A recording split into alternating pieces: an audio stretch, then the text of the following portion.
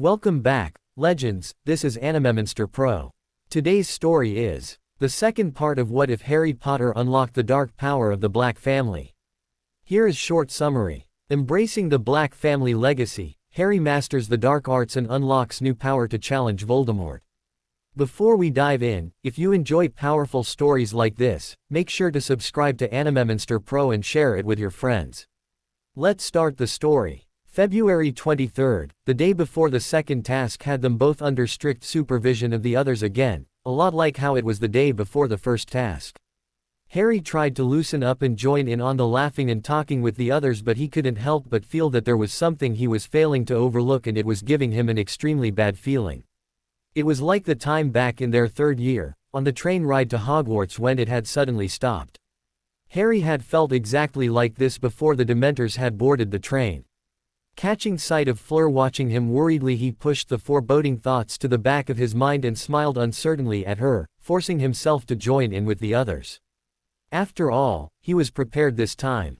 So was she. After a restless night, he got up and went downstairs to get an early breakfast. The task was going to take place sharp at 10 a.m. He wasn't surprised to find Fleur already seated alone at the Gryffindor table, along with Cedric, who was alone at the Hufflepuff table, and Krum, who was with one of his friends at the Slytherin table. Nodding at them and managing a weak smile, he slid into the seat next to Fleur, who smiled the same uncertain smile he had yesterday at him before, holding his hand tightly and resting her head on his shoulder. Neither paid any attention to the rest of the students who filed into the Great Hall, nodding absently and thanking the people who wished them good luck. Once the food had appeared on their plates, neither of them ate anything despite their friends' constant protests. The only thing Caroline, Fred and George were able to get the two of them to do was to finish their goblets of pumpkin juice. "Where's Aurelie?" Fleur asked quietly after a while. "Now that you mention it," Amy muttered, gazing down the table for a hint of blue hair. "I didn't see her anywhere since last night when she had to go see Madame Maxime for something. She'll turn up," Caroline said bracingly, although she too had a small amount of worry in her eyes. Knowing Aurelie, she would have made it her priority to be there for Harry and Fleur to support them. This wasn't like her. Harry had a sinking feeling he knew why she wasn't here, and from the look on Fleur's face she seemed to have arrived at the same conclusion. In no time at all he heard Dumbledore stand up just as before and ask the champions to make their way to the lake. The four of them got up, ignoring the applause, and out of the castle and towards the lake, accompanied by Professor McGonagall and Bagman. It was funny. Harry had always looked forward to the lake. He, Fleur, Aurelie and Caroline had probably spent at least a few hours near it every day of the week since they had arrived in Hogwarts. It was filled with fond memories and it always looked so calm and peaceful. But today it was no different than the Forbidden Forest. It was emanating danger. It was then that Harry felt his heart throb painfully and the air suddenly rushed out of his lungs, and he felt a drain in him, much like when he casts a high-powered shield-breaking charm. He stumbled and would have fallen over if a firm hand had not gripped his shoulder, holding him in place. Glancing up, he saw that it was Professor McGonagall who was holding him and was gazing at him with a concerned expression which was mirrored on Fleur and the others. "Are you all right, Mr. Potter?" she asked gently. "Yeah, I must have tripped or something." He could tell that she didn't believe him, but she nodded and released him. The sensation had gone as soon as it had come, and now he felt normal again. Apart from the slight weariness that had settled over him. They stopped at the edge of the lake where opposite from them he could just make out the spot that they spent most of their time in.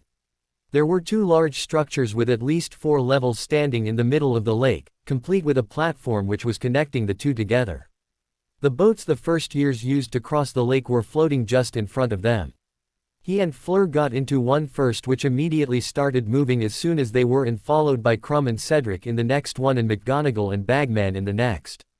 He could just make out the mass of black, blue and red that was coming out of the castle before he turned his attention to the wooden structure. It didn't exactly look safe, but it was obvious magic was doing a great job in holding it up. Much like the burrow. Once they reached the platform, the boat stopped and they gingerly got onto it, ignoring the creaking of the wood as they did. Shivering slightly, he felt another sharp throb of pain and clutched one of the wooden beams when his legs went weak, and he felt the exact same sensation as earlier. This time, however, none of the others had noticed him, and he was thankful for it.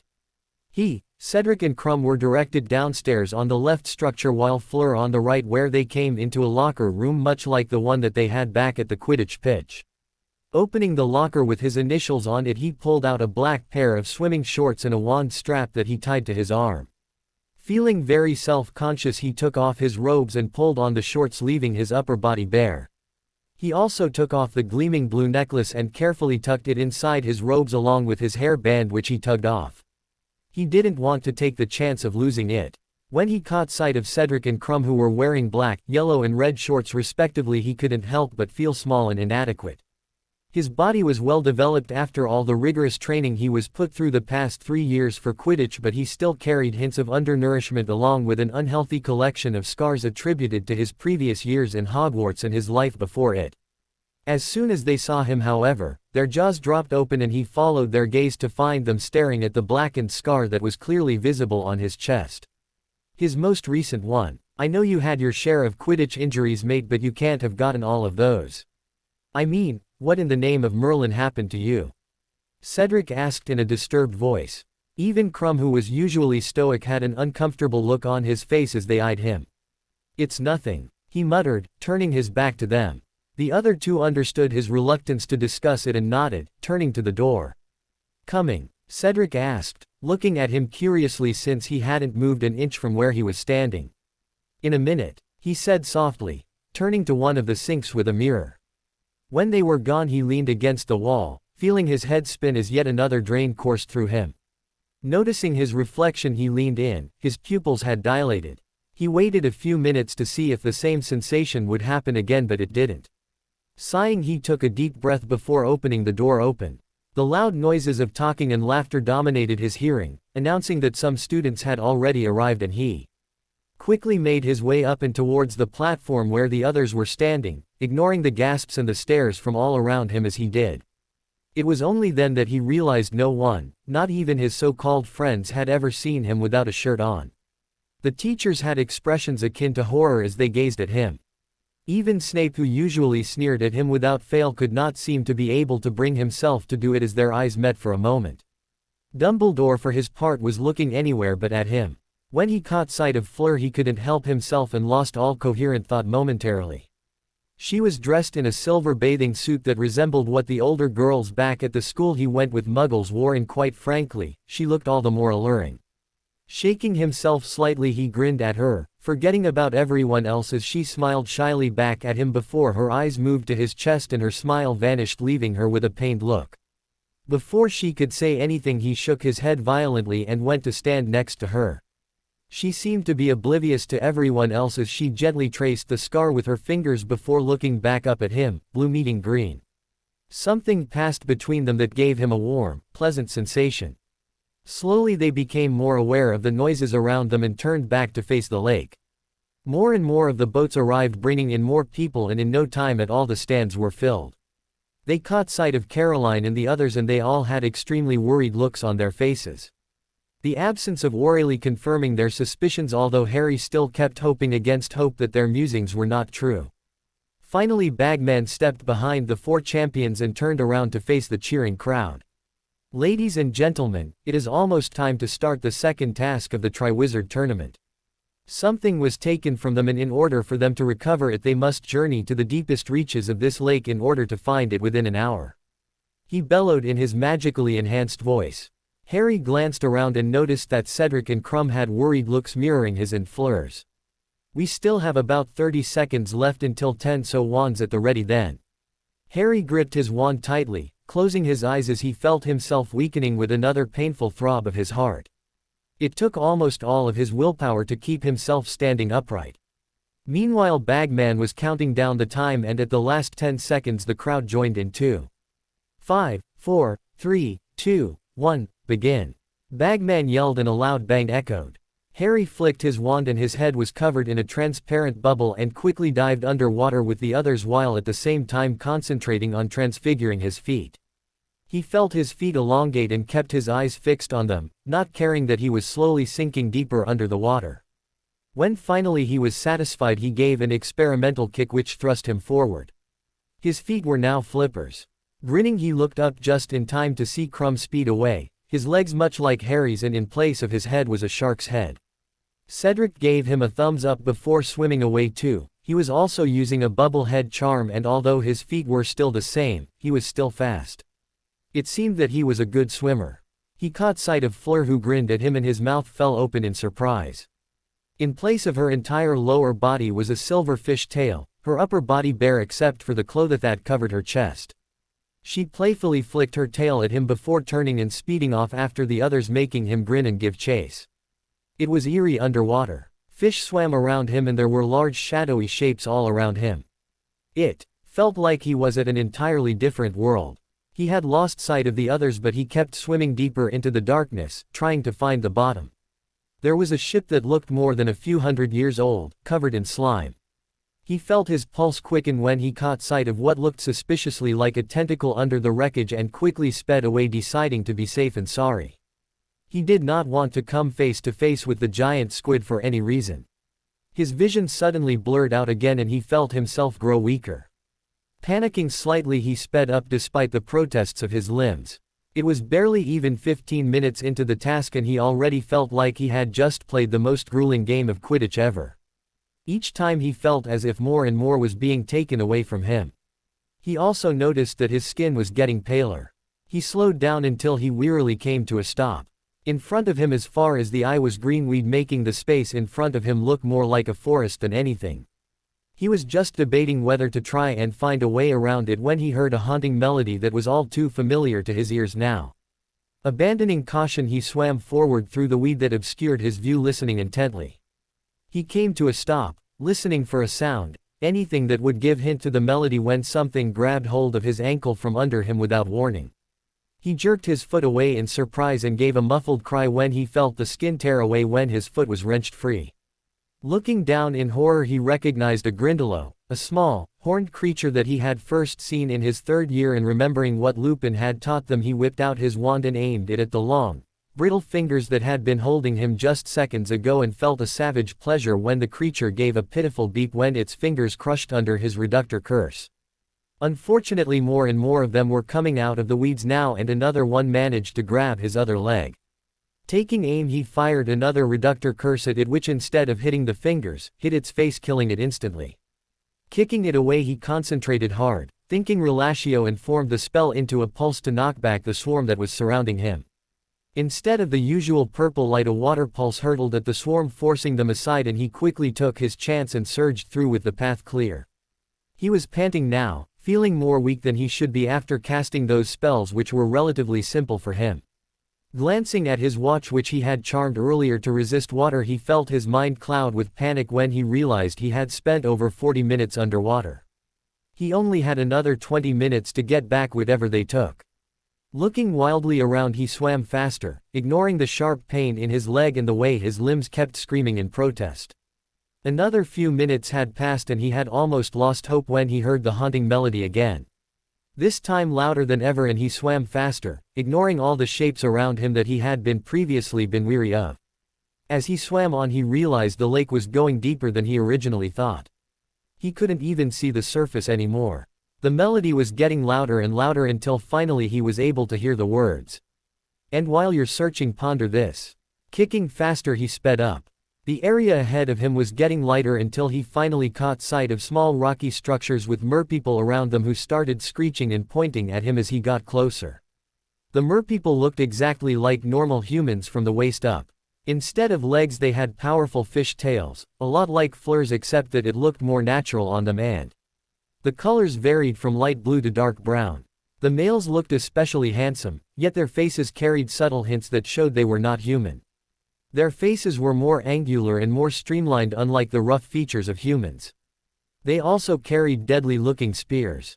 The females had varying colors of hair, and they too carried an inhuman beauty about them. He saw a familiar bright pink-haired mermaid waving at him, to who he waved back with a small smile. They parted the way for him and swam with him. In front of him, a dark shape steadily grew more visible until he saw clearly that it was a large statue of a merman. In front of it was a large group of merpeople who were singing the haunting chorus again and again while others watched silently. He felt another painful throb when he got closer and momentarily faltered, but recovered quickly and pushed on, ignoring the way his eyes kept losing focus. He only had to endure for a little longer.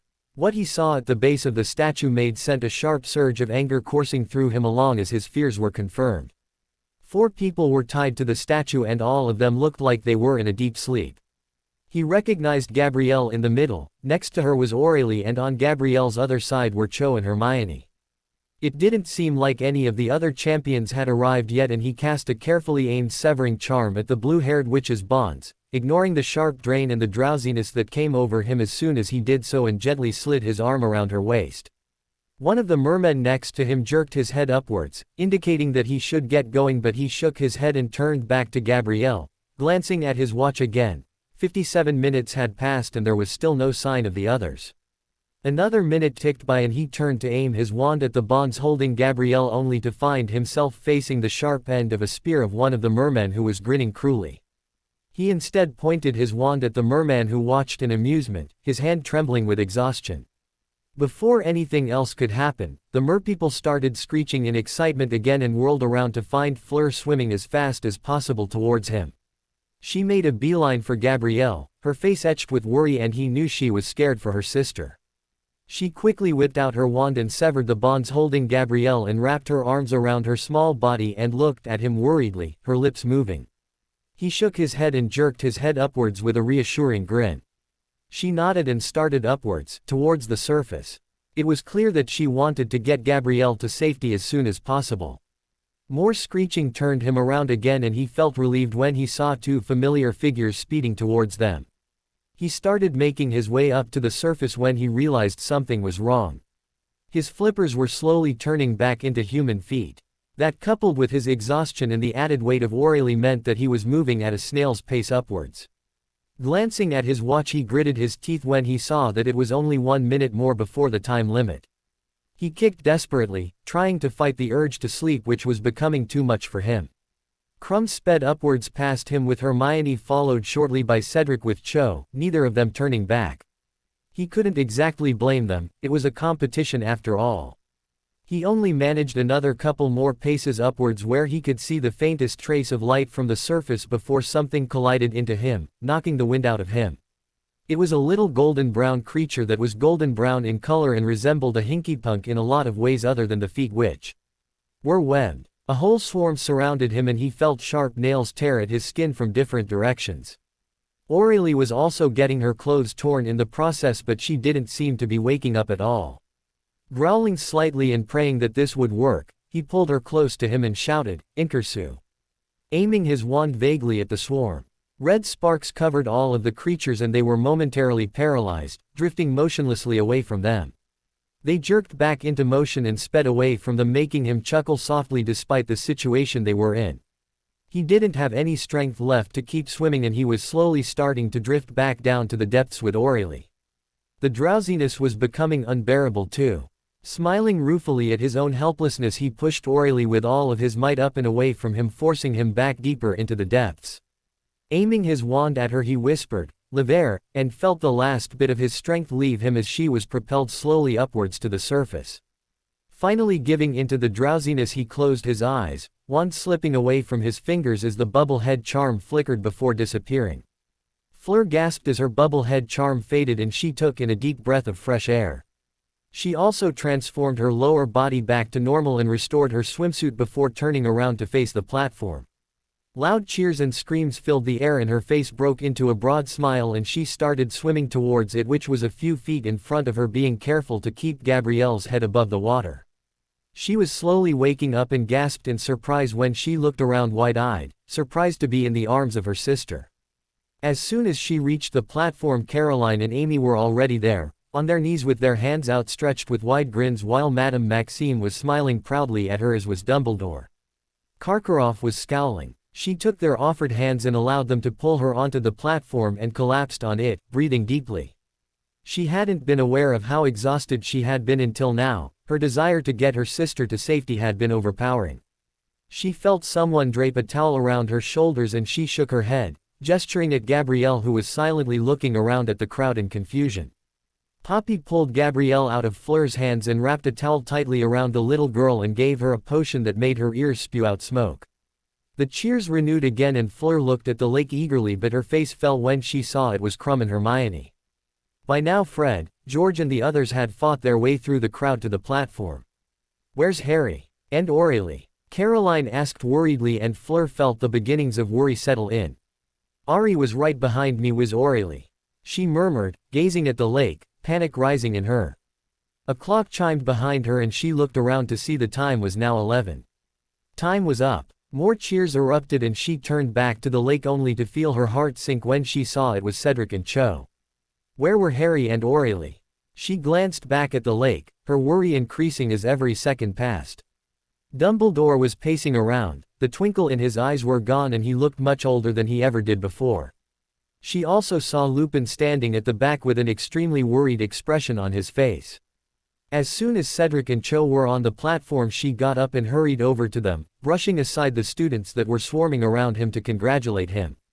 "Did you see, Ari?" she asked urgently. "Yeah, he was right behind me," he faltered when he looked around at the lake, seeing that the fourth champion was nowhere, and cheering gradually got quieter and quieter until the only sound that could be heard were the sounds of the water colliding with the wooden supports of the platform.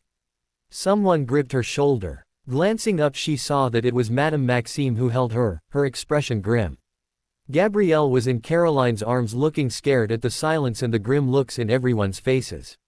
Suddenly Aurelie surfaced, gasping as soon as the cold air hit her, and everyone started cheering again, and Fleur felt relief flood back into her for a split second before her blood went cold again, and the cheers stopped abruptly when everyone realized it was only Aurelie who had surfaced and there was no hint of the raven-haired wizard anywhere. Another few seconds passed before Fleur wrenched herself free from Madame Maxime's grip and dived back into the lake, ignoring the shouts behind her. Holding her breath, she frantically swam deeper, searching for anything hint of him, her heart hammering against her chest, refusing to think of what could have happened to him.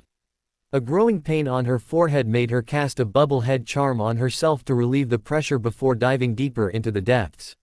She caught sight of a dark shape and sped up. Her mind clouded in panic when she realized it was Harry, drifting eerily deeper into the depths, his wand floating a few feet away from him. Swimming towards him, she grabbed hold of him, trying hard to stop the thoughts running in her mind when she realized he wasn't breathing or responding in any way. Quickly casting a bubble head charm on him, she grabbed his wand, which was floating in front of her, before swimming back up to the surface.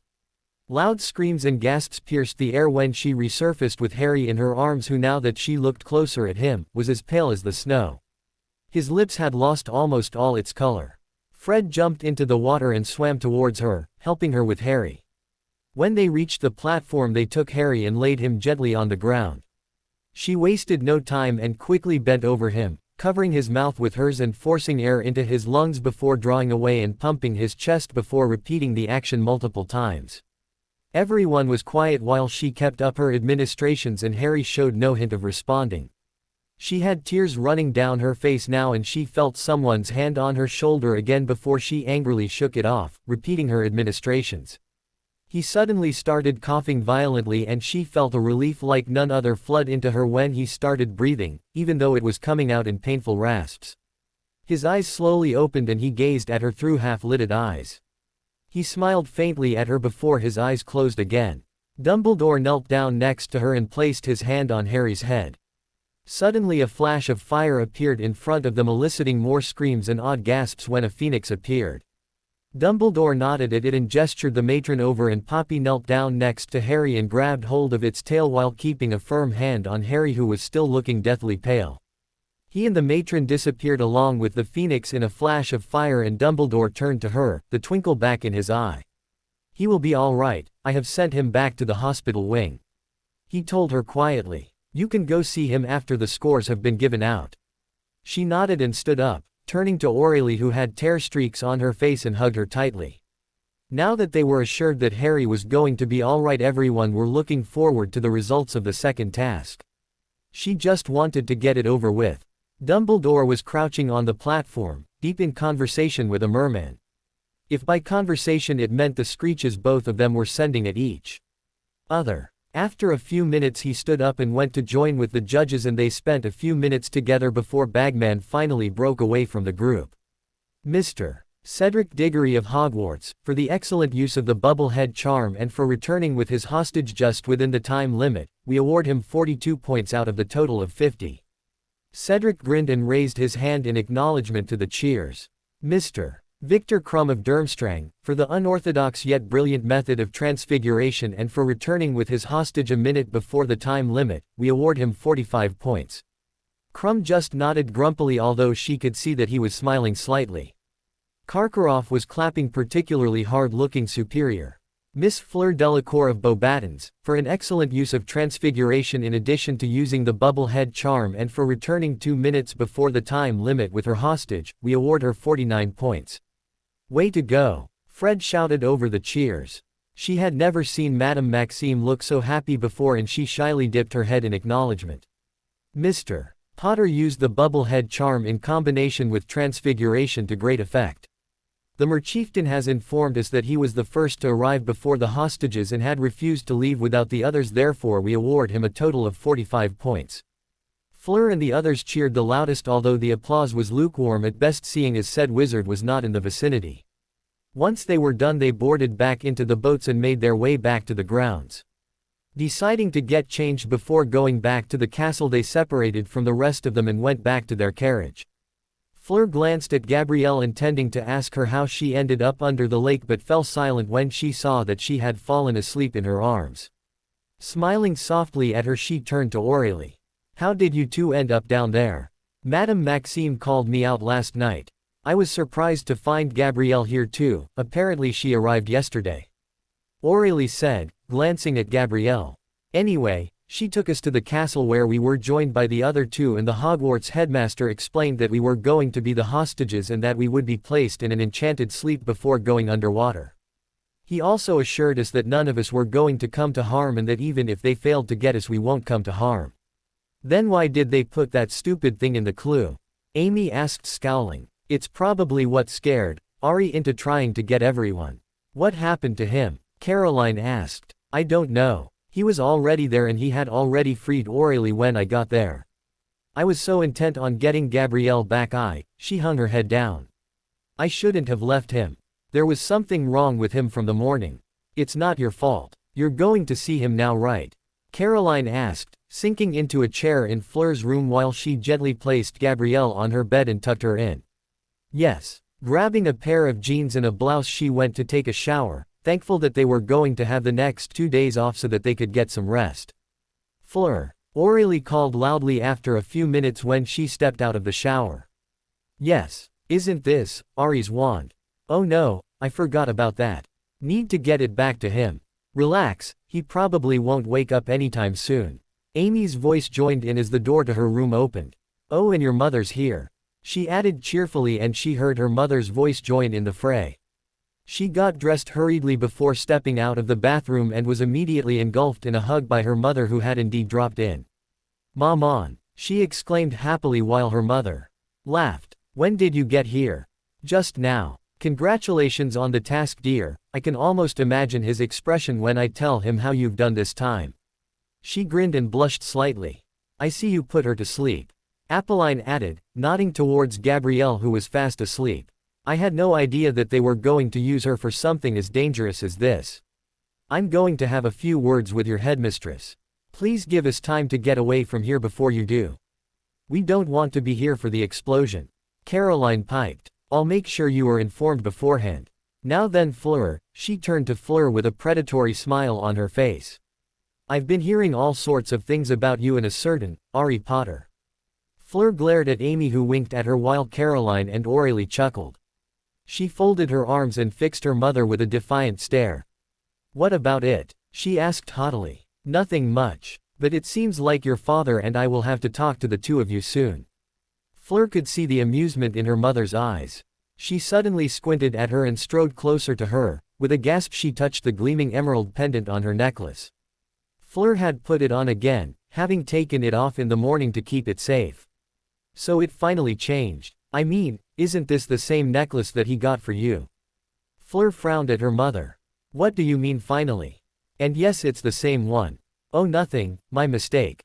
You going somewhere? Yes, it's Harry, and she explained what had happened.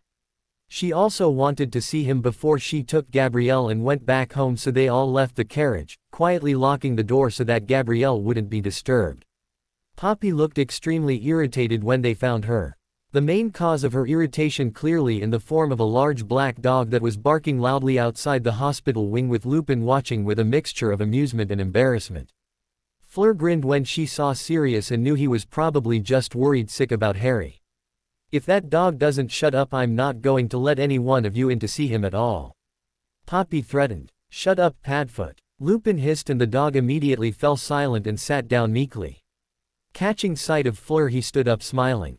"Maman, this is Remus Lupin, one of Ari's teachers from last year."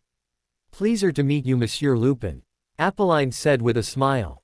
"The pleasure is mine," Lupin murmured, brushing his lips against the back of her hand. Sirius barked loudly and Fleur grinned. She knew he was an animagus. Harry had spoken quite fondly of his godfather and detailed everything he knew about him to her. "And that is Padfoot. He doesn't like being ignored." Her mother laughed and patted Sirius, who immediately rolled over, making Fleur and the others laugh while Lupin covered his face with his palm.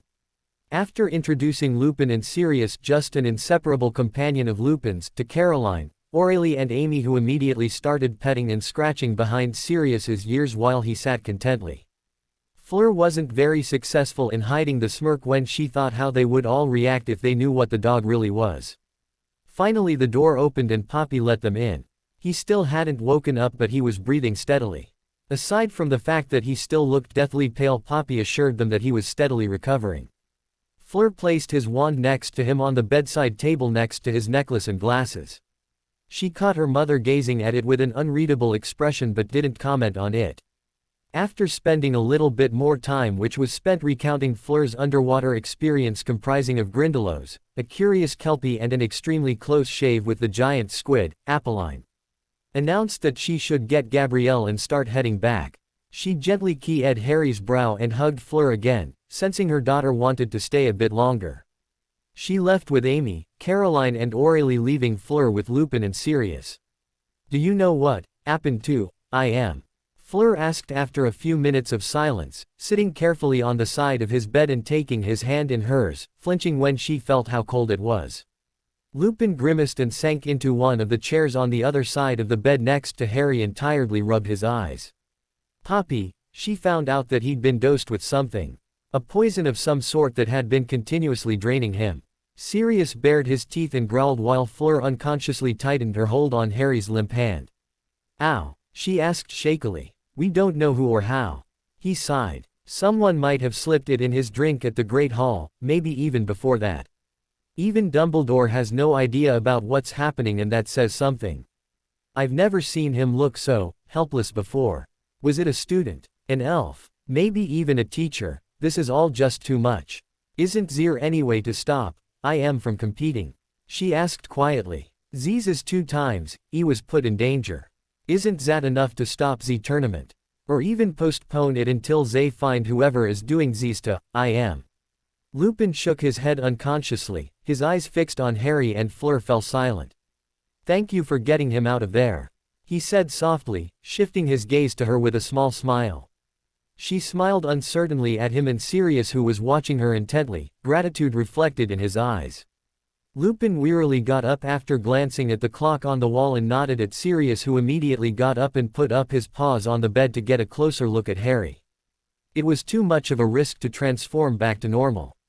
He then edged closer to her and she petted him with a grin before he bounded off, slipping out of the doors silently, leaving Lupin staring at her with an odd look on his face, and smiled when she turned back to him. "I can see why Harry cares so much about you." She blushed slightly at this and his smile grew wider, eyes twinkling. "I only wish that James and Lily had the chance to meet you. Take care of him, all right? And if he wakes up tomorrow, tell him that we will be dropping in at night to see him." "I will." He nodded his thanks and, after putting his hand on Harry's forehead for a moment, disappeared out of the door. Poppy bustled in holding a tray of potions, at which Fleur wrinkled her nose in disgust when the smell got to her and she grinned. "It's not that bad," Poppy said defensively. "I wouldn't want to be I am right now." She shot back and she could have sworn she saw Harry's lips curve upwards before Poppy slowly started feeding him the potions with her help. "It's getting rather late and I'm sorry to say that I can't let you stay here," Poppy said gently after they were done. "And besides, he will not wake up anytime soon." She got up and stretched. She probably should start heading back. She hadn't really noticed it, but she was extremely tired. I'll go then. The matron nodded at her before taking the empty bottles and disappearing through the door to her office. Bonne nuit mon cher, she whispered, keying his lips lightly before silently slipping out. Harry woke up in the middle of the night, feeling a searing pain in his chest that made him want to claw at it and rip out whatever was in it causing this discomfort. His panic grew when he found that no matter how hard he tried, he couldn't move any part of his body. His eyes, arms, legs, nothing responded. He couldn't even find his voice. The only thing he could do was breathe. The pain faded away after what felt like an eternity. Finding that he still couldn't move any part of him, he forced himself to remain calm. The last thing he remembered was water. Water everywhere. After a few minutes his breathing slowed down until it was coming out normally. Slowly he tried opening his eyes. What he saw shocked him, making his eyes open wide. He could make out the familiar ceiling of the hospital wing and he could see the empty beds next to him. He brought his hand up to his face. He wasn't wearing his glasses. He could see. Well, not exactly. There was no color at all. Everything was black and white. It felt like he was in a memory, much like when he had seen Tom Riddle's memory from his diary back in his second year. Turning around he caught sight of something blue and his eyes fixed on his necklace on the bedside table. It was still gleaming blue. Taking it tentatively he closed his fist around it, feeling a measure of peace settle over him, calming him. Taking comfort in it he closed his eyes and forced himself to calm down. Tentatively he opened his eyes and felt relieved when he found his eyesight was back to its normal, poor state. He didn't know what happened earlier, but he wasn't looking forward to having it happen again. Putting on his glasses he sat up straighter and looked around. It was too dark to make out the time, but it must be in the early hours of the morning.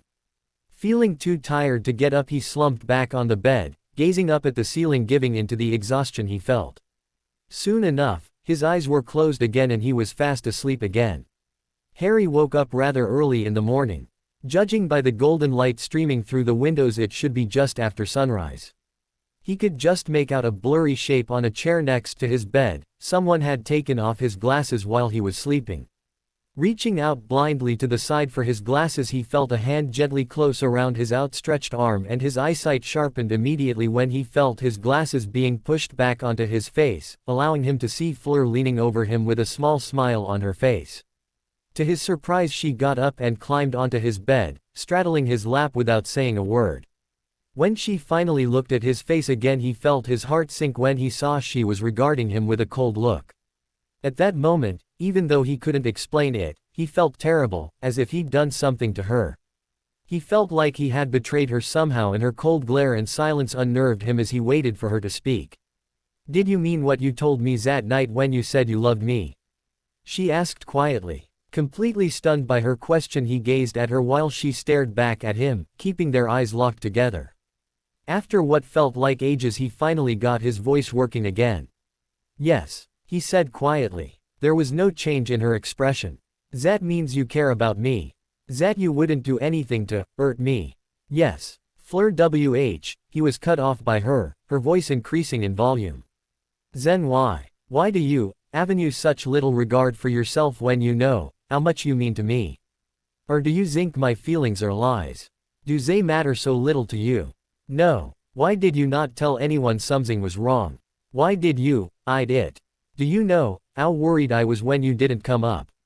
Harry shook his head frantically. The entire room was getting warmer. Then the temperature dropped again suddenly and she lost all anger on her face. "I was scared," she whispered, hurt evident in her voice. At that moment he felt small, insignificant. Like he was the scum of the earth. He welcomed the feeling. Ever since he had first met her, he had only seen her like this on the day when she broke down and told him about what had happened to her back in Beauxbatons. He hated himself for bringing her back to this state. "I was a fool," he murmured. He felt a slight movement but she didn't speak. "I don't have anything I can say to make it up to you. I understand if you," he was cut off when she looked up at him sharply, the temperature spiking immediately and making him flinch. "You can understand if I what?" she asked with a hint of a growl. He didn't speak for a few moments. "I wasn't thinking about you or anyone else at that time. I just gave up," he said quietly, remembering how he had felt when he had allowed the drowsiness to take over him. I did what was easy while you were waiting for me. I don't deserve it, your feelings, nothing. The silence that followed was deafening. Barely a second had passed when a resounding slap broke the silence and he felt a stinging pain on his cheek. He didn't dare look at her for a few minutes and kept his face turned away. Hearing a quiet sob, he looked up in horror to find her eyes wet with tears forming in them. I will be the judge of that, she muttered, rubbing her eyes. He opened his mouth to speak and immediately found her hand covering it and he was silenced with a glare. I want you to promise me something. He slowly nodded under her gaze. You will never doubt our relationship again. Like Avenue told you so many times already, Avenue made my decision and nothing will change it. Like it or not, you are now stuck with me. She felt a smile grace her features when he grinned at her words, his eyes gleaming brightly. She couldn't explain it, but it was like she could feel his emotions. She felt her pain, sadness and anger disappear as if she had not had those emotions raging within her just moments ago. I won't. Never again, he said softly. You're only human, Ari. She said quietly, caressing his cheek and feeling guilty at the red mark she'd caused. She felt another smile, wider than the last one, spread across her face when he nuzzled into her hand with his eyes closed. You do not need to shoulder everything that comes your way on your own. You are not a burden, so stop thinking that you are. I'll try, he said sincerely. She nodded before leaning towards him, her hair tickling his face when he spoke again. I'm sorry, for everything. She paused, his face had lost all trace of happiness on it and his eyes had reverted to their deadened look.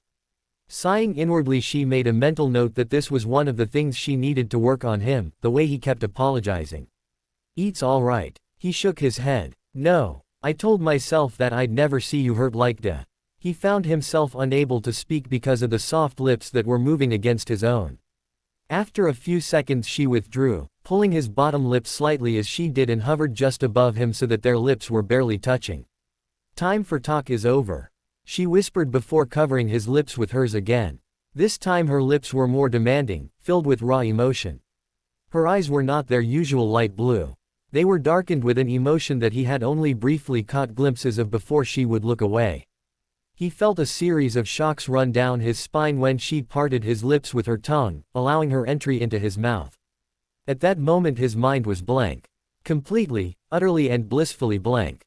Both her hands wrapped around his neck, one of them entangling itself in his hair as she made no indication of parting from him anytime soon. His hands wrapped possessively around her waist, running them through her extremely soft hair. The sounds they made, every whimper, every beat drove the other crazy. Each separating after a few minutes for a few seconds before attacking the other's lips with a ferocity neither had ever displayed before. While it wasn't like all their earlier kisses had been chaste, they had been far too short to revel in the feeling like they were doing now. The taste of her lips was enough to get him addicted. She tasted just like honey and was infinitely better than the best candy or chocolate that Honeydukes had to offer. She wasn't any better off either.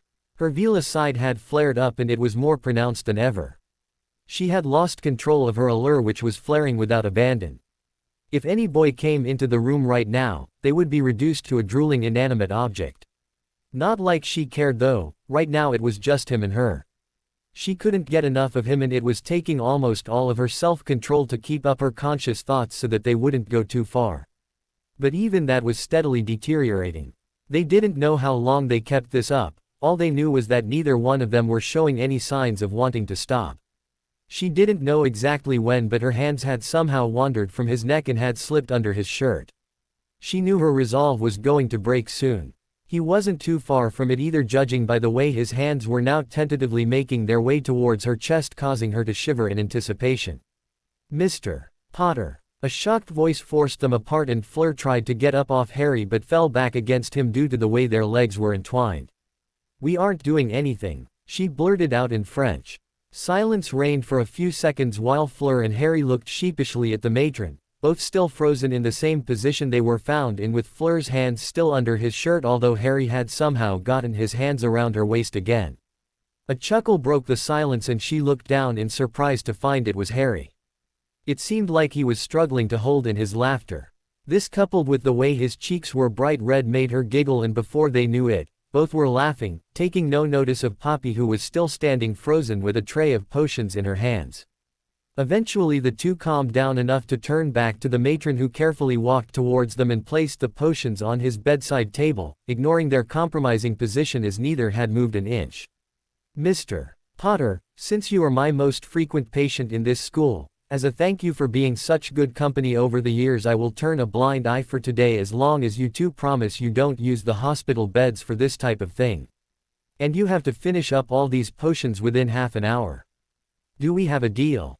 she asked sternly, although in reality she was trying hard not to smile at the way both of them had gone so red on their faces that they were emanating heat. "Deal," Harry replied with a grin.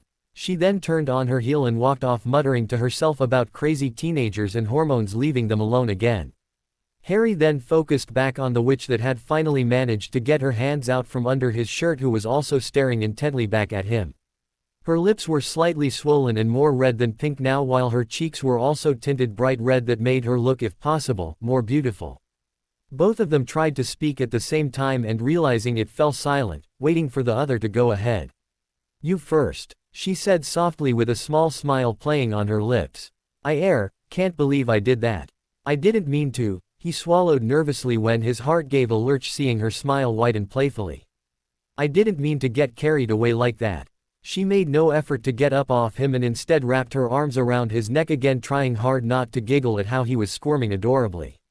"That makes two of us," she whispered in his ear. "And, stop apologizing," she added exasperatedly, leaning back just in time to see his mouth open. Grinning slightly, he nodded. "Now drink these before you get us both in trouble." He was then helped to drink all the potions set beside him by an extremely amused Fleur. In reality she was keeping up a steady stream of threats to force him to drink them to him due to the fact that he started acting exactly like Gabrielle when confronted by medicine. Harry still hadn't gotten the green light from the matron to leave the hospital wing, but for once he wasn't complaining. Something that had a lot to do with the fact that Fleur was making no effort to move away from the position Poppy had found them in.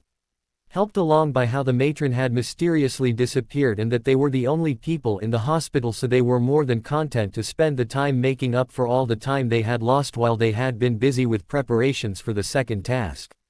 He had been far almost spiked a fever when he found out that her mother had been in to see him, and it took a lot of reassuring from her to calm him down and make him see that he was perfectly within his rights to have been asleep after all that happened to him.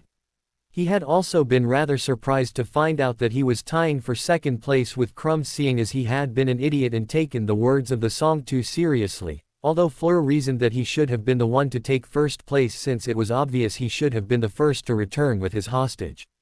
"Poison or not, I take it that Gabrielle and Aurélie are perfectly fine now?" he asked. "Yes, apparently they were all assured that they will not be harmed in any way." "Can't say the same for you or Madame Maxime though," she said with a smirk. Harry stared blankly back at her in confusion. "Madame Maxime, my maman was not very pleased when she found what happened to Gabrielle." He grinned back at her. "Did she meet her before she went back?" "I didn't stay to find out."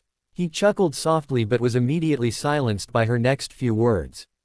"Aurélie wasn't very pleased that you sent her up on her own.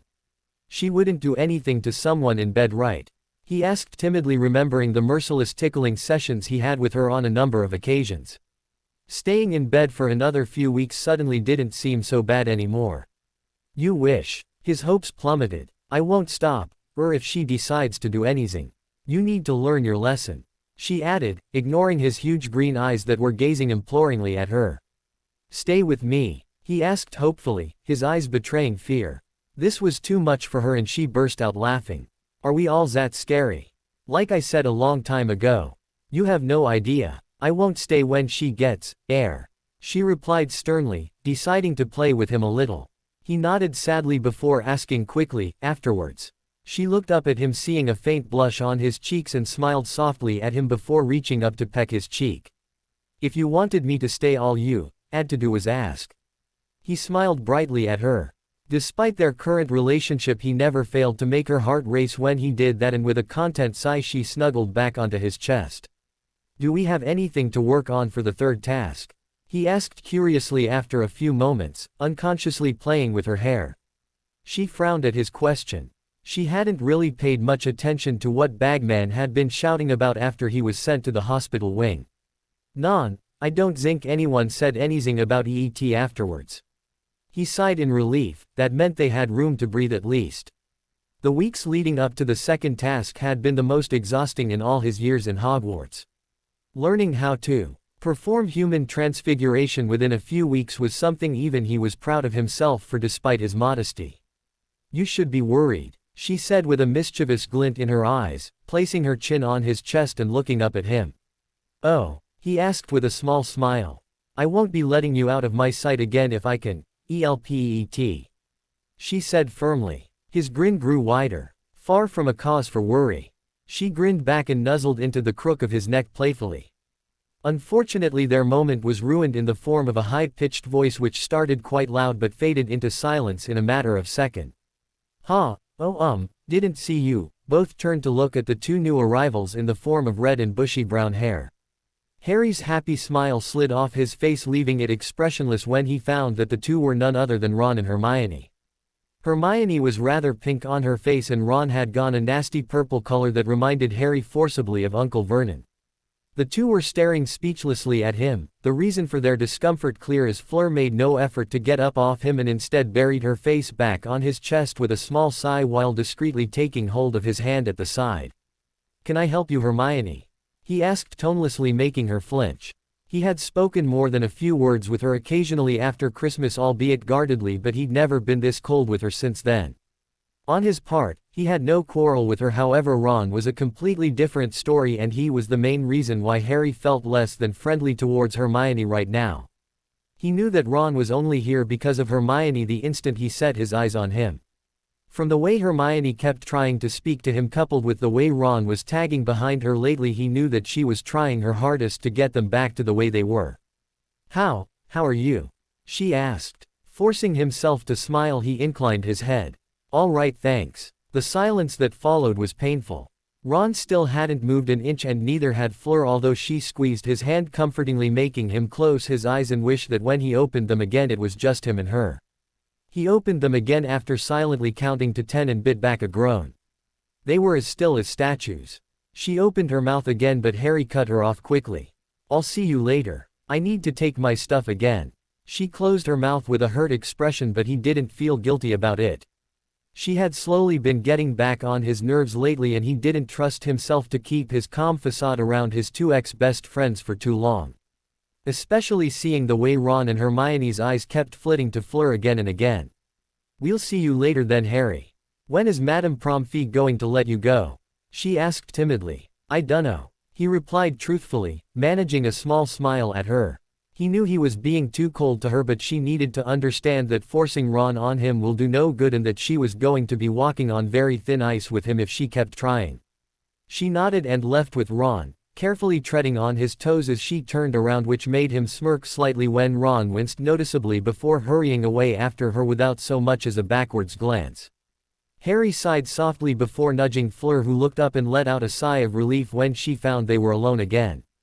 "I never knew that silence would be so loud," she muttered uncertainly, not knowing if she made sense or not. "Agreed." A new voice joined in, although it was much more welcoming to Harry. "Daphne!" he exclaimed brightly, startling Fleur slightly as a grinning haired witch came into view. "Geez, Potter, I have seen the two of you in school but never like this. I assumed it was safe to come in since that duo left just seconds ago. If I'm intruding, I'll come back later." Her grin grew wider when said two sported identical blushes and a highly embarrassed Fleur slowly pulled herself to a sitting position. "I don't think we've been formally introduced yet, have we? Daphne Greengrass, it's a pleasure to meet the woman that snagged this thick-headed heap of trouble," she said with a smile and a jerk with her head towards Harry. "Fleur Delacour, EET, is nice to meet you too." Fleur replied happily while Harry smiled. He knew that she was always looking forward to making friends outside Beauxbatons. "Want to see him squirm a little?" Daphne asked in perfectly fluent French, surprising both Fleur and Harry. Fleur glanced down at Harry, who was now eyeing Daphne and her with an expression of dawning horror, and grinned. "What have you got in mind?" "Nothing much, just keep using French for now. If I'm right, he'll break down within 5 minutes. Fleur laughed while Daphne got a mischievous glint on her eyes and Harry beeped before cowering his face with a pillow. He didn't know what they were saying, but seeing the glint on Daphne's eyes was enough to send shivers down his spine. When the two witches started conversing in rapid French, Harry decided then and there that learning French was going to be his main priority once the tournament was over. True to her word, barely 3 minutes had passed before Harry broke down and begged them to switch back to English, which they did, although they had unnervingly identical evil grins on their faces afterwards for some time, which did nothing to calm his state of panic, and decided that he didn't even want to know what they had talked about for the last few minutes. Fleur found that she liked Daphne a lot, finding her much easier to talk with. Heck, she was easier to talk with than the Gryffindor chasers. She had noticed the haired girl with Harry countless times in the castle, although she never had the chance to meet her. Initially, she had been rather jealous of her because it wasn't difficult to see that she and Harry were good friends. They had a lot in common. Both loved astronomy with a passion, both shared similar tastes in music and bands, wizarding and muggle surprisingly. Among all that, both loved making Harry uncomfortable. "You were in Slytherin, ouse we?" she asked, noticing the serpent badge on her robes. Daphne smiled and nodded. "Cunning and ambitious," she said, pointing at herself, then she pointed at Harry. "Brave, foolish, could go either way."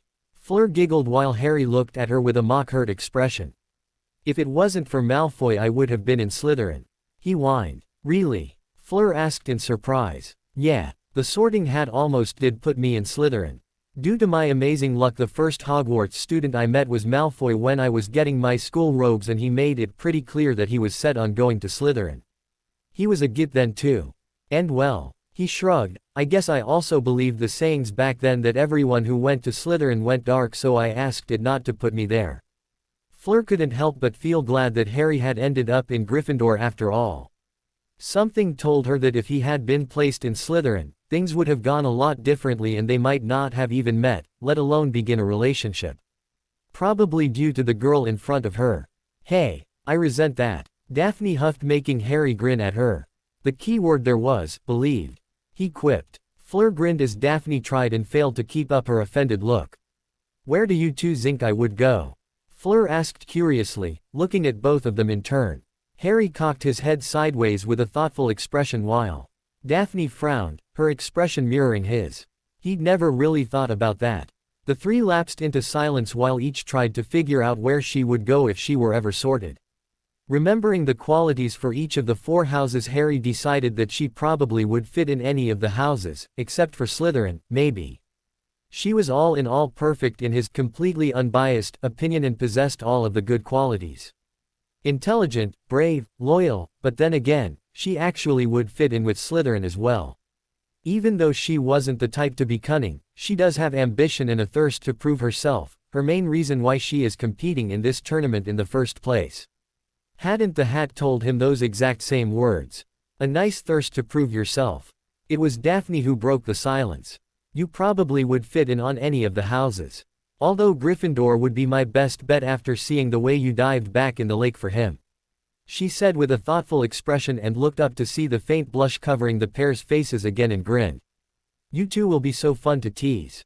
They talked for a while longer until Poppy came back and informed them that it was time for lunch and that she needed to check up on Harry again, suggesting that the Fleur and Daphne go down to get lunch for the time being. Harry, who had been thoroughly enjoying their company and having Fleur close by, was a little sad that they had to go, mentally reprimanded himself since it wasn't fair of him for trying to keep Fleur near him the whole day, locked up inside with him. And besides, she had to go eat too despite her protests, and so after a bit of persuading from both Harry and Poppy, Daphne led a reluctant Fleur out of the hospital wing and down to the Great Hall for lunch. He had almost fallen asleep after being forced to eat while Poppy watched over him when he got a visit from the one person he had been dreading ever since Fleur had brought her to his attention. Aurelie. As soon as she arrived, she wordlessly sat down at the foot of his bed and glared at him for about a minute, rendering him unable to speak. Her usually warm brown eyes had the same cold look that Fleur had given him in the morning before starting to grill him. Resigning himself to his fate, he sighed and closed his eyes and waited for the upcoming outburst. Instead of the telling off he expected, he received a sharp, stinging pain on his arm which he recognized as a stinging hex. It was something that he had gotten hit frequently by from Sirius during their duels, although this one was significantly less painful. That was for sending me up on my own, she said softly. And, he kept his eyes tightly closed, bracing himself for whatever was coming. Nothing could have ever prepared him for what came though. His eyes flew open in shock when he felt something soft come into contact with his lips, and he found himself staring at her eyes, which were closed, her light blue hair tickling his cheeks. She pulled away after a few seconds with a small smile and slightly pink on her face. That was for saving me. It took a full 5 seconds for Harry to shake himself back to reality, and by that time Aurelie was already giggling. Why you? IWH, huh? Was all he could manage, and she burst into uncontrolled laughter. If you want more, you'll avenue to save me again, she whispered audibly with a wink, making him blush and look away. But, her voice returned to normal suddenly and her expression became stern again. What were you thinking? Sending me up alone? You could, avenue woken me up. Or better yet, you should, avenue resurfaced the moment you knew something was wrong. How could you? He inwardly groaned. It had been naive of him to think that this could have been avoided. It won't happen again, he said meekly. She huffed and sat back down on the chair next to him and folded her arms. I will hold you onto that. Then her expression softened. Fleur was with you from the morning. Yeah, she was next to me when I woke up. She nodded absent-mindedly. So, we would, avenue come to see you in the morning, but we decided to just let the two of you be. Did she go off on you? She asked with malicious glint in her eyes. Harry grimaced. She expressed her disapproval of my actions. She smiled knowingly and Harry opened his mouth to speak before falling silent again. This was not gone unnoticed by her, and she gave him a questioning look, waiting for him to speak. I almost thought she was angry with me when she spoke to me in the morning. I wasn't expecting her to react like that. She wasn't angry, Ari, she said gently, giving him a reassuring smile. She was worried sick about you ever since she pulled you out of the lake, even though she tried to IDET.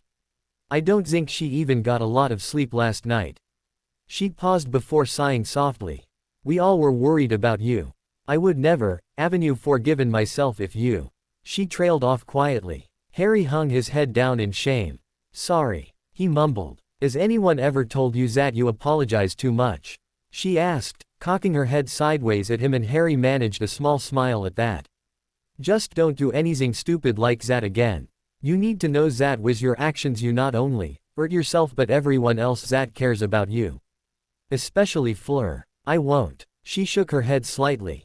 Why do I, avenue such a hard time believing that? Harry looked offended and she grinned. They spent the rest of the time waiting for the others, who were probably going to turn up soon, chatting and teasing each other. Harry noticed that apart from Fleur, Aurelie was the only person he was the most comfortable with. It wasn't like he was uncomfortable with the others he always hung around with, but he found himself opening up to her more than the others, occasionally confiding in her things that he'd only revealed to Fleur. It wasn't like he was attracted to her. True, she was an attractive witch, seconded only by Fleur. What he and Fleur had was something that no one could even hope to come in between. Aurelie had become one of the people that he considered as his closest friends, something far more than what Ron and Hermione had ever been. A little later Fleur returned with the others in tow. Caroline and Amy reacted similarly, both chiding him for his complete disregard of personal safety, while the others watched in amusement as he cowered under the blankets. No matter what anyone said, getting chewed out in varying levels of intensity by 4 females in one day was extremely draining. They all stayed for as long as they could without annoying Poppy, who was getting increasingly annoyed due to the number of people gathered around his bed. Occasionally additional people dropped by, like Hagrid, Neville and Professor McGonagall. Even Dumbledore turned up, apologizing to him for what happened and also to Fleur for the issue with Gabrielle. It was clear that Apolline had expressed her anger at the aging headmaster too. Finally, as soon as Dumbledore left, Poppy cracked and demanded that everyone leave right after Dumbledore left, saying that he needed his rest. She did, however, grudgingly allow Fleur to stay on the condition that they didn't have a repeat performance of their actions from the morning, something that the blushing couple were quick to agree to in order to escape the highly interested gazes on them from the others. Just as darkness was beginning to settle in, Lupin and Sirius in dog form came in. Lupin gently shook Harry awake. who had fallen asleep with Fleur snuggled up next to him, who he decided to let sleep seeing as she hadn't gotten too much sleep last night. Lupin had an uncharacteristic smirk on his face as he watched Harry stammering rather quietly, trying to explain why Fleur was asleep next to him, and the only thing that stopped Harry from throttling Lupin and Sirius, who despite being in dog form he knew was sporting a beaked grin, was because he didn't want to wake her up. They left soon afterwards, promising Harry that they would come back to see him again tomorrow, and in turn getting a promise from him that no matter what, he wouldn't exert himself even if Poppy gave him the green light and allowed him to return to the school. Soon after they left, Harry gently shook Fleur awake. As much as he liked having her with him, he didn't want to let her go in the dead of the night back to the carriage alone. That and it was almost time for dinner. After a final chaste kiss she departed, leaving Harry with an empty feeling inside of him and wondering how he was going to cope being separated from her after this year. It took another 2 days and a lot of pressuring from Harry to convince Poppy that he was as fit as anyone could possibly be before she finally agreed to let him go. The poison in his body had been cleaned out of his system on the same day he was brought in, but she had still kept on insisting that he stay until she was perfectly sure that he was all right. It wasn't like he hated being in the hospital, seeing as Fleur was always there with him for the majority of the day. But he had still been longing for a chance to stretch his legs. Harry slipped back into normal routine with classes.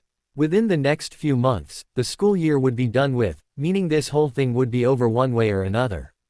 None of the other champions had received any word about the upcoming third and final task, which was a cause of worry for the 4 of them. The month of February was over in the blink of an eye, and they already halfway through March now. Therefore it came as a relief when Professor McGonagall handed him a note telling him to meet Bagman down at the Quidditch pitch in the evening one Thursday after Transfiguration. Harry, who had charms last, had actually forgotten about it and was halfway along the way to the Gryffindor Tower to drop his bag when he remembered and sprinted back down to the grounds, angrily sending Malfoy and his cronies sprawling across the floor when he tried to block his way with a flick of his wand that appeared on his hand faster than anyone could see. As of late, Malfoy had started gloating about how he needed his girlfriend to save him from the lake and had steadily been getting on his nerves despite the control he had with occlumency. When he reached the Quidditch pitch he came to a sudden halt and stared with horror at what had happened. The pitch now had hedges growing all over it, some overlapping the others. It was, in his opinion, ruined for a lack of a better word. Seeing a faint light at the center he slowly made his way towards it. As he approached he could just make out 4 figures, one of who he recognized immediately from the length of silver hair that stood out in the darkness.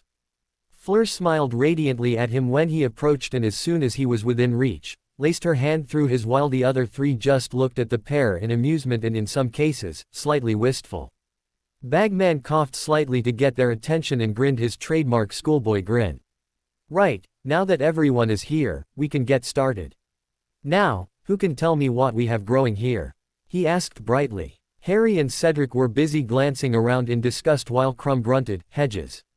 "Correct, and don't worry you two, once this is over you will have your Quidditch pitch back to normal," Bagman said, his smile never leaving his face. "Any guesses for what the third task is?" This time it was Fleur who answered. "Maze." Bagman nodded at her. "Right in one. Just as she said, it's a maze. Your job is to navigate to the center of the maze where the cup stands. The first to get to the cup will be crowned the winning champion. Of course, things won't be as simple as just navigating through the maze. It will be filled with a number of enchantments, puzzles and creatures that you will have to find your way past." The 4 of them nodded in understanding. "Now, as the points stand, Mr. Potter is in first place, followed by Miss Delacour, Mr. Crumb and Mr. Diggory. Therefore Mr. Potter will enter first and have a 2-minute head start before the next champion enters, and so on.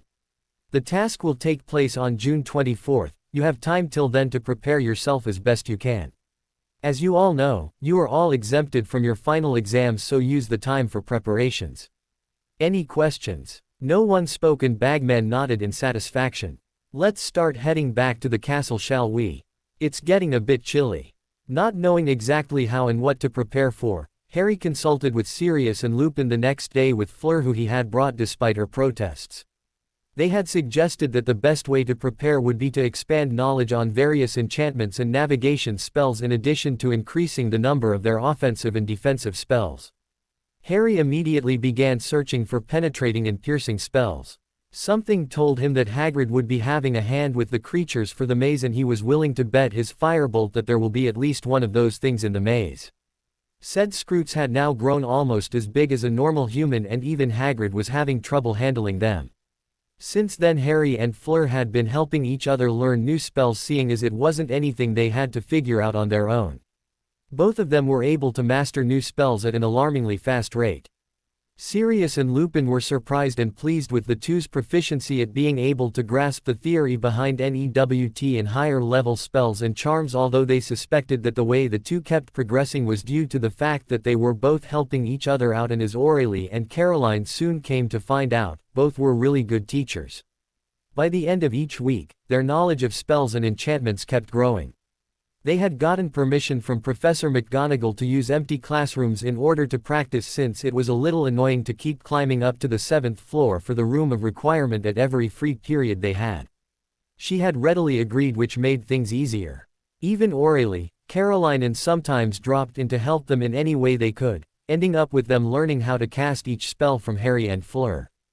Harry got a surprise one day when he was approached by Professor McGonagall, who asked him to meet her and Professor Flitwick at her office later in the day. Wondering what this was about, he went to her office in the evening after his final lesson for the evening, astronomy. Today was just theory, and knocked on the door, trying to ignore the feeling that he had done something wrong, and thought wildly whether the twins had pulled any pranks that connected to him somehow.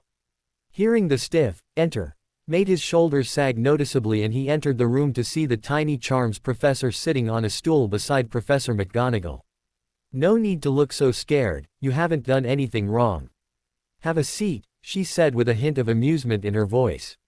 While Professor Flitwick chuckled, Harry nodded nervously before sitting down.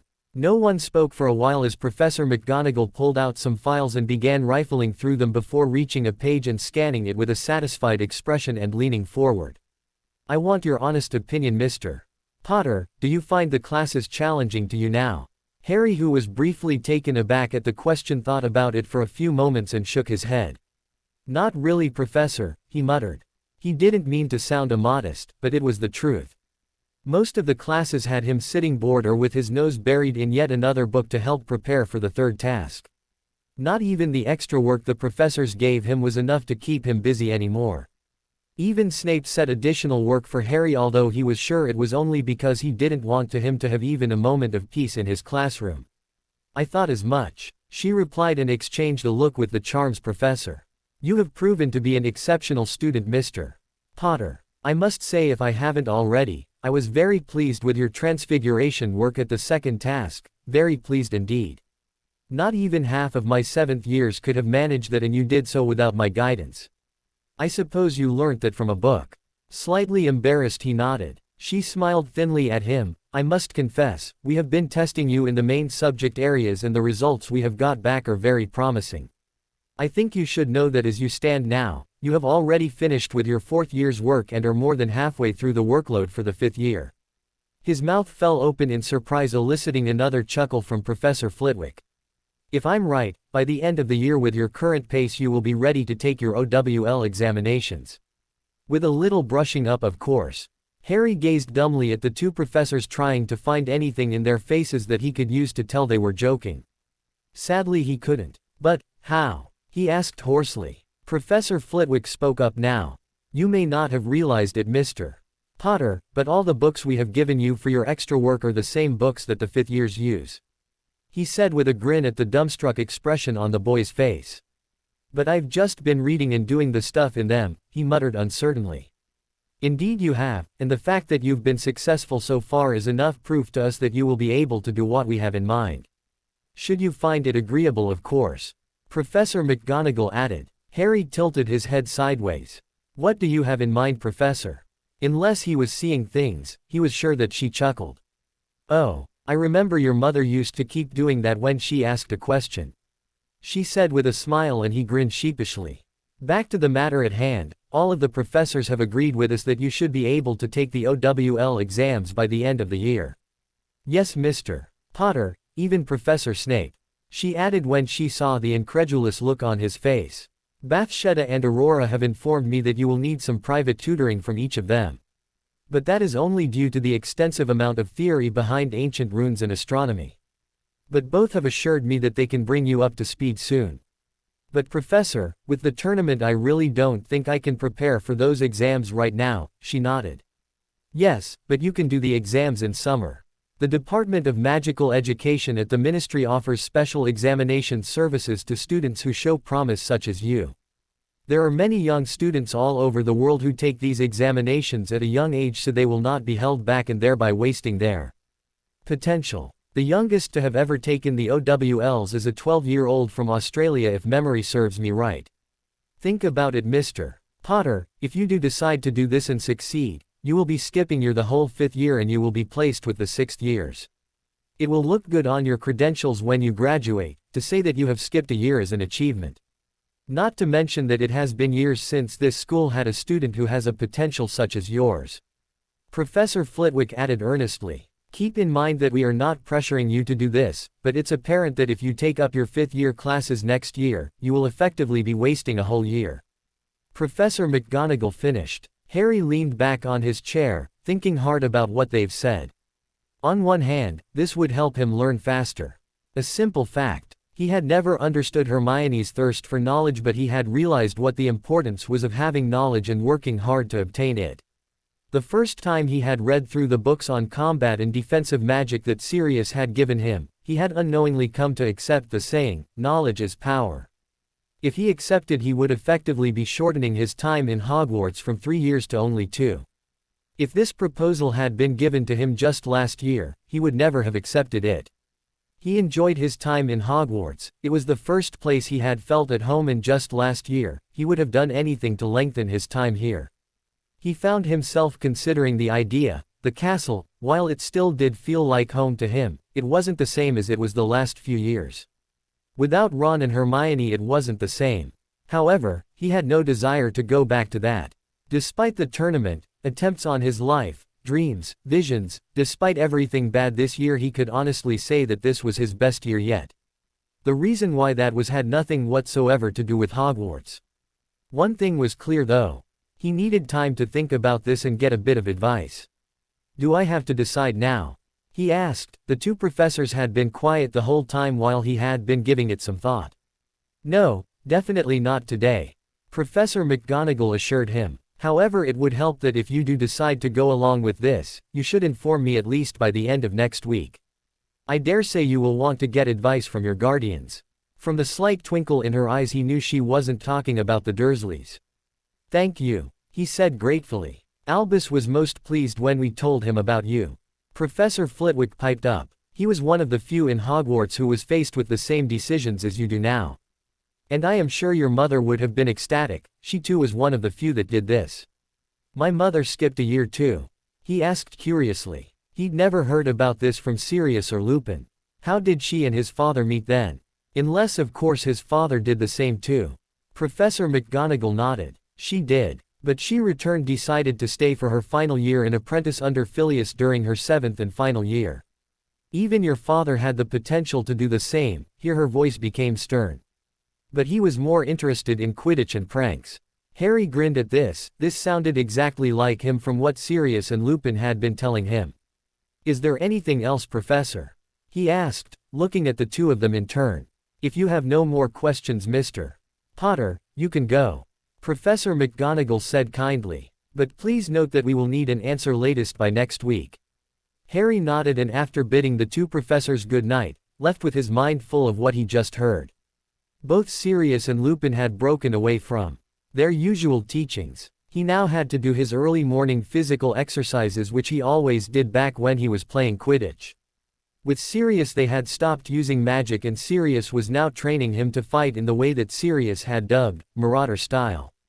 It wasn't too bad. At least it wasn't as bad as Harry had been expecting. It wasn't anything like what he had seen in the Muggle world.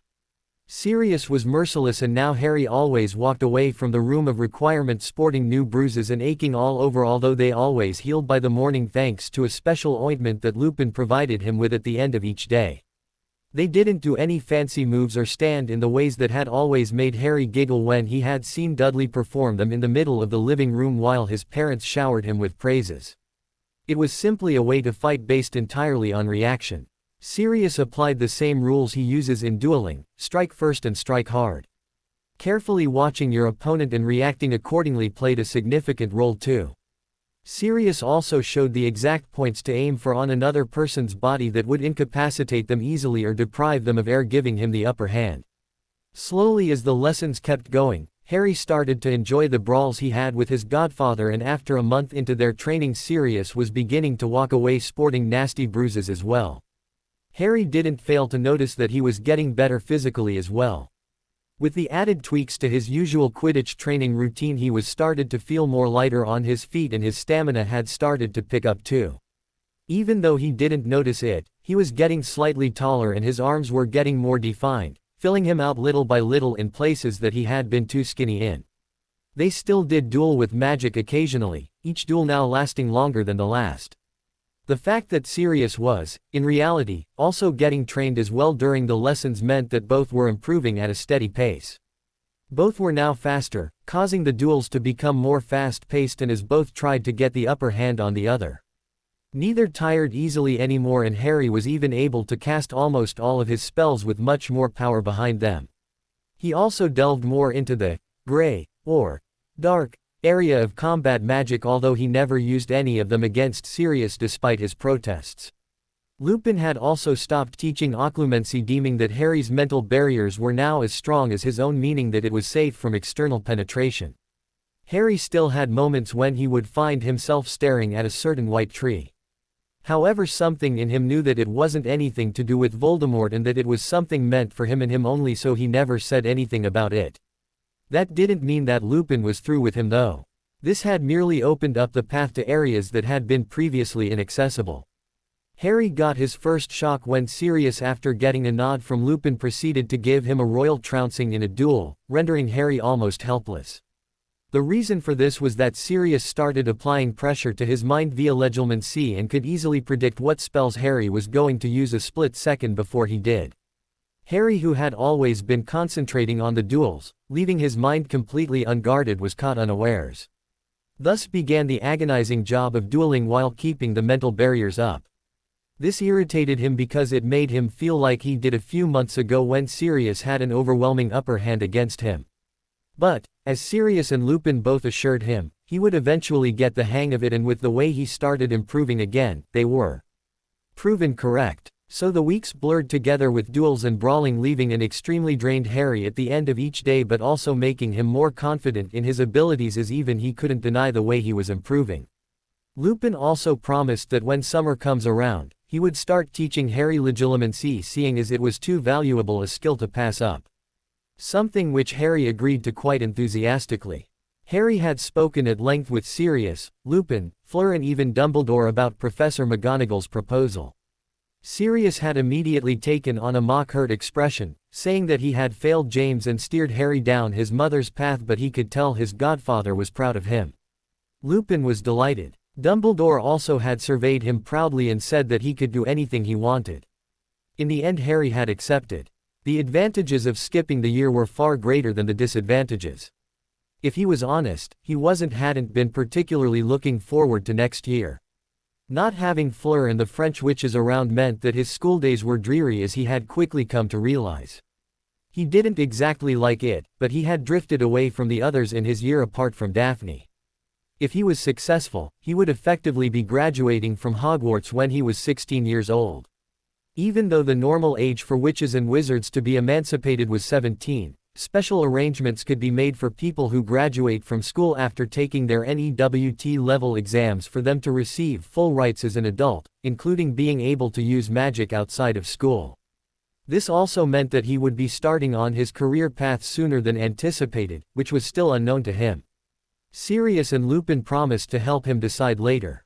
When he told Fleur about this, she had been ecstatic. This meant that they were going to be back together full-time a year earlier than she anticipated. She hadn't been too thrilled with the thought of only being able to see him during holidays for the next 3 years.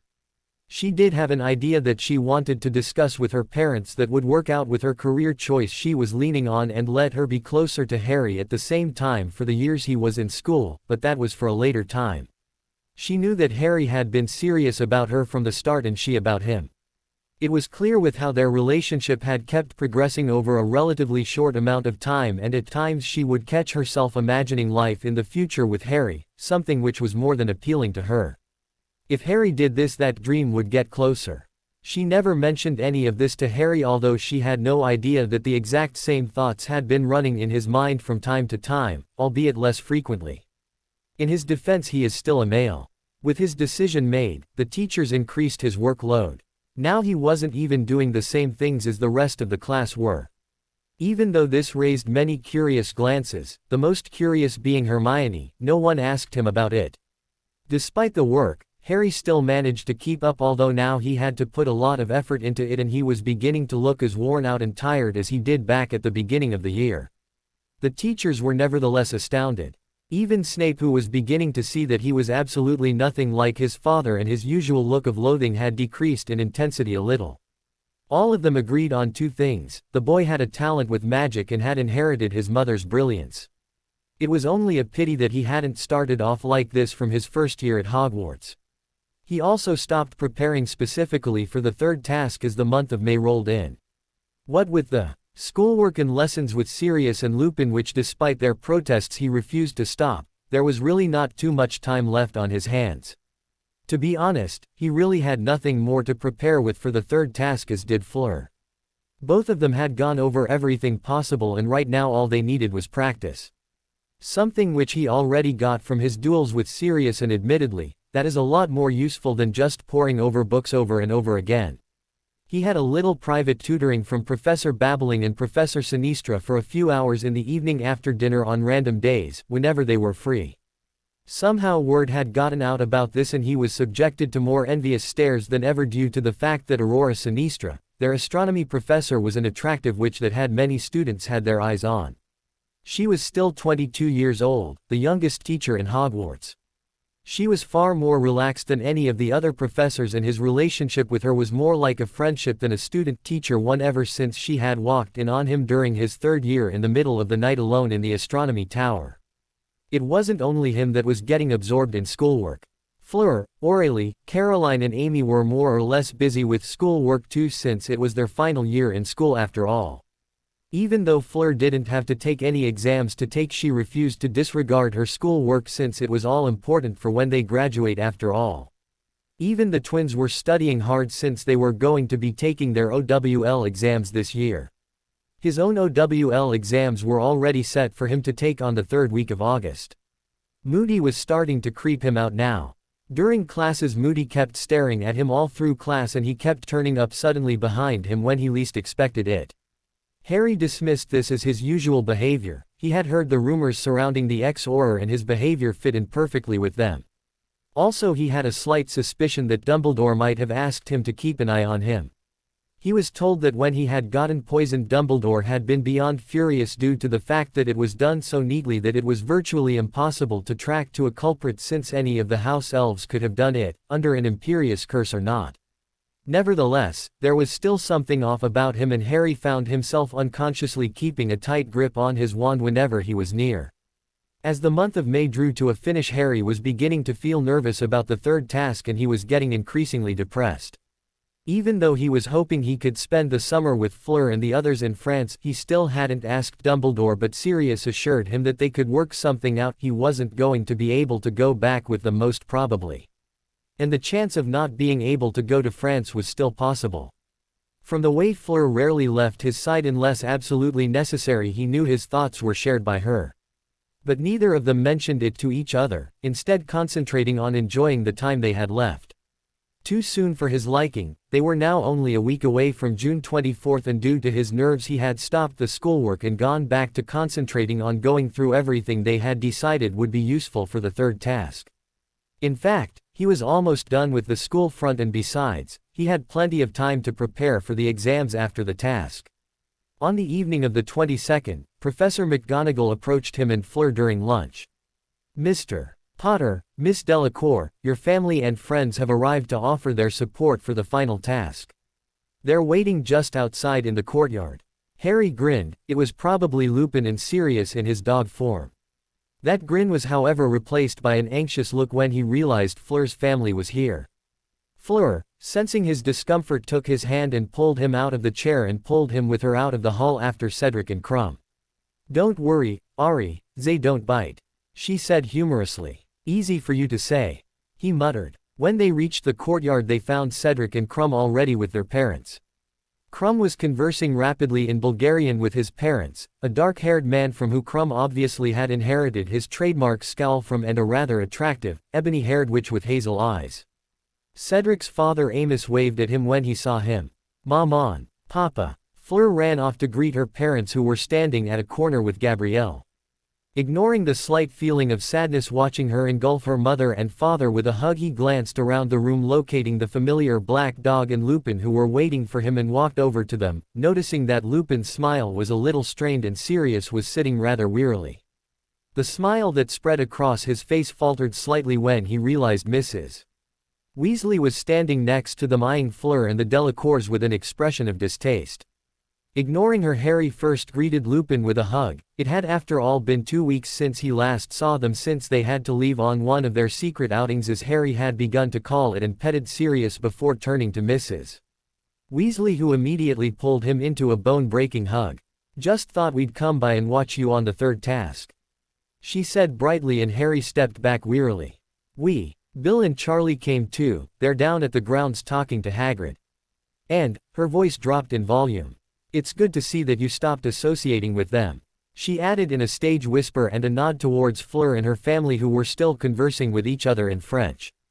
Who knows what that woman would have done to you?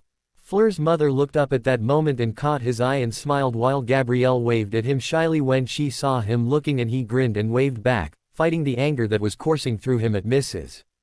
Weasley's words. They were near them but not near enough to hear what Mrs. Weasley had said, and for that he was thankful. He turned back to her who was watching him disapprovingly. This had to end now, he didn't need this. Not in front of Fleur and her parents. You. His voice came out in a growl before he caught himself, closing his eyes with a long sigh. Anger was something he needed to keep in check. His fingers twitched irritably and green sparks crackled between them, making her back away a little, alarm beginning to show on her face while Sirius sat up straighter. Who told you I have stopped seeing my girlfriend? He asked tonelessly, taking care to keep his voice to a bare minimum so that none of the others apart from Sirius and Lupin heard. She flinched at his icy glare. She'd never seen it appear on his face before. No one, I assumed you did, she replied in a tone that he'd heard her use countless times with the twins and Ron. Harry smiled coldly. Why would you think that? She gaped at him. The letter, I thought you. Yes, the letter. Did you wonder why I never sent a reply, Mrs. Weasley? He asked politely. It wasn't because I accepted what you told me to do. It was simply because I ignored it. The temperature dropped a few notches and he saw that Lupin had the tiniest hint of a smirk on his face while Sirius was wagging his tail fast. If he was in his human form, Harry was sure he would have been trying his hardest to stop himself from bursting out in laughter. Mrs. Weasley looked stunned before she visibly grew more angry, her ears coloring in the trademark sign that was the foreshadowing of an angered Weasley. Sensing an outburst, Harry murmured, "Please keep your voice down. The other champion's parents are still here. Now listen here, young man," she said fiercely, her voice shaking slightly. "That is not the way to talk to an elder. I will not." Mrs. Weasley, don't start trying to teach me how to act around my elders. I'm pretty sure I can and have managed to do so up till now without you telling me to. I'm also sure I can manage in the future without your teachings, so don't start now.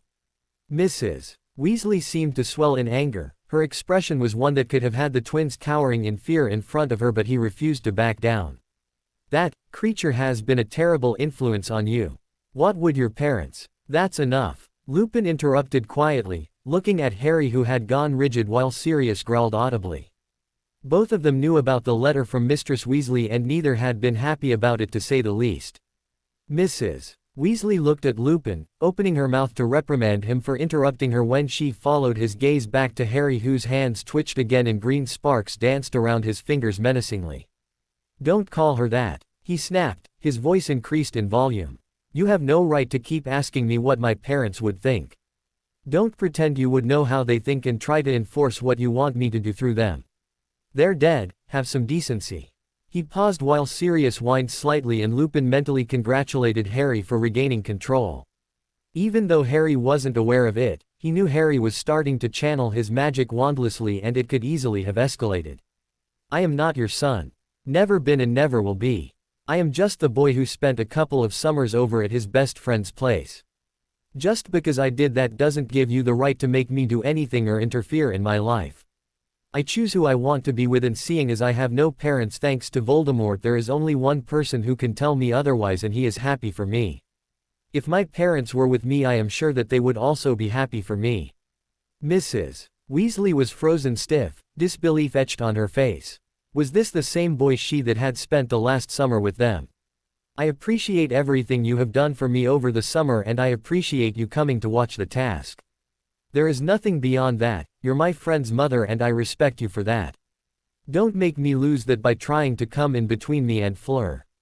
She is the woman I want to be with, and no matter how much you interfere, that will not change. He said, his voice devoid of any emotion again, and walked away swiftly, disappearing through the door leading to the grounds, leaving her staring at his retreating back in disbelief. Sirius suddenly got up and bounded off after him. Thankfully no one had heard the exchange between them except for Fleur and her parents, who had been close enough to hear everything that Harry said when he had raised his voice.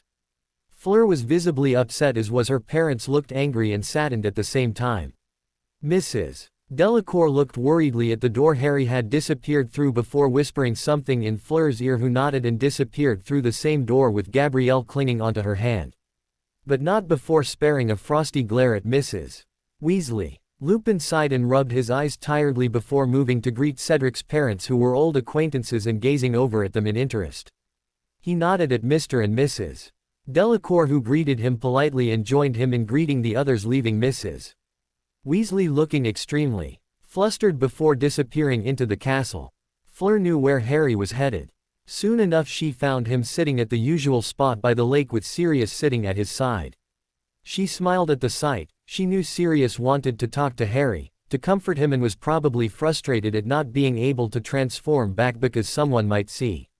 She drew closer with Gabrielle, hoping that Harry had not broken down again. It hurt her to see him like that. Thankfully he hadn't. He looked up as they approached and smiled sadly at her before pulling Gabrielle towards him, making the little girl squeal before laughing, and cuddled up in his arms as he managed a happy smile and ruffled her hair. Did you hear everything? He asked softly, looking up at Fleur. Sirius had walked away, giving them some privacy, and was now splashing around in the water, much to Gabrielle's amusement. Not the beginning, but yes, we did hear some of it. He shook his head ruefully.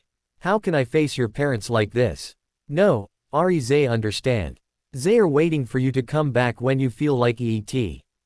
If anything, they think more highly of you now, she said softly. He didn't look like he believed her, but nodded all the same. I'll come, I just need a few moments. She nodded and sat down next to him and leaned against him, resting her head on his shoulder. Gabrielle mock glared at her, making her laugh while Harry managed a small grin. Looks like avenue competition, she said with an evil grin that was directed towards her little sister. He's mine too, Gabrielle piped up, making her laugh while Harry chuckled as the miniature version of Fleur grabbed hold of his arm. About half an hour later, during which Sirius had come and dripped water around Gabrielle, making her give chase while Harry and Fleur watched in amusement, they made their way back to the castle, where they found Lupin and the Delacours sitting in the courtyard waiting for them. Apolline looked bored as the two men were conversing in low voices, but she immediately brightened up when she saw them come. The last time I saw you was in the hospital after the second task, Apolline said with a grin as she pulled a highly embarrassed Harry into a hug. Yeah, sorry for being asleep, he replied sheepishly, and she laughed melodiously before winking at Fleur. He is the same as you described him. Dominique strode forward with a grin and grasped his hand in a firm handshake. He had a mischievous glint in his eyes that made Harry instantly wary. What are your intentions with my daughter? He asked in an accent-free voice, like he was asking about the weather. Harry immediately froze while he and Lupin started laughing. Stop scaring, I am Papa. Fleur said reproachfully, although she had a smile tugging on her lips. What? You and I both know I'm going to ask him that question at some point. Harry's eyes widened in horror, causing renewed laughter before they finally decided to take pity on him. Mind giving us a tour of before dinner, Ari? Apolline asked, and soon the 7 of them were roaming around the castle. Harry slowly grew more relaxed and was soon laughing and talking with Fleur's parents as they worked their way up the castle and ventured out to the grounds, pointing out points of interest. They even went by the Quidditch pitch, which was now entirely covered by extremely tall hedges. It certainly did look like a proper maze now. Dominique pulled him aside while Fleur and the others were watching the Whomping Willow. Harry felt slightly nervous as he waited for him to speak, even though he had a gentle smile on his face. You know that my job as a father is to scare the boy that is courting my daughter, right? He began. Harry smiled slightly. Dominique was a lot like Sirius, and that put him at ease. Yes, sir, he replied nervously. None of the, sir, business, he said sternly. Fleur wrote to us and told us a lot about you. I have hardly ever seen her speak about any boy like she does about you. Nor have I ever seen her act this way around one either. She is happy, no doubt about that, and you are the reason why she is, and for that you have my thanks. He paused for a moment, watching Fleur, who was holding Gabrielle in her arms, laughing as Sirius kept gambling around Apolline while Lupin was watching in amusement. It didn't come as a surprise to us when she mentioned that you two had started going out together. But, even if she hadn't told us, we have seen that it has become something more than that. Is that right? He asked, his expression serious. Yes, it has, Harry said, allowing his voice to take on a firm edge, to which Dominique gave an approving nod. I know you are not a child, Harry. May I call you Harry? He asked with a small smile, to which Harry nodded quickly. I am not going to treat you like one, seeing as you would never have gotten Fleur's attention if you were one. I will not stand between her and her wishes. Especially seeing as the one she has set her sights on has declared that she is, and I quote, the woman I want to be with. He smirked when Harry blushed bright red at this. He didn't know exactly how much they had heard. I'm really sorry about what happened earlier, Harry said quietly. Don't be. You weren't responsible for it. Also, that type of reaction is not uncommon. Apolline faced the two, and try as I might, I couldn't stop the bigoted fools then, and I learned to stop caring about them. All that mattered was her, and I kept it that way. He said with a sad smile. You reminded me a lot of myself today, Harry. That did a lot to calm my worries and answered a lot of questions I had about you. I'm sure I don't need to tell you this, but know that I will not forgive anyone who hurts my daughter. Harry nodded. He wasn't intimidated or nervous with him anymore. He understood those feelings. He couldn't even dream of hurting Fleur in any way, and from the look on Dominique's face, he knew that he already trusted him enough and that this was the best form of approval he could get from the man. I won't, he said sincerely and held the man's gaze. Dominique's face broke into a genuine smile. We'll get along just fine. Now let's get back to them. I can already feel Fleur's gaze drilling holes into my back. Yesterday had been unnaturally short. The day was over within a few blinks of an eye. Fleur had been gone for the whole morning. Aurélie and the others informed him that she had been in her room with her parents. She had later come back looking simply ecstatic about something and had clung onto him from then for the remainder of the day, refusing to tell him what she was so happy about. The sight of the two of them at dinner earned them a lot more envious and longing gazes, which went unnoticed by the couple. They were, simply put, in a world of their own, oblivious to everything else, much to the Delacours' amusement when they were informed by Fleur's friends that this was a common occurrence. Neither Fleur nor Harry even batted an eye at anyone else, although both were mercilessly teased by all parties afterwards. Mrs. Weasley glowered at the pair from her place down at the Gryffindor table with Ron, Ginny and Hermione. Things had not been well for her since her confrontation with Harry. She had never dreamed that Harry would ever talk back to her. She had tried to speak to him again only to find him smile mechanically at her before excusing himself and walking off, rendering her speechless. That was only the beginning of her worries. Lupin, an old acquaintance and the one she suspected was Harry's guardian, was refusing to listen to her advice. That the best thing for Harry was to forbid him from associating with that silver-haired woman.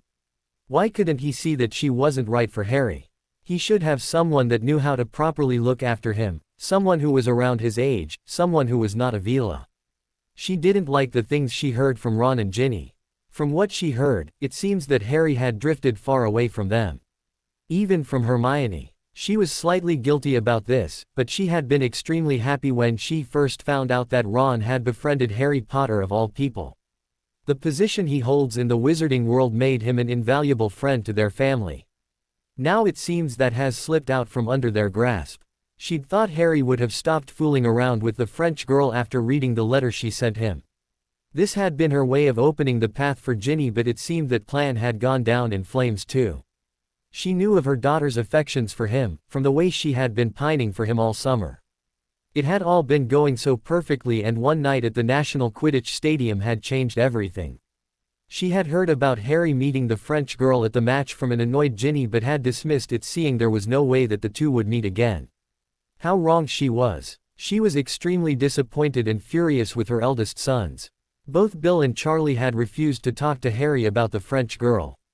Charlie was actually happy for him and Bill. Bill had a slightly dazed look when he gazed at her. They were both sitting farther up at the table with the twins, Delacours, Lupin, the annoying black dog, Harry and the girl. She was going to be having words with them once they got back to the burrow. This summer was not going to be a pleasant one for her older sons. Harry did not have a pleasant night. He had been a fool thinking that he could have gotten even a wink of sleep. He was prepared. How could he not be? He had spent the last few months preparing for it. Gone over every possibility. The third task, all he had to do was navigate through it to the center and get past whatever obstacles were thrown at him. Considering the last two tasks, this seemed almost tame. He didn't care if he won or lost. After today it would all be over. Why then was the old uneasiness settling in? Why did he feel that today was going to raise a storm? A storm that had been biding its time, slowly building itself up. Why did he feel that today was the beginning of the end?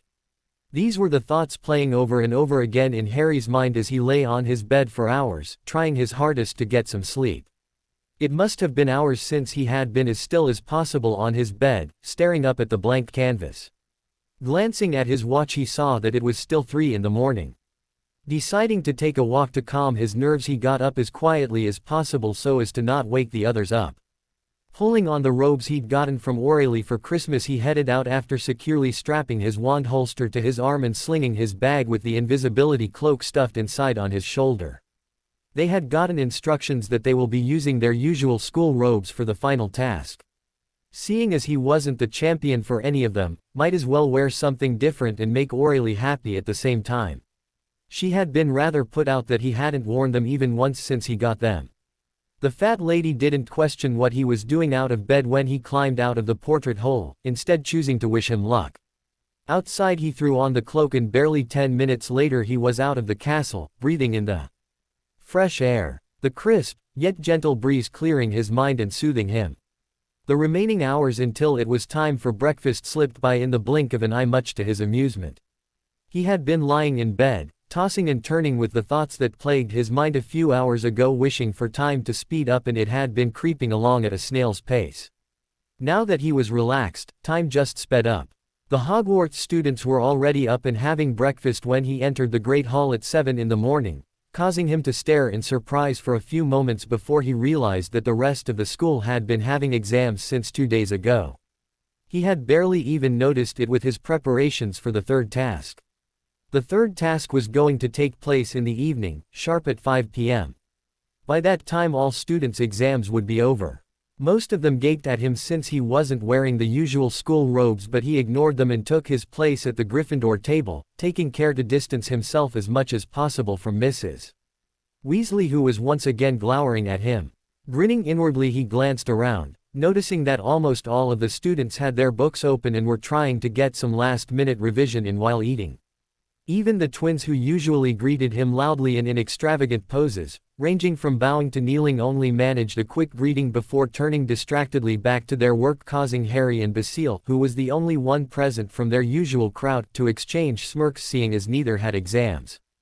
The Beauxbatons students had already finished their exams a week before the third task.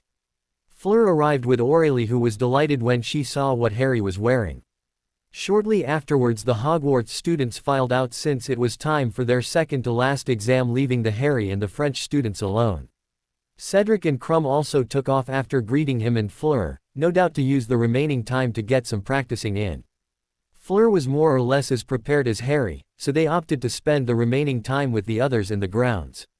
After a quick lunch at the Three Broomsticks in Hogsmeade with the Delacours, Sirius in dog form again much to the amusement of Gabrielle and Rosmerta who couldn't get enough of its antics, and Lupin, who had become good friends with Dominique, they headed back to the castle to wait out the remaining few hours. Harry's feeling of uneasiness kept increasing in intensity as the sky darkened with 5 p.m. fast approaching. It didn't help that Sirius looked more worried than he had ever seen him when he led Harry away to the room of requirement an hour before the task to speak to him.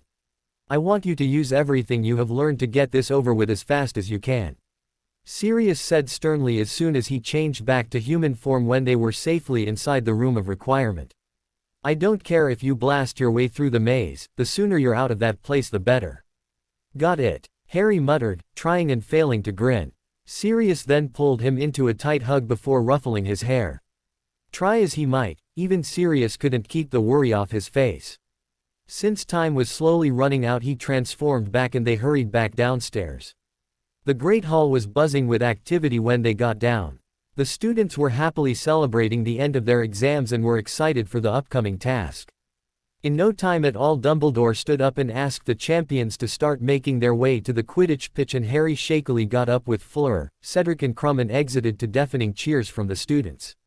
They were directed to a tent just outside the Quidditch pitch where Bagman was waiting for them. "First, allow me to congratulate each and every one of you for making it this far. All of you showed talent the likes of which only a few can hope to display." He smiled at them, receiving grimaces in return. "Now, as I have explained before, Mr. Potter will enter at the sound of the whistle at precisely 5 p.m. After 2 minutes it will be Miss Delacour, followed by Mr. Crumb and Mr. Diggory. You have to navigate your way to the center of the maze where the cup stands. The first to grab it, wins. I trust there are no questions at this point." The four of them shook their heads and he nodded in approval. "Should you at any point find yourself unable to continue, you need only send up red sparks with your wands. There are already people stationed within the maze to ensure your safety. One of them will come get you. Remember that if you are removed from the maze, you are effectively forfeiting the task." He stayed silent for a moment. After ensuring that there were no more questions, he broke into his boyish grin. "It's almost time, better assume your starting positions outside the maze. May the best man or woman win." Harry didn't even know exactly when his hand had found Fleur's, but he was immensely glad for the comfort her touch offered. When they walked out they found the Delacours, Lupin, Sirius, Aurélie, Caroline, Amy, Crumb and Cedric's parents waiting for them. The stands were already fit to burst with the students, and the applause, which had been muffled, no doubt by magic when inside the tent, was extremely loud, reminding him of the Quidditch World Cup. They took their places beside the entrance to the maze, one narrow pathway obscured by a thick fog. Harry had never noticed it before, really noticed it, but the Quidditch pitch was massive. Easily the length and width of a Muggle football field, maybe even larger. From the air it had never seemed as it did now. Dumbledore, Professor McGonagall, Madame Maxime and Karkaroff were all waiting just outside the entrance. Fleur was pulled into a hug by her parents and afterwards by the French witches. Not wanting to intrude on them, Harry moved to the side to find himself engulfed in a hug by Lupin, who, just like Sirius, looked extremely worried, except he also had a hint of pride in his eyes as he surveyed him. He was then highly embarrassed when each of the three girls hugged him in turn, keying his cheeks, causing those watching to chuckle when his face took on a red glow. He was also surprised, yet pleased when Apolline hugged him, followed by Gabrielle. After wishing Crumb and Cedric good luck, the latter who immediately grabbed him in a headlock, making him struggle trying to break free while the others watched in amusement, he turned to Fleur, who was watching expectantly. "See you at the cup?" he asked lightly with a grin, drawing closer to her while she smirked. "Not if I get there first," she replied, making him grin wider. "Promise me you won't do anything foolish," she said softly, her smirk vanishing. His grin vanished too as he stared at her eyes. She saw the worry etched in them. She had noticed all the smiles he had worn all day were fake. There was something troubling him. "Only if you promise that you'll be safe," he murmured. Her eyes widened in surprise when she felt his lips gently caress hers before she closed them and wrapped her arms around him, deepening the key, completely oblivious to the fact that everyone were watching along with her parents. They pulled away a few moments later, and after one final hug, Harry took his place in front of the entrance to the maze and drew his wand. Bagman was yelling something that was lost in the roar of the crowd. Then, a sharp whistle pierced the air, carrying over the noise from the crowd, and after glancing back at Fleur one more time, he walked swiftly into the fog, which immediately cleared almost as soon as he stepped into it, and the way ahead of him was clear, albeit with a darkened atmosphere. The noise from the crowds was non-existent and it was eerily silent. Behind him the thick fog covered the entrance from view. Taking a deep breath to calm his nerves, he cautiously moved forward. Reaching his first fork, leading left and right, he decided to take the left one. Walking on, he felt a slight chill down his spine and glanced back, feeling his pulse quicken. The feeling of uneasiness was slowly coming back at full force, and he slowed his pace so that the noise his footsteps were making were muffled. Just then he heard a faint, high-pitched noise that startled him before he realized it was the whistle. Fleur had now entered the maze too. Resisting the temptation to go back to her, he trudged onward. The path ahead again split to the sides, and acting on instinct, he took the one on the right. They were supposed to navigate to the center of the maze after all. A few steps later he found another path leading to the right while his current one led onward.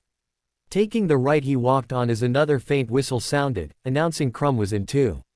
After walking about a dozen steps onward he found that it was a dead end and immediately backtracked. He was beginning to feel slightly apprehensive now. Shouldn't he have met some obstacle by now? There was a muffled bang and a dim flash of purple in the sky, which announced one of the champions had used a spell, meaning they had already encountered something. Hearing a faint whistle again which announced Cedric was finally in too, he quickened his pace. It seemed that luck was not with him today, as his choices at forks led him to dead ends more often than he found a clear way forward. The four-pointer spell wasn't helping much, and he was now beginning to feel like he should just blast the hedges down and forge a clear path to the center. Hitting another dead end he backtracked and took the path to the right at the next fork, and this time came to a clearing, and almost immediately an unnatural fog covered the entire area. Cautiously he edged forward and saw a bright light swinging to the sides in front of him. He had almost followed it when he froze, remembering something he was taught last year. Fighting the impulse to follow the light, he whispered, "Forma Petram," and a rock materialized in front of him before falling to the ground with a dull thud. "Wingardium Leviosa," he whispered again. The rock rose to the air a few inches and he guided it in front of him, just enough distance in front of him so that it was barely visible, and stopped the spell, allowing the rock to fall.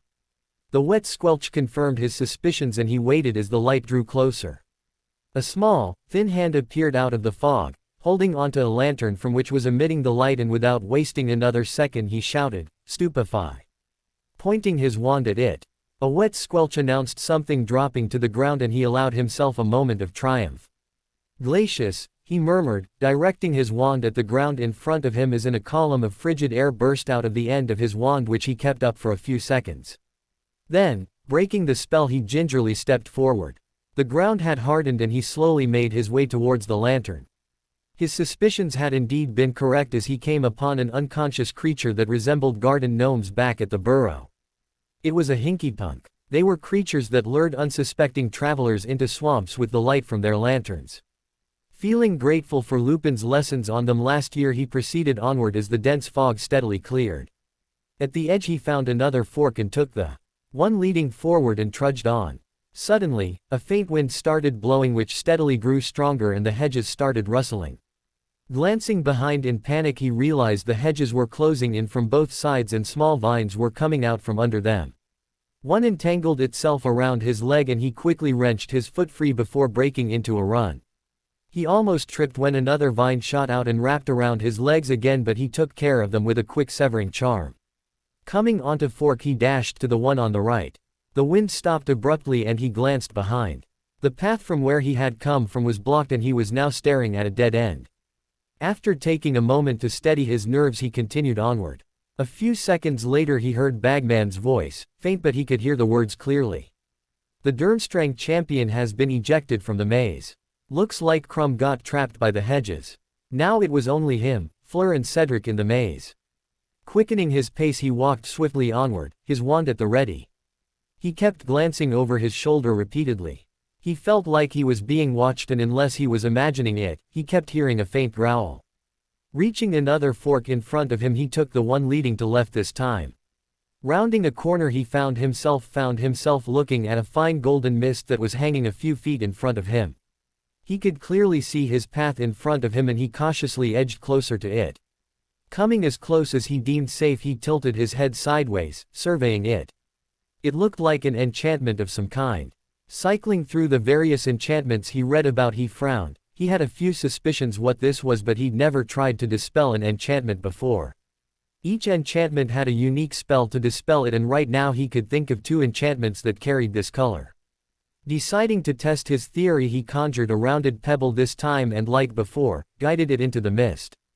It rotated slightly and remained suspended in midair even though he stopped the levitating it. Frowning slightly, he conjured another pebble, but this time he shaped it in the form of a triangle.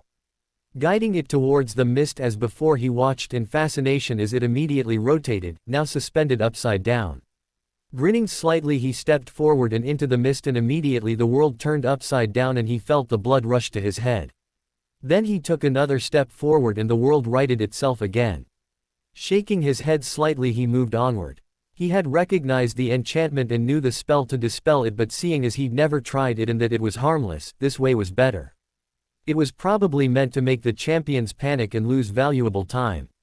Rounding a corner, he sighed exasperatedly when he reached another fork. Using the 4-pointer spell, he chose the one on the left and walked onward. The way ahead of him was clear and he sighed in relief, seeing that it wasn't a dead end. Walking on, he rounded another corner and he walked straight into a dark shape that stumbled out in front of him, and he immediately jumped back, stunning spell ready in his lips as his wand tip started glowing red when he realized he was pointing his wand at a wide-eyed Cedric who also had his wand pointed at him. "It's only you," Cedric murmured, lowering his wand as Harry did the same. Harry peered down the path where Cedric had stumbled out of.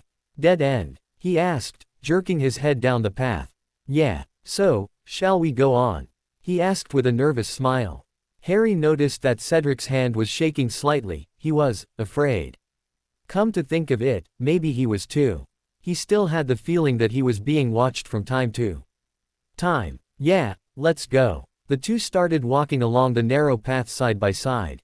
"Crumb got taken out?" he asked. Cedric winced slightly and nodded. "Yeah, he was with me at the time. Did you have the maze closing in on you too at some point?"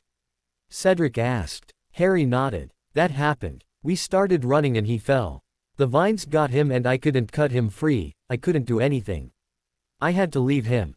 "It's all right," Harry said quietly. It was clear that Cedric was troubled by having to leave Crumb behind. "He's outside and I don't think he'd blame you. I wish I was out too," Cedric muttered. "Something feels off. I could have sworn I heard growling and I thought I saw." He trailed off, mumbling incoherently. Harry was instantly alert. "I heard that too." "What did you see?" he asked sharply. Cedric grimaced. "I thought I saw something I don't know." His voice trembled slightly. "It was standing at the edge of the path I was taking, a few minutes before I ran into you. It didn't feel right and I thought it'd be better to avoid it." "Did you see Fleur anywhere?" he asked. His voice shook slightly. What Cedric just told him drove his worry into new levels. No, I didn't. I'm sure she's fine, Harry," Cedric said softly. "I think I heard her at some point, her voice before I ran into that thing I saw. I think she was on the path beside mine." He nodded slowly and they walked on. Soon they reached another fork and they stopped, looking at each other. "Let's finish this as soon as possible," Cedric said. Harry nodded. If they split up, at least one of them had the chance to get the cup. The sooner someone took the cup, the sooner they were out of here.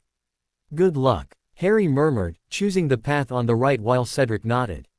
After walking a few steps, Harry started walking swiftly. He knew they were closing in on their goal. He could almost feel it.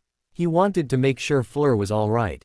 He kept listening intently, hoping to catch Bagman's announcements in case Fleur was taken outside too. He found himself wishing that she was taken out of the maze. Just like Cedric said, something didn't feel right about this place. If she was outside, he'd be sure that she was safe from harm. He didn't know if it was just his imagination wild, but he felt the growling was getting louder. It was now accompanied by a faint footsteps and he kept glancing back over his shoulder more frequently now. At times he felt as if whatever was growling was right next to him, separated from him by the hedge. He reached another fork and took the one leading to the left and walked a few steps before a terrible scream pierced the air that threw his mind into blind panic. He knew that voice. Fleur! He yelled and he broke into a run, throwing caution to the winds. The scream came from the left and he ran forward, rounding a corner and growled when he found it was a dead end. Panic still clouding his thoughts, he bellowed, "Reducto," pouring a large amount of energy into the spell, pointing his wand at the hedge. A brilliant bolt of light erupted from the end of his wand and slammed into the hedge, disintegrating a section of it. It was incredibly thick. Pointing his wand at it again, he yelled, "Confringo." And the hole grew wider, showing the other side. He scrambled through it, paying no heed to the twigs that ripped at his skin. He emerged in a clearing and a burst of flame slammed into the ground in front of him. Looking at the side, he noticed it was one of Hagrid's blast-ended scroots. It was enormous and its shell was gleaming, its end smoking with sparks flying out it.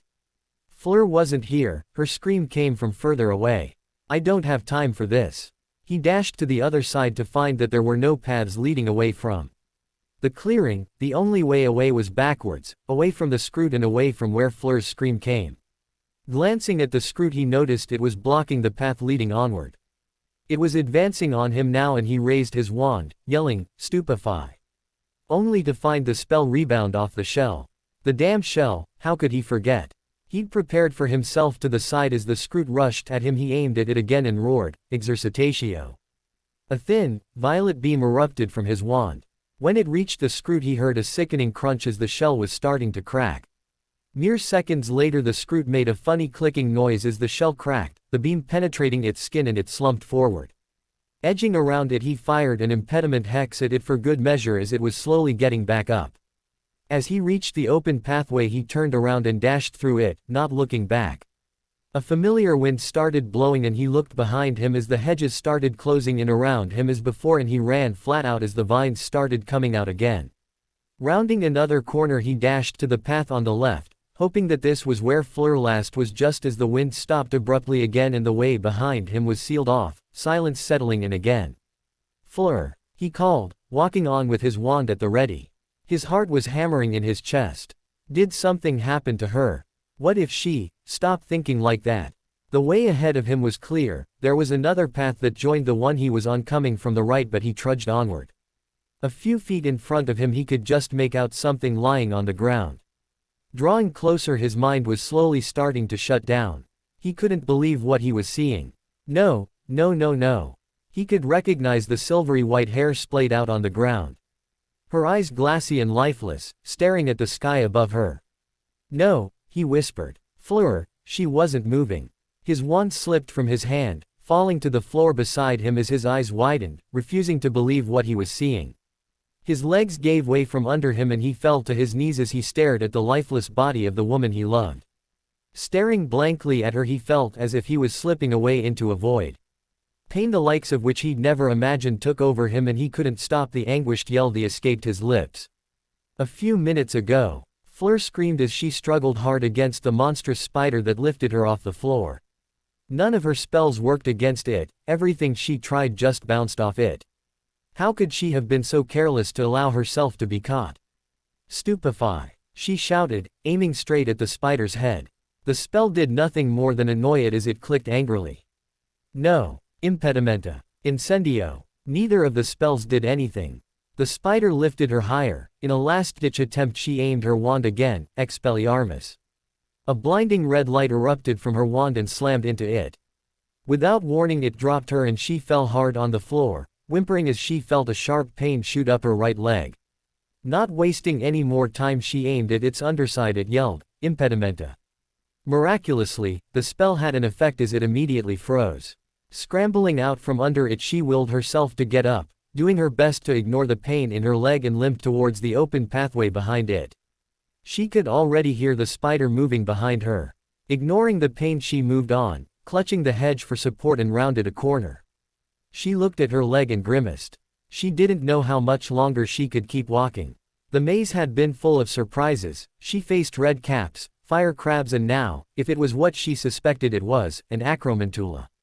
What were these? People playing at. The enchantments in addition to the creatures weren't too challenging to break, but to put a danger level 5 magical beast in the maze was a little too over the top. She didn't even have time to send up red sparks. There was also something lurking in the maze that gave her a very bad feeling. She kept wondering how the others were doing, Harry in particular. She knew he could handle anything the maze threw at him, but she couldn't help but worry. She had been slowly walking along the path and rounded another corner when a faint wind started blowing. Looking back, she saw that the hedges were closing in and she quickened her pace, trying to go as fast as she could with her injured leg. She could feel vines grabbing at her legs and she kept firing severing charms at them. She gave a muffled cry of pain when a vine wrapped around her injured leg and she instinctively jerked it away, causing another sharp pain to flare up again. She barely managed to get away as she rounded another corner and the wind stopped, the way behind her sealing itself. The path ahead of her was empty and she slowly moved onward. A few steps later she stumbled again as her injured leg gave way from under her. She couldn't continue like this. After trying and failing a few times to move, tears stinging her eyes at the pain, she finally conceded and raised her wand to send red sparks up when a yell tore through the silence. Her eyes widened, it was filled with pain and despair, and she recognized the voice. "Ari," she called loudly. There was no response and her fear grew. His voice sounded close by and she pushed herself to her feet, ignoring the pain as panic began to take over. She had to get to Harry. Something happened to him. She made her way as quickly as she could down the path, clutching the hedges for support. His voice came from the right. Rounding a corner she found a fork and quickly made her way towards it and took the path leading to the right. She could hear sobs and a voice beeping something incomprehensible as she limped further down the path. Finally she came in sight of him. He was kneeling on the ground a few feet in front of her, his shoulders shaking slightly. "Ari," she said softly, trudging closer to him. He didn't respond and she could just make out something lying on the ground in front of him. Her blood went cold when she realized it was a body. Her eyes widened in shock when she got closer. There, lying on the ground in front of him, was her unmistakably dead body. He was saying her name over and over again, his voice racked with pain. "Ari, that's not me," she shouted. He didn't even look around. Gazing once again at her body in front of her, she realized what it was and quickly pointed her wand at it just as it started to change. She didn't want to see what it was going to change to and yelled, "Ridiculous." It vanished in a puff of smoke and he looked up, staring at the spot, tears running down his cheeks. "Ari, it's all right," she murmured softly. She bent down, stumbling and falling to the ground as her leg gave way again. She pulled herself up to find him staring at her. His eyes had a haunted look in them. He wasn't believing what he was seeing. "I'm air," she said soothingly to him and edged closer, taking his limp hand. He flinched at the contact but didn't look away. "I'm still air," she whispered. "Et was only a stupid boggart, Ari." "Fleur," he croaked. She could see his eyes widening in realization along with new tears forming in them. "Fleur, is that really you?" he whispered, reaching out with his hand and gently touching her cheek. She smiled at him and leaned into his hand, fighting back her own tears as she saw how much it was affecting him. I thought I lost." She pulled him into a tight hug. "Shish," she crooned. "I haven't gone anywhere." He slowly relaxed into her embrace as she hummed softly. "Boggart," he mumbled. She tightened her arms around him. "Et was only a boggart, Ari, it's gone now." "You're hurt," he murmured, his face still buried in her chest. Her leg was bleeding now and almost as soon as he said it the pain seemed to return. A sound behind them made both of them look around in alarm. Her wand was already on her hand again, while the other was wrapped firmly around Harry. She relaxed slowly when she realized it was Cedric, panting slightly and gazing at the two of them. "Heard a scream, thought you were in trouble." He gasped. "What happened to him?" he asked, staring at Harry who still hadn't looked up. He looked at her questioningly and she slowly shook her head and he nodded, deciding to let it go. She held him for a few minutes longer while Cedric waited, torn between a mixture of embarrassment and curiosity until he finally cleared his throat. We should probably get going. I think it's better if we stick together." "Non, I can't go on," she murmured. "Why?" Cedric asked, then he spotted her leg and shook his head sympathetically. Ouch. Shall I call for help? Oui, s'il vous plaît, she said softly, not looking away from Harry's gaze as he slowly pulled himself out of her arms. There were tear streaks on his cheeks, but he seemed to have finally calmed himself down. Cedric nodded and directed his wand upwards as a red light flew into the air before it burst into a multitude of sparks with a terrific bang. Ari, go with, I am. You two can still continue. She said quietly. I'll be waiting outside. But, he began. She shook her head. Non. I can't go. I don't think I can walk. You two can still go. If you try to bring me I will only be a hindrance to you. He slowly nodded before looking around. Finding his wand he sheathed it in its holster before turning back to her. I'm staying until they come for you. He said firmly. Cedric, you can go on. No. I'll wait. I could use some company. Cedric said with a small smile, although he still kept glancing around nervously.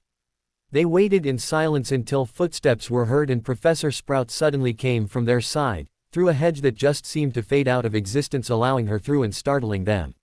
What happened? Oh, it will be all right, dear. She said softly, catching sight of Fleur's leg. She'll be all right. If neither of you have any injuries you two better go on. She added to Harry and Cedric. Harry nodded and slowly started pull himself to his feet before Fleur pulled him closer and keyed him tenderly, ignoring Cedric and Professor Sprout, who looked away pointedly. Finish these soon. Harry nodded and managed a small smile before standing up. After exchanging one final look between them, he nodded at Cedric and two started down the path. She watched them go before he finally disappeared from view, hidden in a veil of mist. Harry and Cedric continued onward. Cedric still kept shooting curious glances at him, and he knew he was probably wondering what had happened back there, but he was nevertheless grateful that he didn't pry. They had been walking on in silence. Reaching a fork, Cedric stopped and turned to Harry, wondering what he would do. Let's keep going together. Cedric smiled at this and opened his mouth before Harry interrupted him. You're going to take the cup. What? If anyone should take the cup, it's you. He argued. Harry shook his head firmly. I don't want it. Besides, it'll be a Hogwarts victory. There's nothing in it for me. I was forced into this in the first place. No, Harry, I won't take it. You did the first two tasks far better than I did. You deserve it. I don't want it, he growled exasperatedly, punctuating every word forcefully. When Cedric looked like he was going to argue, he silenced him with a glare. There is nothing in this for me. I'm not even in this for a school. If I do take it, then it will be for me and me alone. I don't want it. I just want to get out of here. Please, I just want to get out of here and get back to her. His voice shook slightly at the end and Cedric stared at him intently. Finally, after about a minute, he nodded. Fine, but if you think I'm going to keep what you did quiet, you're dead wrong. His face was set, leaving no room to argue, and Harry sighed before nodding. Hufflepuffs. Just then Bagman's voice echoed. The Beauxbatons champion has withdrawn from the task. Harry sighed in relief, visibly relaxing. So which way then? He asked, looking at the fork. Cedric looked at the two pathways with a frown. How about the right one? He asked, and Harry nodded. They set off again. Soon they caught sight of something in front of them, edging closer cautiously, both wands at the ready. It was a sphinx. Both of them glanced nervously at each other before edging closer to it. The only way forward was through it, and it hadn't made any move to attack. Its body was that of a lion, only difference was that for in place of its head was one of a woman's.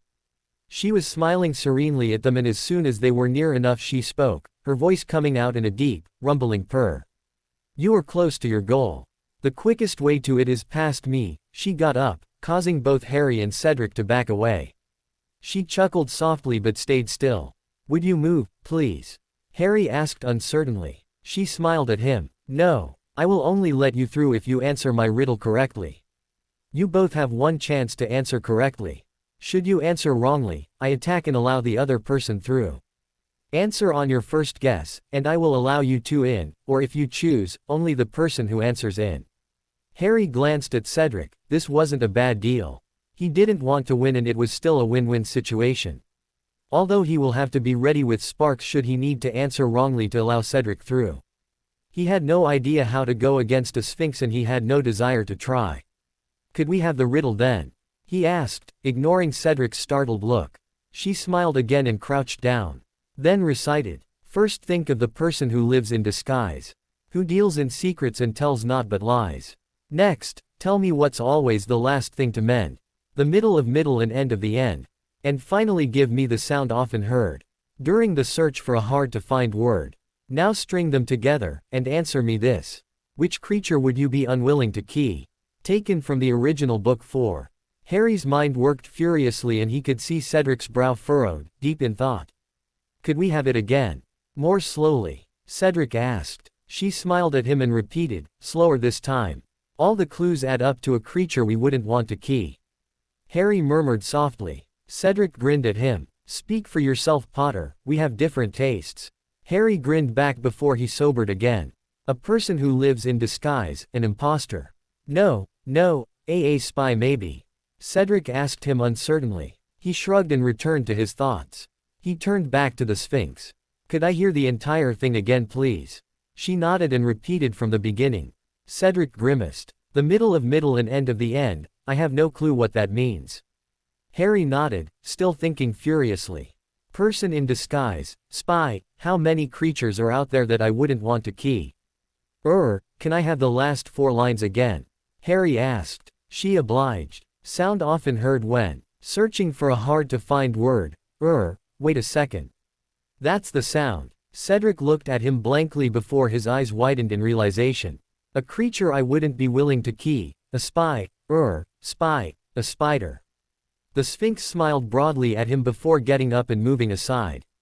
"Thanks. And can you let us both through?" he asked. She nodded and he went through, followed by Cedric who looked dazed. "Blimey Harry, why aren't you in Ravenclaw?"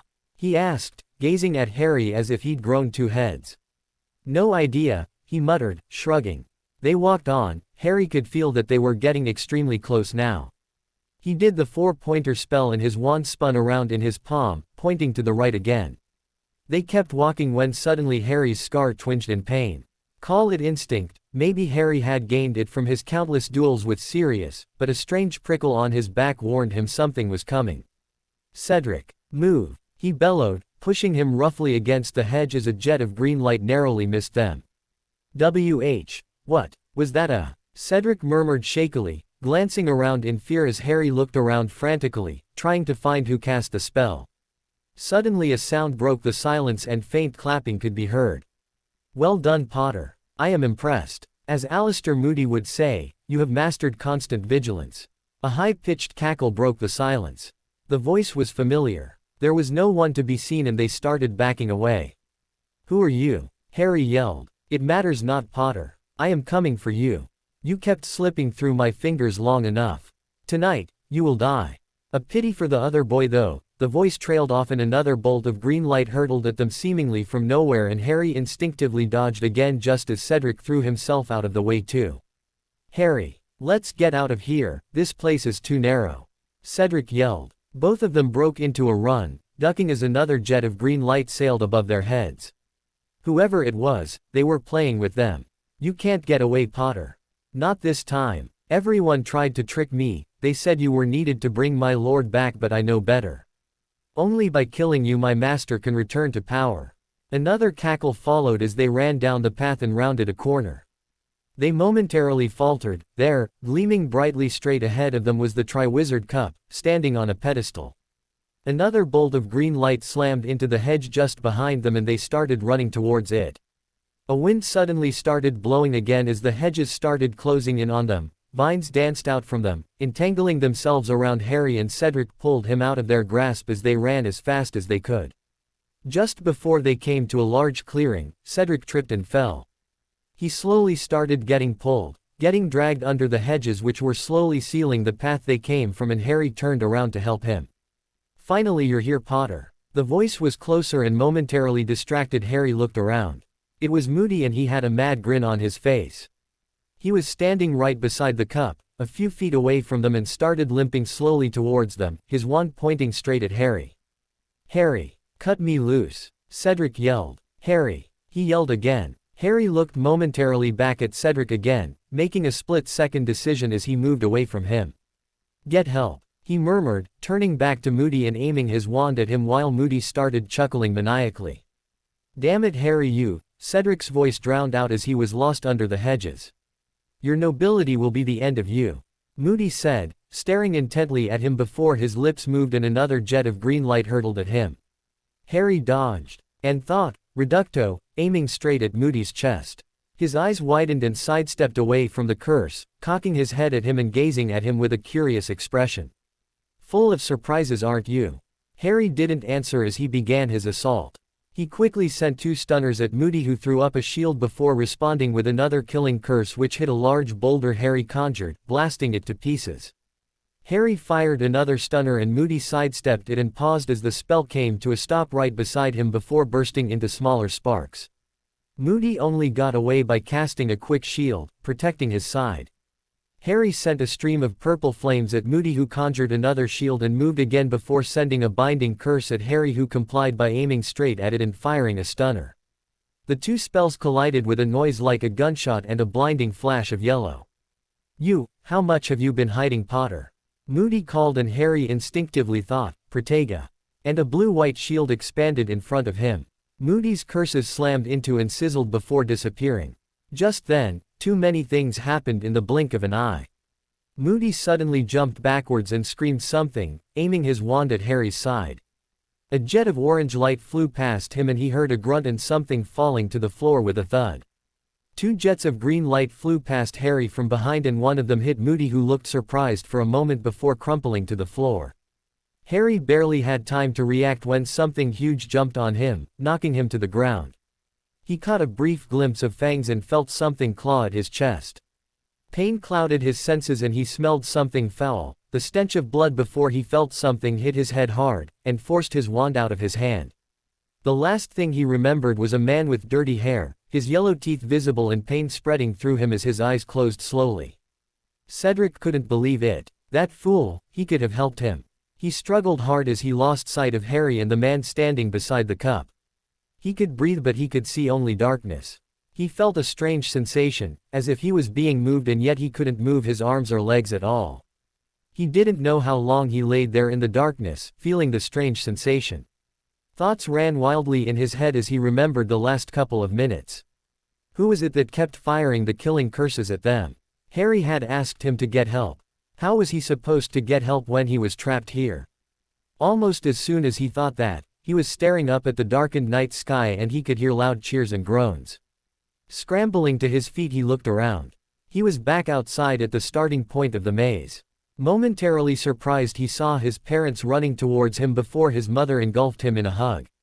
Bagman was yelling something which was again lost in the applause from the crowd. Seeing Fleur, Crumb, Professor Lupin and Dumbledore approaching quickly, and he pulled himself away from his mother's embrace and ran up to Dumbledore. "Sir, Harry needs help," Cedric shouted. There was someone. His voice kept getting drowned out from the crowd, and Dumbledore held up his hand before drawing his wand and placing the tip on his throat. "Quiet." Dumbledore's magically magnified voice carried over the roar of the crowd and silence gradually settled in. "Sir, Harry needs help," he repeated. "There was someone in the maze. We were attacked. We reached the cup but there was someone standing beside it. I got trapped by those hedges." "He was at the cup?" Dumbledore asked, and he nodded. "Fox." A phoenix appeared in a flash of fire in front of them, and without a word Dumbledore grasped its tail and disappeared in another flash of fire along with the phoenix. They waited, seconds slowly slipping by. He gazed at Fleur, who was looking at the maze, her face etched in worry. He felt guilty as he watched her and felt anger flaring up in him. Why didn't Harry just help him up? By now the rest of the teachers had come down. He noted that Professor Sprout and Professor McGonagall were notably absent. They were all staring at the maze, waiting for what he didn't know. The students in the stands were muttering among themselves. Finally, after a few minutes, Dumbledore reappeared holding someone unconscious roughly by the collar in another flash of fire, eliciting gasps from all around. It was a man, wearing dark, hooded robes and a mask, similar to the one the people who attacked at the World Cup wore. "Severus, take this one into the castle. Administer Veritaserum to him and keep him ready for questioning. I will be with you shortly."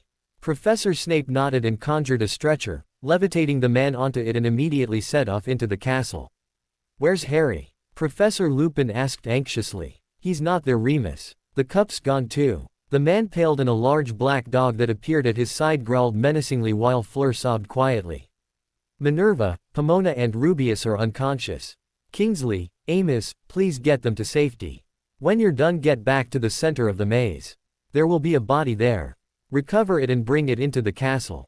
A bald man strode up from the crowd, dressed in Auror's robes, and his father nodded grimly, and the two of them set off into the maze. Dumbledore then glanced around at them, his eyes coming to rest on Fleur momentarily, who was being hugged by her mother. Please stay here, he said to them, and set off towards the castle, followed by Lupin and the dog. Harry slowly opened his eyes. He faintly became aware that he was tied to something hard and that someone was slapping his cheeks roughly. His vision swam before coming into focus just as someone jammed his glasses to his face none too gently. He felt weak, dizzy, and he looked down, noticing the blood that was on his chest, and felt a sharp pain spread through his body as he hissed in pain. He felt as though his whole body was on fire. Then he slowly recognized the man who was standing in front of him. You, he growled. Peter Pettigrew didn't answer, although he flinched as a high cold voice broke the eerie silence. Hurry! His scar flared up again, and momentarily he was blinded by the pain. Gasping slightly, he looked around, taking in the surroundings. There, in front of him, was a large cauldron, bubbling slightly with a clear, colorless liquid. They were in what was unmistakably a graveyard. There was one tall figure standing at the side, and Harry thought he could see fangs as the man grinned a feral grin. He noticed that his hands were clawed, and he remembered something tearing at him, mauling him just moments before he passed out, and felt a chill run down his spine. Master, it's ready, Pettigrew whispered, fright evident in his voice, and Harry turned to see Pettigrew cowering in front of a bundle of robes on the ground. Instantly he felt apprehensive. He didn't want to see what was inside it. Now Wormtail, the same cold voice whispered. Wormtail choked, and with shaking hands he lifted the bundle. Harry's scar immediately flared in pain again, and it was all he could do to stop himself from screaming when he saw what was inside the bundle. It was thin, barely any meat on it, and it was like a poor imitation of a baby. Glowing red eyes and a snake-like face, its skin pale and slimy. Wormtail staggered to the cauldron as the fanged man knelt reverently, and he dropped the thing into the cauldron unceremoniously. The potion frothed and hissed, and a dull thud echoed as the thing hit the bottom. Wormtail started speaking, his voice shaking in fear. Be bone of father, unknowingly given, you will renew your son. The surface beneath Harry's feet cracked, and dust rose from the ground as Wormtail guided it into the cauldron. As soon as the dust entered it, the potion hissed and turned a vivid blue. Wormtail was sobbing now. He drew a dagger from his robes and placed it on his right hand. Flesh of the servant, willingly given, why you will revive your master. Harry immediately shut his eyes as he saw the dagger move, and Wormtail's scream pierced the air. He heard a sickening splash as something dropped into the cauldron, and even through his closed eyelids, a red glow shined through them. He heard a footsteps while in beeps of pain, and he opened his eyes slowly to find Wormtail shuffling towards him, his right arm now a bleeding stump while his left still held the bloody dagger. Blood of the enemy, forcibly taken, why you will resurrect your foe. Harry, realizing what was coming, struggled hard but to no avail. Wormtail grabbed his right arm and slowly, agonizingly, pressed the sharp point on it and dragged it downward, creating a large cut. He then produced a glass vial in which he collected the blood and started back to the cauldron, whimpering. Purify it, we wouldn't want our master to get contaminated, the tall man said lazily, his voice coming out in a growl. Wormtail tapped the vial and his blood glowed red before he tipped the contents into the cauldron. The effect was immediate. The potion turned a blinding white and Wormtail staggered backwards before crumpling to the floor, clutching his stump of an arm and weeping openly. It started hissing and shaking violently, emitting sparks, and a gleaming white mist rose into the air above it, covering the cauldron from view. The fanged man was kneeling again, and Harry stared at the cauldron, hoping against hope that something, anything could have gone wrong. The only sound apart from the cauldron was that of Wormtail's beeps of pain. A tall figure was rising out of the cauldron, still hidden by the mist. His scar flared in pain again, and he could only watch in horror as the thing that rose from the cauldron spoke. Robe me. Wormtail got to his feet, his left hand clutching the black robes, and he staggered towards the cauldron and slowly pulled them one-handed over the figure before moving back again and falling to his knees. The figure slowly stepped out of the cauldron. Its eyes glowing red, its snake-like face the same as he had a few years ago, its thin lips curved in a hideous smile as it gazed at him. Lord Voldemort has risen again. Voldemort slowly strode around the cauldron, staring at his body. Flexing his unnaturally long fingers, he reached inside his robes and drew out a long, thin wand and caressed it almost lovingly. Ignoring the man kneeling on the other side of the cauldron and Harry, he strode towards Wormtail, who was still kneeling, clutching his bleeding arm and whimpering. "My lord, please my lord, you promised," he was begging, desperate, pain evident in his voice. Voldemort smiled cruelly at him. "Hold out your arm then, Wormtail." Thank you, my lord." He extended his bleeding stump and Voldemort laughed. "Your other arm, Wormtail." "Master, please," Wormtail whispered. Voldemort bent and grabbed his left arm, pulling up the sleeve of his robe where a tattoo of a skull and a snake protruding from its mouth was clearly visible. The dark mark. Voldemort pressed his finger on it and Harry's scar flared in pain, more painful than ever, and Harry gasped in pain. "Now we shall see, how many will be brave, how many will be foolish. Who will return?" Voldemort said softly, drawing back and moving to the other side. "My lord," the kneeling man growled. "You have done well. I trust the other one is no more." The man grinned, baring his fangs. "He is no more, my lord." "And what of our new recruit?" Voldemort asked. The man paled and whimpered like a dog. "There was a small mistake, my lord. He was hit by a curse. I had to leave him." Voldemort cocked his head sideways. "Is he dead?" The man started shaking. "No, my lord." Voldemort pointed his wand lazily at him. "Crucio," he hissed. The man howled in pain and started writhing on the ground as Voldemort stared at him in disgust. Then, finally, the man's screams subsided as Voldemort moved his wand. "I do not tolerate mistakes.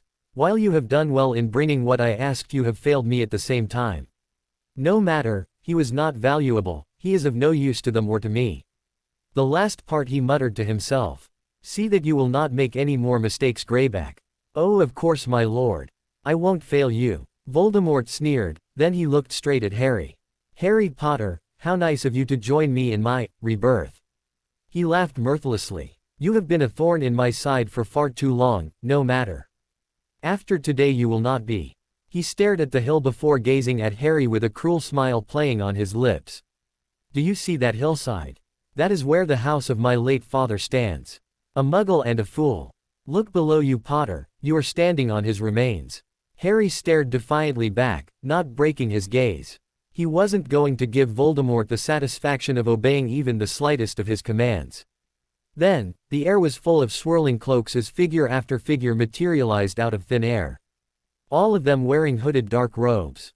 They each walked towards Voldemort, who was standing in the middle, gazing at them as they approached, falling to their knees in front of him. "Master," they murmured as each of them shuffled forward and keyed the hem of his robes before walking back. Once they were all done, they formed a circle around Voldemort and Harry. Greyback stood up and joined his place on the circle, as did Wormtail. Harry noticed that there were some points on the circle with gaps and no one made an effort to fill them. "Welcome back, my friends," Voldemort murmured, and the entire circle shuddered as one. His voice was dripping with malice. 13 years it has been, 13 long years it has been since we last stood together. And now all of you return. So we are still stand united then." He started walking around the circle, gazing at each one of them in turn. "If we are still united, then might I ask, why now? Why did none of you seek me out earlier?" Voldemort smiled coldly as the figures shuddered again. "I know who have remained faithful. They will all be rewarded handsomely. But what of the rest of you? What am I to do with you?" Deafening silence followed his words until one of the figures broke away from the circle and fell to its knees in front of him. "Forgive me, master. Forgive us all," he shrieked. Voldemort laughed and pointed his wand at him. The figure started screaming as everyone flinched. Harry could feel his scar burning. His body felt like it was on fire and his vision kept losing focus. "Let someone come, please, let someone here. Get up, Avery," he said lazily, and the figure got up hurriedly, stumbling as he went back and rejoined the circle. "Forgiveness. You want forgiveness. I want repayment. 13 long years of repayment. Do you understand?" "Yes, my lord," the figures murmured in unison. He inclined his head slightly before making his way to Wormtail, who looked up hopefully, tears still evident on his face as he stretched out his arm. Hopefully. My lord, Voldemort gazed intently at him. You did not seek me out of loyalty. You came to me out of cowardice, hiding from those who you betrayed. Yet your service has been invaluable to me, and Lord Voldemort rewards those who carry out his orders. Then he twirled his wand and molten silver appeared out of thin air and formed slowly into the shape of a hand. It flew down and attached itself to Wormtail's bleeding stump, and he stopped sobbing immediately, gazing at it with an expression of wonder. Reverently he cradled it with his left hand and flexed the fingers before gazing up at Voldemort with new tears forming in his eyes.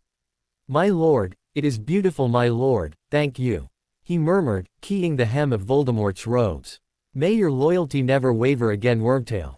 No, my lord, never. Then he got up and hurried back to the circle, taking his place among them. Voldemort walked towards the empty gaps and stared at them, as if seeing those who should be there. One of them has fled. He chose to run instead of responding to my summons. He will die, that is the price of defying Lord Voldemort. Another of them has left me forever, no matter, he will come to the same end. Then he looked at the empty gap beside Greyback. The Lestranges should stand here, they alone remain faithful.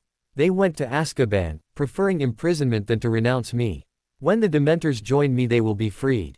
They will be honored and rewarded as they should be. He turned back to the watchful crowd. We have much to do, my friends, we need to regain our previous allies. We need to start ridding the world of the filth that continues to taint our blood. But for all of that, there is still one more thing that remains to be taken care of. He fixed his eyes on Harry, who struggled to keep his eyes open. The fire in his body kept burning, it hadn't diminished at all. Harry Potter, the one who vanquished the Dark Lord. Or so they say. He then turned back to the group. You have no doubt heard the stories of how he defeated me. Let me assure you, it was only a slight miscalculation that allowed him to live. His filthy mudblood mother died to save him, invoking an ancient magic that caused my own curse to rebound at me. That is what makes him special. He had people who were willing to die for him. He thwarted my rise to power. All through sheer luck and a vast amount of aid. I admit, it was partly my fault for being careless. But no matter, he is here now and he will not leave here again. Voldemort sneered at him. You may wonder how he came to our little reunion. You may have all heard of the stories of the disappearance of Bertha Jokins. We have to thank her, one of my most faithful Death Eaters, and Wormtail for making all of this possible. It was her information that made everything possible. I confess, for a moment I thought I failed again. I overestimated Wormtail here. He couldn't keep a madman in check and Harry Potter almost slipped through my grasp again. But his stubbornness to live brought him to me. And for that I honor you, Mr. Potter. Voldemort smiled cruelly and walked closer to Harry. Your mother's protection was the beginning of my downfall, Harry. I could not touch you, I could not do anything to you. You were protected by a dead woman. However, raised his hand and brought it closer to Harry. His scar steadily increased in pain. I do not think that you are under her protection anymore. With that, he pressed his finger on the scar. Harry felt as though his head was being cleaved in two. The pain was unbearable and he couldn't help it. His scream pierced the air and Voldemort laughed before finally moving his finger as the Death Eaters laughed. There is nothing protecting you anymore. Voldemort grabbed his face and held it up, forcing him to look into his eyes. I see her in you, your filthy mudblood mother. Many may think that you look like your father, I disagree. You are your mother through and through. Such a pity, you do have a pretty face. I can see why he wanted her alive. Shut up. Harry growled, fighting the pain and gazing at the snake-like face and radiating pure hatred. The Death Eaters had gone quiet and Voldemort's brow furrowed slightly before he moved back. Do you want to see something, Harry? Do you want to see your mother's last moments? I still have the memories, I still cherish them. Do you want to see it? Without warning he pointed his wand at Harry and immediately Harry felt new memories flooding into his mind. He was too weak, he couldn't draw up his mental barriers and suddenly he was seeing it. He walked into a brightly lit living room. He pointed his wand at the man who was yelling something about trying to hold him off, barring the way. He felt the savage pleasure as he uttered the fatal words and he crumpled to the floor. It was amusing really, how this man thought he could stop him without a wand. He walked up the stairs, the woman's screams ringing in his ears along with the sound of a baby crying. It was soothing to him, music to his ears. Today he would fulfill the prophecy, there will be no one who can oppose him after today. The door from which the screams were coming was locked. It was laughable how they think that a mere door can mean the difference between life and death. Alohomora. Such a simple spell. They put too much faith in people, something that they should be punished for. The door unlocked and he pushed it open. There, standing in front of a crib was a beautiful red-haired woman, tears running down her cheeks. Yes, he could see that she was pleasing to the eye in spite of having the filthy blood coursing through her veins. He had to try, he did promise his servant. Move aside, girl. The woman shook her head frantically. Not Harry, please, not him. Take me instead. She sobbed. Don't be silly, girl, stand aside now. He loved hearing those cries, the way her voice was pleading. Not him, please, not him. He laughed, here she was, trying to defend her child without a wand. No matter, he had tried. Avada Kedavra, he hissed, and the woman immediately crumpled to the floor as soon as the blinding flash of light hit her. He wondered again, what is it like to die? To feel the life extinguished from you.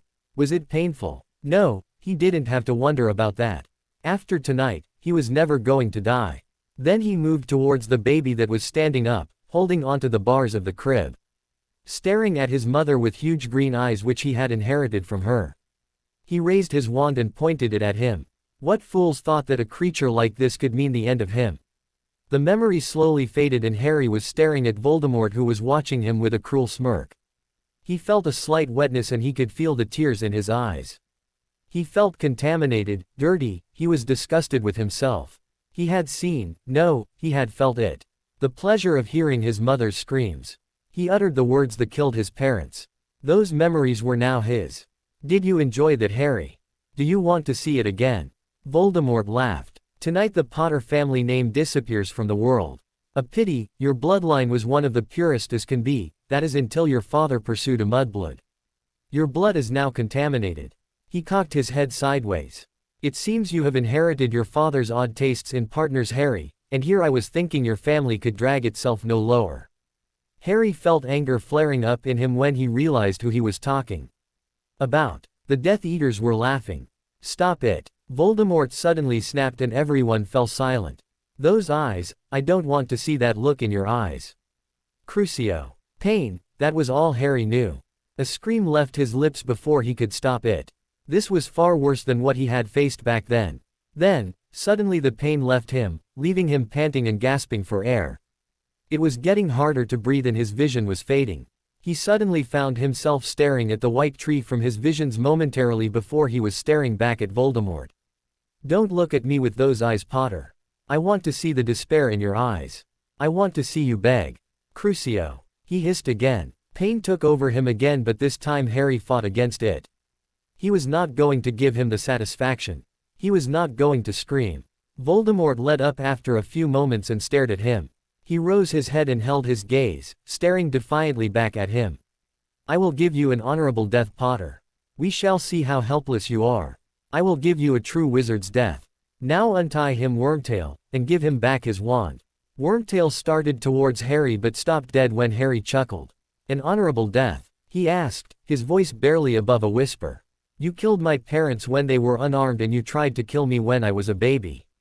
Now you want to give me an honorable death. You're a coward. Nothing but a coward. Some of the Death Eaters hissed.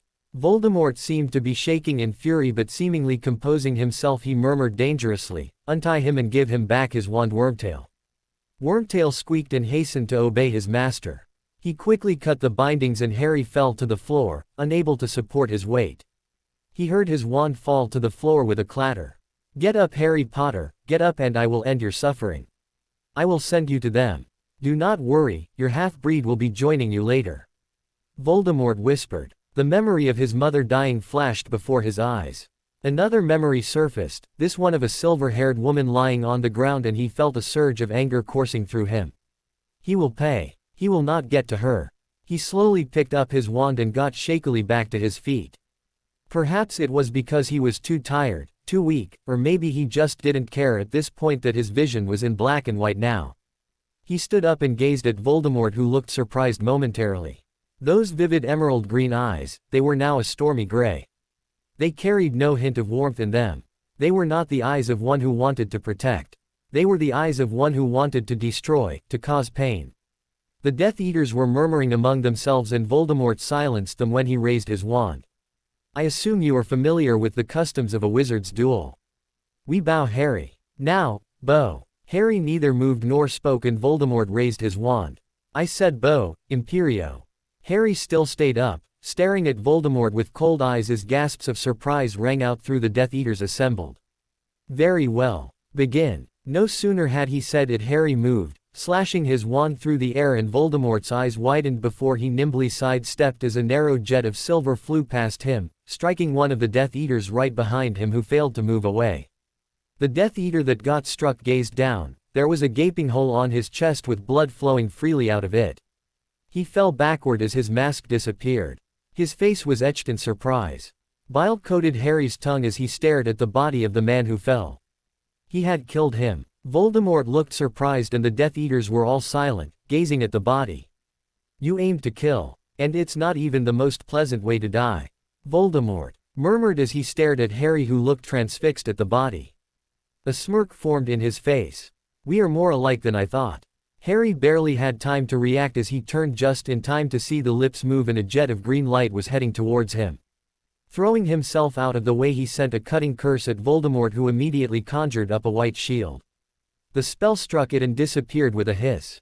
Contigo Talia. Harry roared and Voldemort's eyes widened as his shield, his most strongest shield that had stood up to anything save unforgivables, was shattered into pieces in a bright blue light and he disappeared with a swirl of his cloak just as a jet of silver light much like the one that brought the end of the fallen Death Eater sped through where he was a mere second ago.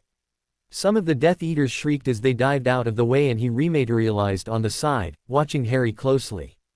Harry could only see red, those glowing red eyes. Voldemort's wand was covered with a green glow. Those were the only two colors he could see. Everything else was colorless. He was momentarily stunned by the thought of taking a life, but that those ceased to matter. He only wanted to hurt the man in front of him. The man who killed his parents. The man who made his life a living hell. The man who could hurt the one he loved. I can see it in your eyes, Harry Potter. I can see the hatred, I can see the anger. I will give you the same offer I made 3 years ago. Join me and I will show you how misguided you are. Join me and I will promise never to hurt those who you hold dear. I can even bring your parents back. Never. Harry hissed. Voldemort smiled cruelly. Then die. They stared at each other, red gazing at grey, and in one single motion, both of them moved. Avada Kedavra. Reducto. The jet of green light met the jet of silver light at the middle and suddenly, Harry's wand started vibrating violently. He almost allowed his wand arm to jerk upwards but fought against it, keeping it aimed at Voldemort. From the look of surprise on Voldemort's eyes and the way his hand was shuddering, he knew the same thing was happening to his wand too. Harry watched as a narrow beam of golden light emerged from the tip of his wand just as one emerged from Voldemort's. The two met at the middle and Harry's wand was shaking so violently now that he had to hold onto it with both hands. His vision was slowly reverting to normal and suddenly, he felt himself get lifted into the air. The Death Eaters yelled and drew their wands, closing in on Harry and Voldemort. Do nothing. He is mine. Voldemort yelled despite the panic in his eyes as he watched the connection expand. The beams splintered and beams flew around them, encasing them in a dome. Voldemort's eyes were wide with panic now and Harry heard a beautiful melody, calming him and giving him strength. It sounded exactly like the Phoenix song which he heard at the Chamber of Secrets. Don't break the connection, a melodious voice told him, and Harry found himself unconsciously obeying it. Suddenly, Voldemort's wand started emitting screams of pain. 2 more beams connected the 2 wands as Voldemort watched in panic. Something large, something that looked solid yet not so, emerged. A smoky figure emerged from the wand. It was a man, an old man. He didn't recognize him. He was a wizard then. You. Boy, fight him. His voice was echoing. It sounded as if it was coming from a great distance, as if through a veil. Harry concentrated on not breaking the connection. His wand kept trying to spin away from the beam. Voldemort's wand was now emitting more screams of pain. Another smoky figure was emerging. Harry watched as a woman emerged. He didn't recognize her either. Don't let go, Harry. Whatever you do, don't let go. They're coming. A few seconds later more screams came out and Harry felt a slight knot on his stomach. He knew who was coming. He watched as another woman slowly emerged, face first. She was smiling softly, as beautiful as she was from his photos and memories. Wait for him, Harry. Just a little longer, your father is coming. Harry numbly nodded, his eyes fixed on his mother. The screams filled the air again and Harry turned his eyes back to Voldemort's wand as another figure slowly emerged. Voldemort's face expression was one of pure terror. He watched as the untidy hair emerged, sticking up in a way that was untamable.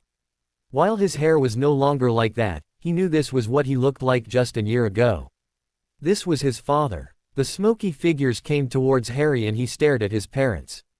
Harry, once the connection breaks we will still be here but only for a short time. You need to get to the cup. The cup is a portkey. It's lying right behind the tombstone. I can feel your anger, Harry, but now is not the time. Promise me that you will get to the cup. Harry nodded swiftly and his father's face broke into a smile. We're so proud of you. His mother whispered and he turned back to her. She had tears clinging to her eyes. Know that we will always be watching over you. Harry managed a small smile and nodded.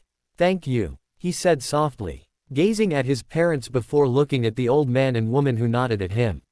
When you break the connection, we will linger for a few moments to distract Snakeface back here. And no, he can't hear us. He can only see. Harry nodded, more surely this time. His father then grinned, his grin was unnervingly similar to his own. Look after her, you found someone special. Let go, Harry, sweetheart, you're ready. Let go. Harry glanced at his mother one final time and then jerked his hand up forcefully and he and Voldemort fell to the ground. Harry was prepared and stumbled but managed to remain upright despite the dizziness that came over him again. Even as he watched, his parents, the woman and the old man converged upon Voldemort who looked terrified at the sight of them. Get him. Don't let him get away. Voldemort screamed. Harry was already edging around as fast as his feet would move. He couldn't move properly, the weight he was putting on his feet was causing him to stumble as his head kept spinning and nausea threatened to overwhelm him. He ducked as a Death Eater fired a jet of red light at him and he fired a stunner of his own, stopping it at the middle before thinking. Dispergum, muffled thumps told him that at least 4 of them were falling to the floor, unconscious. He caught sight of the gleaming blue cup lying in a few feet in front of him. Knowing he probably wouldn't make it before the rest of the Death Eaters caught up to him, he pointed his wand and shouted, Accio Cup. And it zoomed into his outstretched hand and almost immediately he felt a jerk beneath his navel and felt himself being pulled into a rush of swirling colors. The last thing he heard was Voldemort's scream of fury. Another second later his feet slammed onto the ground and loud, deafening cheers tore through the air. Somehow he managed to remain upright and gazed around. He was back at the entrance of the maze and the crowd was cheering, although they were slowly going quiet as they took in his bloodied appearance. He looked around, his vision blurry as he struggled to remain on his feet. He saw a familiar figure, running towards him, but before he could register who it was, he fell forward, unable to feel anything anymore. Voldemort, that was all Harry had managed to whisper on the brief moment he had regained consciousness when Dumbledore revived him before slipping back into unconsciousness. Dumbledore had a gift, a tendency to be more insightful, an ability to anticipate things coming in the distant or not so distant future. Sometimes it was a blessing, sometimes it was a curse. In this case it was glaringly obvious which one it was. Ever since Peter Pettigrew had escaped last year, he knew that the return of Lord Voldemort was not too far off in the horizon. He had anticipated it, taken measures to prepare Harry just in case his hunch was correct. He had begun rallying his old allies again. Again he found himself wishing that he had been proven wrong instead of proven correct. Snape paced restlessly in front of him, his face pale. I felt the summons. The mark is as dark as it was 14 years ago. Karkaroff felt the summons. That's why he fled tonight. Doubt he will get very far. He'll probably manage to stay alive a few days, a week if he's lucky. Dumbledore winced. No matter how many times he heard it, the idea of a life being extinguished never ceased to repel him. Snape stopped and looked him directly in the eye. He's back. He's back and there's no mistaking it. It's a miracle Potter made it back alive. I know, he replied quietly, gazing at Fawkes, who trilled softly. For that he was more prouder than he had ever been of the boy. He had become more capable than he had imagined. He had made so many mistakes this year. Too many to count. A Death Eater, an insane Death Eater at that had managed to remain under covers in plain sight and he had not seen it. That same Death Eater had nearly succeeded in killing Harry 3 times in a row. That same Death Eater was the reason the real Alistair Moody was insane. Mungos. Now 2 Death Eaters had managed to get into the maze and take Harry from right under his nose. The man they had captured was only a small comfort, a minor victory. He had no knowledge of anything to do with Voldemort. All he knew was that he was promised money and power in return for his services with capturing the boy who lived and deliver him to the location, under orders from Fenrir Greyback. There was evidence of extreme damage to his mind, no doubt the result of powerful memory loss charms, and it would take weeks or even months to piece together fragments of his memory. There were gaping holes in his memories when he had used Legilimency to search through them, as if they had been destroyed. It was clear that he was not important enough from the way he had been left behind. Dumbledore pinched the bridge between his eyes and nose, trying to lessen the ache his head was causing him. How had 2 Death Eaters gotten in? While he had no proof the man they captured was indeed a Death Eater, seeing as he didn't have the dark mark branded on him, he was accompanied by Greyback. How had they gotten in? The cup was a portkey, that much was certain. Had they used the cup to get into the maze too? It was possible, but that begged the question, who had turned it into one? The cup was only handled by a select few of the Department of International Magical Cooperation and Barty Crouch Sr., the latter who had conveniently disappeared. From the way things are now, he wouldn't be surprised if he was declared deceased. The man masquerading as Alistair Moody held all the answers and there is no way of questioning him. He had been shocked when he had seen who it was once the disguise wore off. Barty Crouch Jr., a man that was supposed to be dead. This only increased the amount of questions that were fated to remain unanswered. From what little information they had gained from the man that was now bound in irons down in the dungeons, they only knew that Crouch was insane and had broken free of their control, hence why they had killed him. When asked how they had gotten into the maze, all the man had been able to produce was portkey. Almost all of his other questions had gone mostly unanswered or only partly. Try as he might, he could not answer them even under Veritaserum. His mind had been torn apart, literally. The man could not even reveal his own name or past, something which sickened him. To lose one's identity was almost the same as getting subjected to a Dementor's key. He was nothing more than a shell of what he was. Whoever modified his memories had done so with the aims of producing a human puppet. Whoever it was had succeeded. Yet there was a small thread of hope. The man confessed to Peter Pettigrew's existence, that he was one of his partners.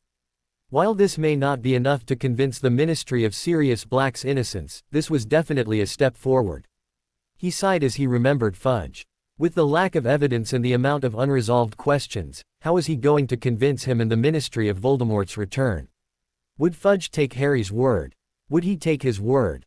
He wasn't hopeful. What with the way he had been acting as of late and his nature, his vehement denial of everything, the way he kept dismissing the disappearance of Bertha Jokins, Crouch Sr., Dumbledore knew he was not a good judge of character. That was one of his flaws. Yet he had a firm grasp of Fudge's character, and that made him hope that he was wrong. The Fudge he had in mind was not prepared for the return of Voldemort. Should he bring Harry into all of this now? No. He had been put through enough already because of his mistakes. He needed time to recover. From what he had gleaned from his examination, Harry was hurt badly, both physically and mentally. Poppy was doing all she could, but the possibility was there that he might have to be transferred to St. Mungo's. Albus, Snape whispered. He looked up, looking him in the eye. His face showed determination. It was the same look that had made him accept him on the night he had sworn loyalty to him. He knew what he had to do.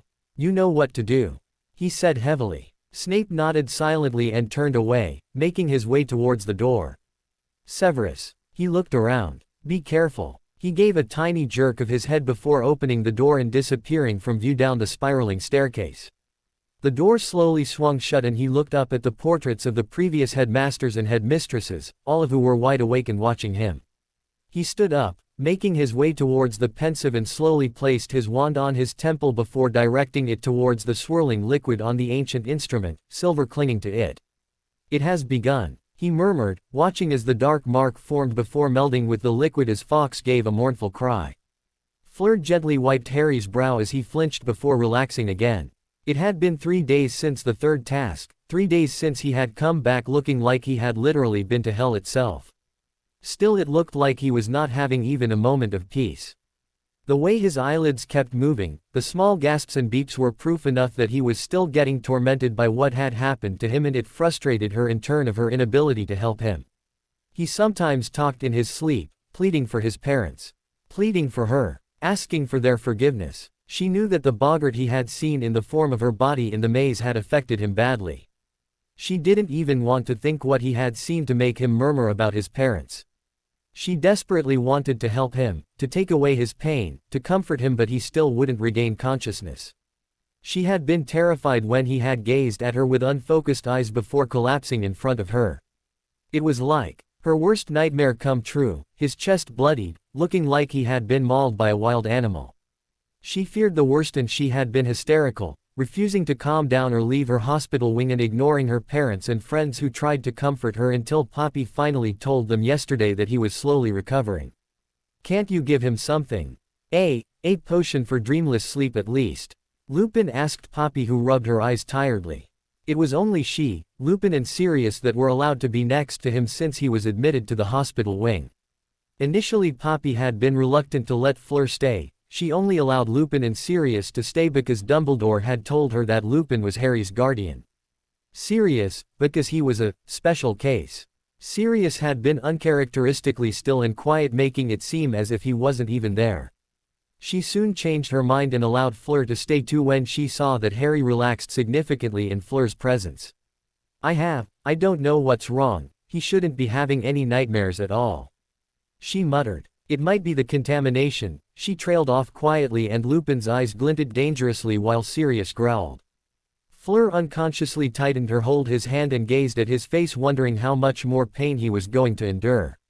They had found that Harry's blood had changed slightly. She could remember clearly, Lupin had come back looking sickened after he had disappeared to see Dumbledore right after Harry got back from the maze, while she had been sitting next to Harry as he beeped in pain. She had been horrified when Lupin told her that it was a high possibility that it was Fenrir Greyback that had attacked him and caused the horrific wounds on his body. Fenrir Greyback, a werewolf and a loyal supporter of Voldemort who had evaded capture for 14 years straight. He was notorious even in France and had a price on his head with orders to kill on sight. It was this that had driven Fleur a little over the edge, refusing to be removed from Harry's side no matter how much the nurse, her parents or her friends tried. The only comfort they had was that the night the third task was held was not a full moon. But they all agreed that there would be small changes, although none knew exactly what they were.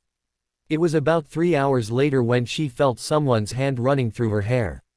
The touch was familiar and extremely comforting. She had fallen asleep with her head resting on her arms at the side of Harry's bed. She stirred slightly, and looked up. Lupin was on the other side, his head resting back against the wall his chair was leaning on, and he too was fast asleep. Realizing who it was, she got up, her earlier drowsiness forgotten, meeting the bright green eyes that were gazing back at her. She stared at him for a few seconds before she got onto the bed and wrapped her arms around his neck, momentarily forgetting about his wounds. He winced when her body made contact with his but stayed quiet. "Hey," Harry murmured softly, his hands tightening around her waist, and she felt herself being pulled closer to him while she willingly obliged, burying her face in the crook of his neck. She didn't say anything, choosing to enjoy the feeling of his arms around her again. The sound of his voice sent an immeasurable feeling of relief flooding through her. She hadn't known until now how much she had been longing to hear his voice and felt a few tears form in her eyes. "Fleur, can you move your hand a bit?" His voice carried a hint of pain. She looked up and immediately removed her hand, which was now wrapped around his chest, over his wounds. "Sorry," she whispered, mentally berating herself for causing him more pain, and made to move away, but he tightened his hold on her. "Don't go. It was only your arm," he said softly. She gazed at his pleading expression and nodded, carefully moving her arms so that she wouldn't hurt him. She snuggled into his side, smiling a bit when she heard him sigh contently, his hand gently running down her cheek. "Harry." Lupin's voice was filled with relief. She blushed when Lupin grinned knowingly at her, but he didn't comment on why she was beside him rather than on the chair. "How are you feeling?" he asked tentatively, turning back to him. Sirius barked joyfully and got up, putting his paws on the bed while Harry slowly leaned over and petted him. "All right, bit tired but all right," he muttered. His expression suddenly darkened and he looked panicked. "Dumbledore, where's Professor Dumbledore?" "Remus, Voldemort," Lupin raised his hand, silencing him. "We know, don't worry about that now. He's back." His voice was getting louder and he tried to sit up but was stopped by Fleur who held him back. "We know, Harry. It's been 3 days since the third task. Dumbledore knows, we will talk about that later. For now rest assured that everything has been quiet, it's like any other normal day." Lupin said firmly. "He's right, Ari. Concentrate on recovering for now," she said softly, gazing up at him. He nodded slowly and rested his head back on the pillow. "Harry, we need to know." Lupin asked hesitantly. "How did you get those wounds?" He gazed down at his chest and grimaced. "Greyback, I'm not sure what happened." His expression then took on a look of horror. "No, Greyback, he's a werewolf, isn't he?" Am I?" No, Harry, you're not," Lupin said quickly. He didn't look convinced. "But, he said something, when they took my blood he said that it was contaminated." "Who?" "No. Trust me, Harry, you weren't turned." Harry was agitated and he showed no signs of calming down though. He started shaking violently. "My parents, Voldemort," he muttered. "I killed someone, I meant to get Voldemort but..." He was getting hysterical and no matter what she did she couldn't get him to calm down. The doors suddenly burst open and Poppy came in with Dumbledore. "Harry, Fawkes informed me that you're awake," he said calmly, striding towards them. "And Poppy, please get him a strong calming draft." She hurriedly sat up, blushing slightly as Dumbledore chuckled. "It's all right, stay where you are." "Right away, Headmaster." Poppy hurried away and came back with a goblet with a pleasant blue-colored liquid which she gave to her who helped him drink. Harry's breathing slowed down and she felt his grip on her hand relax gradually. Giving it a reassuring squeeze she was rewarded with a small smile. "Feeling all right now, Harry?" Dumbledore asked kindly. "Yes, sir," he mumbled. Dumbledore sighed softly and looked at Poppy who nodded and left, disappearing through the door to her office. He pointed his wand at the entrance to the hospital wing and it swung shut, locking itself. "I assume Miss Delacour knows about your godfather?" he asked, looking at her. She nodded and he turned to Sirius. "You can turn back then, Sirius, no one will be walking in for some time." A second later Sirius stood next to the bed and he immediately went to stand next to Harry, gripping his shoulder comfortingly. "Harry, I would like to know everything that happened, from the moment you were separated from Mr. Diggory," Dumbledore said quietly. "He doesn't need to talk about it yet, Albus." Sirius snapped before he could open his mouth. "It's better to get it out now rather than let the memory eat away at him, Sirius. However, if you do not feel up to it I will understand," he added to Harry. "No," he mumbled. "I can do it." Dumbledore nodded and looked at Fleur. Sensing what was coming she cut him off. "I am staying, Wiz, I am," she said stonily. He chuckled softly. "I didn't expect anything less." He turned expectantly to Harry who looked unsure, troubled and she could detect fear in his eyes. Ignoring everyone in the room she wrapped her arms tentatively around him, allowing him to lean against her. Lupin, Sirius and Dumbledore waited silently until he took a deep breath and started recounting everything that had happened. It was worse, far worse than anything she could have imagined. She could feel how much it hurt him. His pain and fear was etched in his voice as he was forced to relive what he had seen. He described the graveyard, how the man called Wormtail had taken blood from him. The ritual itself was sickening and she unconsciously tightened her arms around him. She couldn't stop herself from thinking about how close she had come to losing him that night and it terrified her. He went on to describe how Voldemort had risen and how the other Death Eaters had returned to serve their master once again. She felt herself shaking with rage far greater than any she had felt before when he described how Voldemort had planted the memory of how he killed his parents. She could hear the self-disgust in his voice. It was bad enough that he had to see that night replayed in his mind, but to be forced to feel pleasure while seeing those who you hold dear killed was inhuman. She could see what had been tormenting him the past 3 days. Why he had been pleading. Lupin and Sirius looked furious. Sirius had his fists clenched tight and Lupin looked positively murderous.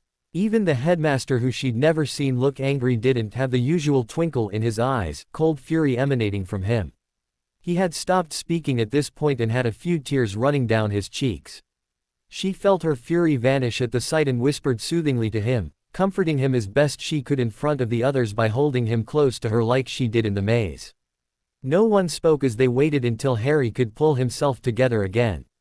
Slowly and unceremoniously he began to speak again. It was plain that he wanted to get this done with soon. His voice was barely above a whisper when he spoke of killing the unfortunate Death Eater with the spell he had intended for Voldemort.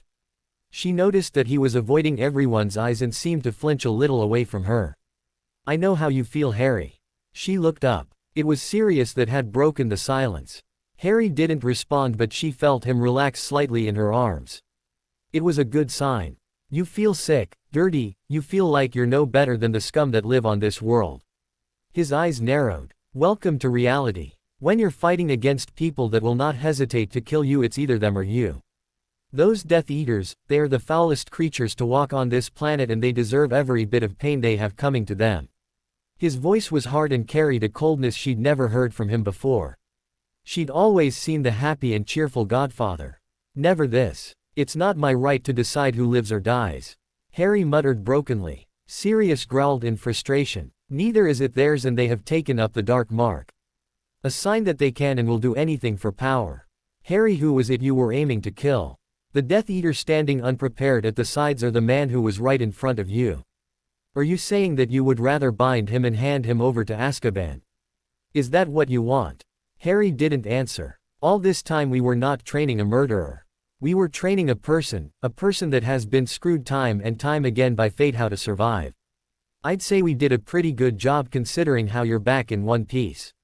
Sirius shrugged. "What if I told you that whoever you killed had murdered hundreds, or even thousands of innocent people just 14 years ago? Would you still feel disgusted with yourself, or would you feel that you have given the world a better future by ridding that man of it? What if that same man was the one that you would be reading in the headlines a few weeks or even years from now that had killed someone you hold dear? I will ask again, would you be content with chucking him in Azkaban? Or any wizard prison for that matter? Everyone eventually comes to terms with it, Harry," Lupin said quietly. "All of the Death Eaters, they've done unspeakable things in the past. It's a necessity, a requirement to join the ranks of Lord Voldemort. All of them would have killed you without a second thought. If you had gone in there with the same naivety you had when you first dueled Sirius, we would have failed James and Lily, and you would have been the cause of pain for the people who care about you. Remember this. You are not one of them. You will never be like them. The fact that you are troubled by the death of one of them, even one as evil as them, that is proof enough of the fact that you are not a murderer. Heck, when you come into terms with it later, you will be happy that one of them are right now knocking on the doors to hell. I know I am. I can't wait to get my hands on the rest of them and make them come to the same sticky end, and I know I will enjoy seeing the light fade from their eyes." Sirius grinned suddenly. "I don't know about you, but I have turned out to be a lovable stray that pretty ladies fawn over, and I have the cutest godson a man can ask for, along with friends that I would rather die than betray.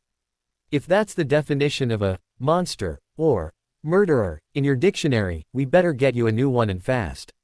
Lupin chuckled softly and she giggled, unable to help herself. Leave it to him to turn an extremely serious conversation into a comical one. She glanced at Harry's face and saw the corners of his mouth twitch upwards. She gently wiped a few stray tears out of his eyes, and his eyes widened slightly, and she saw, for the first time since he had regained unconsciousness, true happiness in his eyes. The same happiness she had seen on the night they had voiced their love for each other. Dumbledore didn't say anything, and he seemed to be deep in thought, however he nodded in acceptance. She didn't really have much to think about. The only thing that mattered to her was that Harry had made it back to her. To her, nothing mattered more than him. There was a lot more going on here that she was only beginning to understand, the reasons why he called himself a heap of trouble.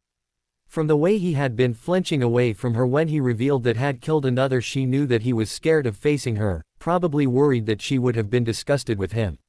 No matter how long it took, no matter many times she had to beat it into his thick skull, she was going to make him see that nothing would change her mind about him. Ever. Harry resumed his tale. When he reached the part when his and Voldemort's wands connected, he trailed off again. She looked at Lupin, Sirius and Dumbledore, each of who were gazing at him intently. "Priori incantatem," Dumbledore murmured. Both Sirius and Lupin's faces mirrored each other's in shock.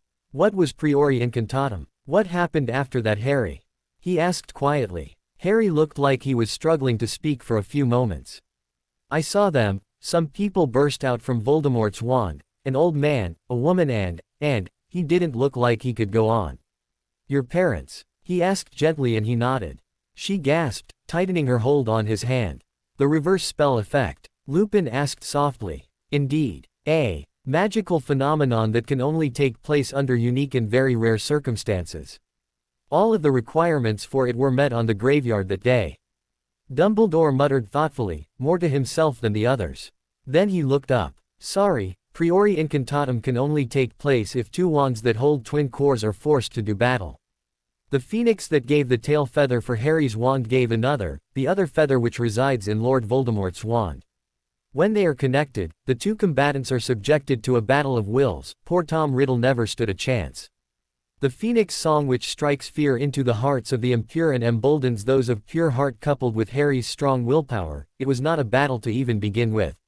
He smiled gently at Harry.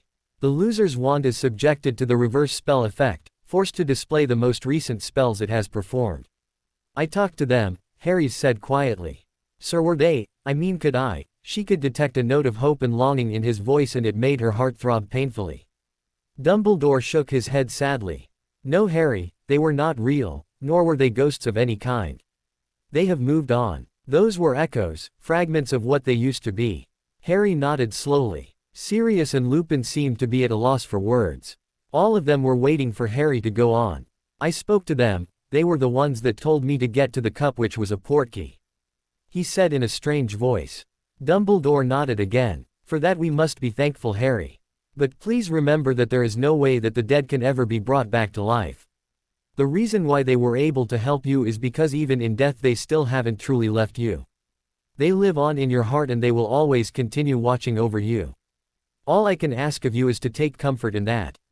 There was a tone of finality in Dumbledore's voice and she could see from the pained expression on the headmaster's face that he didn't like telling this to Harry, who noticeably sagged at his words. Now please get yourself some rest. I will not be troubling you with those memories again, he said softly before getting up. I know you have many questions, Harry. I will do my best to answer them, but you have to concentrate on getting better now. Harry nodded silently, surprising her. Sirius, Remus, I need you too now, he added before disappearing from view as he walked around the protective coverings that gave them privacy. They heard the sounds of locks being opened before silence settled again as his footsteps died out. Lupin nodded and got to his feet. After patting Harry's shoulder reassuringly, he slipped out, after Dumbledore. Sirius gripped his shoulder reassuringly and looked at her, his eyes searching for something, and she nodded, understanding what he was asking of her. He didn't have to ask really, she wasn't going to leave him alone. With a smile he transformed to his dog form and bounded off, disappearing through the entrance. Harry remained silent, although he seemed to snuggle into her arms a bit more as time ticked by slowly. She responded by slowly running her hand through his hair comfortingly. Fleur. His voice was soft. She stopped her ministrations and looked at him, seeing the bright emerald green eyes staring back at her. He knows about you. Who? She asked gently. Voldemort, he knows about you, us. He whispered. She stared at him. How would he know? But she dismissed that thought immediately.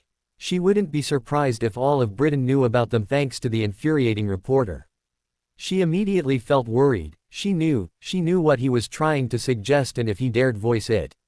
And, she asked guardedly. His pleading expression stayed as they gazed at each other for a whole minute. Then he sighed softly before he looked away. I don't want to see you get hurt, he said simply. She was inwardly shaking in anger. After everything, he was going to just throw it all away because of this. Another voice in her mind pleaded with her, begging her to understand and not get angry with him. His greatest fear was to have her taken away from him permanently. This was his way of ensuring that wouldn't happen. But her other voice was winning. What are you trying to say? She asked, barely keeping her anger in check. You want to stop seeing each other. Even as she said it made her heart throb painfully at the thought. His face took on a pained expression and she could see the thought was causing him just as much pain.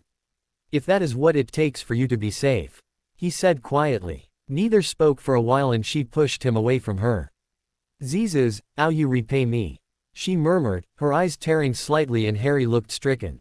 Fleur, I stood by you all this time despite everything, and you would throw that away so easily. It's not easy. I don't know if I can even do it, but, she turned to him sharply. Then why would you even try? Because, Fleur, I can't let anything happen to you. He was struggling to find the words. She knew his reasons, but she wasn't going to help him. The reason why she wasn't going to let him go was clear to her. He needed to find the reason why he shouldn't let her go either. You mean everything to me. Nothing will matter if you were taken away from me. I can't let that happen. Stop being so selfish, Ari. She growled, visibly stunning him. If it were any other situation, she would have laughed at his expression. He opened his mouth but closed it again with a hurt look. All this time you never given a zote to what I am feeling.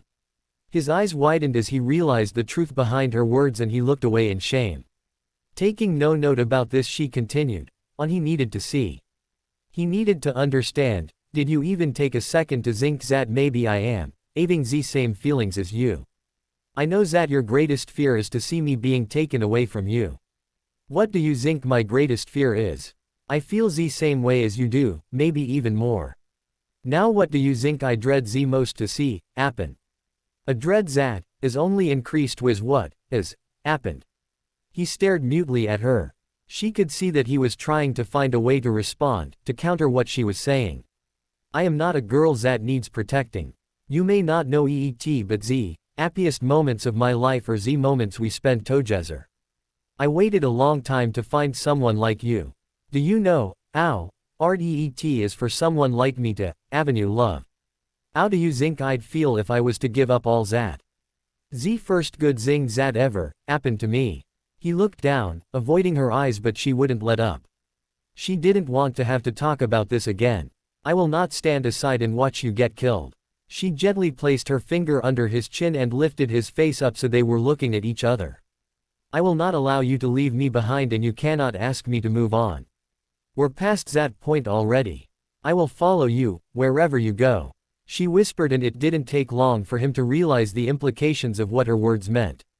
He slumped his shoulders dejectedly and stared back down on the bed, gazing intently at the covers and looking anywhere but at her. I didn't even want to try suggesting this. He finally muttered dejectedly. I can't even think about being separated from you after the next few months. She felt another painful throb in her heart at his words.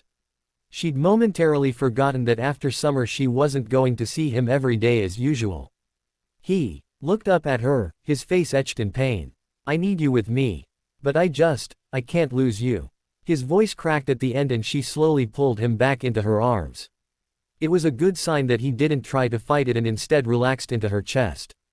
I know, she murmured, but know that it is the same way for me about you.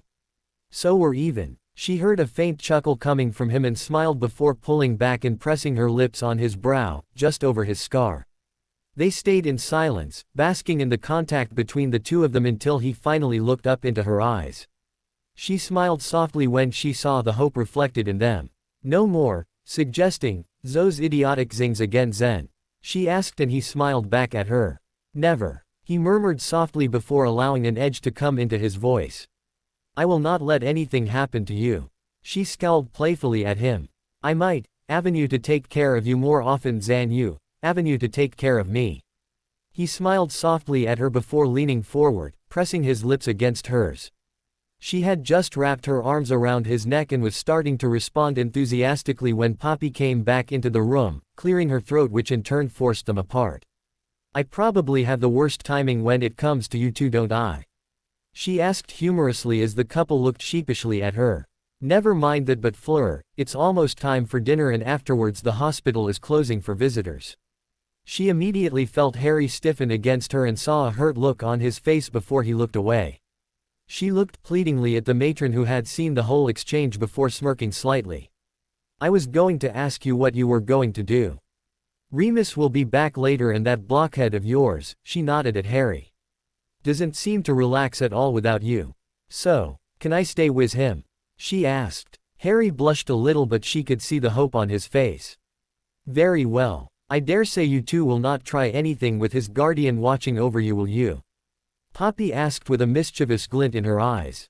No. Harry yelped, making her and the matron giggle at the horrified look on his face. All right. I will send a house elf up with dinner for you too. After you're done I need to tend to your wounds again, but afterwards it's lights out for both of you. Yes, even you, Fleur. You can use the rest too. The matron added sternly when she saw her rolling her eye. They were soon tucking into a plate of sandwiches while she filled him in on everything that happened to the best of her knowledge for the past 3 days. It was painfully limited though, seeing as she had been beside him for almost the entire time. He paled slightly when she told him how Cedric had been muttering about killing him when he had been allowed in to see him for a few minutes. As soon as they were finished, Poppy came back and together with her they forced more potions down his throat, ignoring his protests. It was honestly amusing how he was unexpectedly immature when it came to things like this.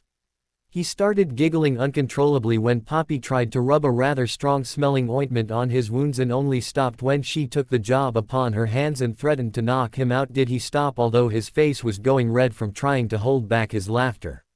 He was unexpectedly ticklish on his chest and she purposefully took a long time with it, partly because she loved seeing him fighting to holding in his laughter, which made him look adorable, and partly because the scars were rather deep and she wanted to make sure she didn't miss a single spot. When the lights went out she felt him stiffen again against her when she half-heartedly removed her hand from his to go to the bed beside him. Over the past few hours he had not moved an inch away from her and had clung onto her like a lifeline. Gazing around the room she noticed the matron was gone, and making a brief split-second decision she moved away to change into her night clothes before climbing back into his bed while he watched with wide eyes. "Don't try anything," she said playfully as she saw his face break into a wide smile, showing relief and contentment that made her want to key him senseless. Turning carefully so that her back was pressed firmly against him she felt him react to her, causing her cheeks to redden. She turned her face up to him and keyed his cheek before turning back, taking his arm and with her and wrapping it around her waist before sighing contentedly and closing her eyes. She felt him pull her closer to him and bury his face in her hair, making her smile softly. It wasn't long before she had drifted off to sleep, listening to his slow breathing. Harry woke up wondering why all he could see in front of him was a mass of silver. He felt his hand on something extremely soft, and without thinking squeezed it gently, eliciting a small beep which made his eyes snap open, sleepiness forgotten when he remembered what had happened last night. He froze when he realized where his hand was and starting panicking slightly. She shifted against him, which set off another reaction in him which he was sure she would feel with the way she was pressed against, and hoped that she was still asleep. Slowly he moved his hand and little by little started moving away from her when she giggled, freezing him in place. "Grope and run, Ari," she whispered, and he felt himself blushing so fiercely that he was surprised she wasn't moving away from him for the heat he was generating. Her giggles turned into a full-blown laughter and he closed his eyes, enjoying the sound. He reached back and took his glasses, pushing them onto his face, and promptly froze again when he saw Lupin smirking at him from his chair beside the bed, who by the looks of it, had just woken up. "I'll be back later, Harry," he said, standing and yawning, scratching his beard. "You two carry on," he growled softly when he saw Sirius with his paws up on the bed, looking at him and Fleur panting. If dogs could grin, that was exactly what he was doing before he barked once and trotted off after Lupin. He tried to move again, but she beeped in protest and gripped his arm, holding it in place. 5 more minutes. He smiled and relaxed again against her, closing his eyes and breathing in her flowery scent. The pain he had been feeling last night had diminished greatly and he felt better than he'd ever been. He still felt a little weird though. His hearing was far more sensitive than he'd remembered and he could hear her faint breathing. Shrugging slightly he closed his eyes and had almost fallen asleep when a loud scream snapped his eyes open and made him slam one hand over his ear, which wasn't buried, to the pillow to muffle the sound as a sharp pain shot through his ears. "Harry Potter, what do you think you're doing?" He groaned audibly and felt Fleur stiffen against him. Opening one eye he saw Mrs. Weasley standing in front of the bed, her face an epitome of rage and bearing a startling resemblance to the banshee he'd knocked into in Knockturn Alley, although this one had red hair instead of black. He saw Ron, Hermione and Ginny standing behind her, and further at the back he saw Aurelie, Caroline and Katie Olive, who were glaring at Mrs. Weasley. Ignoring her he tightened his arms around Fleur and smiled when he heard her sigh softly. Looking up past the four standing nearest to him to the three at the back, he saw that Aurelie, Caroline and Katie were starting to laugh while gazing at Fleur, who he knew had probably closed her eyes again. "What is she doing in bed with you?" Mrs. Weasley screeched again, and he winced painfully at the voice, which was far too clear and loud for his liking. "Sleeping," he replied. Thankfully at that moment Poppy came back into the room. "Who is making a racket here?" she asked irritably, looking at the group standing in front of Harry's bed. "In case you didn't notice, this is the hospital wing. It's still early in the morning and some people are trying to get some rest, so please stop waking my patients up and leave." "Madame Pomfrey, how could you let a girl and a boy sleep in the same bed?" Mrs. Weasley asked, making no effort to lower her voice. Poppy sighed and rubbed her eyes. Harry could see that she was definitely not a morning person. "For a number of reasons that I don't think I need to tell you, seeing as you're neither his parent or guardian, meaning that you have no right to question me or them." The headmaster himself had no problem with them when he dropped by to visit, neither did her headmistress or her parents. "His guardian was here all night too. I trust that is enough for you." Mrs. Weasley gaped at her, looking at a loss for words. "Good, now please leave. Visiting hours begin in another hour." With that she turned and disappeared back into her office, slamming the door behind her. Aurelie and the girls waved cheerfully at him, mouthing, "We'll see you two later." Before leaving, Harry waved back at them and ignored Mrs. Weasley, who was still standing rooted on the spot with her, with Ginny next to her who was glowering at him, and Fleur. Hermione hurriedly left, followed shortly by Ron. Ignoring the rest, he closed his eyes, taking advantage of the silence and hiding his face behind Fleur's hair so no one could see his smirk. A few minutes passed and he was slowly starting to feel drowsy again when he opened an eye cautiously and sighed in relief when they were alone again. He fell asleep again for half an hour before he was shaken awake gently by Fleur. It was already time for breakfast and he nodded before getting up, swaying slightly before she caught him and held him steady. This was the first time in 4 days that he had gotten up after all. After freshening himself up, he made his way back to bed, supported by Fleur. She had changed back into her clothes from yesterday and decided to go back to the carriage to change and get a shower. Promising to come back soon, she departed after giving him a chaste key, leaving him under the care of the matron who had woken up and started fussing over him. Almost as soon as he was done with breakfast, the doors to the hospital burst open again and he had to stop himself from groaning loudly when he saw it was Mrs. Weasley, Ron and Hermione again, although Hermione looked like she wanted to be anywhere but here. He didn't acknowledge the two redheads and smiled at Hermione, who responded in relief before he turned his impassive face back to Mrs. Weasley, who was beginning to fuss over him. "How are you feeling now, Harry?" she asked, brushing hair out from his brow. He stiffened at the contact but bit his lip. He wanted to avoid an outburst and get rid of them as soon as possible while at the same time not anger her. "I'm fine, thanks," he muttered. Painful silence settled again and suddenly Ron stepped forward. Harry gazed at him curiously. He was staring at the floor, avoiding his eyes. For a moment no one spoke and Harry glanced at Hermione, who grimaced, gave a tiny jerk of her head towards Mrs. Weasley and walked away, disappearing from view. "Harry," Ron said suddenly in a low voice. "Listen, mate. I'm really, really sorry for everything that I did this time. I acted like the world's biggest prat and refused to listen to you. I know I don't deserve it, but I still wanted to try asking for your forgiveness." Harry gazed at him silently. He sounded sincere, but he knew that Ron would never have swallowed his pride and apologized to him on his own without the urging of Mrs. Weasley. No one spoke for a full minute until Harry finally sighed. "It's all right. Apology accepted." Ron looked up in surprise and grinned uncertainly at him. Harry nodded at him but didn't say anything else. A few more seconds of silence ensued before Mrs. Weasley spoke again, relief evident in her voice. "Thank you for giving him another chance, dear. I will straighten him out over the summer. He was on his worst behavior this year and I'll be having a few words with Arthur about him." Harry nodded again and she smiled at him. "I was wondering if I should ask Professor Dumbledore to just let you come to the Burrow straight from Hogwarts. It's easier and that way you wouldn't have to go back to those horrible muggles again." Harry felt a surge of anger in him but quelled it. It was clear she wanted him back under her grasp as soon as possible. "No, I'm sorry, Mrs. Weasley, but I will not be coming to the Burrow this summer." he said politely. He thought he saw a flare of anger cross her face, which was replaced by a hurt look. But Harry, I know what Ron did was bad, but we were hoping you would start being friends with him again. Besides, the twins, Charlie and Bill will also be there, and I'm sure Hermione will also come by later. She said pleadingly. I can't. Thanks for the offer though, but I will be busy this summer. He said honestly. He was going to have to do the OWLs soon after all. Inwardly groaning, he wondered how they were all going to react when they find what he did. He was slightly more worried about how Hermione would react when she heard about this. It would be a very painful blow to her pride, and their friendship was already strained enough as it is. Unlike Ron, he didn't like pushing Hermione away. Despite her flaws, she was still a good person underneath. It was clear from the time he had spent with her the last 3 years. Surely you won't be going back to those muggles and be staying there for the whole summer, would you? She argued. I don't think even Professor Dumbledore would agree to that.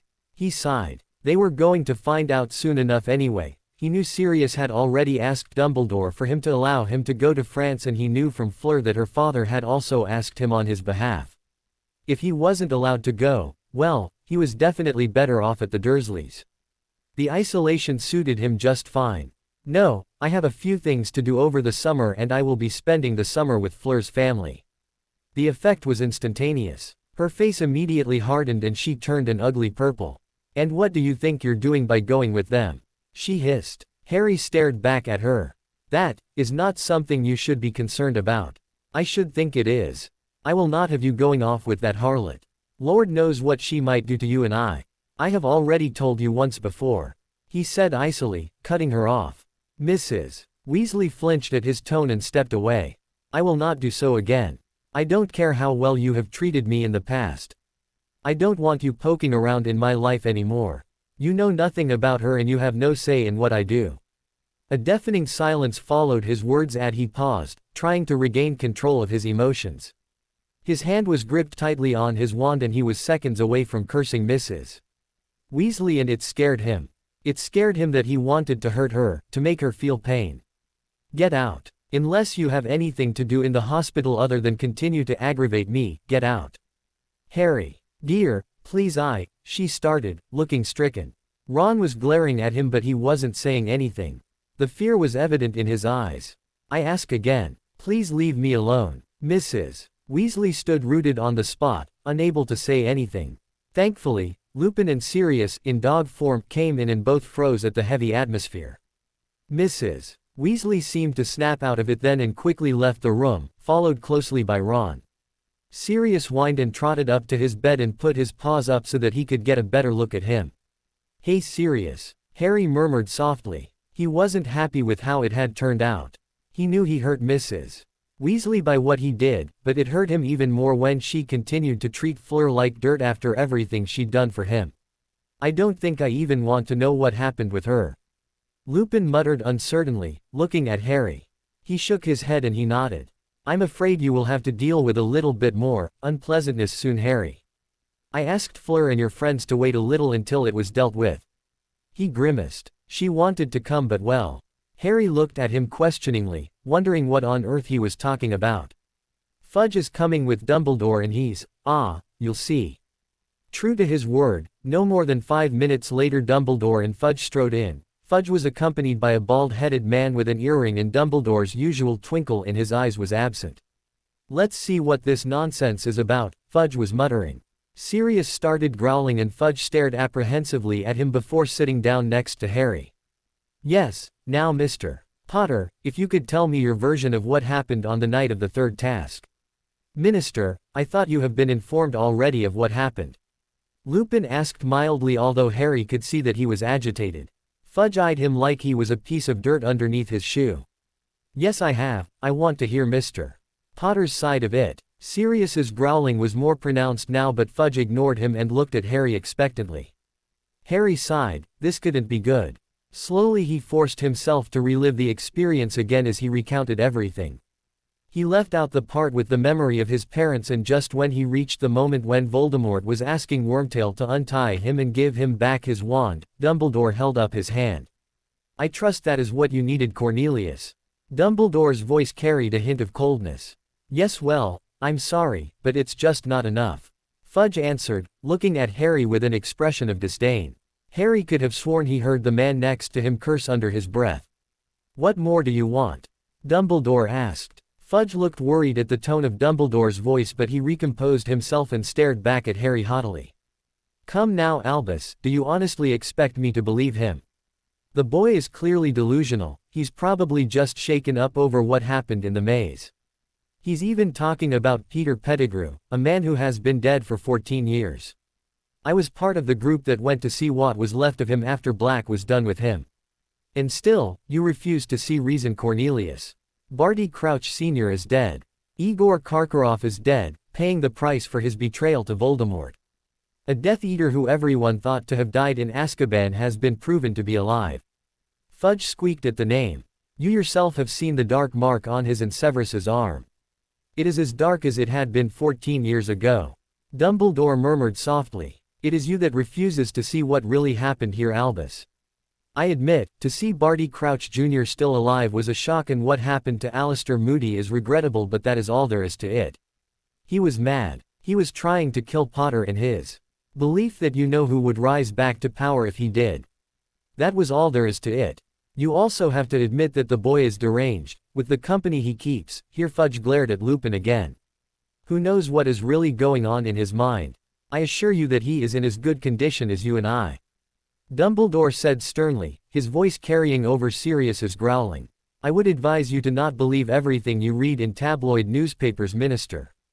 I will decide for myself what I believe in.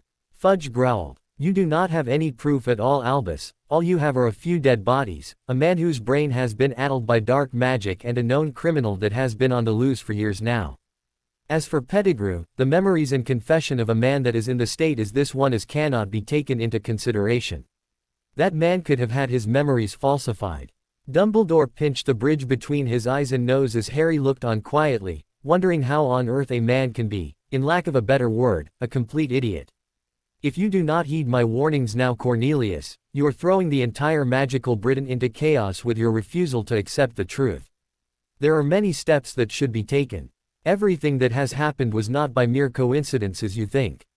It was all orchestrated by Voldemort in order for him to rise again, which he has succeeded. He was never truly dead as you have believed for so long, he was merely biding his time. And now he has risen again. Unless you take steps now and unite everyone, every witch, wizard and creature under a single banner against the common enemy, Voldemort will rise again. Far stronger than he had ever been. Fudge looked like he was trying to argue but kept failing miserably. Harry could see that he was terrified at Dumbledore's words. He is not back, Albus. He said harshly, standing up. I will speak to you again at length later about the Crouches, and the man you have captured will be sent to Azkaban. I will not believe the words of a 14-year-old that is clearly disturbed. His actions in the school has gone unnoticed far enough. A Parseltongue. He shook his head and looked at Harry in disgust. I will be keeping a closer eye on his deeds in here. Perhaps he may even rethink what he has said today. I will be waiting for the day he speaks the truth. I have already spoken the truth, Mr. Fudge, and I will stand by what I've said. Harry said quietly. I will give a confession under Veritaserum if that is what you wish. Fudge looked taken aback, and he saw that the man was panicked at his statement. Dumbledore didn't say anything and instead chose to look at the minister, as did the others who had turned red and was avoiding Harry's eyes. I will decide that, Mr. Potter. Without hard evidence there is nothing to prove that you know who is back. Your word is unfortunately not enough to convince the whole of Wizarding Britain. He said quickly, looking flustered. Congratulations on winning the Triwizard Tournament. With that he left hurriedly. The man that had come with him nodded at Dumbledore and Lupin and surprised Harry by patting his shoulder before following in Fudge's wake. What's making it so hard for him to see the truth? Lupin exclaimed angrily. Dumbledore sighed. While he may be a good minister at times of peace, Cornelius is not quite ready to handle a situation like this. He refuses to accept it simply because it's easier to just pretend nothing is wrong. To accept that Voldemort has returned would mean throwing the whole wizarding world into chaos again, and he is not ready to do that just yet. Albus, we can't just wait without doing anything. Lupin said swiftly. I know we can't. We will have to work with what we have and hope. Cornelius sees reason soon. Sir, isn't there any way for me to Harry began, but Dumbledore stopped him with a wave of his hand. You have already done everything in your power and more, Harry. His customary twinkle was back in his eyes. Your actions have given us the chance to prepare and has set back Voldemort's plans. Your offer to take Veritaserum was noble. However, it is also dangerous, for Fudge will no doubt exploit it. He is blinded by his prejudices. Harry nodded slowly and then asked something that had been nagging him. Why is he thinking that I'm dark and deranged? Sirius growled again at this. His foolishness. I trust Remus will fill you in on that. It is honestly not anything you should trouble yourself with. Hogwarts was having a small bug problem, if you will. Dumbledore smiled as if enjoying his own private joke, and Harry stared perplexed at the headmaster. Rest assured that the problem has been taken care of. Now then, on to lighter matters then. How are you feeling? I feel a lot better now, sir. Would you be able to return to school, say, by tomorrow or the day after? He asked, and Harry nodded quickly. Yes. You're still my patient, Harry, and I will be the judge of that. Poppy's voice floated in from nowhere, making Harry jump, while Dumbledore and Lupin chuckled. See that you get well soon. After all, we can't have the awarding ceremony without the winner, can we? What, sir? You are the clear winner, Harry. It was down to you and Cedric towards the end, and he was after all trapped by the maze, which meant you were the last champion standing. It is pointless to argue. He added the last part sternly, effectively silencing Harry's protests.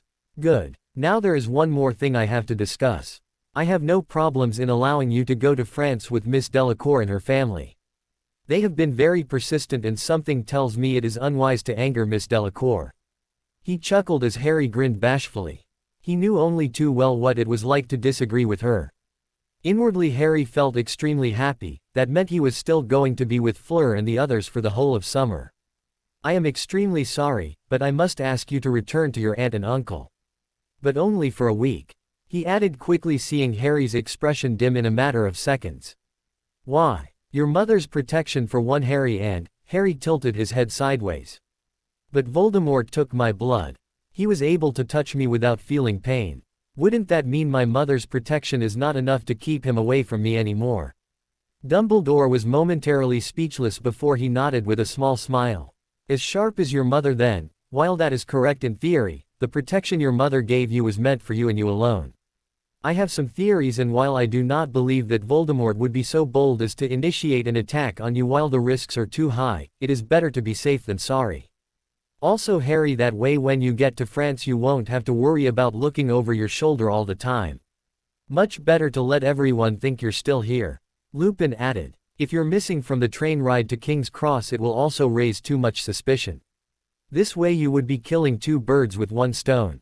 Harry hated to admit it, but he could see their point. Although Lupin's reasoning admittedly made a lot more sense than Dumbledore's. Fine. 1 week then. He grumbled. Also, Harry, about your OWLs, the French ministry has agreed to host the examinations for you and some of the Beauxbatons students who, like you, are attempting them at young age. It's the same exam no matter which country you take it in, and yours will of course be in English. Dumbledore said before he got up. Don't worry, a letter will be sent to you before the exams explaining everything in detail. He added, catching sight of the uncertain look on Harry's face. Thank you. Anytime. If you need anything, just remember that I enjoy licorice wands. Harry was kept for the entire day in the hospital wing. His loud protests were only silenced when Poppy threatened to keep him in for the next few days too and let him out only for the end of the term feast. He had spent far too much time in the hospital wing this year already, and therefore he was on his best behavior for the whole day. Mrs. Weasley didn't make any more appearances from then on, nor did Ron. Bill and Charlie did come in to visit though, and neither talked about their mother or any of the younger Weasleys, which suited him just fine. When he was finally released, he couldn't help but notice that the stares he was getting was similar to the ones he'd received back in the second year during the attacks. Lupin showed him the wizarding equivalent of a Muggle tabloid rag dubbed Witch Weekly, which unfortunately seemed like one of the most popular magazines out there. In it, they had done an entire week's coverage on him, detailing everything, from his Parseltongue abilities and his association with dark creatures, to his participation in the Triwizard Tournament, although the third task was done by a different reporter. The official version was a joke. All it said was that he had been badly injured by a creature in it and that he had killed it and taken the cup. All the information was provided by Which Weekly's best reporter on duty, one Rita Skeeter, although the third task was done by someone else.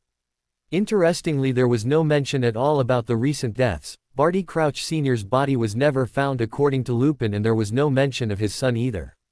It seemed that Fudge had started controlling what was written in the newspapers. He was extremely happy when another paper carried the headlines a few days later, "Star Reporter Behind Bars." Complete with a photograph of her locked in a cell somewhere, her mouth open in a silent scream. It seems that Skeeter was an unregistered animagus, able to transform into a beetle, which allowed her to spy on people for stories. The one that had caught on to Skeeter's animagus ability was none other than Daphne, who had walked in on Malfoy and the others having a conversation with a beetle. Curious, she had waited until they'd finally stopped talking before she stunned them all one by one, and after getting a good look at the beetle, taken it straight to Professor McGonagall, who had been only too happy to contact the Ministry. Cedric had been ticked off by him for what he did back at the maze. But before long that anger seemed to have evaporated, especially when he heard the rumors floating around of what happened. The rest of the week sped by, and all the while Harry felt like something was off. Everything was still the same. Everyone went about their business the same, despite the fact that Voldemort had risen again. He had been expecting the news to start flooding in. Murders, slaughtering of muggles and so on, but no, there was nothing. The biggest news of the day, it seems, is about some new racing broom in production, magical accidents in the Ministry which Fudge makes too much fuss of, the continuing campaign against the so-called lesser beings, anything that is not considered human, even partially, and so on. What was Voldemort doing? Did he really cause a setback to his plans? He hoped so. He hoped against hope that this peace and quiet was because he escaped the clutches of the Dark Lord again, and not because there was something more sinister going on.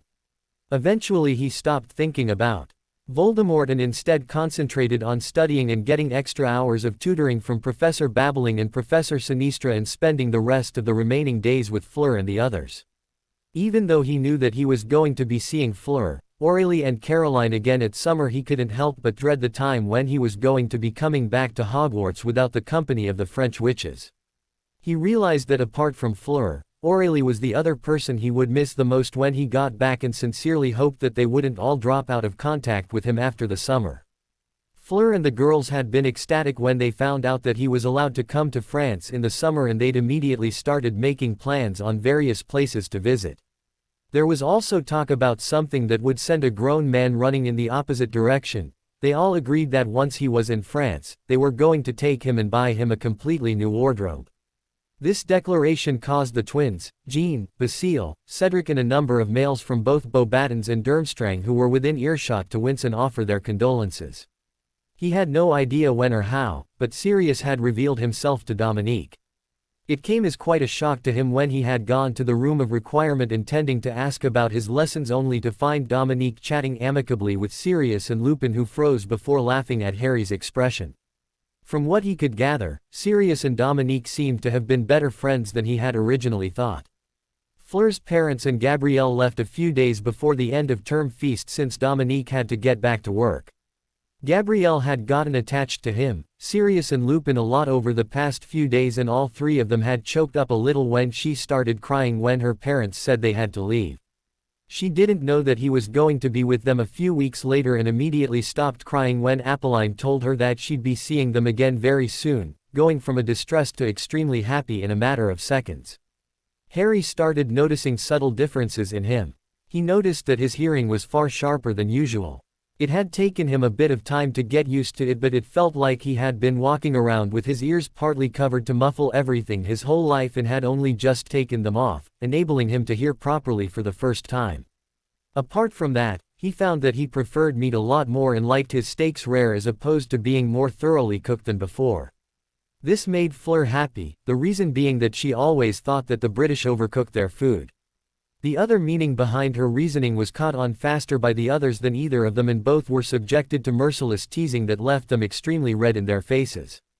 He found himself paying more visits day by day to his old friend, although neither ever spoke to each other now.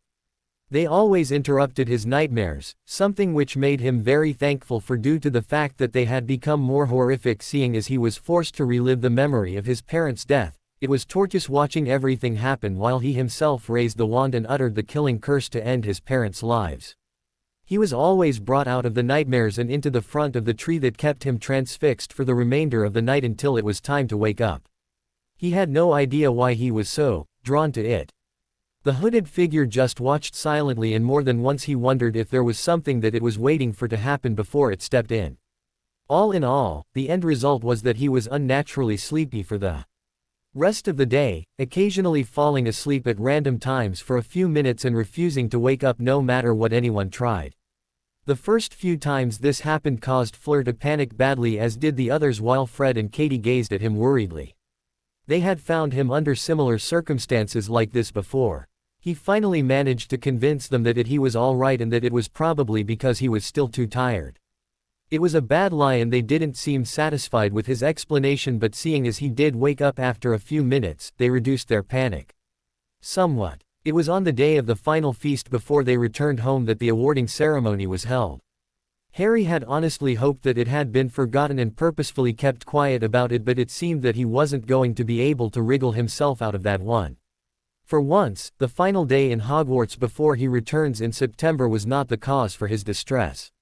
He couldn't wait until he was in France with Fleur, and the only thing that did get him sad was the fact that he wouldn't be seeing her for a whole week.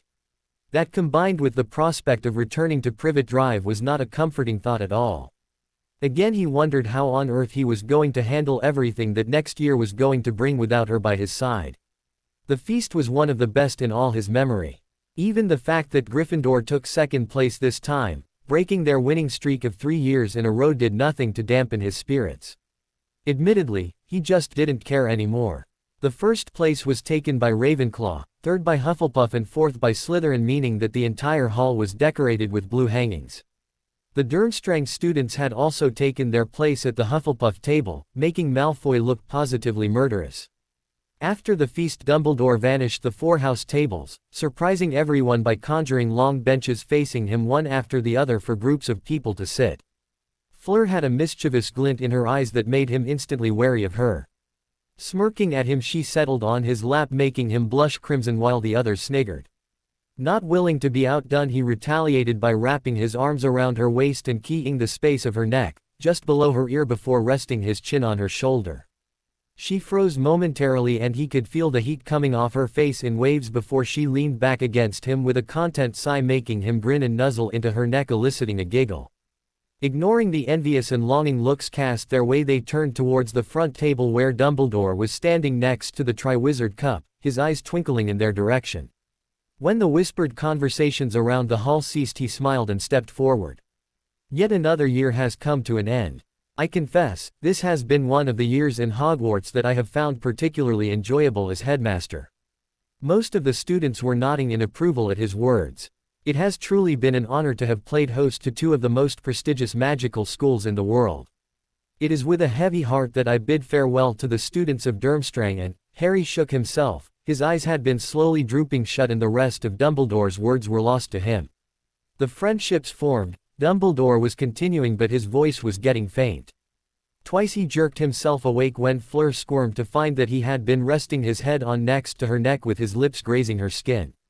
Quickly muttering a quiet apology, he strained to keep his eyes open and fixed at the headmaster as he spoke, missing the worried look Fleur gave him. He thought for a moment that his vision lost all color and saw the hooded figure standing right in front of him, tree behind him, before he shut his eyes tight and reopened them to find it back to normal. By looking around the room, it brings me great pleasure to announce that the Triwizard Tournament has accomplished its primary goal of, it was no use, try as he might, he couldn't stay attentive for too long. It was taking all of his power to not rest his head on Fleur's shoulder and sleep. His vision flashed again, but this time he wasn't able to pull himself out of it. Finally giving into it, he stopped fighting whatever was causing this and gave his full attention to the hooded figure that raised a skeletal hand, pointing it directly at him. Fleur was beginning to rethink her bold idea of sitting Harry's lap. She kept feeling shocks run down her spine and kept shivering when she felt his warm breath on her neck. It wasn't like she didn't like it, she loved what he was doing and was unconsciously exposing more of her neck to him and enjoying the feeling of his soft lips on her skin. It was beginning to get a little too hard to keep still as she found herself responding to his actions. It was both tortuous and extremely pleasurable. She squirmed, trying to keep her composure and stop the urge to turn around and return the favor. Students were all around them and she thought she saw Caroline smirking at her before quickly turning away. Unable to stand it, she turned, unsure of whether to scold him for being so bold, although another part of her was enjoying the fact that he was, or ask him to wait until the whole thing was over so they could find somewhere more private. She stopped when she caught sight of his drooping eyes and felt a spasm of fear pass through her. She'd seen this happen to him at increasingly frequent intervals ever since he'd gotten out of the hospital wing. "Ari, you all right?" she whispered. He gazed at her and hurriedly apologized before turning back to look at the headmaster. She gaped when for a moment, his vivid green eyes dimmed to be replaced by a cold stormy gray before he immediately shut them again and reopened them, and she saw they were once again the normal green. His eyes were unfocused and she saw that his eyelids were drooping. "What's wrong?" she asked in a whisper. He didn't answer and an unnatural silence had settled over the hall, and she glanced at the front tables where Madame Maxime and a man in blood-red Durmstrang robes have joined him. She shuddered involuntarily when she felt his warm breath on her neck again and turned around to find that he was well and truly asleep. The champions have all proved themselves to be truly exceptional, and I think I speak for all of us when I say that they have all made us proud to call them our friends, classmates, mentors or students. Depending on who it applies to," he added, his eyes twinkling brightly as several of the students laughed. "However, for every competition there has to be a winner. But remember, each and every one of you have made your school proud," he said firmly, and deafening applause followed as everyone started cheering. She hoped against hope that Harry would have woken up and glanced back at him. He was still out of it, and she pinched his hand hard to no avail as he didn't respond at all. Turning back to Dumbledore, she noticed him gazing at their direction with a concerned look. "May I have the 4 champions up here, please?" A stern-looking man called from next to Dumbledore. She hadn't noticed him, but he looked like a ministry official. She kept trying to shake him awake when Dumbledore chuckled. "It seems one of our champions is not with us at the moment. Miss Delacour, could you try to wake him up, please?" he asked merrily, and she felt heat flooding to her cheeks when everyone turned to look at them. Several laughs broke out, and at that exact moment Harry's eyes suddenly snapped open and looked around wildly. "Ah, it seems you have finally decided to come back to us, Mr. Potter," he said, humor evident in his voice as several students burst out laughing. She got up and pulled him out of the chair and walked up to the front, pulling a bewildered Harry with her to where Crumb and Cedric were looking like they were trying their best to hold in their laughter. The ministry official was holding the Triwizard Cup and glared at Harry before passing the cup to Dumbledore, who cleared his throat. Interestingly, the winner of the Triwizard tournament is someone who had been an unwilling participant and the youngest of the champions. This just goes to show that age is not the measure of a witch or wizard. It is the strength of character that makes us successful, something which the Goblet of Fire searches in us to deem who are worthy. That alone is a great honor. The 4 of them dipped their heads in acknowledgement, and she almost laughed when she saw that Harry was blushing furiously and looked like he would rather be anywhere than up here.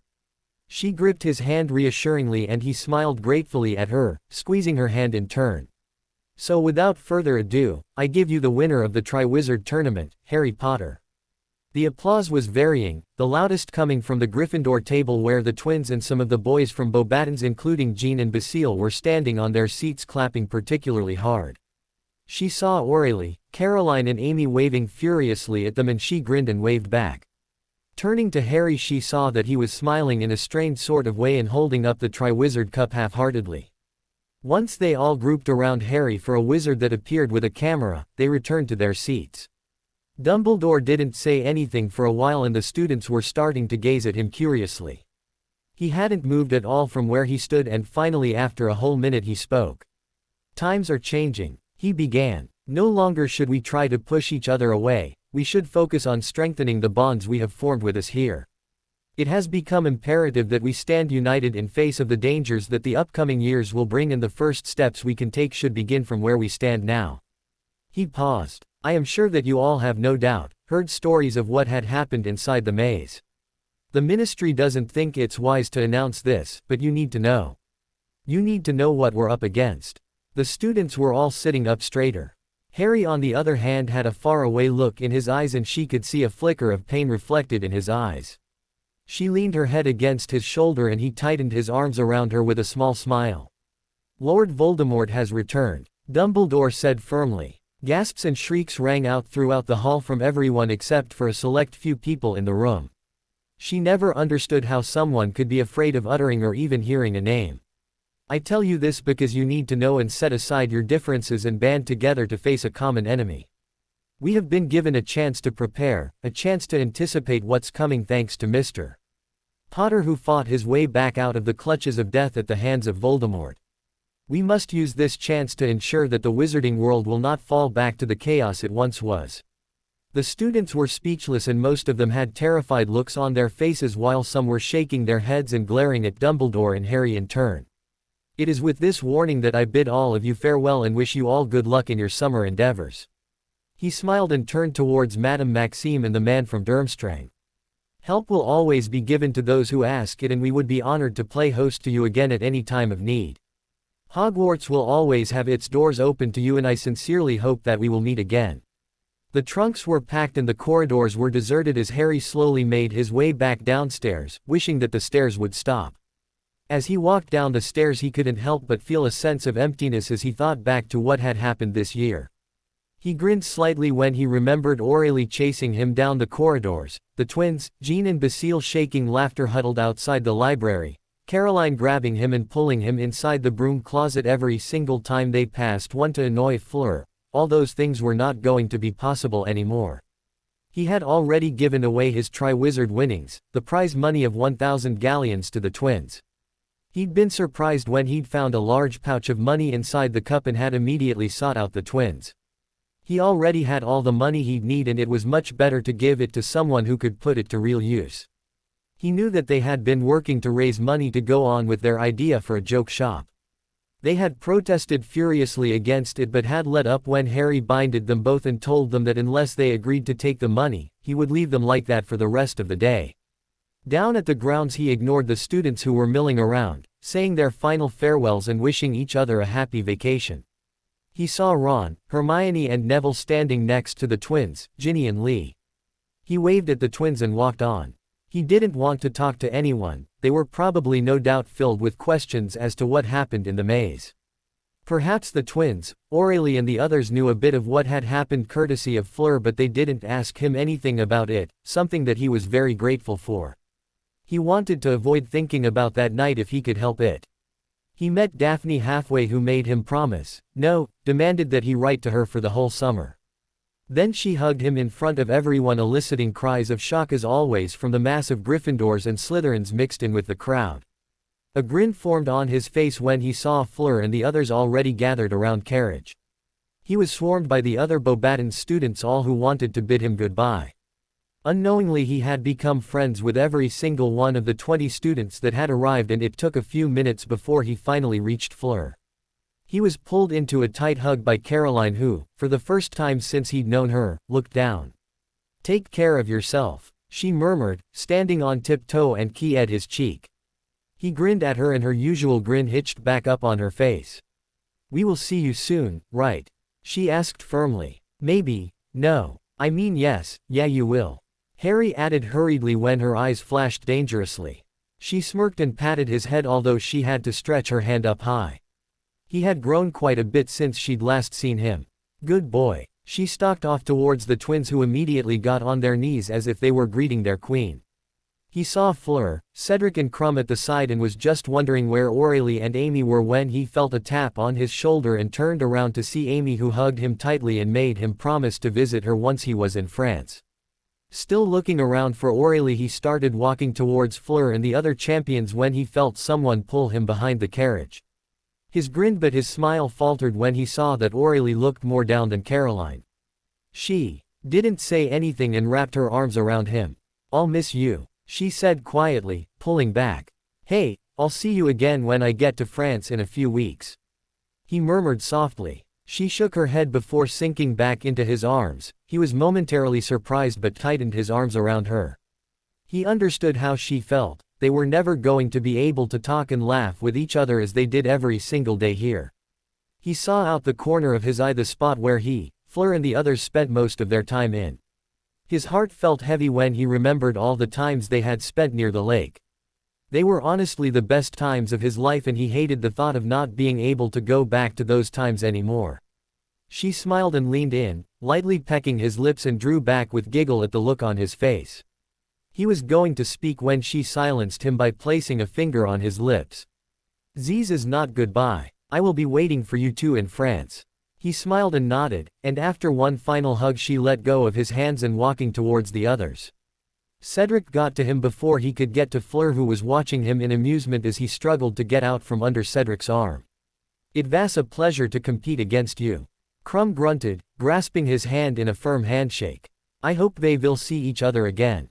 "Same here," he said with a grin. "Who is that?" he asked curiously, nodding towards the man standing a little bit at the back. "He's just here to take care of us," he snorted derisively. "All he does is sleep while they do all the work." A loud horn blared in the distance, coming from the skeletal ship. "I have to go. Farewell, Harry Potter." "It's Harry," he said with a nod, and he could have sworn he saw a smile playing on his lips. "Call me Victor next time," Crumb called back. After watching the ship slowly set sail, he turned back. Seeing Fleur watching standing beside the carriage, he made his way towards her, trying to ignore the sinking feeling in his stomach. You are going to see her again in a week. But the prospect of saying goodbye to her was painful. When he reached her, he couldn't form any words at all. Even after all this time, he still couldn't believe how things had turned out between them. He couldn't believe how much he had come to depend on her. Even the thought of not seeing her again for a week was too much for him, and yet he cherished it. He liked the fact that he felt that way about her. He didn't see it as a weakness. Rather, he saw it as his greatest strength, because he knew now without a doubt that she felt the exact same way about him. The horses were pawing the ground with their enormous hooves impatiently, and she smiled at him before embracing him. They stayed together, in each other's arms for as long as they could, neither willing to let go of the other. The horses pawed the ground again, and she looked up at him. He was now slightly taller than her when earlier they had been the same height. A glistening tear slid down her cheek, and before he knew it, her lips were moving tenderly against his own. They remained locked in embrace with no care of anything around them. He felt her murmur something softly against his lips, but it was lost as she fisted his shirt and pulled him closer, keying him more firmly. When they finally broke apart, she closed her eyes and leaned her head against his with a sigh. After what felt like ages, she opened her eyes and moved away. 1 week, 1 week, and I'm coming for you," she whispered fiercely. "I know," he murmured. She nodded and turned away abruptly, walking swiftly up the steps to the Beauxbatons carriage and disappearing through the door without turning back. He stood watching as the horses finally started moving, and soon they were in the air, pulling the carriage with them. He watched them disappear in the skies through the clouds with one hand closed firmly around his necklace, which was glowing brightly. 1 week, it's only 1 week. That was the only word that kept repeating again and again in his mind as Harry walked wearily down the streets of Privet Drive. His shirt clung to his body in a way that made him want to run to the nearest source of water and jump into it. "My ice cream is melting." A high-pitched and distressed, yet strangely pleasant voice whined next to him, and he grinned down at Leah, who was pouting adorably with the beginnings of unshed tears in her eyes and looking at her ice cream cone with such sadness that made Harry want to do whatever was humanly possible to replace her expression with her cute smile. Stopping and crouching down so that he could gaze into her light brown eyes, he waited until she looked up at him. She finally tore her eyes away from the ice cream cone and locked eyes with him. "So I'll get you another one," he murmured softly, grinning when her face lit up in a way that made his heart ache as he remembered someone else whose face lit up exactly like that. "Promise?" she asked, her eyes huge and holding out her pinky with her free hand. Harry laughed and wrapped his own finger around hers. "Yep." She smiled brightly at him and proceeded to eat her cone happily and clinging onto his hand, pulling him in the direction of the park. "You are spoiling her, you know," another voice said gently from behind, and he turned to see one of his newfound friends watching them with a smile on her lips, her pale green eyes twinkling. "I can't help it. And you can't blame me. She does this to you too." He shot back at the attractive brunette, who laughed before walking up quickly to get into step with them. "Hey, don't leave me behind," another voice shouted, and a male ran up to them, panting slightly. "You two are so mean. Ditching me in that shop like that. Anyone would think I was some kind of third wheel." You promised we were going to hang out all day long, Linda. He whined, fixing the brunette with a glare. Well, I didn't want to see my boyfriend drooling over all those cartoon stuff you watch. And neither does Harry, right? Harry nodded vigorously. It was truly an embarrassing sight watching his friend make a complete fool of himself. The drooling part, let's just say he has his moments when he goes into transports of delight and enters a world of his own. And besides, she continued, Leah just happened to come by. Leah grinned and swung Harry's hand back and forth happily. Yeah, I can understand not liking them. But you are abnormal, he said dramatically, pointing his finger accusingly at Harry, who smirked. He was sure that whatever Linda had said after she mentioned that he didn't like the cartoon stuff was lost in his disbelief of how any normal boy around his age wouldn't like it. Maybe I am. You definitely are. Harry just smiled and shrugged. Matt was always like this. He wrapped his arm around Linda's waist as they continued to walk, and Harry quickly turned away. The sight still managed to give him an ache in his chest and make him feel incredibly lonely as his thoughts kept drifting to a certain silver-haired witch. Matt, Linda and Leah were all new to the neighborhood. Matt and Linda were both 16 years old and had recently moved to Privet Drive. Leah was Linda's sister and they lived in the newly redecorated No. 2 house down the lane. Matt lived with them too since his parents had passed away in a tragic accident a few years back, and Linda's parents had taken him in despite him dating their daughter, as the two families had very close. Today was the 6th day of his tortuous week. Apart from Fleur, his Fleur, she hadn't even written to him over the past 6 days, and that had been a very painful thorn at his side. He wanted to send Hedwig with a letter to her, but something in him kept holding him back. His necklace kept gleaming brightly to the point that it was difficult to hide it from the Dursleys, or anyone else for that matter, as he attracted many curious glances when walking down the streets. Yet he never removed it, as it calmed him down whenever he got stupid thoughts like if she had gotten tired of him. He still couldn't understand why though. He kept thinking he could hear her voice whenever he was lying in bed at night, staring at the ceiling absent-mindedly while caressing the pendant tenderly. It sounded so far away and yet so close at the same time, and it was always the same thing, her voice. Saying his name the way he had come to love, whispering it again and again. He had a framed photo of her, set beside his bedside table, which he gazed at for hours at night. He didn't have the one of both of them together. The sight of her in his arms only made it more painful for him. This one was of her in her Beauxbatons uniform, and it was one he had acquired sometime after the third task. She looked so forlorn in that, as opposed to the bright and happy smile she had just a week ago. He had taken to staring at it every night before he drifted off to sleep. It was calming seeing as her almost unblinking gaze was fixed on him too. If there would be no problems, he would see her again tomorrow and they would have the rest of the summer together. It was almost too good to be true, and Harry tried not to think about it each day. It would be too much of a disappointment if he wasn't able to go. The thought and the lack of contact still did hurt him a lot more than he was willing to admit. When did I get so weak? Earth to Harry, a faraway voice sounded. He shook himself slightly and turned to Linda and Matt, who were watching him. What's up, man? Matt asked. You're always like this, happy at some points. Then you just get depressed. He forced a smile back to his face and shook his head. It's nothing. Linda caught on quickly though. He had no idea why, but he was easily readable to any woman who knew him. Thinking about her again? She asked softly. Not knowing what to say, he shrugged. They knew about him and Fleur. He had fun telling the two about his life as they in turn told him about theirs. His life that had nothing to do with crazed Death Eaters, Voldemort or death, or of the magical world for that matter. It was refreshing to be able to talk about it so openly and relive the memories. Come on, Harry, trust me on this. She hasn't forgotten about you or anything. She'll be there tomorrow. He sighed softly and nodded. They had just reached the park and Leah was dragging Harry towards the ice cream vendor while the other two stood by, watching in amusement. Leah was very taken with Harry, something which amused Linda and made Matt a little jealous, although he had recovered when he'd seen just how clingy the little girl is. Having a little girl holding his hand took away the manly side, according to him. The three of them talked a while longer as Leah ate her ice cream, and soon Leah was fast asleep as the three continued to chat.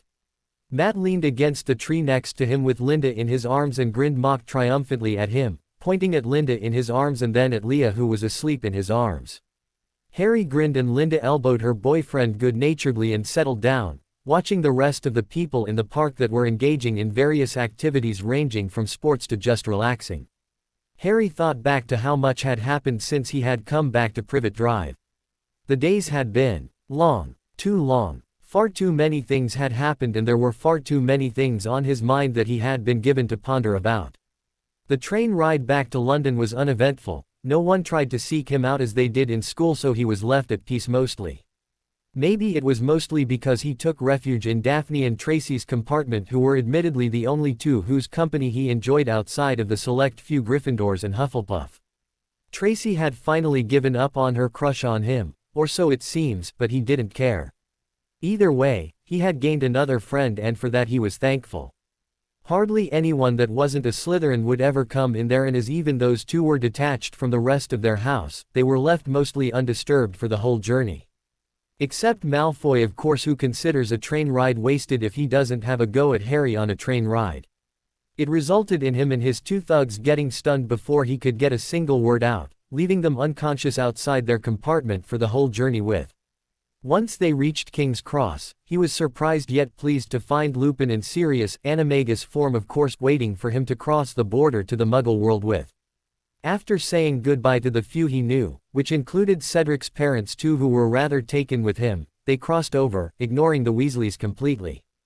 It wasn't like Mrs. Weasley didn't try. She started making her way towards them but was forced to remain still by a glare from Lupin. The Dursleys were pretty much withdrawn, as they always were around his people. Vernon Dursley's eyes widened when Lupin approached him with Harry and explained to him in mild tones that he would only be staying for a week and that there would be consequences if he, or anyone for that matter, tried to interfere when they came to take him. At first he looked like he wanted to argue. Harry was, after all, their main source of labor for caring for the lawn and house at summer, but he seemed to decide against it when Lupin discreetly flicked his wand with a very weak banishment charm which pushed him back when he made to take a step forwards. Once they got back to Privet Drive, Harry was mostly ignored and not even asked to do his chores. This was a welcome change, and he spent most of the day walking around in the neighborhood and the nights studying for the OWLs.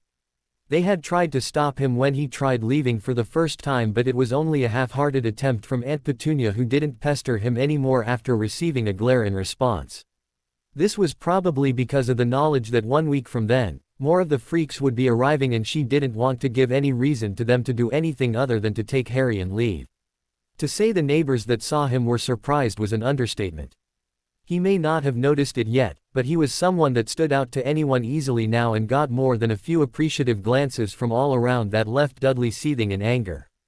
When he had been trying to chat up a pretty girl who lived opposite number 4, she spotted Harry coming out of the house one evening, went wide-eyed and exclaimed, "Is that your cousin?" Gone was the scrawny little boy that could get lost in the crowds.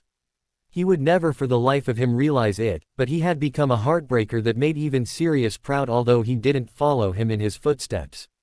It no longer seemed to matter to anyone that he was from St. Brutus's secure center for incurably criminal boys. Indeed, people started questioning how a polite young man like him could be someone that attended a center for criminals. The neighborhood gossip mill was almost as good as the one in Hogwarts, and he didn't know when or how, but it seemed everyone now thought he was just a very distant relative who attended a boarding school far away. He started getting his nightmares again, which was seemingly inevitable. He was only forced to endure them for a few minutes before his dreams were once interrupted by the white tree and the ever-staring figure. Now though, things had changed drastically. He had spent most of the night studying for the exams, fighting to stay awake so that he wouldn't have to face the nightmare. On the exams side, he felt confident he could do this after revising just a few more times, something which he kept telling himself despite the fact that he knew that there was nothing more he could do. The books were more like a distraction. Usually time flew by or slowed to a drag whenever he had his nose buried in a book. But his sense of time was well and truly damaged.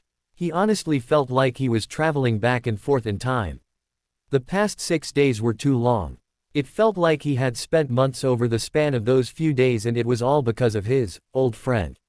His old friend, who finally revealed himself to him and gave him a whole new mess of trouble, filling his head with things that he made him unsure of who he was. Day 1, Death's Realm. Harry was as always, once again entranced by the tree in front of him. There were a few differences that he had recently started noticing though. The branches, or the tips of the branches which were once gleaming pure white were now darkened, almost gray in color. It looked like some kind of a disease. He had started noticing it some time ago but now it was becoming more pronounced. It seemed like it was only a matter of time before the entire tree would be replaced by that color. The thought puzzled him. In a way, he was curious to see what would happen once the new color hit the roots. He felt connected to the tree somehow and knew that whatever affected this tree, affected him in turn. He didn't know how he felt about it though. Half of him was anticipating what would happen once the color spread and another half of him was screaming at him to do something to stop this from happening. These two thoughts always circled his mind, with the first thought dominating the other. He felt the urge, the need to see this happen. To find out what will change. "You're back," a voice rasped. It was a statement and Harry had to control himself from rolling his eyes. It wasn't like he could control it and it seemed like a private joke between them. "Yes," he replied. Then he turned, fixing the cloaked figure with a hard look. The memory of their last meeting during the awarding ceremony was still fresh on his mind. "What did you do to me that day?" he asked mildly. "You will find out soon enough." Harry frowned. Deciding to try a different tactic, he moved closer to the figure. It watched him as he drew closer until finally he was standing right in front of it. It didn't have a face, yet it seemed familiar and he needed to know why. "Who are you?" It chuckled, an odd sound he decided. "Death," it said simply. Harry felt a small grin spread across his face. Oddly enough, he felt like his suspicions had been correct. Nothing more was needed to be said as he turned back. Things were getting interesting. And things did get interesting. He started getting memories which gave him glimpses into a life that he knew, yet wasn't his at the same time. "Ignotus," a pleasant, melodious voice trilled and he smiled before opening his eyes and looking beside him. There, lying on the bed beside him was one of the most beautiful women in the world he had seen. Long flowing silver hair, startlingly blue eyes and strangely enough, pointed ears, although it did nothing to diminish her beauty. "Hey," he murmured, leaning over to kiss her cheek. She smiled a bit, although it was replaced almost immediately by a worried look. "I heard about Cadmus," she whispered. "Why did you hide it from me?" He grimaced and stared back up at the ceiling. "I had trouble believing it myself." His voice cracked and she embraced him, holding him as he took shuddering breaths trying to calm himself. He was the last remaining member of his family now, and despite the fact that he knew he had everything he wanted from the woman beside him, the loneliness was sometimes too much. The three of them had been very close and one by one, they were taken away from him.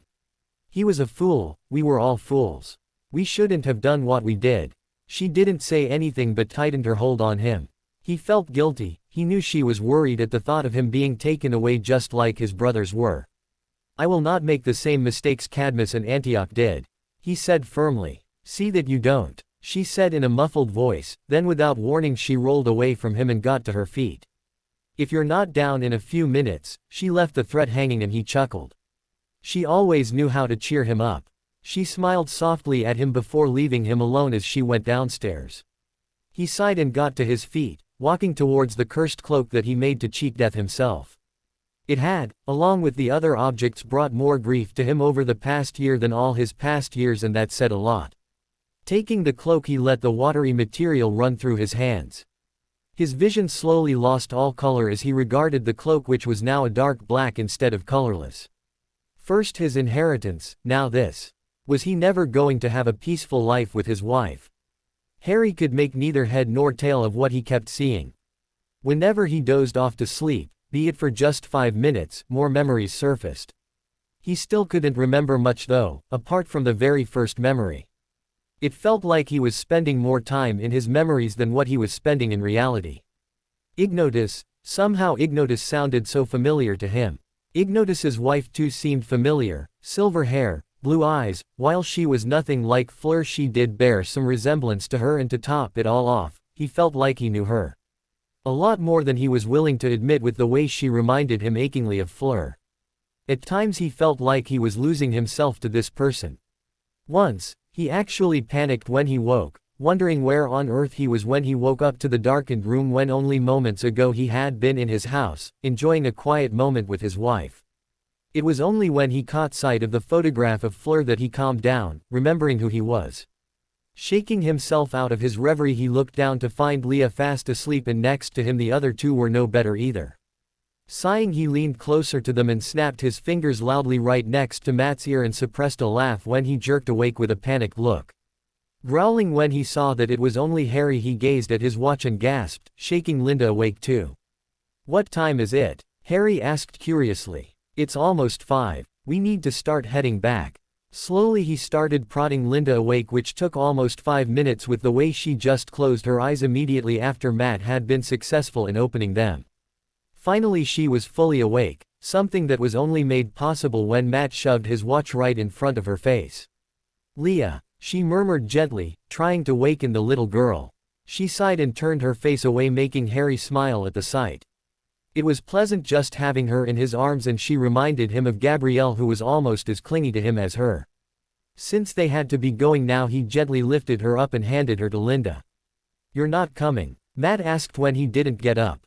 Harry shrugged and leaned back against the tree. "I'll stay a while longer." "We won't be there tomorrow, will we?" Linda asked suddenly. "Oh right, it just had to be tomorrow," Matt grumbled. "You'll be gone before the afternoon, right? We won't be there during the morning." "I think so, maybe," Harry muttered glumly. He was still unsure of whether or not he would be going. With the lack of contact with Fleur, he couldn't help but feel afraid that they wouldn't be coming to take him. Linda rolled her eyes. "Don't be an idiot. Hopefully you'll still be here when we get back. If not, all right. But my methods of posting will be a little strange," he said with a grin. She looked confused but nodded all the same and pulled him up and into a hug after giving Leah to Matt. "Glad to have met you, Harry," she said warmly. Harry nodded and was immediately brought into a manly hug by Matt. "You're all right. A little weird, but all right," he said playfully. Harry rolled his eyes and Linda smirked. "Just because he doesn't like the stuff you do doesn't make him weird. I'd say he's normal." Harry had to control himself to not burst out in laughter. They had no idea just how far from normal he was. "Whatever, hope we'll see you again next summer, if not tomorrow," Matt said cheerfully. "Sure," Harry smiled. "And make sure you two stay away from Dudley and his gang.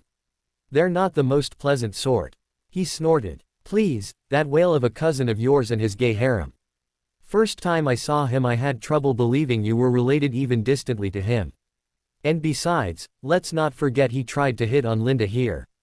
Linda grimaced, and this time Harry couldn't hold in his laughter. The memory of the incident ranked as one of the best on his mind. It happened on the same day he'd met the couple and Leah. Harry had just been taking a stroll down the park when Leah had run into him rather hard and fallen backwards. She had started to cry, and he, being worried, had done his best to comfort the little girl. In the meantime, Matt and Linda had come up, and after quickly asking what happened, they were extremely grateful for what he'd done, and after a while Harry found himself making friends with the young couple. They had just left Linda and Leah alone while Matt dragged him into a store that sold video games, saying that he needed a fellow gamer with him. The look on his face had been priceless when Harry revealed he doesn't play anything and had zero interest in it. When the two had finally left the store, they found Dudley, Piers, and two of his other thugs cornering Linda and Leah, who was hanging off her hand while looking at the boys in fear. From the distressed look on Linda's face and the perverse grin on the boys' faces, both Harry and Matt knew what was going on. Matt just strode straight up to Dudley, tapped him on his shoulder and punched straight at his jaw as soon as he'd turned around. For all of the boasting Dudley had been doing every waking minute about boxing, it was funny how he was immediately knocked out. Harry sighed and got in to help out as the other three were enraged at seeing their leader taken out. It was surprisingly quick, and in less than a minute all three boys were lying unconscious on the ground next to Dudley. Harry mentally thanked Sirius for teaching him how to hold his own without a wand.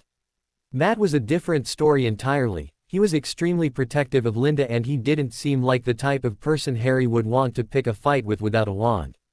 Harry waved at the three and watched them go. If he wasn't so focused on going to France to be with Fleur, he actually would have preferred to remain in Privet Drive for the whole summer. Being around the young couple and Leah was entertaining, and he had no doubt he'd found three good friends in them. He smiled as he thought of how they would react if they got mail from Hedwig. It would definitely be better than how the Dursleys would react. Or at least he hoped it would be, even though Hedwig was in his opinion, the best owl in the world. She had a huge ego and an insufferable amount of pride. Hurting any of the two meant less pleasant consequences. Harry found that out the hard way when he forgot to visit her for a month since he'd started being more closer to Fleur. He knew it was crazy, but he had a feeling the owl knew what was going on and was furious with him for it. After waiting about an hour more, he finally got up and with a sigh started heading back to the Dursleys. It wasn't really all that bad this time. They acted as if he didn't exist, at least Vernon and Petunia did. Try as he might, Dudley was unable to ignore him. The main thing that was troubling him now was that he was jealous of the person who he thought of as a freak for 14 years. Throughout the whole week he had been taking multiple blows to his pride. Not like he had any to begin with on the social front. Even without Harry, any girl went out of their ways to avoid him by focusing excessively on the next boy on the street. Or even in some rare cases, other girls. Even Malfoy could land a girl faster than him. "Boy," Vernon called out as soon as he entered the house. With a grimace he went to the living room where Petunia and Dudley were watching TV while Vernon's attention focused solely on him as soon as he entered. "Yes?" he asked coldly. He had long since stopped calling them Aunt Petunia, or Uncle Vernon. There was no way he was going to acknowledge any of them as part of his family. As far as his mother goes, she could not have been born with the same genetics that created the eyesore of a woman known as Petunia Dursley. If those freaks that are coming to take you come the same way as last time, there's going to be trouble. Harry smirked. "I'd love to see you try." Vernon's eyes narrowed and in a flash of inspiration he added, "If you think a gun can threaten any of us, by all means, try. I will enjoy the show." Petunia gasped and Vernon looked like he'd been slapped in the face. Even Dudley was staring open-mouthed at him. He had hardly spoken to any of them since he'd gotten back, and it was obvious to them that he was not the same boy that they had known, or thought they knew just about a year ago. "You can't threaten us with the freak stuff you do. You will be expelled from that freak place." Harry kept his face blank and stretched out his left hand, holding his palm out to Vernon. Slowly, the tips of his fingers started glowing green until they were dancing embers of emerald green fire, lit on the tips of his fingers. Clenching his fist again, he extinguished the miniature flames and suppressed a smile at the looks of fear on the faces before him. "As you probably have noticed with the lack of a letter, I no longer have that problem. So again, please feel free to use whatever means you have to." "What was it?" He tilted his head. "Cause trouble." Vernon looked like he was caught between a rock and a hard place, and Petunia had her arms wrapped protectively around her Diddykins.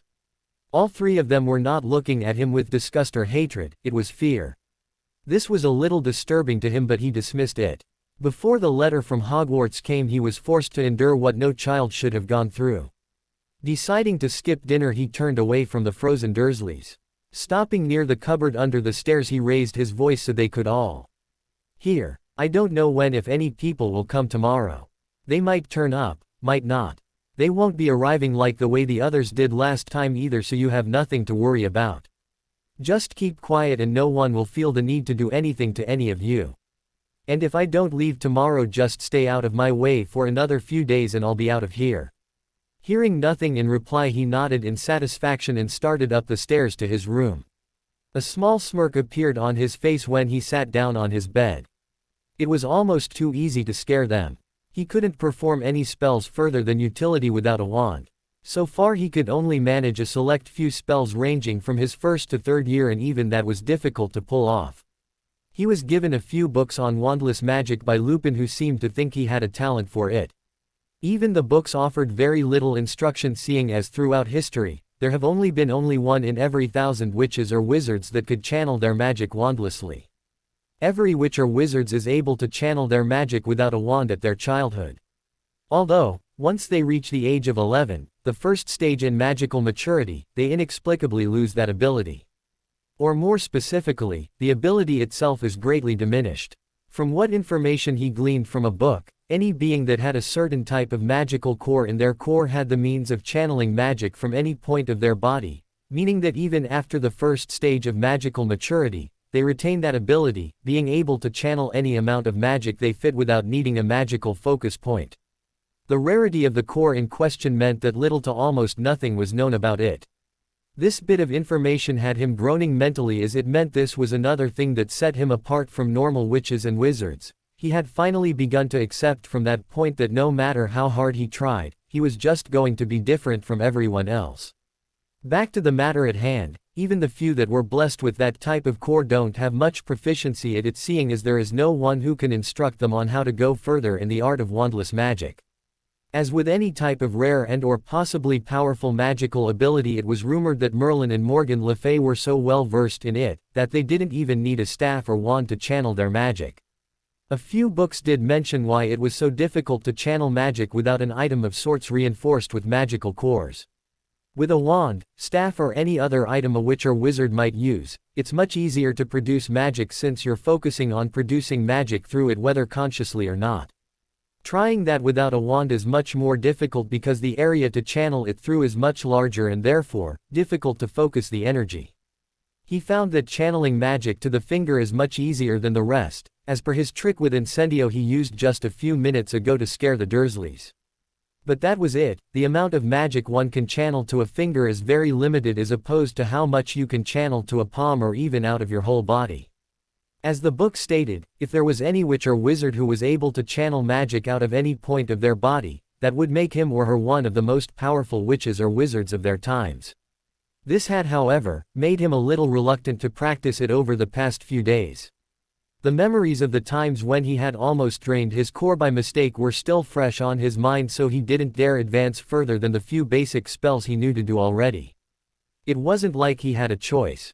It took quite a while to learn to cast an incendio wandlessly, and it wasn't even as powerful as the one he could produce with his wand.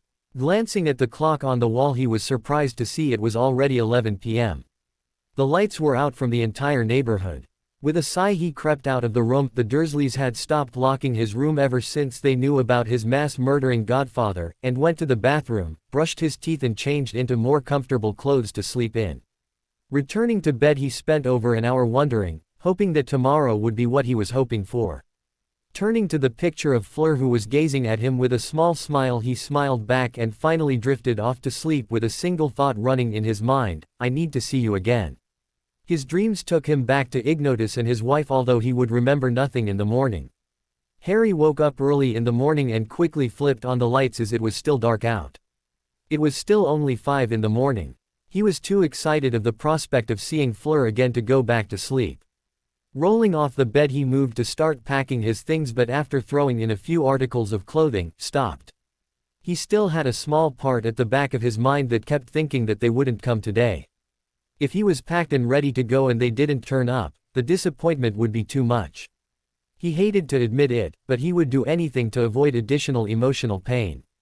With a sigh he took out the few things he packed, and after spending a few restless hours in bed until the sun fully rose, he got up and ambled around the house listlessly until the Dursleys woke up, and wishing to avoid running into any of them he was forced to go back to his room.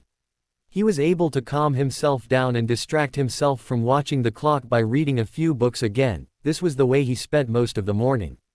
Breakfast was forgotten and he was on his way to forgetting about lunch. It was Sunday, which meant that all 3 Dursleys were at home. He had just come down when there was a tentative knock on the door and he froze. Vernon came charging out of the living room dressed once again in his best clothes, just like he had when the Weasleys arrived.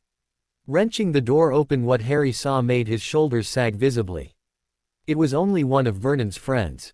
Turning around he went back upstairs, but not before chancing a glimpse into the living room, where he saw that even Petunia and Dudley were dressed in clothes they usually used when they went out for dinners. Fighting the urge to laugh when he saw that Dudley was actually wearing a blazer, he plopped back down on his bed. Sometimes the Dursleys' stupidity shocked him. He suffered constant disappointments today, one after the other, and wondered more than once if someone up there had a grudge against him. Today was a hotbed of activity for number 4 Privet Drive, as more and more random people kept showing up, all of who were friends of Vernon's or even some friends of Dudley's. The loud laughter confirmed his suspicions that they were poking fun of Dudley about why he was wearing an outfit like that while inside his own home. Even time was working against him again. It crept along at a slower pace than a snail. By 3 in the afternoon, he was beginning to lose hope.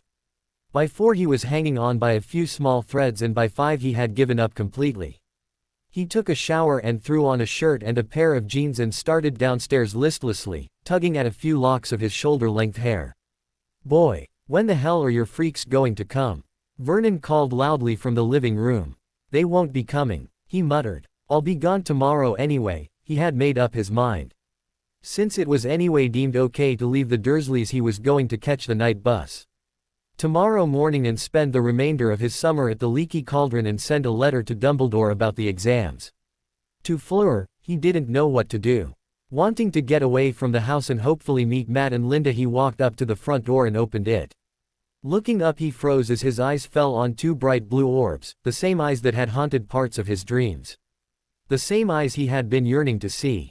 She was standing right in front of him, her hand half raised as if to knock on the door, silvery white waist, long hair swaying slightly in the wind. Her lip trembled slightly, and within the next second she was hugging him tightly, his vision completely obscured by her hair.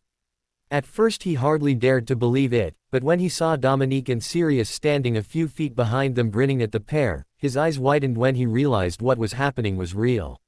Returning the hug, he buried his face in her hair as he had done so many times and breathed in her scent, unable to stop the wide smile that was spreading across his face.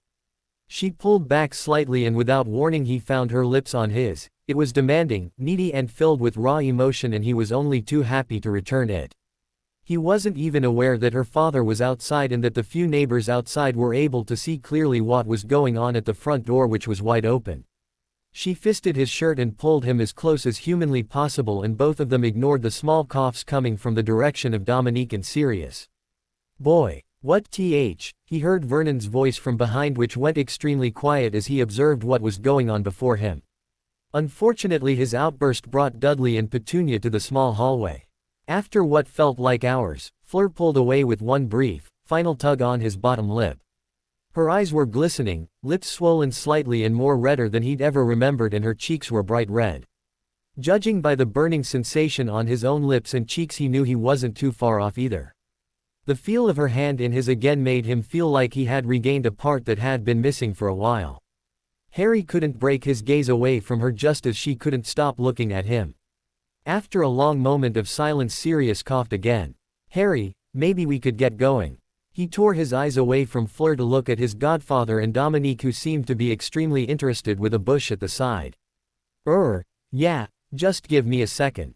He made to let go of her hand to go upstairs, but her grip was too tight. Looking at her for a moment, he smiled softly and pulled her with him upstairs.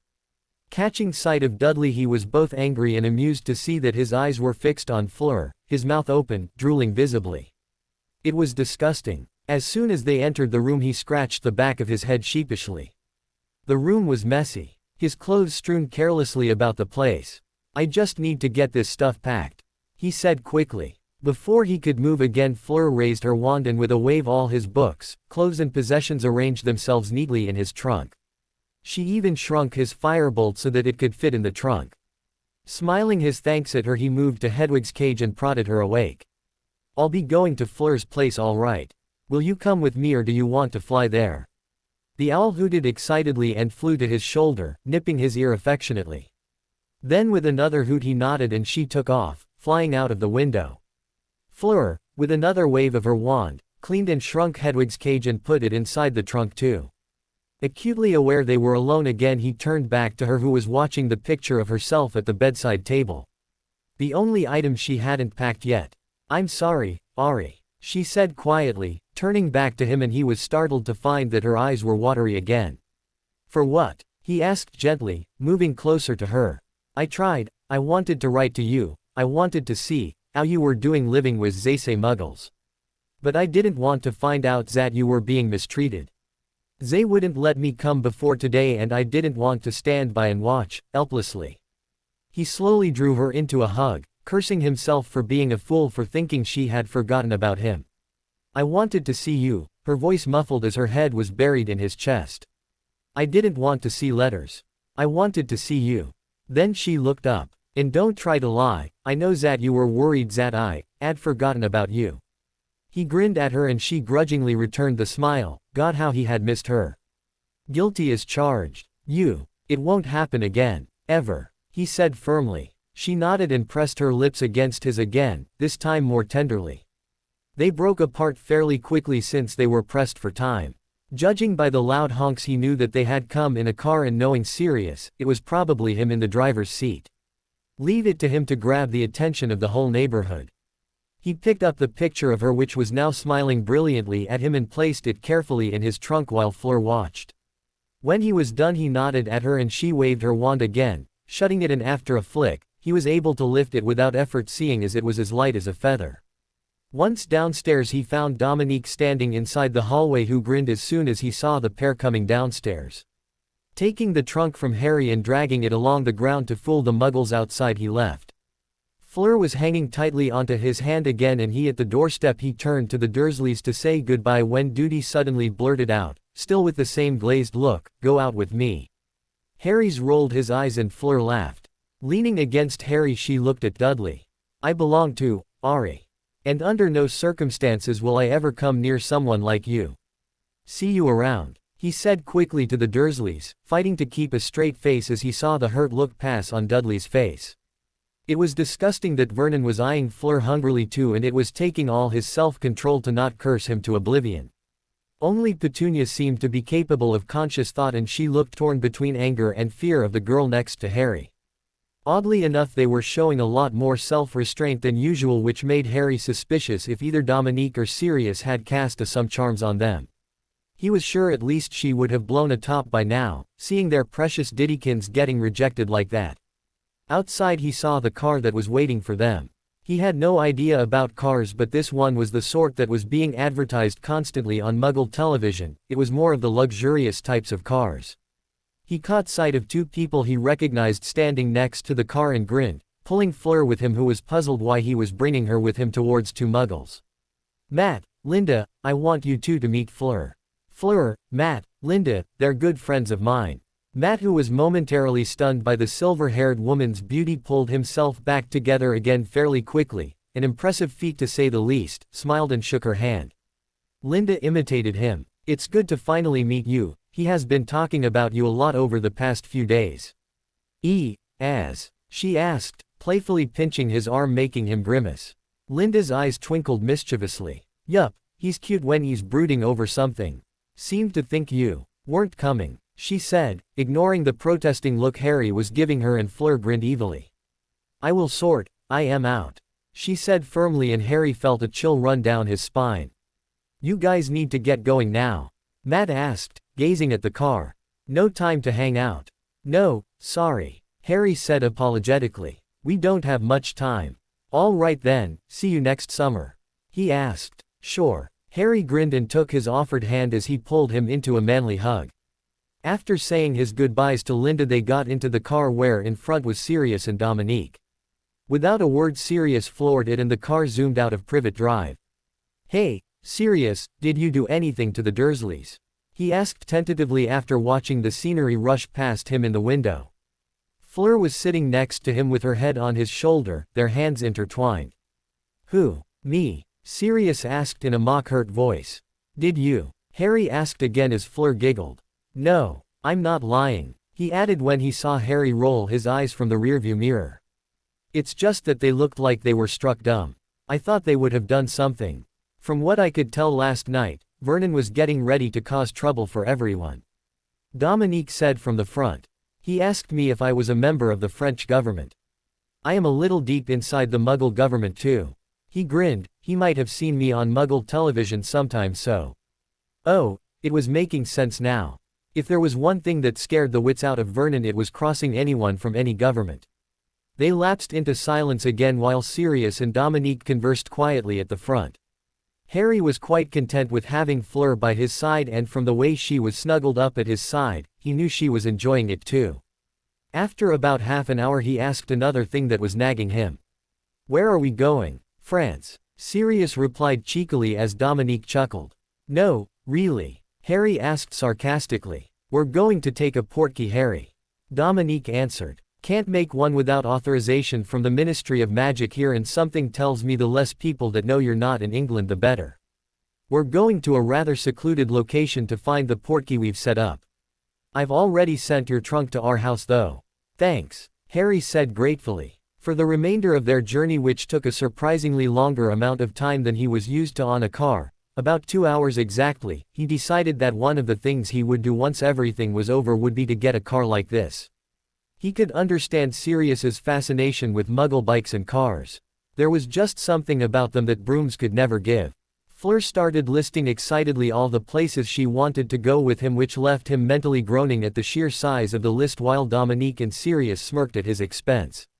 The only reason he was groaning was because she listed shops in between, and he had heard enough horror stories of girls and clothes shops to know what to expect to some degree. While he wasn't at all opposed to seeing Fleur model clothes, he knew he was going to be a dress-up doll for her too. At least he stopped Sirius from grinning when he asked her if Sirius could come sometime, since he could use some new clothes too. From what he could gather, in France, he wasn't as famous in the magical community as he was in Britain. This was something he prayed with all his might was true. He longed to be able to walk anywhere he pleased, where no one would stare at him or want to meet him. This also meant he could go anywhere he wanted, to both the magical and the Muggle part of Paris. Fleur's home is in a smaller town near Paris. To his pleasant surprise, Fleur wanted to spend as much time as possible in the Muggle part of France rather than the magical one. This reduced the chances of him being recognized a lot more, and he quite liked the thought of being detached from the magical community for a while. He was also quite curious about the points of interest in Paris that Fleur was describing so excitedly, such as the Eiffel Tower and so on. She kept forgetting and slipping into French from time to time in her excitement that had Dominique chuckling every time it happened, along with Harry. He loved it, those quirks were what made her, and he didn't want her to change. Ever. He had a small surprise for her too on the French part. He had been learning French little by little ever since the day he had surprised Fleur and the others one morning with one sentence he had learned from Basile. After the third task, in between his revising for the OWLs, he had put more time into it for the sole purpose of not letting his head have any rest, in order to prevent memories of the graveyard and the night his parents died from surfacing. While he couldn't speak it fluently yet or without a horrible accent, he had been improving. He also found that he rather liked learning new languages, so that helped him quite a bit as well in his endeavor. They finally reached their destination, which turned out to be a deserted hillside. They all got out and Dominique placed a small glowing blue object on the car, which immediately disappeared. Then, the four of them trudged up the hill, enjoying the view and the cool wind. The skies were dark gray, but Harry loved it. Apart from when he wants to play Quidditch, he disliked blue, cloudless skies. It was just unnatural. The portkey turned out to be an old tin can. They all gathered around it, Harry somewhat reluctantly. He was notoriously bad with all forms of magical travel. As soon as Dominique said, "Now," they grabbed hold of it, and he felt the now familiar sensation of being pulled by his navel. After what felt longer than usual, his feet slammed onto the ground and immediately lost his balance, toppling over while Fleur was trying hard not to laugh at him. Blushing when he saw that even she had managed to remain upright, he pushed himself off the floor, trying and failing to look angry at her. "Not very good with the portkey, Mr. Potter?" a man asked, smiling genially and striding up with his hand outstretched. It's Harry, sir," he said shyly, shaking the man's hand. It was then that he noticed they were standing in a large hall, almost as large as the Great Hall back in Hogwarts. It was filled with people appearing out of seemingly nowhere with random objects in their hands, and he could hear the general murmur of those around him, although it was difficult to understand as it was all French. "In that case you may call me Jack, EAD of the Department of Magical Travel of the French Ministry, at your service," he returned easily. Turning to Dominique, he addressed him in French, to which he smiled and nodded in thanks. "The Flow Network is ready for your next destination. For now I must bid you farewell, but I think I will meet you again later." "Thank you," Harry said gratefully, and the man nodded with a smile and left, disappearing through the crowd. Dominique then took lead and Sirius beckoned Harry to follow. "Where are we?" he asked, looking at Fleur, who was walking next to him. He had a suspicion where they were, but he still had trouble believing it, seeing as Sirius was walking around in the open seemingly without a care in the world. "The French Ministry of Magic, of course." It was Sirius who answered cheerfully. "Is it all right for you to be, you?" he asked tentatively. "Nope. All thanks to Dominique here, I'm protected by the law." "Here? How?" he asked weakly. "It's quite simple really. I am a citizen here." Sirius waggled his eyebrows but Harry continued to frown. He still had a lot to understand on diplomatic matters, something that Sirius vowed then to teach Harry as soon as possible and launched into an explanation. In England I was sent to Azkaban without a trial. I didn't even have my rights or I could have easily avoided going to that infernal hellhole. Over here I'm safe. Dominique has vouched for me and I am innocent until proven guilty.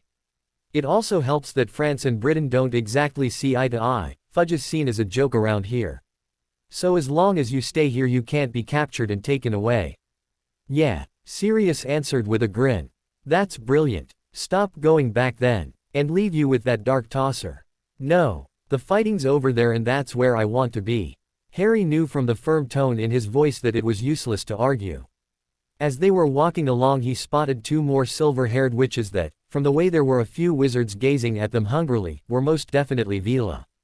As Dominique took them down another hallway, this one filled with paper airplanes flying everywhere that seemed to be memos going to different rooms, he asked another question that had been nagging him. Why won't France and Britain see eye to eye? Number of reasons. Dominique said from the front. We disagree with many methods the English use, their inactivity, incompetence, thinking of Fudge. He grinned, mostly though it's because of the campaigns they carry against non-humans. He felt Fleur's hand which was laced in his stiffened slightly. He squeezed it reassuringly making her smile and they continued walking in silence. He had no idea just how bad the English Ministry of Magic was. Sirius, who had been frowning for a while, suddenly spoke. You know, Dumbledore probably wouldn't like this. But what if you became a citizen of France? With the way things are shaping up in England it doesn't look like a bad choice at all. Fleur looked up and he saw there was a trace of hope in her eyes as she gazed at him. I'd like that, yeah, he replied immediately, thinking about his newfound disgust over Britain. He had a feeling it would do him a lot of good to sever ties if possible from England, and besides, this seemed to be something that made Fleur happy for some reason. What do I have to do? You have to marry Fleur. This summer. Harry and Fleur both froze in place while Sirius and Dominique kept walking until they stopped a few feet in front when they realized they weren't being followed. Harry was struggling to get his voice working. What? Wait, I have to no, I'm still. I mean, not that I wouldn't like that, but, no. I mean, I'm still. His eyes narrowed when he saw the huge grin forming on Sirius's face, and even the usually composed Dominique had an identical one. Slowly realizing what he'd just said, he found himself unable to look at Fleur and instead growled, glaring at Sirius, who he could have sworn flinched slightly before perking up again. Well, that's good to know, but there's no need to rush things, right? So easy there, Tiger. Harry looked positively murderous and Sirius's eyes widened when he saw the telltale sparks forming around his godson's hands and a hint of gray in his eyes. I was only joking, he added in a rather small voice. If we were anywhere other than here. Harry whispered venomously. Dominique took the chance to step in and dragged Sirius, moving him out of Harry's line of sight, and retreated further and leaving Harry and Fleur alone.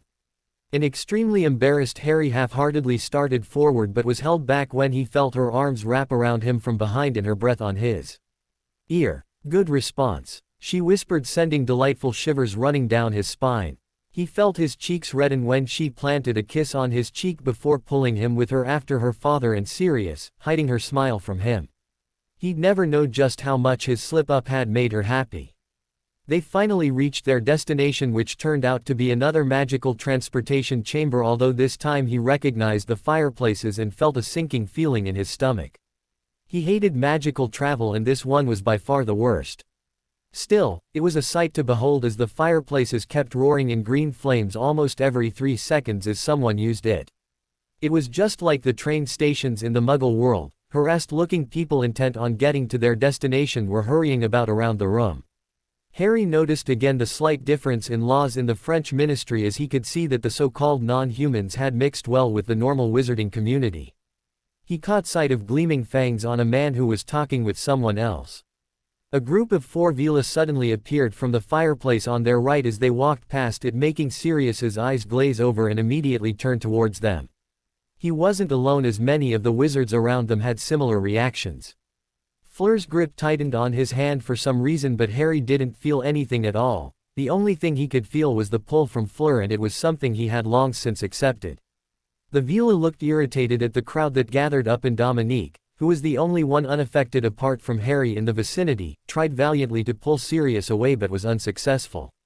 As much as Harry wanted to see his godfather humiliated for what he did to him earlier, he strode up to him and knocked on his head hard with his knuckles, snapping him out of his daze and turned away immediately in shame. One of the Vila who saw this giggled and mouthed her thanks, to which he smiled back. The fireplace they were supposed to take was only a few feet away apparently, and they soon came up to it. Once the crowd around it dispersed, Dominique took the small container lying next to it, which was filled with flow powder, and offered it to Harry. "Guests first, just say, Maison Delacour." Harry stared at it for a few seconds before dipping his hand into it, taking a handful of the powder. Taking a deep breath, he moved into the fireplace, and before his nerves failed him he uttered clearly, "Maison Delacour," and dropped the powder at his feet as the green flames roared to life around him.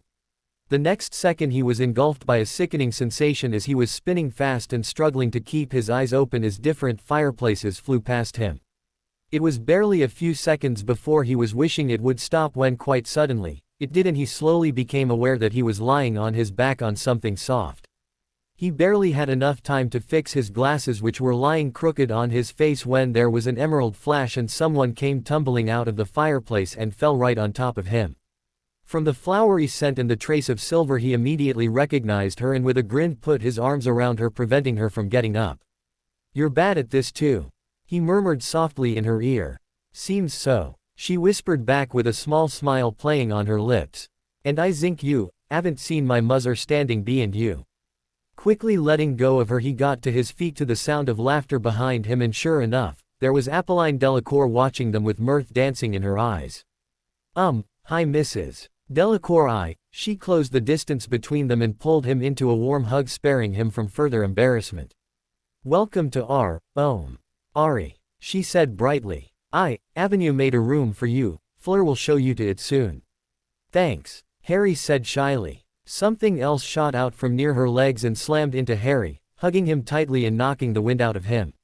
"Hey Gabrielle," he said softly, smiling at the miniature version of Fleur. The little Vila smiled brilliantly at him before letting go. Another emerald flash and Sirius appeared, lying sprawled on his back on the rug in front of the fireplace. "Very eloquent, Mr. Black," Apolline said with a smirk as he got to his feet, dusting himself off and muttering curse words under his breath. "Bloody thing, never could stand traveling like this," he grumbled, then his face broke into a charming smile and strode up to Apolline. "Of course it's worth it being able to see your fair face again, my lady." Harry covered his face with his palm and half-wished Dominique was here to see this while Fleur laughed beside him. This didn't seem to be the first time his godfather had done this. "Flattery will get you nowhere. I am not introducing you to my friends yet." Sirius's face fell. "But why? You know me well enough," he whined. Apolline winked at Harry. That's why I won't. Reach your godson's level of maturity and I'll see what I can do." Sirius pointed an accusing finger at Harry. "He's Lily. You're asking to do something impossible." Harry couldn't stop smiling while Sirius continued to whine, and another flash later Dominique appeared behind them.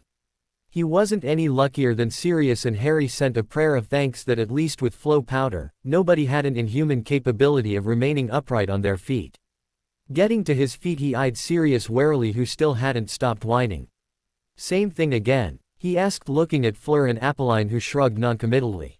Seemingly noticing Dominique only now, Sirius walked with his shoulders slumped towards him. "Your wife's mean," he said in an undertone, and Apolline rolled her eyes before walking away while Fleur started pulling him after her. The Delacour home was large. 2 floors, and outside all he could see were trees, making him feel like they were in the countryside, although Fleur said they were really close to the town. He spotted 2 house elves who bowed low when they saw him. Fleur took him upstairs, where she showed him to his room. It had a large bed, desk and chair on the side, a fireplace directly in front of the bed, and out of the window he had a rather nice view of a river and further away, the town, which he recognized by the clock tower which stood out in the horizon. The sky was dark and there was a pleasant breeze blowing, and he took a moment to just enjoy the view. "Thank you for getting me here," he said softly as Fleur joined him, leaning against him with a smile as he wrapped his arm around her waist. "I hope you aren't planning on studying all summer," she said after a while. "No, well, just a little, but I'm all set," he said with a grin. Confident are we? She asked playfully. He shrugged and moved to put both his arms around her waist and nuzzled her neck, making her giggle. He wanted to keep her close to him for now. He just remembered again that after the summer was over he'd be going back to Hogwarts, and this time they were going to be separated for months. He didn't want to even think about how he was going to deal with that. Just a little. She hummed softly, and they stayed like that for a while longer until she slowly wriggled away from him. Take a shower, we need to go down for dinner soon. He groaned but immediately perked up when she kissed his cheek. Now go, she said sternly, pointing at a door that he hadn't noticed at the side of the room. After making sure he'd gone in, she left the room to get ready herself. Almost as soon as he was done changing into what he deemed were presentable clothes for dinner, there was a knock on his door and he opened it to find Fleur outside, her hair looking a little wet and looking just like she'd come out of the shower, and wearing a shirt and a pair of shorts that did nothing to diminish her beauty. You need to get more things to just wear when you're at home, Ari, she said, eyeing him with a smirk. That's going to be one of the main things we'll do tomorrow. He couldn't stop himself from groaning. Laughing, she pulled him through and set off downstairs, stopping first to show him her room, which was right next to his. It wasn't much different from his, although her wardrobe was much larger than his. He was struck by how normal the house looked. Perhaps this was why the house was so inviting and warm. While the burrow had been a fun place to be in, it was still strange to him. Coming from years of living with muggles, it had been a strange experience and a little uncomfortable living in a house that was by no means normal. The Delacour home was a mixture of both muggle and magic. The living room looked no different than one from a muggle house. They even had a TV, radio, and all the usual muggle electronics. I see you got here all right. A mild voice sounded as soon as he and Fleur came into view at the living room where Dominique, Sirius, and someone else were seated. Remus, Harry exclaimed happily. Nice to see you again. Muggles gave you trouble over the past week? He asked, pulling him into a brief one-armed hug. No, they were fine. He nodded. I need to talk to you about something. He looked apologetically at Fleur, who huffed before stalking off in direction of the kitchen, making him chuckle. Harry eyed Lupin curiously as he led him a little away from the others. Anything wrong? He asked as soon as they were out of earshot of the others. No, it's nothing important, but, he looked like he was struggling to find the right words. The full moon is next week. Why does that? Oh, Harry looked up worriedly. I thought I wasn't turned, so. No, you weren't turned. Don't worry, you definitely will not turn furry at night. He managed a small smile at this. But nevertheless, I think it might affect you a little at the full moon. He didn't speak for a few moments. Will I be dangerous? To the others, I mean. No, you won't. Stop thinking like that. It most probably will be small things, like some of your new senses will be augmented, things like that.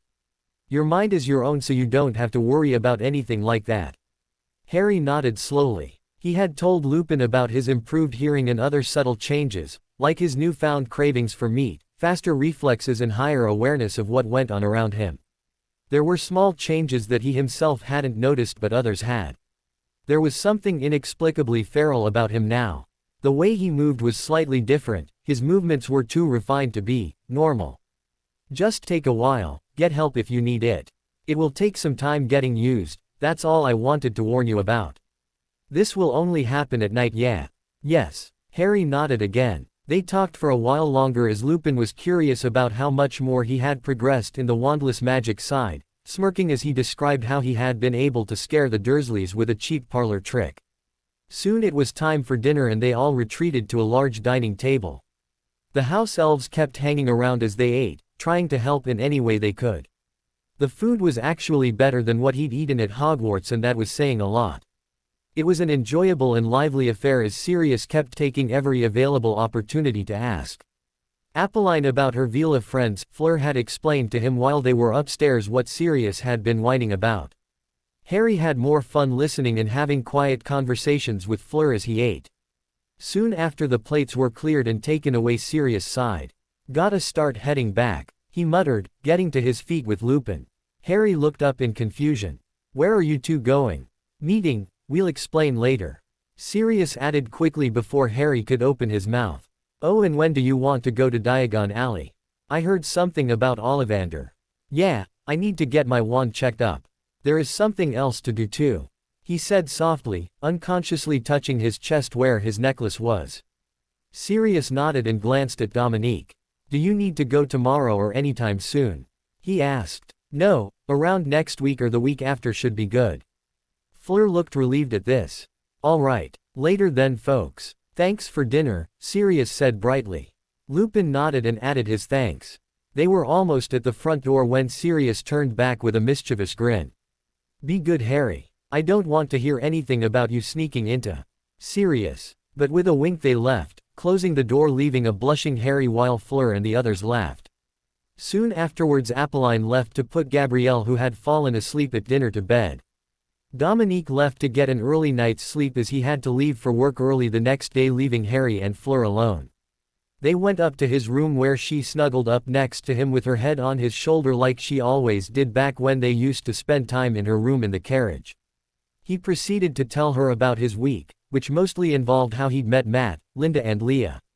He didn't tell her about anything else, the things he'd seen, but he decided he would slowly let her know one way or the other before summer was over. She left very reluctantly when she noticed he'd started stifling yawns, demanding that he get some sleep. After giving him a rather long goodnight kiss which ensured he got his lopsided grin etched to his face, she walked away, her hips swaying seductively. Stopping in front of her room, she shot a mischievous grin back in his direction before slipping inside, leaving him to close his door and collapse back into his bed. Try as he might, he couldn't keep his eyes open for long and he was fast asleep within minutes.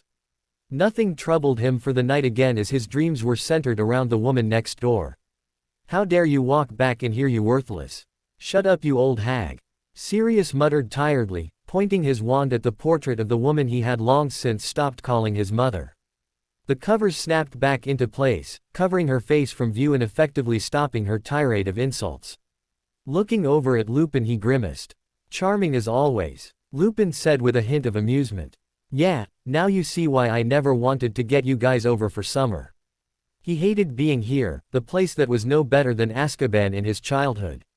Forced to carry his family's pureblood mania until he'd met James and the others and been sorted into Gryffindor, he'd strive to show how different he was from the rest of his family. When he'd run away, he thought he would never have to set foot in this place again. Then again, his luck wasn't the greatest. They keep getting cleverer, Lupin said mildly as he bent down to pick up what looked like a used dung bomb lying just in front of the door to the kitchen. Stupid brats. As if it wasn't bad enough having to be stuck here when he could have been spending the summer with his godson and some Vila friends of Apolline. He has his dreams. He instead had to put up with the Weasley children and the Granger girl. While he didn't mind the twins seeing as their pranks livened up this dreary place and gave that miserable excuse for a house elf no end of trouble, the younger ones were borderline annoying. Hermione and Ron, the two that he'd met on Harry's third year, were two that he felt less than warm towards. He had, with the help of Remus, gotten what happened between Harry and them on the day the other schools arrived in Hogwarts. What those two did was not something he found easy to forgive, no matter how trivial it might seem. Friends were not supposed to turn on each other for petty reasons, that only showed just how much of friends they were, and what they did affected Harry too much. That and the memory of Pettigrew's betrayal was still fresh on his mind. Even he could see just how much his godson changed over the span of a few weeks, going from the friendly and somewhat cheerful Gryffindor to someone completely detached from the rest, other than a select few people. True, Harry never showed that side of him when he was with him and Remus, but outside he was a different story. He had after all watched him in his third year to see the change in character. If it weren't for Fleur, he didn't know how he would have turned out, and he was thankful that she entered Harry's life when she did. With everything Harry had to endure and undoubtedly will in the future, he was going to need her more than anything. Knocking on the kitchen door thrice, they waited. There were no sounds coming from behind the door at all, and it seemed like someone had cast an imperturbable charm on it to prevent anyone from the outside from listening in. Sighing, he waved his wand, getting rid of the charm so that the knocks could be heard. The door was soon opened by a witch with bright pink hair, and his face stretched into a grin. "Hey there, Nymphadora," she growled, and immediately her hair turned red with a faint sizzling sound. "Sirius, if you call me that one more time, I'll make sure you are infertile for the rest of your life." She snarled, and he felt Lupin shudder next to him. Come to think of it, he himself was shivering. They walked inside and he carelessly flicked his wand at the door again, recasting the imperturbable charm. "I am allowed to tease my favorite cousin, aren't I?" he asked lightly, putting some distance between him and her and sitting down on the chair next to Moody, who was deep in conversation with Dumbledore, leaving an extremely flustered Lupin to take his seat next to Nymphadora, or Tonks as she prefers to be known, whose hair had returned to its usual pink. Moody looked even more paranoid than usual as he noticed he had his hand tightly gripped on his wand under the table. He couldn't exactly blame him, given what had happened to him thanks to Barty Crouch Jr. Sighing, he fixed his gaze on the clock more to avoid the eyes of a certain Mistress Weasley who he had developed an extreme dislike for. It was laughable how Dumbledore thought she was good for the Order. She did nothing more than to demand where Harry was and seemed to be determined to get him back to her clutches, something that for the life of him he would never allow. The Order of the Phoenix, Dumbledore's resistance group and perhaps the only group that was willing to stand up to Voldemort given how things were turning out in the Ministry and the general public. In the past it was a great asset to the wizarding world when Voldemort was attacking openly. They had saved many lives and many of them had given their lives fighting against Voldemort, the most recent being Harry's parents. Dumbledore had been rallying up some of their old allies for over a year now, and he and Lupin had been helping wherever they could. It hadn't been very successful as right now they barely had over 10 people, and even some who had supported them in the past looked like they were more inclined to believe Fudge. He was impressed however by the fact that they had Kingsley Shacklebolt on their side, who was reading a letter, sitting on the left of Lupin. He is one of the top Aurors in the Ministry and someone who even Alistair Moody respected. He'd initially thought he was blindly loyal to Fudge as so many others were. Glancing around the room he nodded at Arthur Weasley. A good man, although he sometimes felt sorry for him for what he probably had to endure due to the red-haired woman sitting across from him who was still eyeing him angrily. He had an idea that an outburst was coming soon and it was difficult hiding a smirk. This was going to be fun. "Thank you, Alistair," Dumbledore murmured softly when Moody stood up, and at the same time Kingsley did too. "If there is anything else we'll let you know, Albus," Kingsley said, tucking the letter inside. Dumbledore nodded again and the Auror and ex-Auror left without another word. "Sirius, did everything go all right with Harry?" Dumbledore asked, his customary twinkle back in his eyes. "Yeah, he's settled in. Fleur will take care of him," he replied cheerfully, inwardly grinning at the look of fury that was on Mrs. Weasley's face. Dumbledore seemed to notice this because he slowly stood up with an air of a man that wanted to leave as soon as possible. "Good, the next time you see him please let him know that he will get the letter about his OWLs, here Mrs.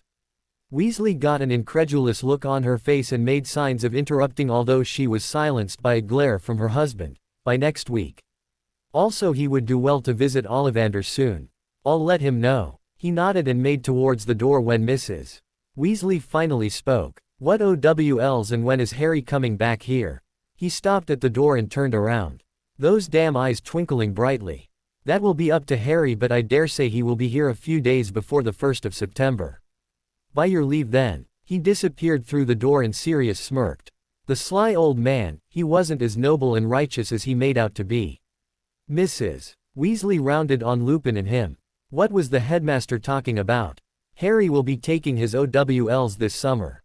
He couldn't stop the broad grin that formed on his face when gasps arose around him. "But isn't Harry like what?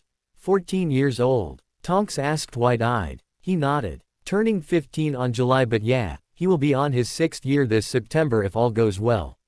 Which I have no doubt it will. But he's with Ron and Hermione.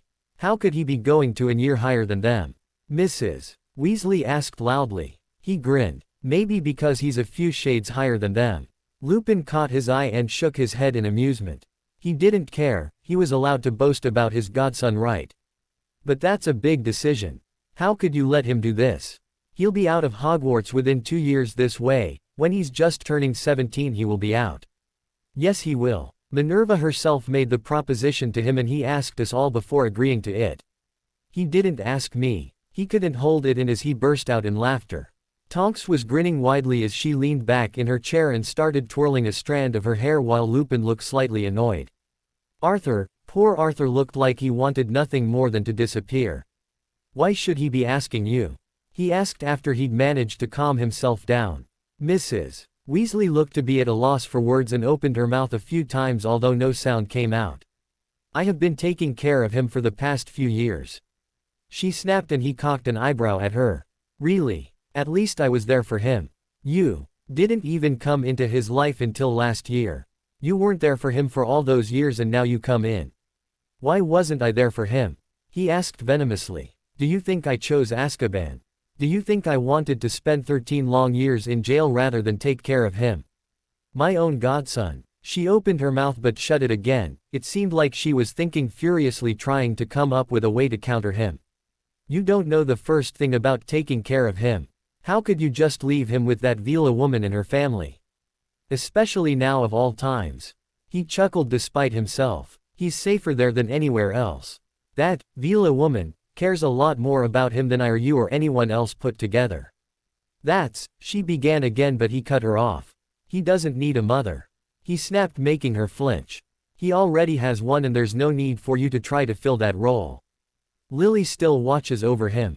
If you knew the first thing about him, if you knew anything about him at all, you wouldn't be trying to control him. For all the talk you do about taking care of him for the past few years, you don't know the first thing about him. She stared at him mutely before storming out of the kitchen. Arthur waited for a few seconds before grimacing slightly and got up. After quietly bidding them good night, he left too. When the door opened, an explosion of noise met their ears. It seemed that Mrs. Weasley was venting her anger on her children, who by the sounds of it, had been trying to eavesdrop on their conversation again. So, Harry the prodigy then? Tonks asked as soon as the door closed. He shook his head in mock sadness. I saw the pictures from the ball. Quite the looker, wish he was a few years older though. Aren't you over your 20s? He asked with a small grin. She smirked back. Age doesn't seem to be a problem for him. Besides, she got a pained expression on her face and her hair lengthened, reaching her waist and turned silvery white as her facial features sharpened or softened accordingly. There in front of him stood a passable copy of Fleur. There was something missing though, but he couldn't put his finger on it. I can use this as an asset too. She finished with a wink. Try it. Just don't come crying to me when he curses you. She slowly reverted back to her normal appearance and yawned. No, I don't really like the thought of going for someone more than 5 years younger than me. 4 is where I draw the line. Well, that and competing with Avila. She shook her head. He won't be coming here at all then until September. That's a shame. I was really looking forward to meeting him. I'll try and get him to drop by here. Perhaps when he comes to Diagon Alley I'll drag him here for a few hours. Can't make any promises though with the company we have. She nodded and yawned again, rubbing her eyes tiredly. Can't say I blame him. She put her arms on the table and rested her head on them with a small sigh. Lupin was already half asleep and he himself felt his eyes drooping shut as he struggled to stay awake. Rough day at the Ministry. You don't know half of it, she said, her voice muffled. Fudge is sweeping the whole place up and getting rid of people who stand on Dumbledore's side. The papers are lapping up his every word and both Dumbledore and Harry are continuing to be discredited. Honestly, Muggles are smarter than us. He grimaced. He'd read the first issue of the Daily Prophet for the month and was immediately disgusted to find that it was filled with rubbish about Harry. The papers were turning him into some kind of attention seeker and dismissing the return of Voldemort as lies. The worst part was that everyone seemed to accept it. Everyone was willing to do anything to discount the fact that Voldemort had returned. They were all choosing to be cowards. I'd better get going then, she muttered wearily, getting to her feet. You know you could stay here, he offered, and she shook her head with a small smile. I'm on guard duty tomorrow, don't need that banshee waking me up at the crack of dawn to clean this place. He groaned, he'd forgotten about that. Thanks for the offer though. Yeah. I'll see you later then. She waved at him before disappearing through the door. Stifling a yawn, he got to his feet, glancing over at Lupin who was fast asleep. The full moon was just next week and he already had a pale, sickly look about him. Hoping that Harry was at least better off than this given his condition, he tried to shake him awake. Seeing that he was unsuccessful, he trudged wearily towards the door. Tomorrow was going to be a long day. Harry woke up feeling far more comfortable than he had in quite a long time. For a moment he wondered how on earth was the bed he was lying on so soft and warm. The bed he was used to was anything but those. Suddenly he remembered with a jolt that he wasn't at Privet Drive anymore. He was in France. He was with Fleur. Unable to stop grinning like a fool, he got up, weariness forgotten as he put on his glasses and stretched, gazing out the window. He could clearly see the clock tower marking the spot of the town. The river looked inviting. He rarely felt urges like this, but he was itching to go jump in it right now. After taking about half an hour to do the usual morning ritual, brushing teeth, shower, change into something other than night clothes. He didn't have much choice there, choosing to wear a comfortable sweater and a rather baggy pair of jeans, and with a sigh realized that he was going to have to ask Fleur for help in expanding his normal everyday wardrobe. He was disgruntled about it, but on the whole he wasn't going to complain much. For the life of him he will never admit it, but he liked watching Fleur fuss over him. Once he deemed himself presentable in front of the mirror, or as presentable as he thought, he quietly opened the door to his room and slipped out. He had no idea what time it was and didn't want to wake anyone else up in case they were asleep. Fleur's door was shut, so he made his way downstairs. He could hear voices downstairs which got clearer as he approached, and a smirk appeared on his face when he heard what they were saying.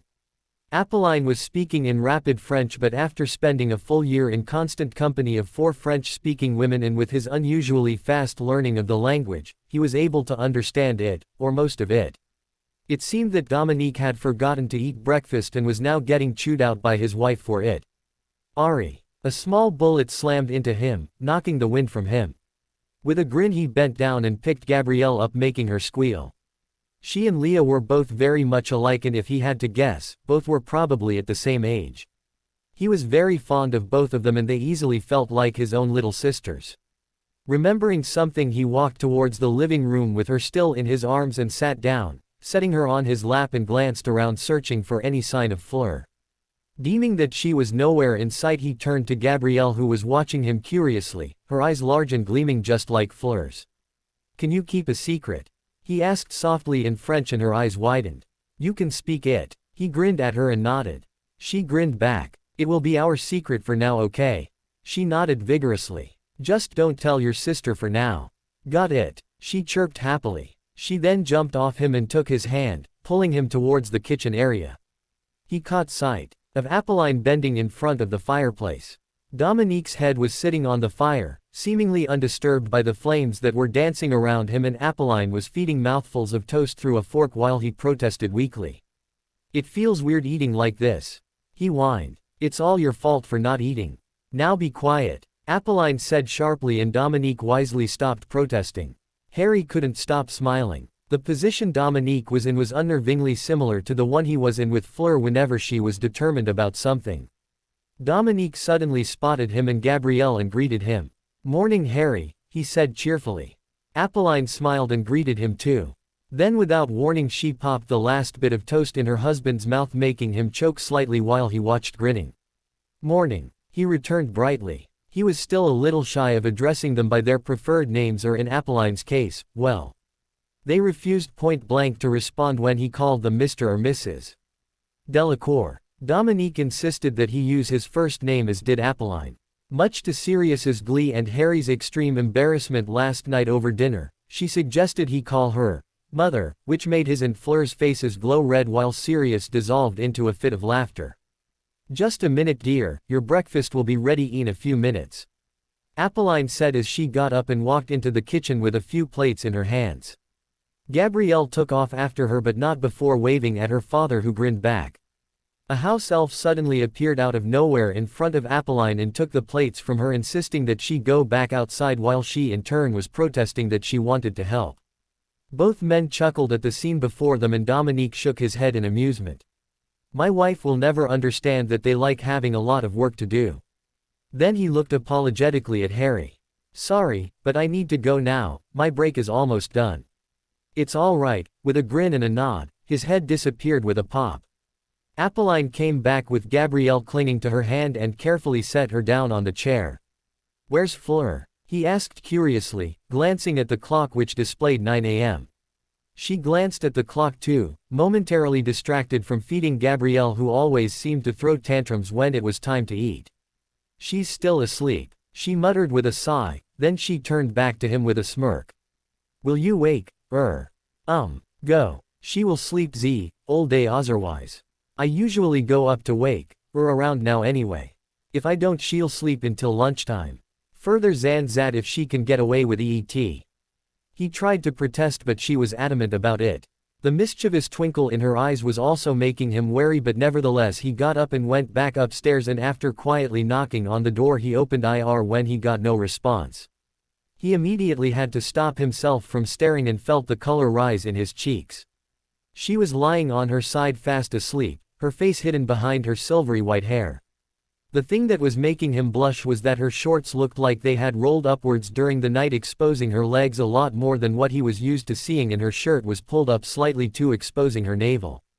Certain reactions were not alien to him, as were some less than pure thoughts. There was only so much temptation he could take. Wondering why he was given the job of waking her, he carefully avoided looking anywhere but at her face. Even that was giving him an ache of longing in his heart, and he was seized by a sudden desire to kiss her. Her lips were parted slightly and looked all the more inviting, and he actually leaned in slightly before catching himself and shook his head violently. "Fleur," he murmured softly. She didn't respond at all. "Fleur," he tried again, louder this time, and she stirred slightly, beeping as she did so, and said something in French that was too quiet for him to make it. Even her voice was increasing his longing. Grimacing slightly, he put his hand on her shoulder and gently shook her while murmuring her name again. "Ari," she said softly, making him freeze. She still had her eyes closed. Then she suddenly giggled. "Oui," she beeped before whispering his name again. That did it. She was breaking his resolve, and he liked hearing this. He felt like he was taking advantage of her. "Fleur, wake up," he said clearly, shaking her a little harder. She stirred again, her eyes fluttering open. "Ari." "What?" Then her eyes widened and her cheeks started coloring pink. "Your mother sent me to wake you. Said you would sleep the whole day if not," he said with a grin, effectively giving her a chance to escape her embarrassment. "I wouldn't." Her voice was higher than usual and she blushed as soon as she said it. Slowly she pulled herself upright, avoiding his eyes. "I'll leave for you too," he began awkwardly, but her hand shot out and gripped his. "Non, stay, we'll go down together." She pulled him onto the bed and rolled off. "Stay," she added warningly, and he nodded with a grin, making her smile back before she slipped through the door at the side, leaving him alone. A few minutes later he heard the sound of a shower being turned on, and with a content sigh glanced at the window, which had a view just like his. Her flowery scent lingered in the room. Ever since the third task when he was attacked, his sense of smell had improved too, along with the other small changes. Her scent was extremely soothing to him, and there was also another pleasant smell mixed in with hers that reminded him a lot of honey, although he couldn't identify where that was coming from. Glancing around the room, he smiled when his eyes fell on the framed photograph of them lying on her bedside table next to her wand. They had their arms around each other, and Fleur's head was resting on his chest and smiling at him, while his own photographic self was grinning up at him while snow fell around them. This was taken a few days after the Yule Ball. Unconsciously grinning back as he gazed at the picture, he let his thoughts wander back to the pleasant moments they had back in Hogwarts, while at the same time the old pain resurfaced when he remembered their time together was limited, as he was going to be back in Hogwarts in a few months, and this time, she wouldn't be there anymore. He caught himself wishing frequently that instead of this being his 6th year, if he was successful, this would be his 7th and final year. Cursing himself for not working seriously as he did now over the past few years, in which case that might have been a possibility. He gazed absently at her wand. It looked inviting, if anything.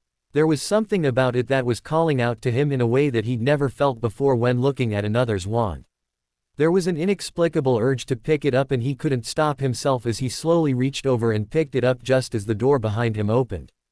At once a surge of warmth that was all too familiar for him from when he first touched his phoenix wand flowed through his hand and spread through his whole body. The wand grew warm and a shower of blue and gold sparks burst out the end. "Ari." He turned around and quickly replaced her wand on the table.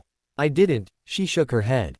"That was beautiful," she murmured softly. "That was my wand." "Yeah," he said sheepishly. "I didn't know what I was doing." She grinned and climbed onto the bed, rolling over and taking her wand. Then she plopped her head on his lap, twirling her wand between her hands. Wordlessly she held it up to Harry, watching him carefully as he took the wand. The warmth surged through again and a few sparks danced out the end again. Some of it hitting her cheek, making him start and gently caress the spot. She smiled and nuzzled into his hand, trying to show him that she was okay. "Et didn't hurt," she murmured, picking up her wand which was lying on the bed beside them when Harry had dropped it thinking he'd hurt her. "Et never did that for anyone but me," she murmured softly. Placing it at the side, she gazed up at him. "How long were you trying to wake me?" "Only about a minute, honest," he added when her eyes took on a mischievous twinkle. "Really?" He nodded vigorously. "I don't believe that," she said with a smirk, and without warning she suddenly got up and pushed him down onto the bed and started tickling him mercilessly. He had no way to retaliate and couldn't do anything more than protest weakly in between his laughter while she kept up her relentless assault. He couldn't seem to stop laughing and looked especially adorable, which in turn made it hard for her to stop. Finally she stopped, leaving him gasping for breath. Seized with a sudden desire, she bent down and captured his lips in hers in a chaste kiss which slowly grew more heated as the seconds slowly rolled by. The contact always made her feel safe, loved and at home, just like it always did him. Finally breaking away after a few minutes, both their faces colored a pleasant red and lips slightly swollen, she wordlessly got up off the bed and pulled him up. "I'm starving," she said softly, and he laughed before letting her pull him with her. "Shall we go out today? There are so many places I want you to see." He noticed the way her eyes sparkled when she said this. Squeezing her hand, he smiled at her. "Anything," he replied, gazing fondly at her. They slowly made their way downstairs where Apolline was sitting in the living room reading a book while Gabrielle was watching a cartoon on TV. Apolline grinned at the pair when she spotted them and nodded towards the clock. "I didn't think that you would take over and art awake, or up," she said humorously. Sure enough, it was already 10:05. "The table's set for you too." Soon they were tucking into what was easily a far better breakfast than any served in Hogwarts. "I don't think the house elves make this?" he asked in between bites. "Non, Mazar always cooks." She grinned. "Drives the house elves crazy. They keep chasing her out of the kitchen and she keeps going back in." They continued to eat in silence until all the food was wiped clean from their plates. Once they were done, the house elves cleaned the table and she immediately got to her feet. "You ready now?" He didn't feel like moving now, not when he was comfortably full. She pulled him up and pushed him all the way back upstairs, ignoring his protests. After making sure he was getting changed, she left to get dressed herself. Putting on the black shirt he'd gotten from Caroline for Christmas along with a matching pair of black jeans, he checked himself on the mirror. He wasn't vain, but he had to admit that he'd grown out in the right places by now, and the shirt Caroline had given him fit him really well. After knocking on the door to Fleur's room, he entered after hearing the soft "enter." She was sitting on her bed and stood up, making her way towards him. She was wearing blue jeans along with a white blouse, her necklace clearly visible which was gleaming brightly. "What do you think?" she asked playfully once she was standing a few feet in front of him. He didn't understand it, but as of late he'd been getting rendered speechless frequently by Fleur every time he saw her. It wasn't like he was reduced to a glassy-eyed drooling mess, but her beauty never failed to make him just stop and stare, wondering what he'd ever done to get someone like her. "Beautiful," he murmured softly. Catching her eye, he ducked his head shyly, but she lifted it back up and planted a swift kiss on his lips. "You're not too bad yourself." Then with a grin she looped her arm through his. "Shall we?" "We shall," he said with a smile. "But what about that? Won't it attract attention?" he asked, pointing at the necklace. "Muggles surely would find something wrong with a brightly glowing emerald stone." His was hidden underneath his shirt, but if anyone focused on his chest they would see a blue glow giving it away. "There's a Muggle aversion charm on it. If I really wanted to, I could use an invisibility charm." "Didn't you do one?" He shook his head. "Can't do magic, can I? Outside of Hogwarts, I mean." "You can," she exclaimed. "They can't do anything about EET if you perform magic in the house." His eyes widened, he hadn't known that. "But on my second year I got a letter from," she nodded, she knew what he was talking about. "Save Ray Maze, what I mean is that you can use magic, in a wizard's house they can't track you." A grin slowly formed on his face as he drew out his wand. "So if I use magic I won't get into trouble for it?" "Non." He made to raise his wand but she stopped him. Slowly she traced his necklace with her hand and tapped it with her wand, making it glow a silvery white for a split second before looking normal again. Little things I can take care of, she murmured softly. Not knowing what made him do it, he leaned in and kissed her cheek before pulling her out with him, not noticing the cute blush adorning her face. Apolline looked up at the pair as they descended downstairs again. You two are going to Z-Town. They nodded and she looked apologetic before asking, can you bring me a few things when you're coming back? Gabrielle and I will be going to see your grandmother in a few hours. She'll be coming to spend the rest of the summer with us today. Smiling at Harry, she added, she wants to get to know you. Oui maman, what do you need? Fleur asked. As it turned out, she needed some groceries in order to prepare dinner. Both of them weren't going to be home for lunch and would only be getting back in the evening, much to Gabrielle's displeasure. He promised he'd bring something back for her quietly after he made sure Fleur and Apolline were busy discussing a list of things they'd be bringing back, which brightened her up again. Then after saying their goodbyes, they finally stepped outside and started on the slightly narrow path leading out of the Delacour residence, which looked like something out of a Muggle postcard with the trees covering either side of it. Harry enjoyed the walk to town immensely. Even though they were only about 6 hours away from Paris by Muggle means of travel, of course, it was completely different from what he'd been expecting. Being a town with that close a proximity to the capital, he expected the streets to be just like back in England. In England, the streets were quite busy. Vehicles barreling down the roads and hundreds of people filling the sidewalks. It was easy to get lost in the crowds there. Here, the road leading to town had only a few vehicles traveling at a time. Overall, it was peaceful. The town itself was different from what he'd encountered in Muggle England. There were only a few buildings that took up a lot of space: the local bank, a supermarket, and the local school. At the center was the clock tower that he had seen from his room. It looked like the place where people go to just mingle with others, like the equivalent of the local park. Back in Privet Drive, other than that, almost all of the shops were quite small and modest in appearance, although the insides were as modern as any Muggle shop could get. They made for quite an intimidating pair and attracted many curious and appreciative glances. Harry long since realized that it was impossible to stop Fleur being eyed like a piece of meat by others. He also knew that he himself was in a slightly similar position as hers. The stares he was attracting by women were certainly not because he was the boy who lived and he hardly looked 14 anymore. Neither of them cared. The whole of last year they had constantly taken time to understand each other and had strengthened their relationship time and again until both their insecurities had vanished. Fleur was no longer afraid of contact with males and didn't cringe away from the looks she got. Harry had taken away those fears and she knew he would be there for her always. She enjoyed the way he sometimes became speechless and looked at her with a new look in his eyes that always sent pleasant shivers down her back. He was no longer afraid of her leaving him. It had taken time, but he'd stopped wondering why she chose him and instead devoted himself to making her happy, the results clearly showing and in turn making him probably the happiest man on earth. Fleur dragged him into the one thing he'd been dreading, a clothes shop. The shopkeeper and the assistant recognized Fleur instantly and greeted her cheerfully while eyeing him curiously. The two women, who were both in their late 40s, knew Fleur from way back, and this looked like a shop that Fleur made regular excursions to every summer. "He's a good one, I'm happy for you," the woman at the cash register said cheerfully as Fleur and the other woman dragged him around the aisles, stuffing shirts, t-shirts, jeans and shorts into his arms, which was already becoming a big pile. He had absolutely no say in the clothes, but he also knew there was nothing he could do about it. Both women had immediately caught onto them when they'd walked in. Indeed, the intertwined hands had been a big giveaway, and Fleur confirmed it when she introduced him as her boyfriend. Both women were fluent in English and had switched to it, but he couldn't wait to see the look on Fleur's face when she found out he could understand and speak French too. Grinning slightly when he saw Fleur blush slightly and mutter her thanks before pushing him into the changing room.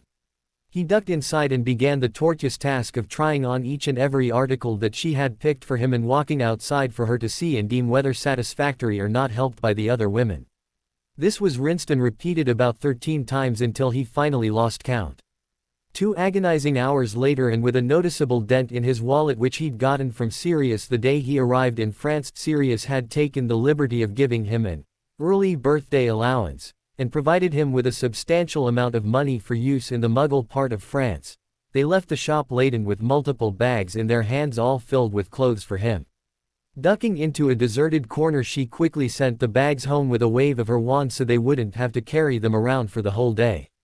They found a restaurant that served a lot of France's traditional dishes which he was quite eager to try. The place had tables outside and inside and they chose to sit outside, watching the cars pass by while they chatted and ate. There was also a man with a guitar that came around the tables, singing songs to entertain the couples while they ate. Harry gave him a generous tip which in turn spurred the happy man to sing 2 more songs against their protests. When the man finally left he sighed. Thought he'd never leave. It's your fault, she said with a smirk. They continued to eat for a few moments before he asked something that had been on his mind for a while now. Fleur, you know I have to go back to England, to go to Diagon Alley soon, right? She nodded, watching him curiously. Would you mind, could you come with me when? She started laughing and took his hand, squeezing it gently. Of course I'm coming with you. You, had to ask. I'm not letting you out of my sight if I can, helpet. The smile she got in response made her heart flutter involuntarily. She was the only one who could get that particular one out of him. He let out a sigh of relief. Given the bigoted ideals back in England, he'd thought she wouldn't want to come. Apart from wanting to introduce her to Brian Keat, the shopkeeper he'd purchased the necklace from, he didn't want to spend any time apart from her if he could help it. Why so? He looked at her curiously. Is it something important? Yeah, remember Mr. Ollivander? She looked at him blankly. The wandmaker. The one who examined our wands at the... Oh, I am. Chuckling slightly, he nodded. After he examined my wand he asked me to meet him in private later that day. She nodded. He'd already told her about that but she didn't know what it was about. I can't exactly remember what he said but there's something wrong with my wand. His brow furrowed as he thought back to what the wandmaker had told him. I can remember him saying something about a second core, something about the current one being inadequate or something. That sounds like something you need to get done soon, she said worriedly. No, he told me I could still use it at the time. He only asked me to come by again after the tournament was over. Oh, there's something else. He told her about the shop he'd bought the necklace from and his request to see her. Do you think he can tell us more about ours? She asked, fingering hers fondly. He felt his own warm up considerably and it glowed a little brighter as her own did. He's the only one that will know anything about it, he said with a shrug. Don't be too sure, she murmured with a frown.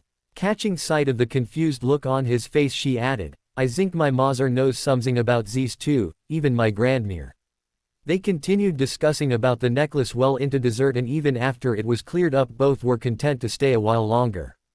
The cheerful waiter told them that they could spend as much time as they liked so they did just that. Avenue you ridden to Daphne? She asked suddenly. He groaned, he knew there was something he'd forgotten. If he did his first week in Privet Drive would have been more livelier. She almost always immediately sent replies which made Hedwig happy to be flying around constantly and the playful banter between them was something he liked a lot. No, did you? She nodded with a grin. She is a surprise for you. He looked blankly back at her. A surprise. He waited for her to elaborate but she didn't say anything. You aren't telling me, are you? He got a smirk in response and sighed. Women, she laughed and got up, pulling him up too. We'll get these things Maman wants now. We can send them back, so we don't avenue to worry about EET later. Yeah, they made their way to the local supermarket where she took out a list and proceeded to search for the items her mother wanted. The place was huge and Harry kept wandering down different aisles before she finally shooed him away saying she needed to buy some things which for some reason she didn't want him seeing, leaving him to do a bit of exploring until she was done. It was then that the first hiccup of what could have been a perfect day occurred, and the fact that he could speak French came out in the open. It had been almost 5 minutes before he went back searching for her and found her eyeing a few containers intently with a frown on her face, oblivious to what was going on around her. A man was staring at her and kept edging closer to her, all the while with a lecherous expression on his face that made Harry want to curse him into oblivion. He made his way closer quietly towards Fleur and the man who had his eyes on her and nothing else. Almost as soon as he'd gotten closer the man reached out to touch her and he immediately grabbed hold of his hand, grasping it with a lot more force than necessary and twisting it away from Fleur as he felt a surge of anger course through him. She turned around in surprise, eyes widening at what was going on in front of her. I know this lady, I was just, the man stammered, his eyes fixed on Harry who was watching him icily. Don't try it, he said quietly. The man disgusted him, the stench of alcohol hanging about him only increased his disgust as he let go of him. A few people were looking their way curiously and the man hurriedly muttered an apology and left quickly, making his way towards the exit.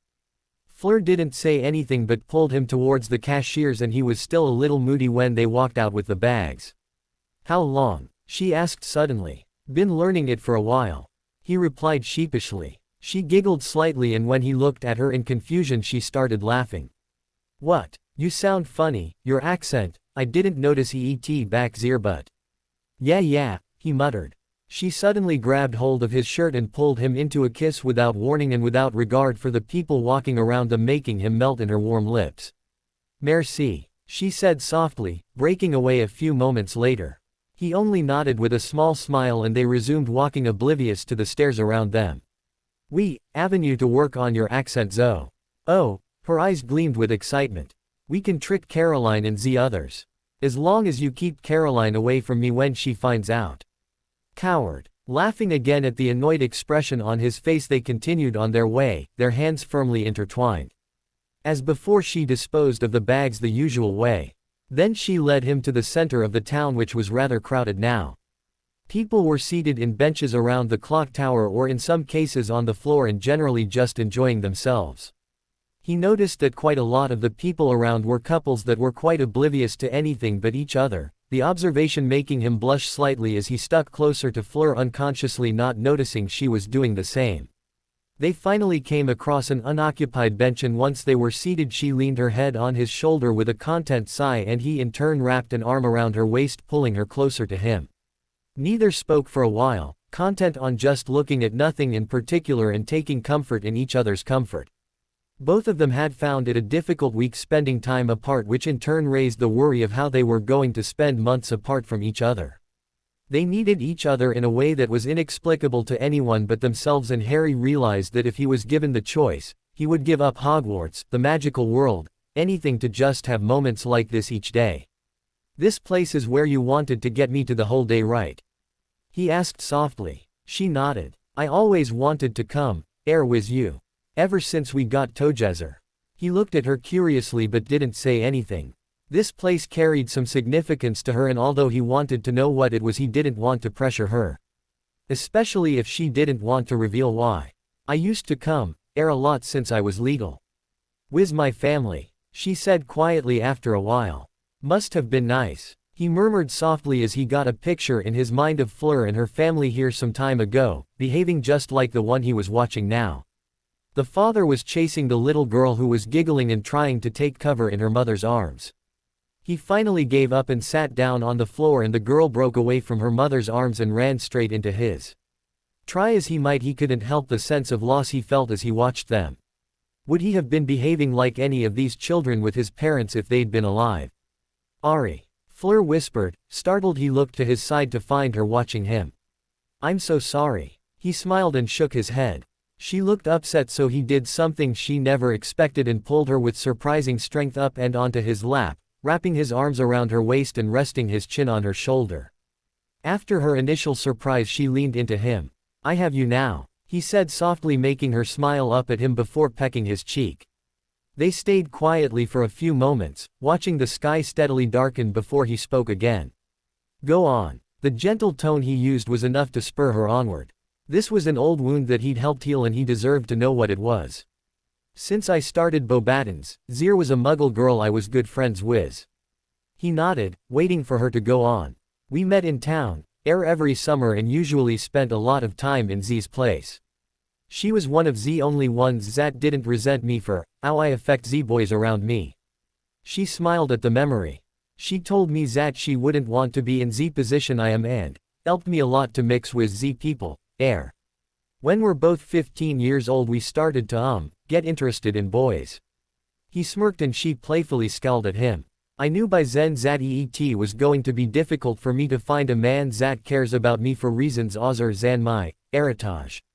He didn't say anything and waited for her to go on. When we met again next summer she already had someone. When she introduced me to he was the first man I'd met that didn't look twice at me. He treated me like any other person and I still ate myself for trying to make notice me sometimes. He could hear the self-disgust in her voice but still stayed quiet, waiting for her to go on. I saw them once, in the evening. She got a faraway look on her eyes as she said it. They looked so happy and it was then that I realized I wanted that. I wanted someone that would look at me that way. I pictured EET in my mind so many times, wondering how EET would feel. She turned around to look at him, her eyes finding his. You were more than I could, Avenue asked for. Thank you for making that dream a reality. She felt a pleasant shiver run down her back when she felt his hand on her cheek, gently caressing it. His lips curved upwards in a small smile and she could have sworn his eyes were glowing like bright green lamps. You've got it all wrong, he said quietly. You were more than I could have asked for.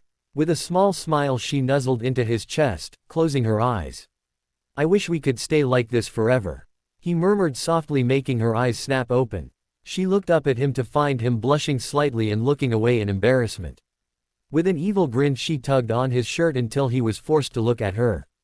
That sounds like a proposal, Monsieur Potter. Her grin faded when he didn't speak for a few moments. What if it was? She stared at him as her mind quickly processed what he was saying. She felt exactly like she had on the night of the Yule Ball, although this time she found her voice much quicker than before. But when Sirius said EETU, he shook his head. I know that I'm still 14, turning 15. He winced slightly but he fixed his gaze on her. After I heard him say it I couldn't stop thinking about it. You're already out of school and well, would you, with me, he faltered and lost his voice but she was holding her breath.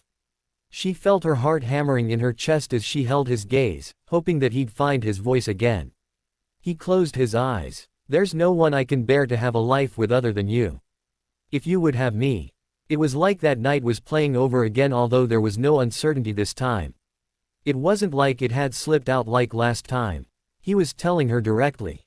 She couldn't think of anything to say and instead did the next best thing as she cupped his face in her hands and pressed her lips against his, effectively silencing him. They broke apart after a few minutes of bliss and she leaned her head against his and took a moment to collect herself. He needed an answer and as before there was only one she would give. You will need a ring the next time, she said breathlessly, opening her eyes to find his staring back at her. I will say, yes, then.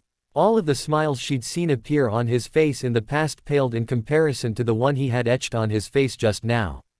I love you, she hummed softly and nuzzled back into his chest, cuddling up against him. I know, I love you too. Finally remembered to come, Apolline asked with a smirk once they'd gotten back. Both of them sheepishly muttered their apologies. It was already 8 and they'd promised they'd be back home by 7. Get changed and come down quickly, your grandmere has been demanding where you two were the moment she got air. They nodded and quickly went upstairs, stopping to give Gabrielle a box of chocolates he'd bought when they were buying the things Apolline wanted. After a quick shower and a few minutes in which Harry had a hard time trying to decide what to wear, it was much easier to choose back when he only had a few articles of clothing. He found Fleur waiting just outside his door when he opened it, wearing something similar to what she had the day before.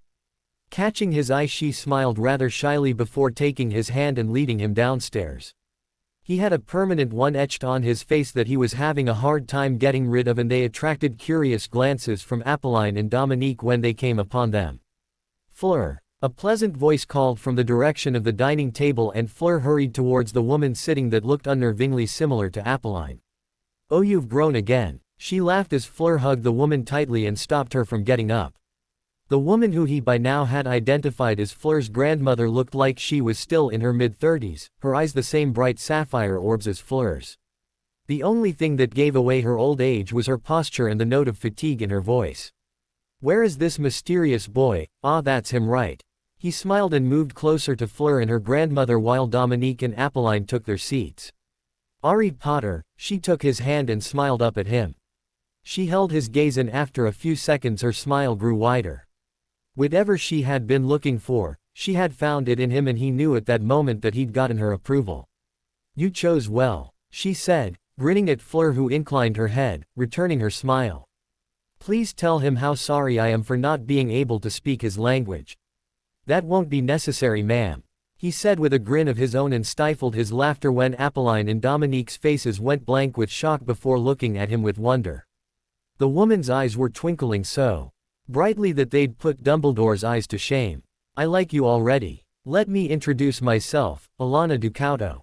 Alana said cheerfully. And I'll have you know now that I do not like being called, madam. I'm only as old as I feel. He groaned before he could stop himself and flushed as Apolline and Dominique started laughing, joined in with the others. He has trouble calling us by our names, mother, Apolline said with a mischievous grin at him. And why didn't you tell us that he could speak French to Fleur? I didn't know until today either, she exclaimed while Gabrielle, who was sitting next to her, giggled.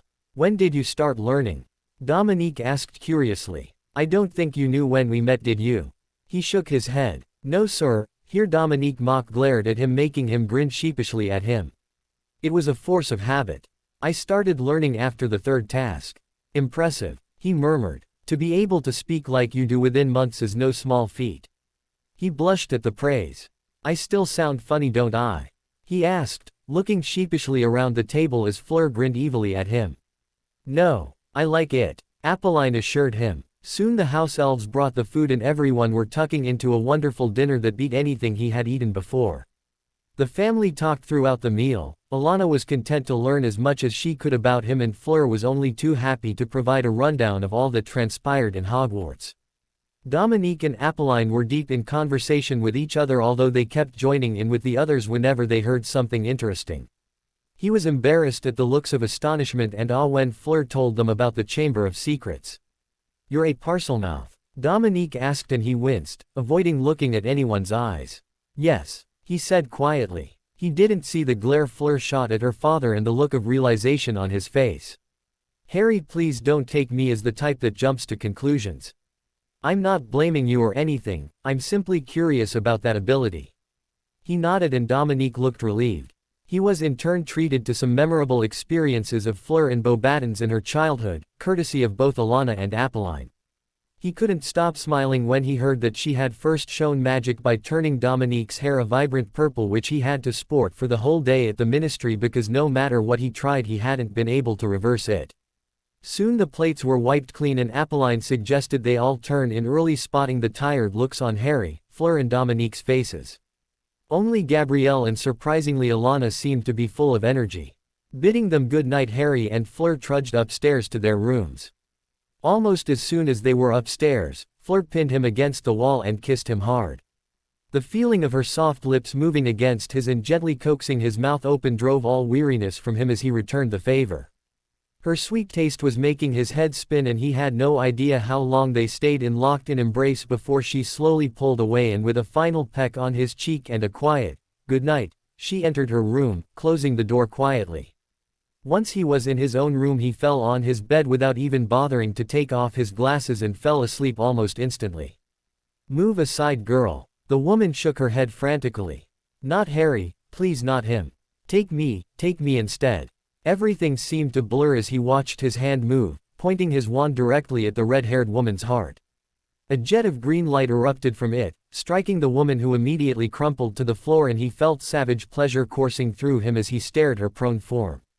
The red-haired woman, the room, the crib, all of it faded away.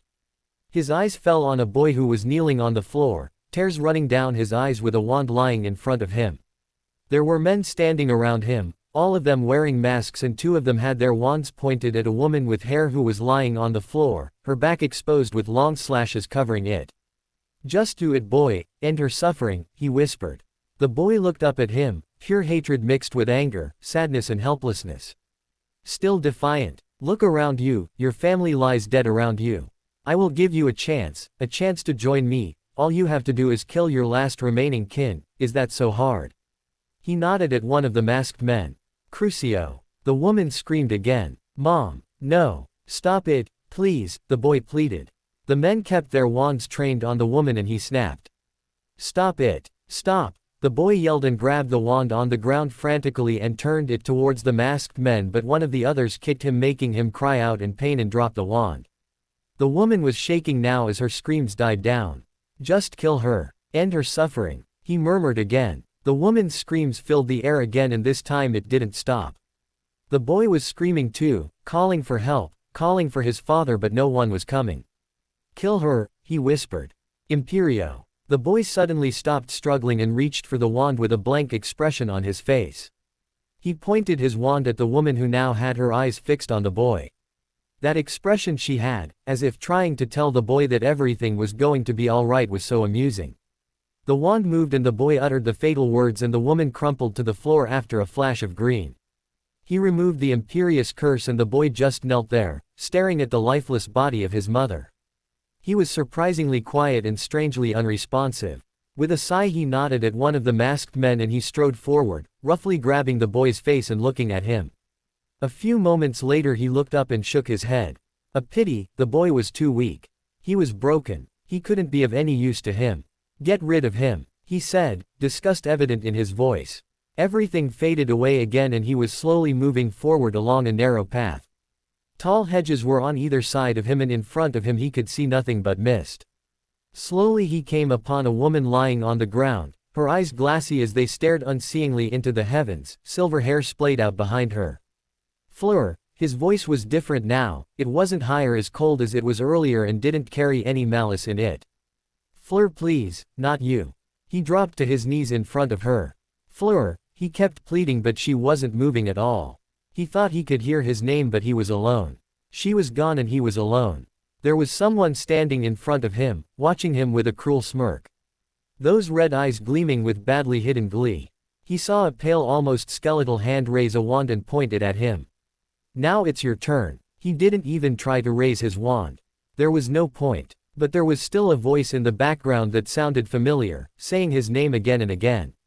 "Ari, wake up. Please wake up." Her voice. He'd recognize it anywhere. "Fleur." His voice was cracked and he slowly opened his eyes to find her staring at him, her face etched with worry. His eyes were wet and he realized he'd been crying. Seized by an urge to hold her, he sat up and pulled her into his arms. She relaxed and put her arms around him and nuzzled into his neck, cooing softly. "I saw you, back at the third task," he murmured, his voice shaking. "Shish, it was a nightmare, nothing more. There was a boy. I was there, I was. Trying to make him kill someone. His mother, His voice shook and she tightened her arms around him. "No, you weren't. That wasn't you, Ari," she said softly. They stayed in each other's arms for a while and she slowly lowered him back, making him lie down again. Wordlessly she got under the cowers next to him and rested her head on his shoulder, wrapping an arm around him while draping a leg over him at the same time. She flicked her wand with her other hand at the lamp, extinguishing it. He felt something soft graze his brow and someone gently caress his head before walking out and shutting the door behind them.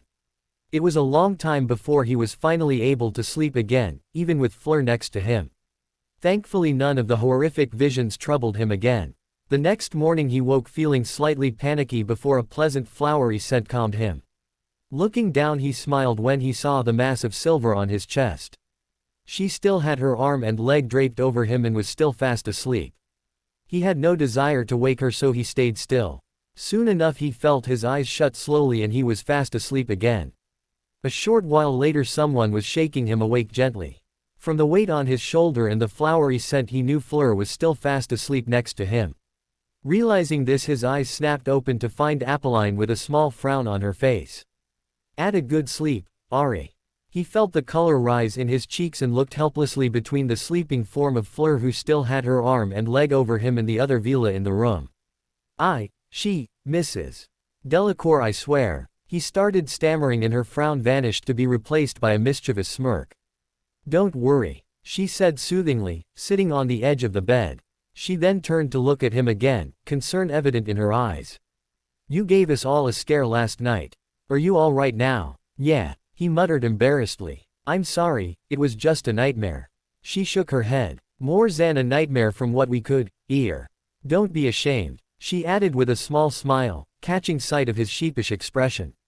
He nodded, and at that moment Fleur said something softly that sounded a lot like his name before tightening her arm on him. He looked helplessly at Apolline, who grinned back. "She took away your nightmares, Zen?" she asked softly, looking at Fleur fondly, who had her face hidden from view between his chest and her hair. He followed her gaze and a smile grazed his features too. "She did," he murmured. She shifted her gaze back to him, watching him silently. "Just when I think my daughter couldn't get any happier, I am proven wrong," she said after a while, watching him closely. "Do you know a lot about Vila, Ari?" she asked suddenly. "Not really, no," he said apologetically. She nodded. "What if I told you that Fleur was a pure Vila? In that case you would be ridiculed, as my US band was for being with someone that is seen as a lesser being." He looked blankly back at her. "It makes no difference to me," he said, his voice hard. "I hate it. I hate the way that people label her like that just because she is a little different." She nodded approvingly. "I'm sorry if I offended you." He shook his head but stayed silent. It really did make no difference to him, and it irked him that Apolline thought his feelings would change just because of that. "Ari, the only reason why I brought these up is because there are some things that you need to know. There are certain things that will be different for you and Fleur from other couples because of heritage." When he made signs of interrupting, she held up her hand, silencing him. "Avenue no doubt in you. They say are some things that you should be made aware about. Especially with you returning to Hogwarts." "Why? What's wrong?" he asked, looking at Fleur with a bit of worry. She took a deep breath. "My daughter told me about what you asked yesterday." He stiffened slightly. "I need to know, this is not because of your age, neither I nor my US band or even my mother see you as a child.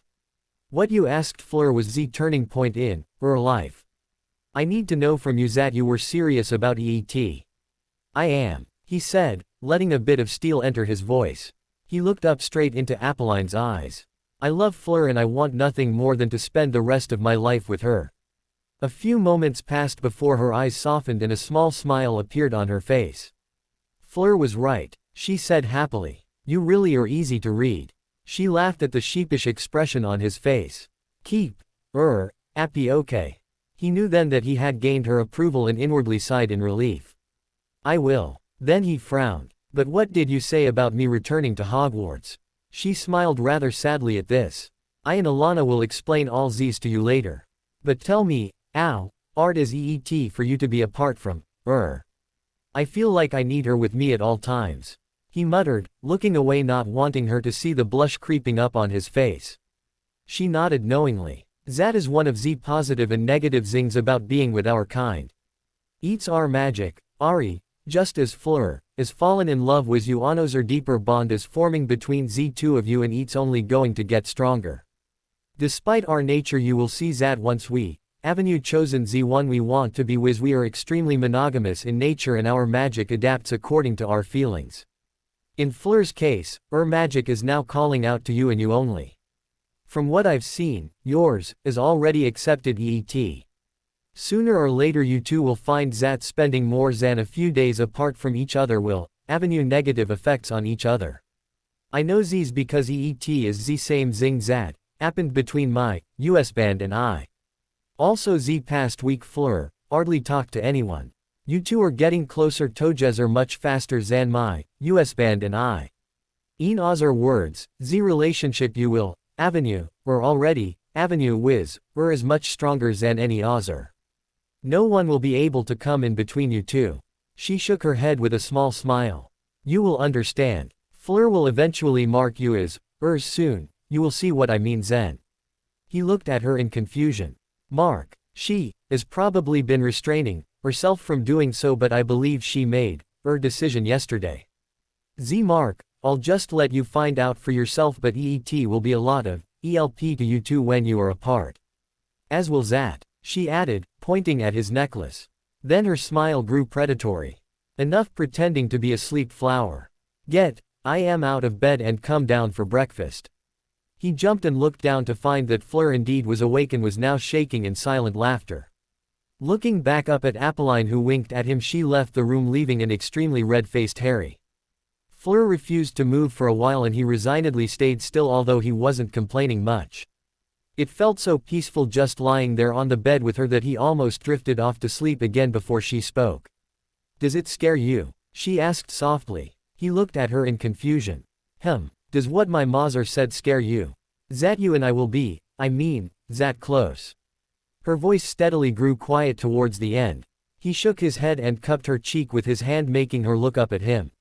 "What scares me is that I will not be able to see you every day once I go back," he murmured. She smiled softly before reaching up to give him a chaste kiss. "Et is the same with me. We will find a way zo," she said, her voice carrying the same firmness his did when he was talking with her mother. He looked at her fondly. "We have to find a way." Life at the Delacours proved to be very easy for Harry to get accustomed to.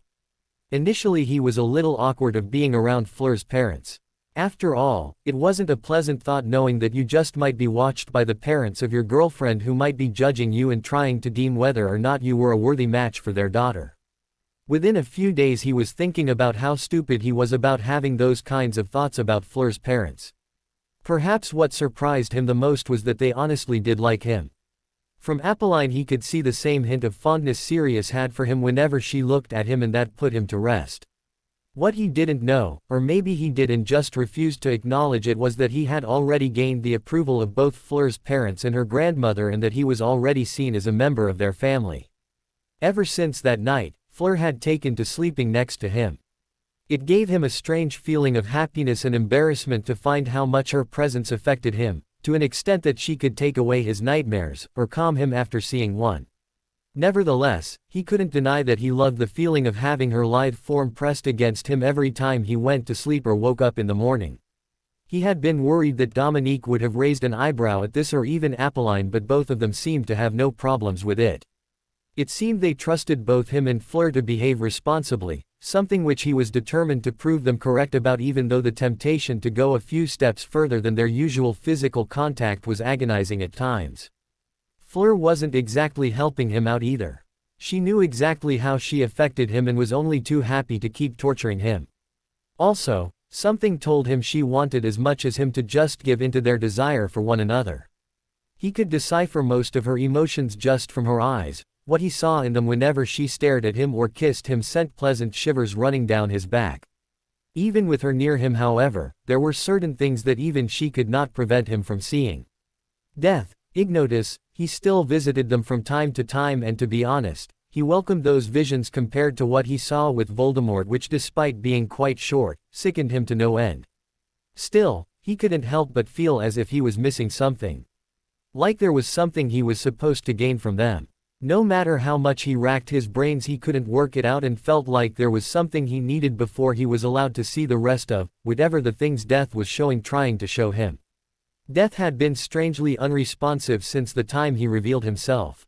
Both Lupin and Sirius had been greatly disturbed to hear of the things he was seeing as Voldemort when they dropped by for a visit yesterday, and he was sure by now that Dumbledore probably had an earful of what his week had been like from his irate godfather. They confirmed that most of the killings and destruction he was wrecking in his nightmares as Voldemort had actually happened in the past. The clue that gave it away was when he told them about a particular instance where he dueled against a man who was able to put up a fight against him before falling to a rather grotesque curse that erupted from his wand, which literally blew him up from the inside out. Lupin confirmed that the man in question was one of the earliest members of the Order of the Phoenix. Well before the time he, Sirius, Lily or James had joined in. Harry had been rather surprised to find that Dumbledore was the leader of the resistance group against Voldemort. With how he had seen Dumbledore from his years in Hogwarts, it just seemed highly unlikely that the old headmaster could have, or still is the leader of a group dedicated to fighting against Voldemort. From what he heard from his godfather and Lupin, the Order was rather active in the past, attacking Death Eaters and wiping out their numbers. Something which he found highly unlikely with someone like Dumbledore in charge. When he had voiced his doubts, all Lupin had been able to say was, "Given enough time, people can change." From what he could gather, it seemed that the Order was now active once again, using Sirius's old family home as headquarters. Harry's worst fears had come true. Voldemort was not merely remaining quiet because he had caused a huge setback to his plans, however much Sirius and Lupin tried to assure him. The fighting, the war, even though many didn't know it, it had already begun. Voldemort was doing exactly what the order was, recruiting more into his ranks. Harry could see just how stupid he was when he thought that the killings would have started pouring in since the night of the third task. While Fudge and the rest of magical Britain were wonderfully oblivious to the growing terror in their midst, it was all aligned perfectly for Voldemort and the Death Eaters, while it was positively disastrous to the Order. Apparently Dumbledore had met again with Fudge and tried to warn him again. Dumbledore was convinced that Voldemort would try to regain his old allies, which consisted of more than just normal wizards and witches. From what he learnt from Sirius, Lupin and even Dominique, the Dark Lord had a number of dark creatures at his disposal in the past.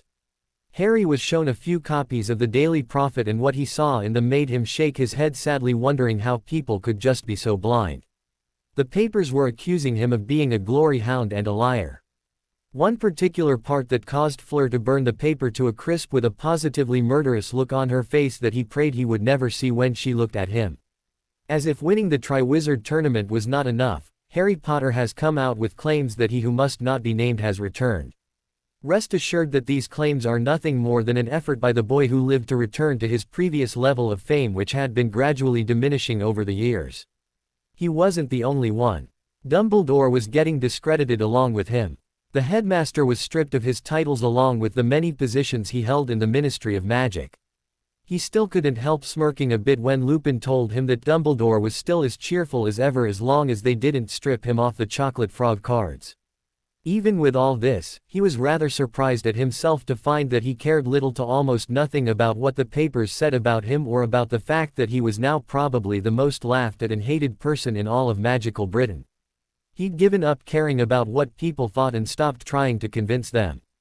As he had come to realize, a person is smart, rational, and can make proper decisions. Fudge was an exception, as were a few other people he didn't want to mention. On the other hand, people were dumb, stupider than a bunch of trolls put together.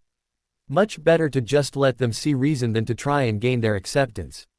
Lupin was unable to start teaching him legilimency as they had planned because of the work he was doing for the Order by trying to recruit more of his kind to their cause, or more simply, stop them from joining Voldemort. As Lupin said with a pained expression on his face, this was much easier said than done, seeing as Fenrir Greyback was proving to be too persuasive. Harry, who still had the memory of claws and teeth fresh in his mind, always winced at the mention of the werewolf, something that no one failed to notice and made both Sirius and Lupin get a murderous glint in their eyes, which he'd only seen the night they found Pettigrew in the Shrieking Shack. Sirius and Lupin didn't drop by again after their last visit. Sirius had asked, or rather begged them to just spend one night at number 12 when they came back, seeing as Harry would most probably not be coming back before the start of school. He had been rather reluctant at first. Even if it was for a night, it would mean having to face another row with Mrs. Weasley, seeing as they were staying there for the summer.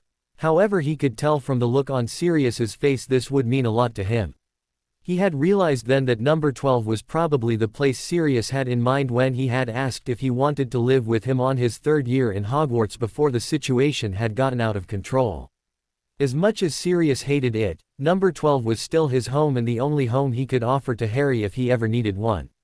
Sirius also mentioned with a smirk that his and Fleur's sleeping arrangements wouldn't need to be changed, as he had a perfect room in mind for them, which despite their blushing faces, and in Fleur's case, a scowl too which was directed at her mother who was watching with a large smile, both were quite relieved about. Even though they had only recently started sleeping in the same bed, they found the new sleeping arrangements natural and somewhat of a necessity. With everything, they decided that one night wouldn't hurt even if they had to face Mrs. Weasley, especially when Dominique said that it would be a little hard to organize international portkeys twice on one day for just one party. As the days passed by, drawing closer to the full moon, Harry started looking rather frail and sickly. While he wasn't as worse as Lupin when he had seen him, his anxiety about what the full moon would bring was probably making him more ill than he thought. Fleur outright refused to his suggestion that he isolate himself on the night of the full moon as did the rest of her family. While he was convinced he wasn't going to turn all big and furry, he was still worried that he could end up hurting Fleur. After all, no one knew exactly what would happen. Instead of worrying about others, he should have worried more about himself, which would have been more within reason. The instant the full moon shone brightly from the sky, pain took over his senses and threatened to overwhelm him. He felt like his blood was on fire, burning him from the inside out, and all Fleur and the rest of the family could do was watch helplessly, trying to keep him from falling off the bed. The pain only lasted for a few minutes before everything went back to normal, or as normal as he could hope for. "How are you feeling?" Fleur asked tentatively when he had calmed down and gone silent. His eyes were still tightly closed and his breath was coming out in gasps. Slowly he opened his eyes and he could hear startled gasps from around the bed. Oddly, his eyesight was blurry and he felt his face to check if his glasses were still on. They were. Someone gently pried his glasses off his face and he felt his eyesight sharpen immediately as it fixed on Fleur, who was watching him in wonder, his glasses in her hands, while Apolline and Dominique too had similar looks on their faces. Gabrielle suddenly jumped onto the bed and exclaimed, "They're glowing." At his puzzled expression, Apolline conjured a mirror and gave it to him. He took one look at it and his jaw dropped in surprise. His eyes were literally glowing as if with a light of their own. He stared down at his glasses thoughtfully before looking up again. "I can see," he said quietly. "Do you feel all right?" Apolline asked gently. He nodded and a small smile played on his lips when Gabrielle drew closer, her eyes fixed on his. "I like it," she said brightly. "Can't you do that every day?" Everyone laughed at her question. "If there's a full moon every day, then yes," he said with a grin. Dominique shook his head in amusement. "Come down for dinner, Harry. I need to go down and Flo call serious. He wanted to know if there was anything wrong with you when, you know. He'll be glad to hear there isn't much wrong with you." He nodded and Dominique, Gabrielle and Apolline left the room. "You never did answer if you were all right," Fleur asked again, and he looked up at her with a reassuring smile.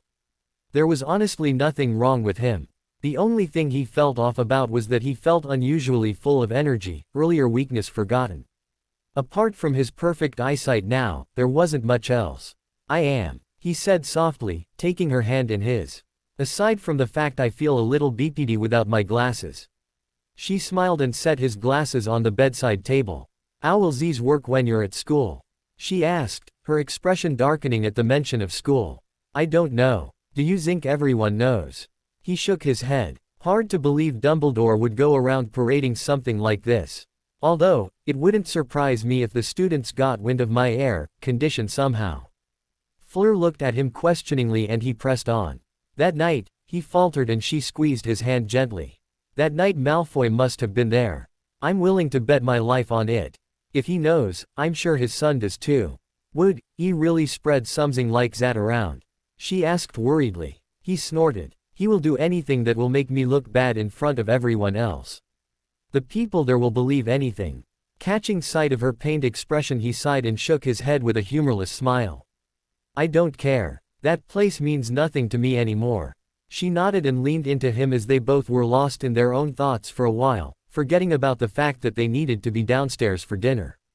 She suddenly looked up again, watching him as he turned to her curiously. "You look different without them. Your glasses, I mean. I like EET." He frowned and touched the area around his eyes. He didn't exactly take note of his face being far more shocked by the glow in his eyes. "Really?" he asked worriedly. "I don't think it's permanent, He was cut off abruptly when she leaned closer, her soft lips finding his. Closing his eyes, he let her push him back onto the bed so that she was lying on top of him. "You're still the same as ever," she said softly, drawing away just a little so their lips were still touching lightly, whispering against one another. "EET was the normal, Harry Potter I fell in love with, the one with glasses that I." She closed the distance again before drawing away after a few moments, taking his glasses from the bedside table and gently pushing them onto his face again. Bumped into it the World Cup. She grinned at the smile spreading across his face before rolling off him and taking his glasses off his face again. "Now come, they will be wondering what's taking us so long." Shaking his head in amusement, he took her offered hand and allowed her to pull him off the bed. Hedwig, who had returned on the same day, Sirius and Lupin had dropped by, flew over and perched on his shoulder, hooting softly. Understanding what she wanted, he stroked her feathers softly, murmuring something Fleur couldn't make out, making her rub her head against his cheek affectionately. He had closed the window for the night since it was getting too chilly, and he went towards it and opened it. After nipping his ear softly, she took off into the night, and after watching her disappear from view, he came back and gave Fleur a questioning look, who was watching him with a mischievous twinkle in her eyes. "What?" he asked as they left the room. "Should I be jealous of you and Edwig?" she asked with a smirk, and he grinned back. "If you want to be." Her smirk grew wider, and she suddenly drew closer to him and placed her lips on his ear, making him shiver in delight. "No, I think I can do a lot more to you than Edwig ever could," she whispered seductively before walking off, leaving him rooted on the spot. Stopping after a few steps when she found he was not beside her, she turned back and started laughing at the blush that had formed on his face. Shaking her head in amusement, she went back and took his hand, tugging him downstairs with her. It wasn't like what she said was a lie after all. He was still a little too innocent, but that was going to change. Downstairs they found the rest of the family waiting with annoyed looks on their faces. Mumbling their apologies, they took their seats, and soon dinner went on as normal. It truly felt like how a real family should. Dominique sometimes complaining about his work or sharing something interesting that happened to him. Alana content to talk to Harry and find out more about him, which was something Fleur was happy in helping her with, although she always scowled whenever Alana and Apolline in turn gave Harry some stories about Fleur in her childhood, which had him laughing despite the painful pokes he got from an annoyed Fleur. After dinner, Apolline had made it a routine to tease the two about their sleeping arrangements, which had them both wishing they could sink to the floor and disappear. It wasn't like they could help it, but neither ever woke up without Apolline waking them. Even Harry, who rarely slept past 8, was now as bad as Fleur in that respect, and each and every time Apolline woke them up they were in rather compromising positions that neither could ever do a good job of explaining. Once they were back upstairs, Fleur entered his room after about half an hour which she took to get ready for bed, to find him leaning against the pillow on his bed with his charms book open. "Hey," he murmured as she walked in, grinning when she got onto the bed and rolled over, placing her head on his lap and thereby interrupting his reading. "Studying," he chuckled and set aside the book.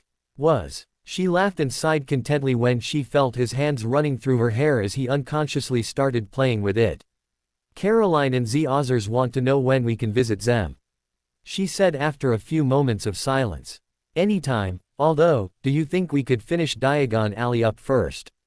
She nodded. She could see that he wanted that done and out of the way as soon as possible. She didn't like the thought of him venturing there, not when the people would be treating him like dirt due to the papers, but still it was important. "We can go in a few days," she offered. "Yeah, that sounds good. And do you mind if we stayed with Sirius for a day?" "Of course not," she assured him. "EET means a lot to IM, and besides, we can see Z twins too." He nodded absent-mindedly. "The others," he began. "We will not worry about them," she said firmly, knowing exactly who he was talking about. He sighed and nodded, leaning back against the bed with his hands still absently running through her hair, eliciting a content purr from her that made him chuckle. Pinching his arm lightly, she snuggled closer to him and closed her eyes, letting her mind wander. Hermione, Ron, she knew Harry didn't want anything more to do with them, but she also knew that he didn't want to completely shut them out, namely Hermione. She had observed the girl closely over her time in Hogwarts, and from what she could gather, her heart was in the right place despite the fact that she had a few faults. But that was the problem. Harry was not normal, and what may seem like trivial matters to others were things that hurt him the most. She had been there for him in Hogwarts every time he had broken down, and she was more than terrified by the thought that this time around, she wouldn't be there for him or he for her. He hardly ever opened up to anyone other than her and a few other people. He always wore an expressionless mask when he wasn't with her. Her friends are Sirius and Lupin. Even then they both knew that even with the select few people they opened up to, no one apart from themselves would ever see the side they displayed only to each other.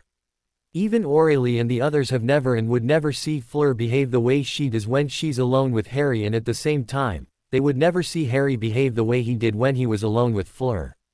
She'd never forget the look on his face the time he'd told her about how his so-called best friends had behaved.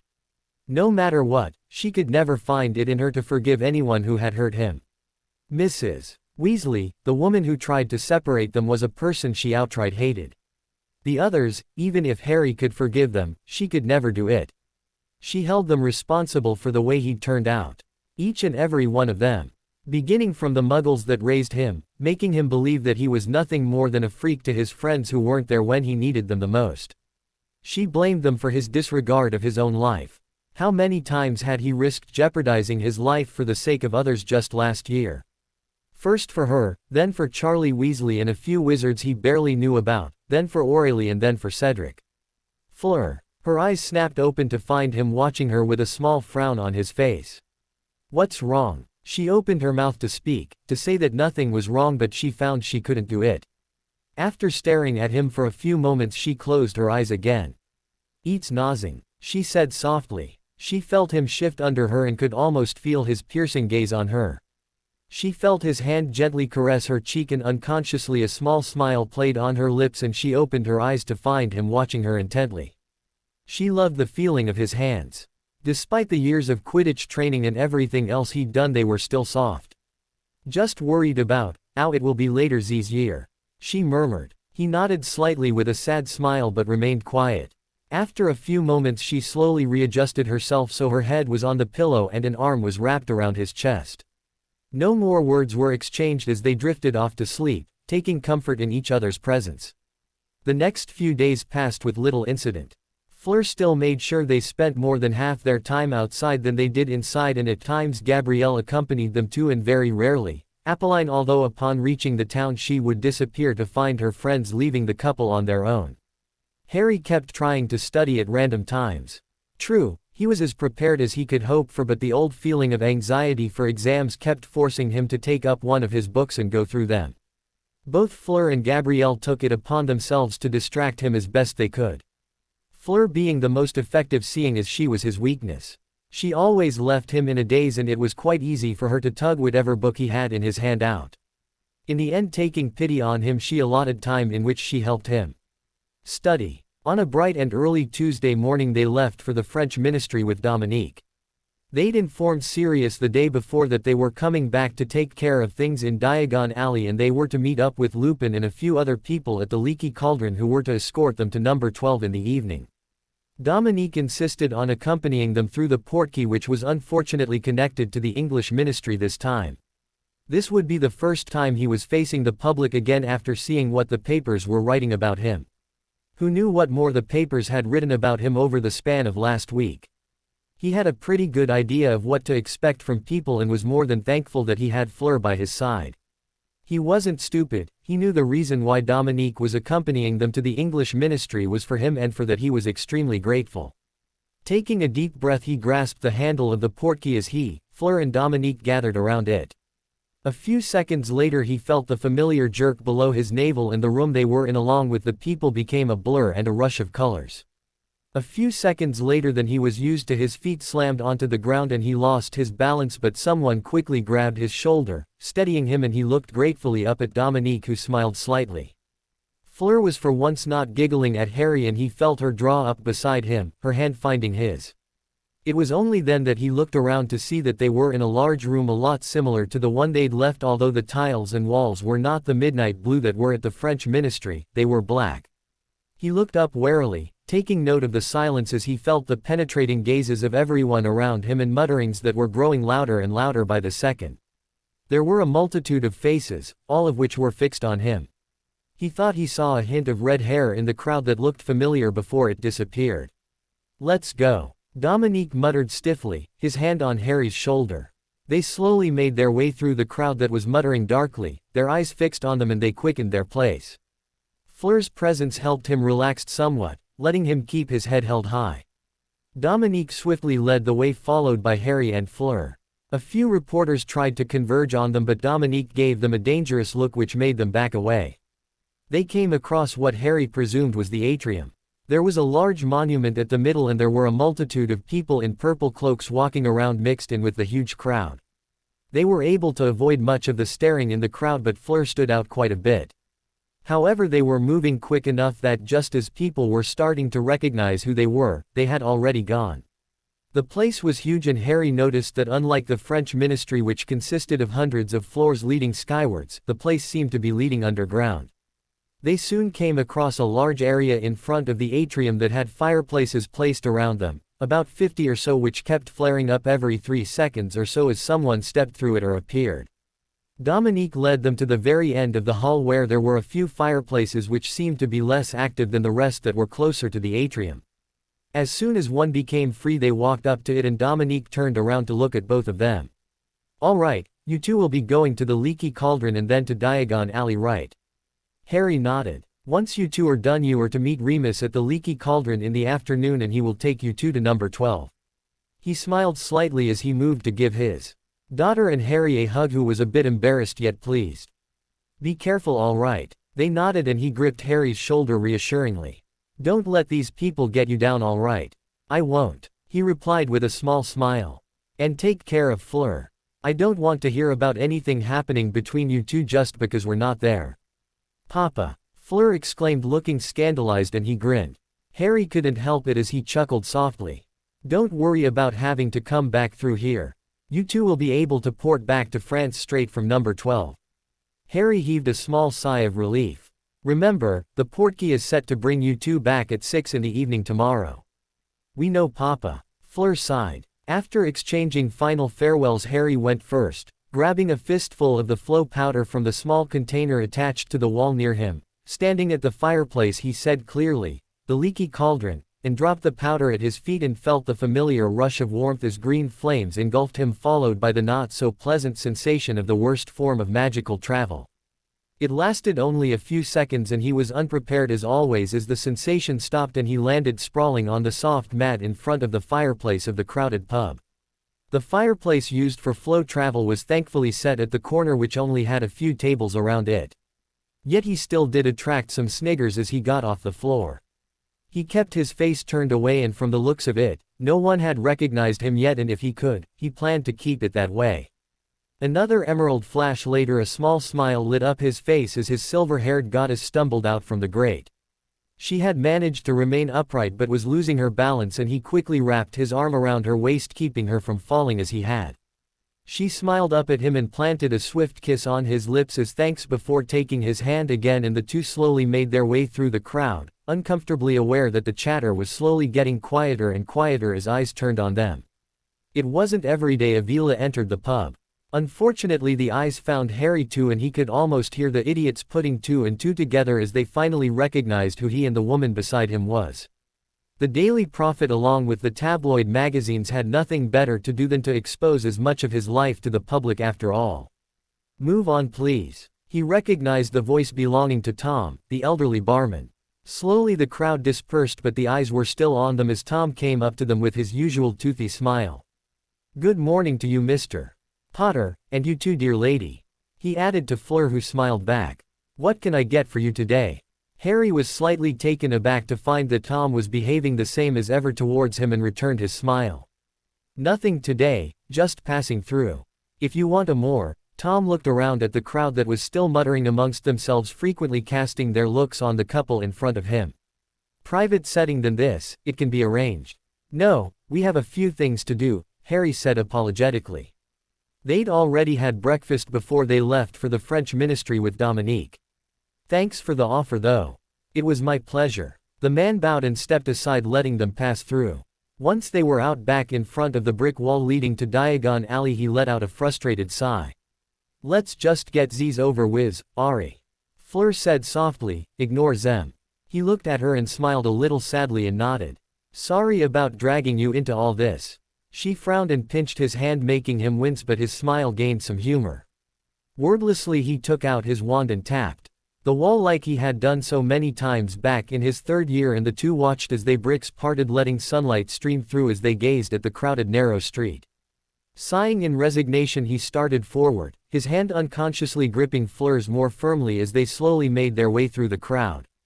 This time it wasn't so bad. The people were more intent in the shops than to stop and stare at them, and apart from a few lecherous looks thrown Fleur's way and a few widening eyes as Harry made his way past them, it was almost normal. "I need to take you to the magical part of Paris," Fleur said thoughtfully as they made their way towards the marble-white building that stood out at the end of the alley. "Is it like this or?" he asked curiously. "It is a lot more bigger than these, more room to walk in," she said, wrinkling her nose and pressing herself as close as humanly possible to him so she wouldn't walk into any of the people walking around them. "One of the things we'll do as soon as we get back." She smiled brightly at him and nodded. Soon they were climbing up the steps to Gringotts and they entered the large hall with the goblins sitting on either side going about their work. They approached one of the counters and the goblin looked up, irritation written clearly on his face. "What?" it grunted. "I need to visit my vault," he replied, fixing it with a bored look. The goblin's eyes widened as it recognized who he was. "Key." He placed it on the counter and it examined it before nodding. "Follow me please." They fell into step behind it and they reached the dark tunnels with the carts. He laughed when he saw Fleur's eyed it apprehensively before they got in and the breakneck journey deeper into the depths commenced. He thought Fleur would break his hand off with her vice-like grip as they hurtled along the tracks. Once they reached his vault she breathed a sigh of relief and punched him lightly on his shoulder when he was looking at her in amusement. He took more than he usually withdrew before the start of each year in Hogwarts, this time from his vault, and one more high-speed ride to the surface later they were back out in the sun. Deciding Ollivander could wait about an hour longer, he took her to Florine's ice cream parlor where Mr. Fortescue welcomed one of his favorite customers back with a large smile. Harry was embarrassed when he had to introduce Fleur to Mr. Fortescue, but he felt he did it properly when Fleur kissed him as soon as the man had turned around to find them a table. Introducing her as his girlfriend was something that gave him a profound sense of happiness which made him lightheaded. Once their ice creams were done they finally made their way to Ollivander's shop. No matter how many times Harry had seen it, the shop seemed to frozen in time. Knocking softly he entered as the bell dinged and the two walked into the darkened area where in front of them was a long narrow corridor with shelves that reached the ceiling, all fit to burst with long thin cases. "Good morning." A quiet voice broke the silence, and despite the warning Harry had given to Fleur that the old man liked to surprise his customers just a half hour ago, she jumped and her grip tightened on his hand momentarily. "Mr. Ollivander walked out from the space from which he'd seemingly appeared out of nowhere, and his expression immediately brightened when he recognized who it was. "Ah, it's Mr. Potter and Miss Delacour. I've been expecting you two for a while now." "Bonjour, Monsieur Ollivander," Fleur said with a smile as Ollivander took her hand and bowed. 9.5 inches. Rosewood. Containing a single hair from Avila. "Excels in charms," he said softly, and she nodded. Then he turned to Harry. "If I can have your wand, Mr. Potter." He gave his wand and the old wandmaker examined it closely. The wand once again was surrounded by the fiery red glow before it took on the blue, although this time Harry noticed that the blue shone a lot more brighter than the red. No one spoke as Ollivander continued his ministrations, and finally he looked up with his eyes gleaming in excitement. "Miss Delacour, if I may, could I have a look at your wand too, please?" Fleur looked puzzled, but nevertheless she gave him her wand too, and after a few moments of him examining it, it took on an almost identical blue glow to the one Harry's wand had, and her eyes widened in surprise. Returning her wand to her, he placed Harry's wand on the counter before walking away wordlessly, leaving both of them staring in surprise. He came back fairly quickly with a rather large chest tucked under his arm and waved his wand, making two comfortable-looking chairs appear behind them. "Please, have a seat." Once they were seated, the wandmaker went to the entrance and closed the blinds, turning over the sign that said, "Open," so that now it read as, "Closed," from the outside. Walking back he sank into a chair that appeared behind him and taking Harry's wand from the counter at the same time. Harry had hardly ever seen the old wandmaker look so excited. "As it appears, Mr. Potter, your problem seems to be quite easy to solve." "Oh." He nodded and handed the wand back to Harry. "The key lies with this young lady right here." Ollivander smiled at Fleur, who looked confused just as Harry was. I don't follow," she said uncertainly. He chuckled and leaned back in his chair. "I have devoted my entire life to the forging of wands," he began. "What I have found is that when it comes to this branch of magic, there are so many things that are possible. So many things that we have never thought of. When you first entered my shop, Mr. Potter, I told you that we use 3 types of cores for wands. Dragon heartstring, tail hair of a unicorn, or a feather from a phoenix. As you know now, those are not the only types of cores that can be used." Harry nodded in understanding, as did Fleur. "As with Miss Delacour, whose wand contains the hair from Avila, it's from your grandmother if I remember correctly," he added questioningly, and she nodded. "There are a number of items we can use as cores. Demiguise hair, dragon scales, griffin feathers, the list is endless, and the resulting wands vary greatly in power and traits." There are certain factors that need to be taken into consideration, however. Right now there are more than 1 billion wands around the world that will never have the witch or wizard that it is looking for. Why? They look for specific traits in their master. What we always fail to realize is that magic is a lot more closely connected with our feelings, emotions, what makes us who we are. Magic plays a large part in determining everything. He smiled at the two and shook his head slightly. I'm getting a little sidetracked here. Back to the matter at hand. Mr. Potter, your connection that you have with your wand is far weaker than it should be. It has weakened more since I last examined it at the weighing of the wands. But, it's fine. Harry was extremely fond of his wand and he didn't like what he was hearing. What happened at the graveyard and brought back his parents was something that made him hold his wand in reverence. A part of him hoped that he could trigger the same effects again, although this time around, preferably not without any deranged dark wizards trying to kill him. Your wand is still your own, he assured him. What I mean is that there is a lot of room for improvement. He fell silent and turned back to Fleur. Have you ever held Miss Delacour's wand? Both. Harry and Fleur's eyes widened at the question. Yes I did. Harry said, and Ollivander nodded as if he expected nothing more. And, you know the feeling of how a wand repels someone, right? Harry could only remember too well, having caused a substantial amount of damage to the shop when he had been trying wand after wand trying to find the one best suited for him. Yes. Did her wand do that? Harry frowned slightly. The old man knew something. No, it felt like when I first held mine. Ollivander's face grew into a wide smile, his eyes sparkling in excitement. That answers a lot of my suspicions. This may seem a little rude, but am I right in assuming that you two are closer than when I met you at the weighing of the wands? Both of them blushed at the same time.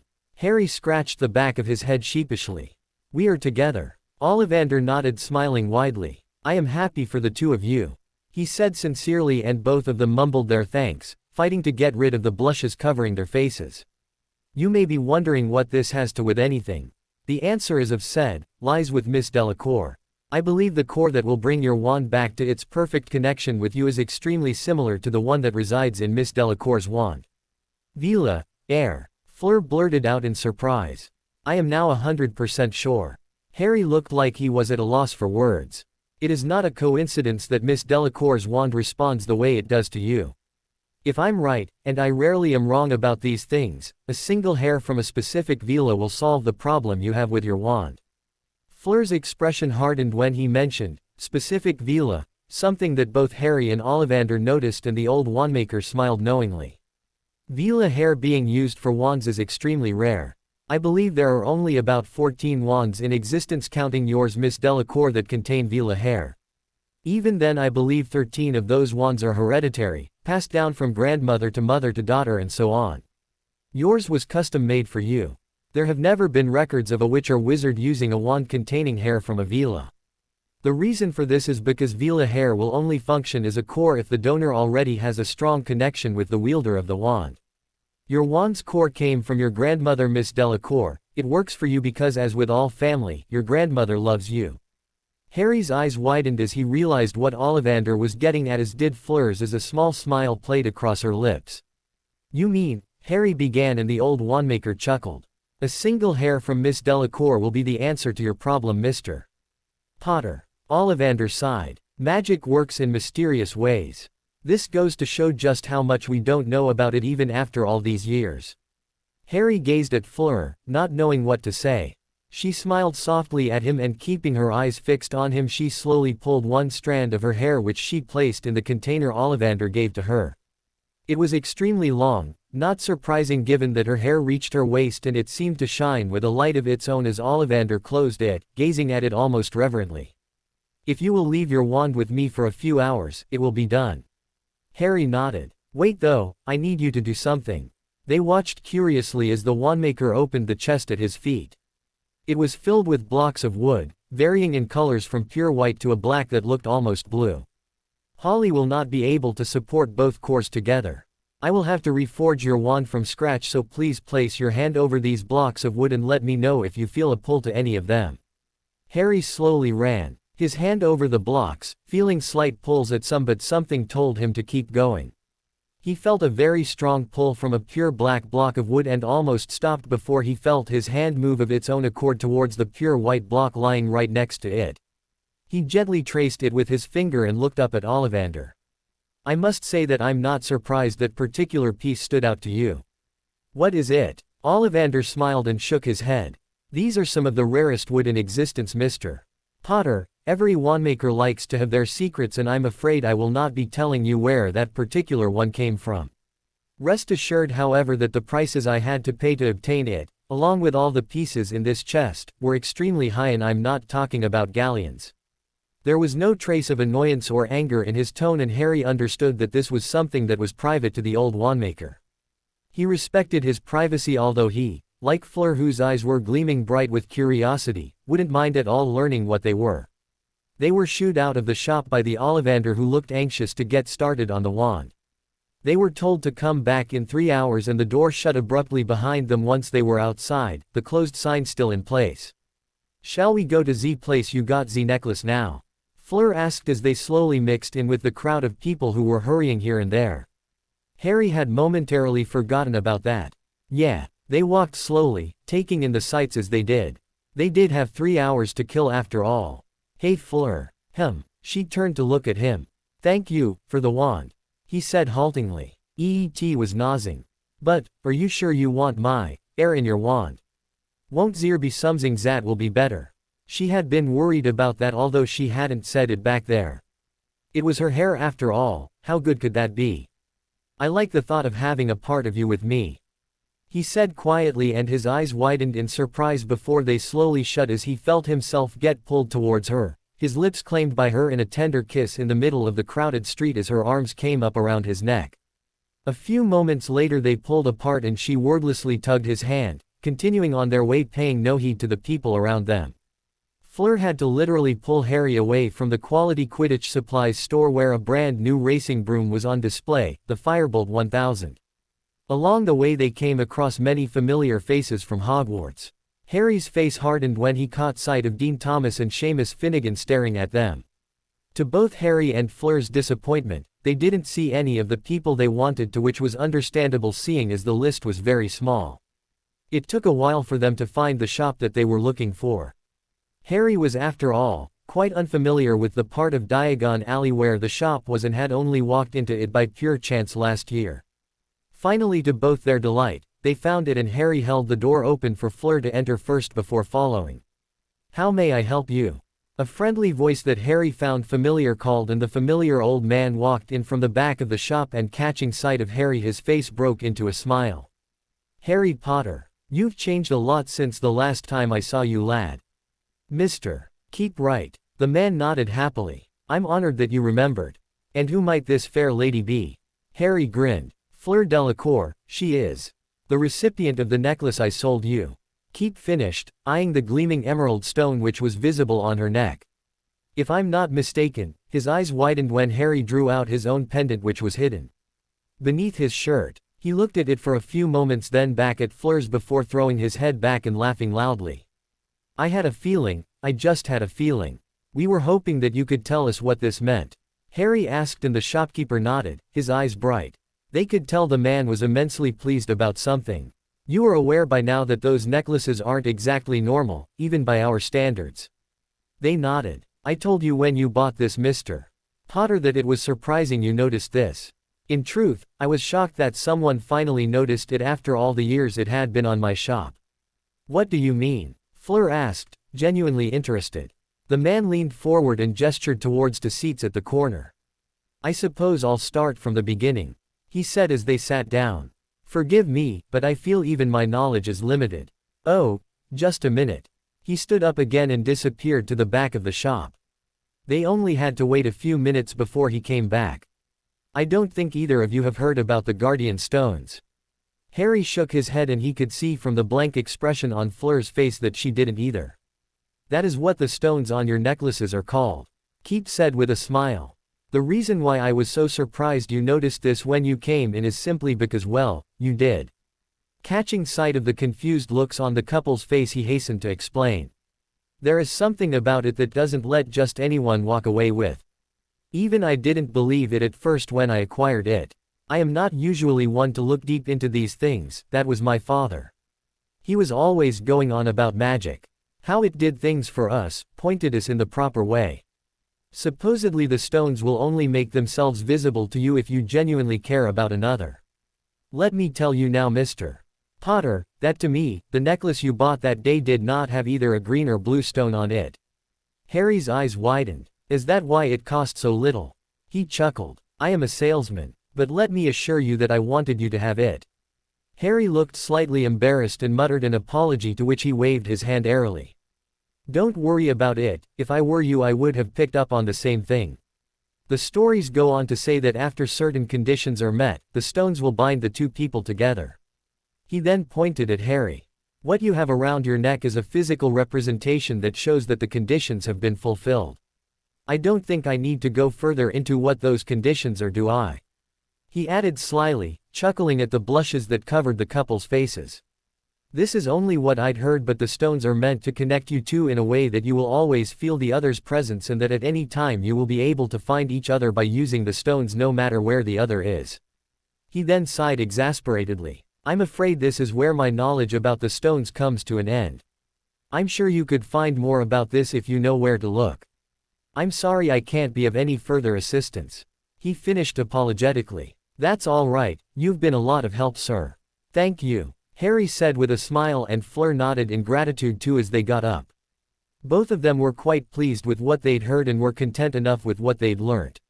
The only puzzle for them that was left now was how Fleur's parents seemed to know about it. They could just get it out of them directly now that they weren't completely clueless. If I may, I think the two of you fit each other perfectly. Keith said as he shook Harry's hand. The two of them smiled sheepishly at the old man, who grinned back before his expression became serious.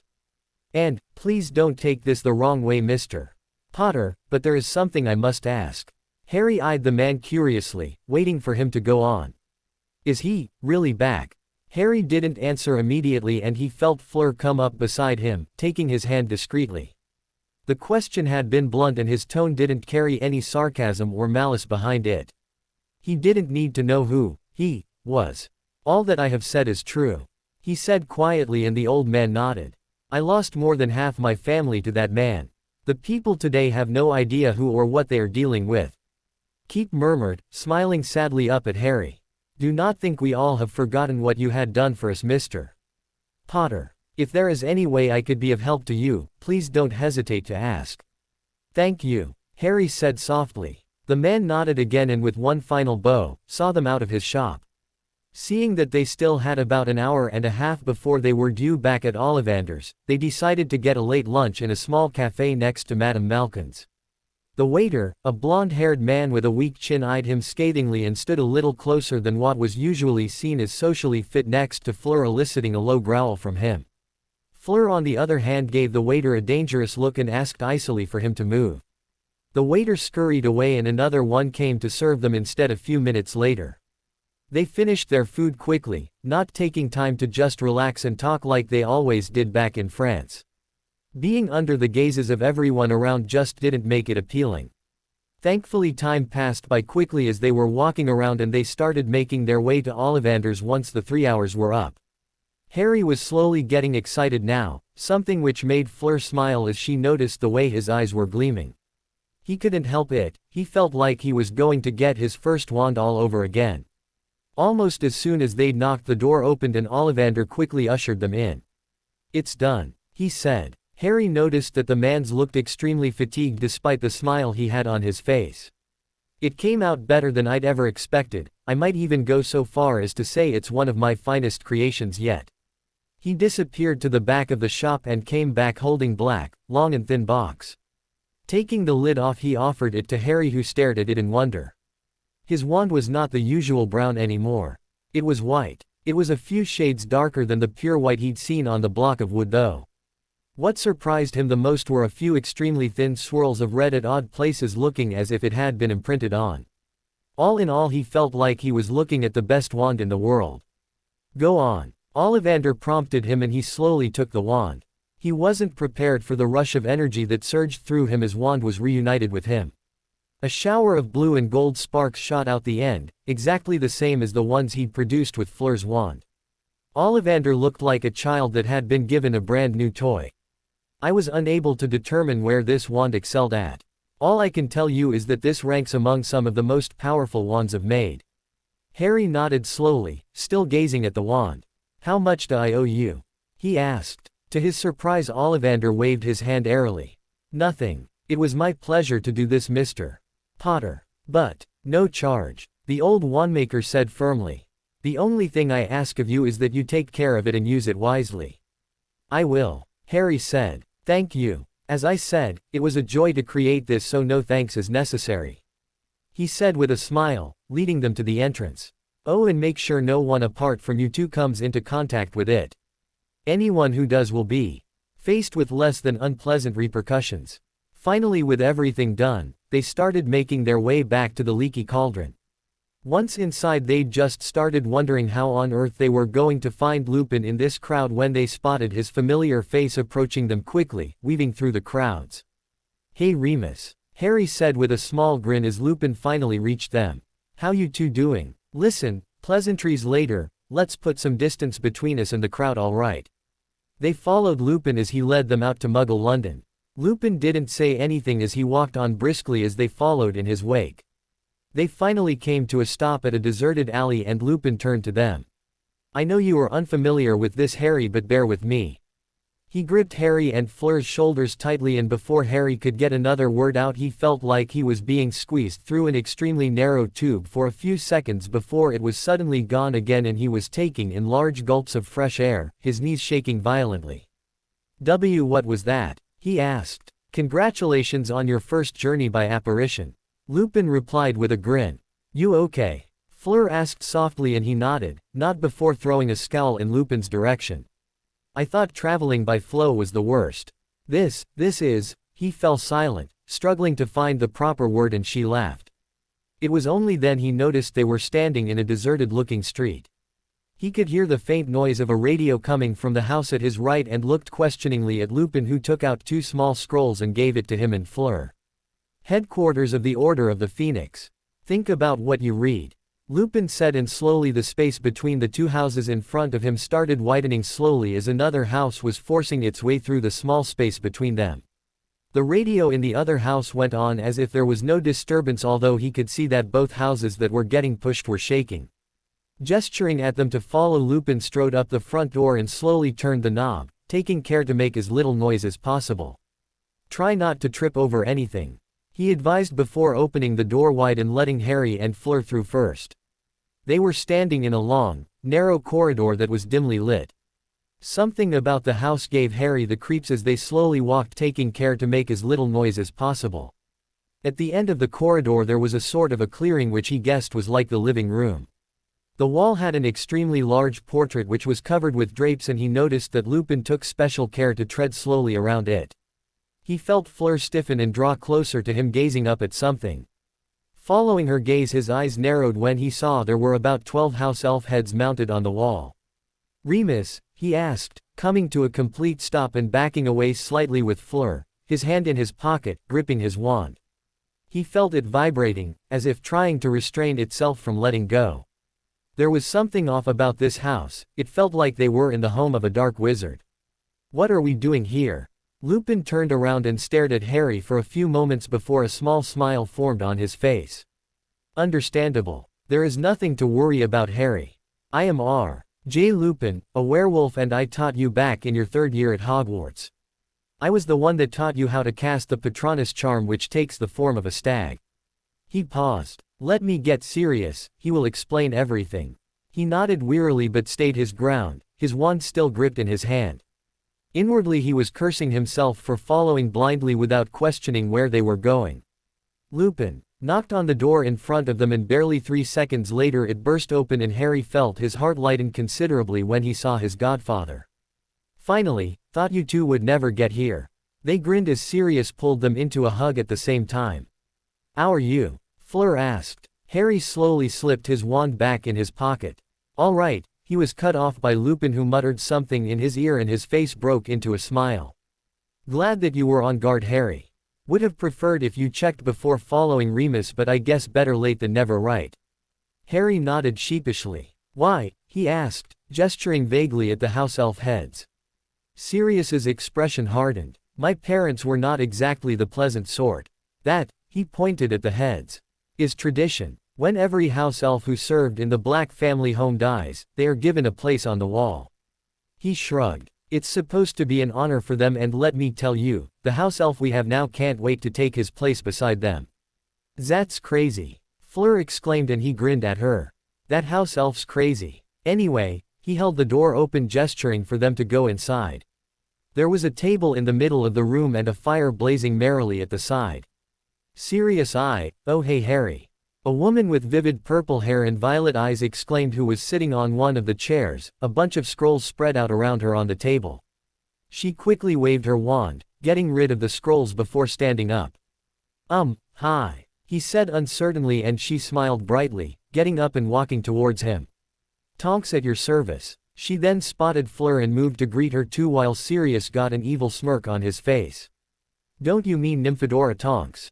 The effect was immediate. Tonks' hair turned a fiery red and she rounded on Sirius with a growl. In the blink of an eye, Sirius was at the other side of the table, covering behind Lupin as she advanced on him. Fleur started laughing, and even Harry had to struggle to keep his laughter contained. Sirius's face showed pure terror, as did Lupin's. Better watch your back from now on, Tonks said threateningly as Sirius gulped audibly.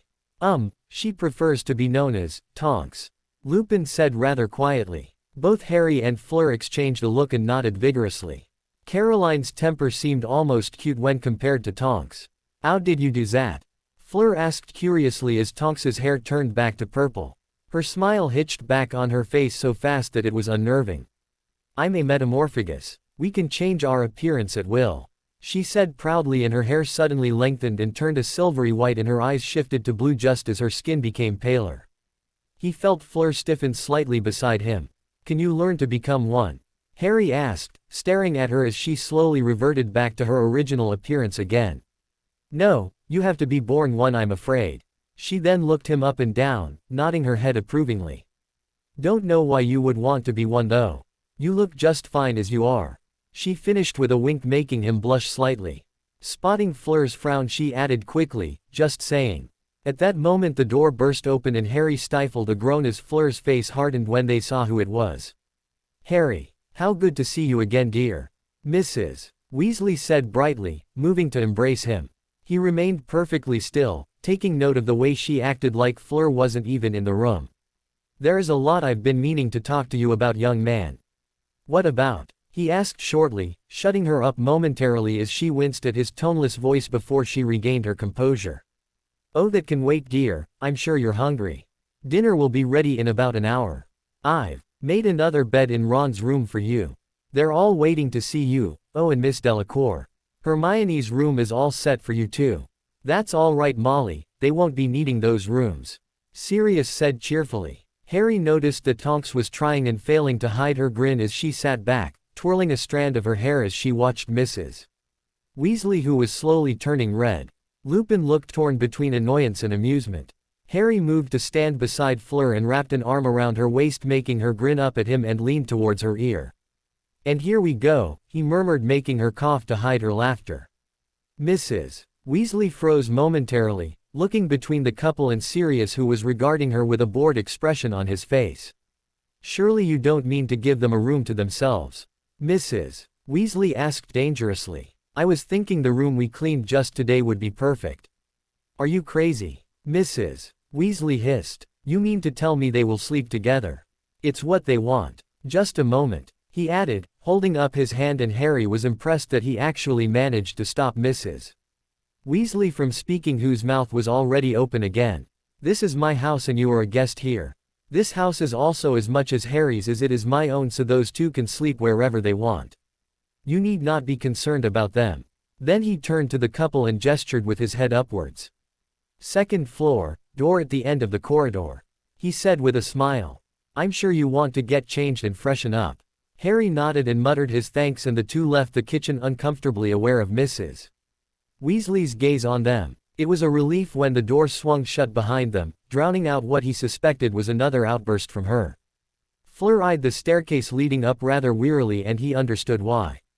The lamps along that lit the way were all shaped like serpent heads, candles lit in its mouth. Harry knew that Sirius was in a sense, an outcast in his own family. A Gryffindor in a pit of snakes. I don't like Z's place. Fleur murmured softly as they quietly made their way up. Me either, he replied, just as quietly. It's hard to imagine, she began and he turned, looking at her curiously. I really can't see Sirius coming from a place like Z's. I know. He did run away after all. You never told me that. You never asked. He countered with a smirk and she grinned mischievously. Well, we do, avenue far better things to do together than talk about your godfather. She got the desired effect as she watched the color rise in his cheeks, but she didn't count on him leaning closer and pecking her cheek before whispering in her ear, I agree. She couldn't help the shivers of delight it sent down her back. Just over a few months ago he would never have done that. Her competitive wouldn't give in though as she pushed him against the wall, halfway up the stairs and put her arms around his neck. I won't be able to hold out till we reach our room if you keep these up. She whispered, her lips barely grazing his. Even though we spent the whole day together I feel like something is missing. He smiled wider and responded by pulling her closer to him, closing the distance between them. They were only allowed a few seconds of privacy when a loud crack next to them forced them apart. Well, look here Fred. A familiar voice said. Barely just got here and they still can't seem to keep their hands off each other. Another almost identical one answered. Did your apparition exams then? Fleur asked, turning to look at the twins who were grinning broadly at them. Passed with distinction, George said brightly. The feeling of apparating, there's nothing like that in the world. You should try it, Harry. I'm sure you'll enjoy it. I could give you a first-hand experience. Fred said with an evil grin. Already did and know. I'm never apparating again, ever, he said firmly, making them gape at him. You can apparate already. Blimey. Remus brought us, air by side along apparition. Fleur explained. Oh, that explains it. So how is it? Best feeling in the world, right? He raised an eyebrow. You two actually like it. Fred grinned and disappeared with another crack before appearing at the top of the stairs. Course we do. We don't think we'll ever walk again. If we can help it. George added. He shook his head. There was no point trying to understand them. Even Fleur was eyeing them incredulously. He knew she could apparate too, but he'd never seen her do it even once over the summer. How did you two know we were here? He asked when they reached the top of the stairs and started down the long corridor. We have our methods, Fred said, and at the same time his and George's faces took on identical looks of horror before looking at each other in panic. What? Fleur asked, looking at the two of them. Forgot something, we'll see you two later. George said hurriedly, and without another word the two of them disappeared with loud cracks. Fred, George, you. The door right next to them opened as Ginny Weasley came out with an extremely annoyed expression on her face. She fell silent when she caught sight of Harry and Fleur. Harry, when did you get here? She stammered. A few minutes ago. This was probably the first few words he'd spoken to her in a very long time. Ginny. Hermione's voice floated in from the room behind. Ginny was standing with the door open behind her. Her mouth fell open in surprise when she saw them. Harry. Fleur. We didn't know you two were going to be here. Ron's face appeared behind Hermione. You two are going to be staying here for the rest of the summer then? No, we're going back tomorrow. Harry said with a strained smile. Ron still hadn't improved at all as he was gazing at Fleur with a glazed look in his eyes. Fleur didn't say anything and instead just nodded at the group. Oh, an uncomfortable silence settled before Hermione spoke again a little timidly. Fleur, our room is the one behind you. It's all right, we already avenue a room. Ginny suddenly blurted out. We'll see you later. Harry muttered, choosing to ignore Ginny. Hermione looked disappointed but nodded all the same, and she ducked back inside. Ron still hadn't moved an inch, but he suddenly stumbled before disappearing from view. He had a funny feeling that Hermione had probably pulled him back. Ginny soon followed, swinging the door shut behind her unnecessarily loudly. That was fun, he murmured with a shrug. Fleur caught his eye and smiled rather sadly before taking his hand and pulling him with her down the dark corridor. Reaching the door at the end of the corridor, he opened it cautiously, peering inside before stepping in with Fleur. The room was large and spacious. A large bed was at the middle along with a small wardrobe at the corner. There was a large window at the side too, however this didn't have a spectacular view like the one he or she had back in the Delacour home. All they could see out the window was a large brick wall. "It's only for one night," Harry said softly, and she smiled reassuringly at him. "I don't care, Ari. But I don't think I would, Avenue slept in, air on my own." He grinned back and she took out her wand, pointing it at the door which swung shut and locked itself. "I think Maman sent us some clothes," she trailed off, moving towards the wardrobe. As it turned out, Apolline had indeed sent them some clothes which was folded neatly inside the wardrobe. Taking turns to shower, which had Harry looking like he had a fever when Fleur came out wearing nothing but a towel before grinning mischievously at him and disappearing from view behind a screen at the corner that he hadn't noticed in the room before. Once they were done they found Sirius waiting outside their door with a smirk on his face. "I have no problems with whatever you two do in there as long as silencing charms are up." He wiggled his eyebrows suggestively. "Just make sure you take the appropriate measures, I don't want Apolline raging on a warpath at me." Laughing at the expressions on the couple's face he backed away quickly, laughter dying in his throat when he caught sight of the unnervingly identical icy expressions on their faces. Sirius took them around the house, giving them the tour. To say the place was big was an understatement. There was no way anyone would think this was anything more than a small apartment block from the outside. "Why is this place being used as the headquarters?" Harry asked curiously, leaning back against the wall and watching Fleur petting Buckbeak, the hippogriff that Sirius had escaped on back in his third year that had now taken refuge in what used to be his mother's room. The hippogriff looked like it was having the time of its life as it lazily closed its eyes, and Fleur looked like a little girl that had just been given a cuddly new pet. "This is probably one of the safest magical dwellings in Britain. I'm serious," he added when Harry looked disbelieving. "Yeah you are," Harry said with a small grin, making Sirius groan. "How though? My father took a lot of measures when building this place. Wards, enchantments, you name it. And also Dumbledore is the secret keeper here, that parchment you read." Harry nodded. "That was his writing. Without his help no one will ever be able to walk in here." "Why would your father do that though? Is it normal for a wizarding home to have so much protection?" He snorted. "My father was paranoid. Even with all the pureblood ideals he kept up, I think he and the rest of my family were rather afraid of muggles." Afterwards they were shown Sirius's old room. His godfather had taken a lot of bold steps to assert his difference from the rest of his family. The walls were covered with Muggle posters of girls in bikinis and motorbikes, the bed had vivid hangings and the ceiling above them was engraved with a gold lion. "I was a teenager, Harry," Sirius muttered when he raised an eyebrow, looking between a very suggestive poster of two girls and his godfather. Dog. Soon afterwards they went back downstairs where along the way they ran into Creature, the house elf sworn to the House of Black. Upon catching sight of Harry, Fleur and Sirius it bowed low, although it started muttering about dirty half-bloods and something to do with his mistress. "That's enough," Sirius snapped. "Get out of my sight." "Of course master," Creature does as he is told. It croaked, although he would much rather continue serving his mistress. "Oh yes, Creature wishes Master Black didn't come back home. You aren't the only one that wishes for that," he muttered under his breath. Creature stayed where he was, keeping his eyes fixed on the ground. When Harry and Fleur passed him though he looked up, narrowing his eyes and gazing fixedly at Harry. All in all, Creature was the creepiest and most dislikable house elf he'd ever met. From the look on Fleur's face, she was probably thinking along the same lines. "He has been on his own for a long time. Wouldn't surprise me if he was insane, taking orders from my mother and all."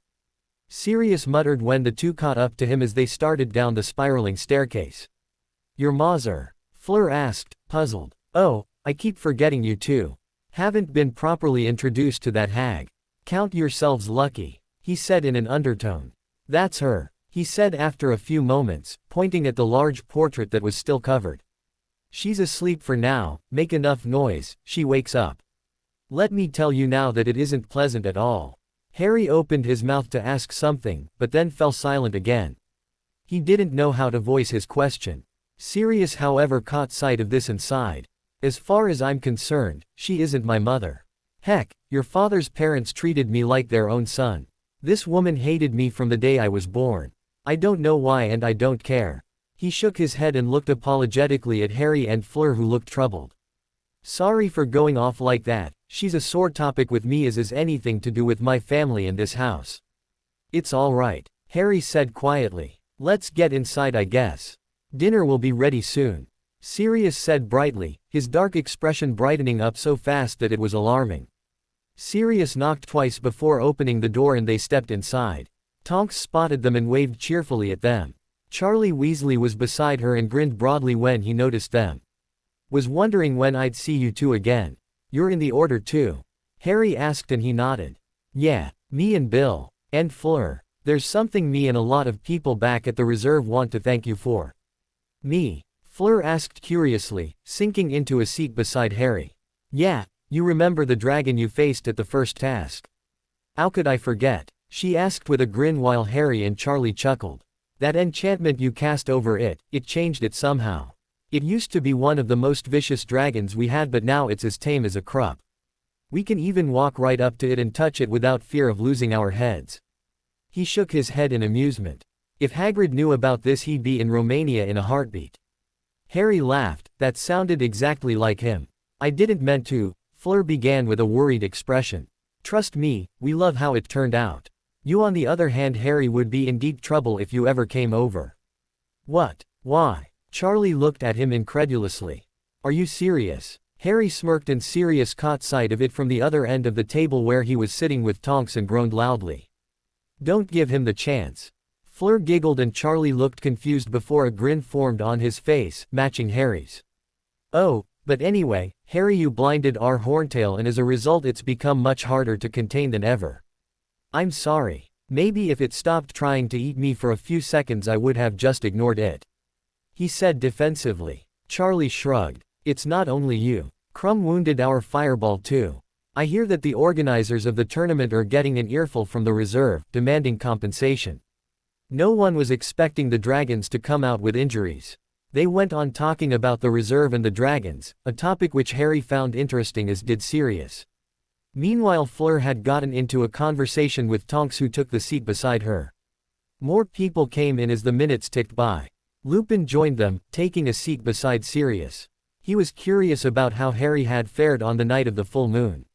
He looked surprised when Harry said that apart from his perfect eyesight, nothing much changed. You still need glasses though, right? He asked curiously. Yeah, it was only on that night. When I woke up in the morning my eyesight was as horrible as usual. Strange, he muttered, his brow furrowed. Did you get your wand sorted out, Harry?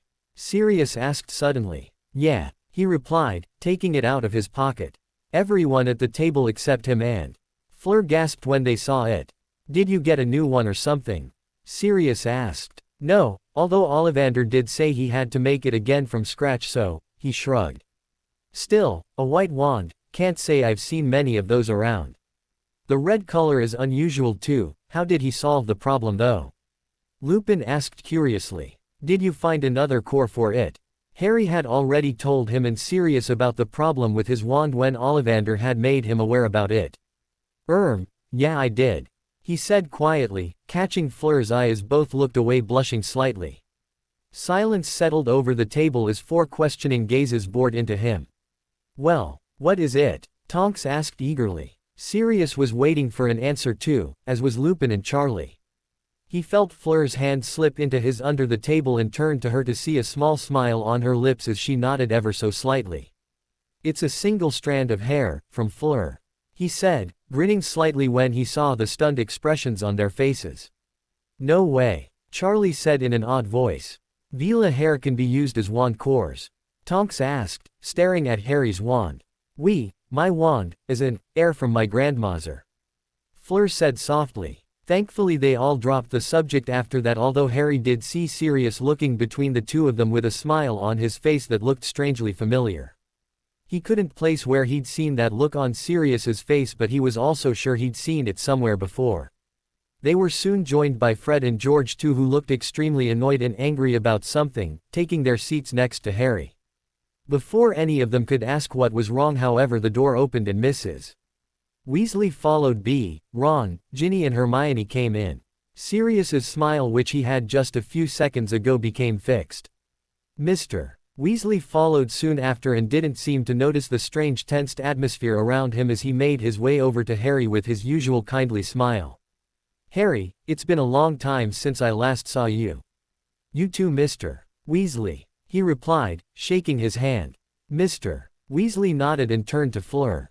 "A pleasure to meet you again, Miss Delacour, Arthur Weasley." Fleur smiled, and once the introductions were out of the way, murmured conversations broke out between small groups as they waited for Mrs. Weasley, who was glowering at her husband, set the table with the help of Tonks despite a number of people's protests, Hermione and Ginny. Mr. Weasley had diffused the tension and Harry was grateful to him for it, and he could tell by the genuine smile he had on his face that he bore no ill will to Fleur. Mrs. Weasley glowered at them all through dinner, although neither he nor Fleur took any notice of it. Tonks wanted to know more about the tournament and how they did the tasks, to which both of them obliged. In return they got to learn more about Tonks. He was surprised that she was an Auror.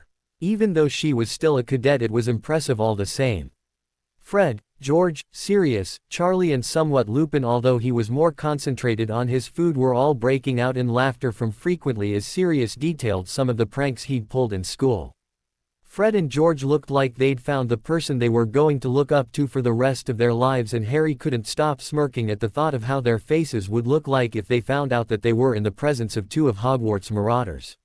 Ron as usual looked unconcerned about all else but the food, although Harry did catch him staring longer than necessary at Fleur at times when he thought no one was looking at him.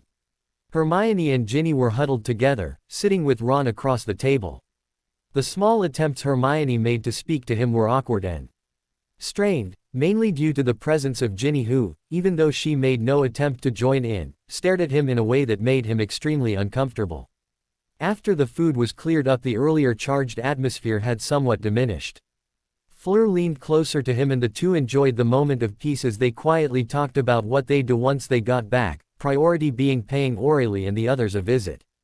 Mrs. Weasley was for once distracted and didn't have her eyes on the couple, as she was instead having a quiet yet heated conversation with her husband, who looked irritable. Finally, in spoken agreement, the two of them got to their feet. Sirius looked up, momentarily distracted from his conversation with Lupin. Tonks had already fallen asleep at the table and almost everyone else's eyes were drooping shut. He himself wanted to get to bed, but mostly the two of them wanted privacy, something which was virtually non-existent with certain people in the vicinity. Getting a nod and a rather suggestive wink from Sirius, they quietly excused themselves. It was a relief to be out of the rather crowded kitchen, although the dark house wasn't exactly all that welcoming either. "Do you believe what Z-Man said about Zaysay?" Fleur asked as they started on the stairs. Harry looked at her and saw that she was lightly tracing her gleaming emerald stone with her fingers. He too unconsciously touched his chest, where his was, and felt a warm tingle spread through his fingers as his hand made contact with it. "I do," he murmured softly. Somehow I just feel like what he said were true." She nodded. "Avenue, you felt ET?" she asked. He turned to her, cocking his head sideways. "What?" She sighed and placed a finger on his chest, touching the gleaming blue stone that was visible through his shirt. A pleasant sensation spread through him, although he couldn't pinpoint what it was exactly. "Close your eyes," she said quietly as they came to a few feet away from their door. He did, and a smile lit his face when he felt her arms come around his neck, and a second later he was seeing a multitude of colors which was making him lightheaded as he immersed himself in the unique taste of her lips. Fleur was almost always the more aggressive one, and this time was no different as she pushed him against the wall none too gently. All coherent thought was driven from his mind, and he felt himself give in and respond with the same force, returning the kiss just as hungrily. She whimpered softly and he felt her tongue on his lips, gently parting them and asking for entrance, to which he obliged. His knees grew weak and both their senses were getting sharper, increasing their pleasure tenfold and at the same time increasing their desire. "You!" A loud voice rudely broke them apart, and they turned to see Mrs. Weasley looking like she was on the verge of blowing up with Ginny, Hermione, Ron and the twins behind her. Harry felt a surge of anger in him before it was immediately cooled when he felt Fleur's lips on him again, this time on his neck, turning his growl into a quiet sigh and making him tilt his neck, allowing her more access. Fighting to keep his eyes open, he tried to focus on the group of people at the end of the corridor. They were all standing there, frozen as Fleur slowly continued upwards, pausing slightly and demonstrating exactly how thin the line between pleasure and pain was. The rational part of his mind wanted to push her away, especially seeing their audience, but everything else in him was content to give in, which he did.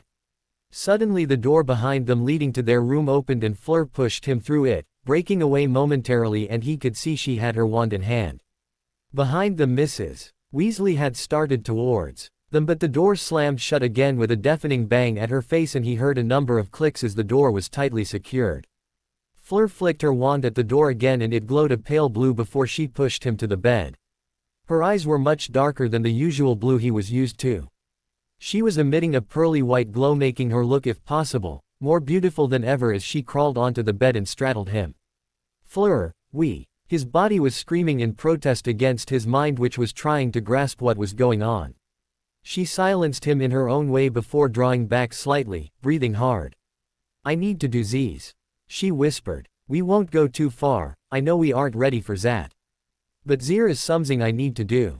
He only hesitated a moment longer, remembering what Apolline had told him and what Alana had told him about what made them different. Okay, he said quietly, gazing at her and wondering for the millionth time how he'd ended up getting someone like her to himself. She took his lips again, and this time, the rational part of his mind was gone and he was making no effort to get it back. All the while he was vaguely aware that the heat in the room was increasing. He didn't know when, but one of her hands had slipped under his shirt and was gently tracing his scars. Seized by a sudden desire to return what she was doing to him, he moved slightly and kissed her neck just as she had done him. She beeped slightly before tilting her head invitingly, to which he immediately obliged. He didn't know why, but while he was doing this it felt like he was claiming her, making her his. This thought emboldened him further, and with the sounds Fleur was making, she was not at all against this. Fleur didn't let him keep serving her for long. She firmly took his hands, pinning them above his head with her own before moving down to kiss him again. Fleur's glow was brighter now, and as he felt her warm lips move again, shifting towards her neck again, he knew just then what she was going to do as she paused and looked at him. He could see nothing but love reflected in her eyes, and he knew she was asking him for permission. Smiling slightly, he nodded and she slowly moved down again, kissing her way downwards until she came to a stop at the point connecting his left shoulder and neck. He felt a burning sensation as her lips made contact at that point. It was slightly painful, as if that bit of skin was being exposed to a beady flame. A few seconds later it was gone, and Fleur's glow slowly dimmed until it was gone and she collapsed on him, panting hard. She wasn't the only one. Harry felt like he'd just been put through 6 of Sirius's training sessions, one after the other. A few minutes later she slowly got up again, still straddling him, and she looked a little afraid. Following her eyes, he looked down at the point where he'd felt the burning sensation and his eyes widened. There was a bluish-white wing etched on his left shoulder, just below his neck. He looked up at Fleur and she wordlessly flowered the neck of her blouse, exposing the bit of her shoulder to him, and he saw the same wing there, except this one was mirroring his. "REI," she began softly. "Was that the mark?" She nodded. She began again but fell silent. "What?" he asked gently. She looked like she was going to cry. "Z mark, EET is a form of binding. EET is what we do to put our claim over who we, Avenue chosen." He laughed and she looked surprised momentarily. "I don't see the problem. But I should, Avenue told you before I did EET." She yelped. "I lost control. When you, Avenue Z mark EET is permanent. No one else will be able to approach you Z way I do ever again. What if in Z future you decide that you would rather be with someone else?" "Don't say that," he growled, his eyes narrowing, and she flinched. "You think after everything you've done for me I'd even think about letting you go?"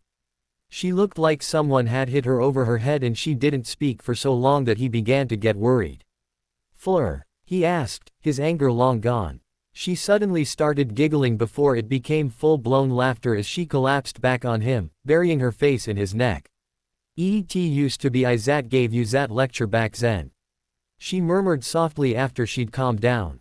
He grinned, remembering all the times she'd had to assure him that what she felt for him was real and that she'd never leave him. It was amusing in a way and unbelievable to him that he was now assuring her in turn. He still didn't understand how she could have those insecurities. She could have anyone she wanted, and the fact that she was actually worried that he would choose someone else over her was laughable. I guess, but I don't want to be in that role. It's you that has to keep lecturing me. She drew back with a mock stern expression which was ruined by the tears in her eyes. Do I have you to do so again? She asked, a smile growing on her face when he wiped away her tears with a small frown. Not anymore. Good. She sank back, nuzzling into his neck again. So he began. She looked up to find a small blush on his face. This shows that I'm yours. She grinned and kissed his cheek.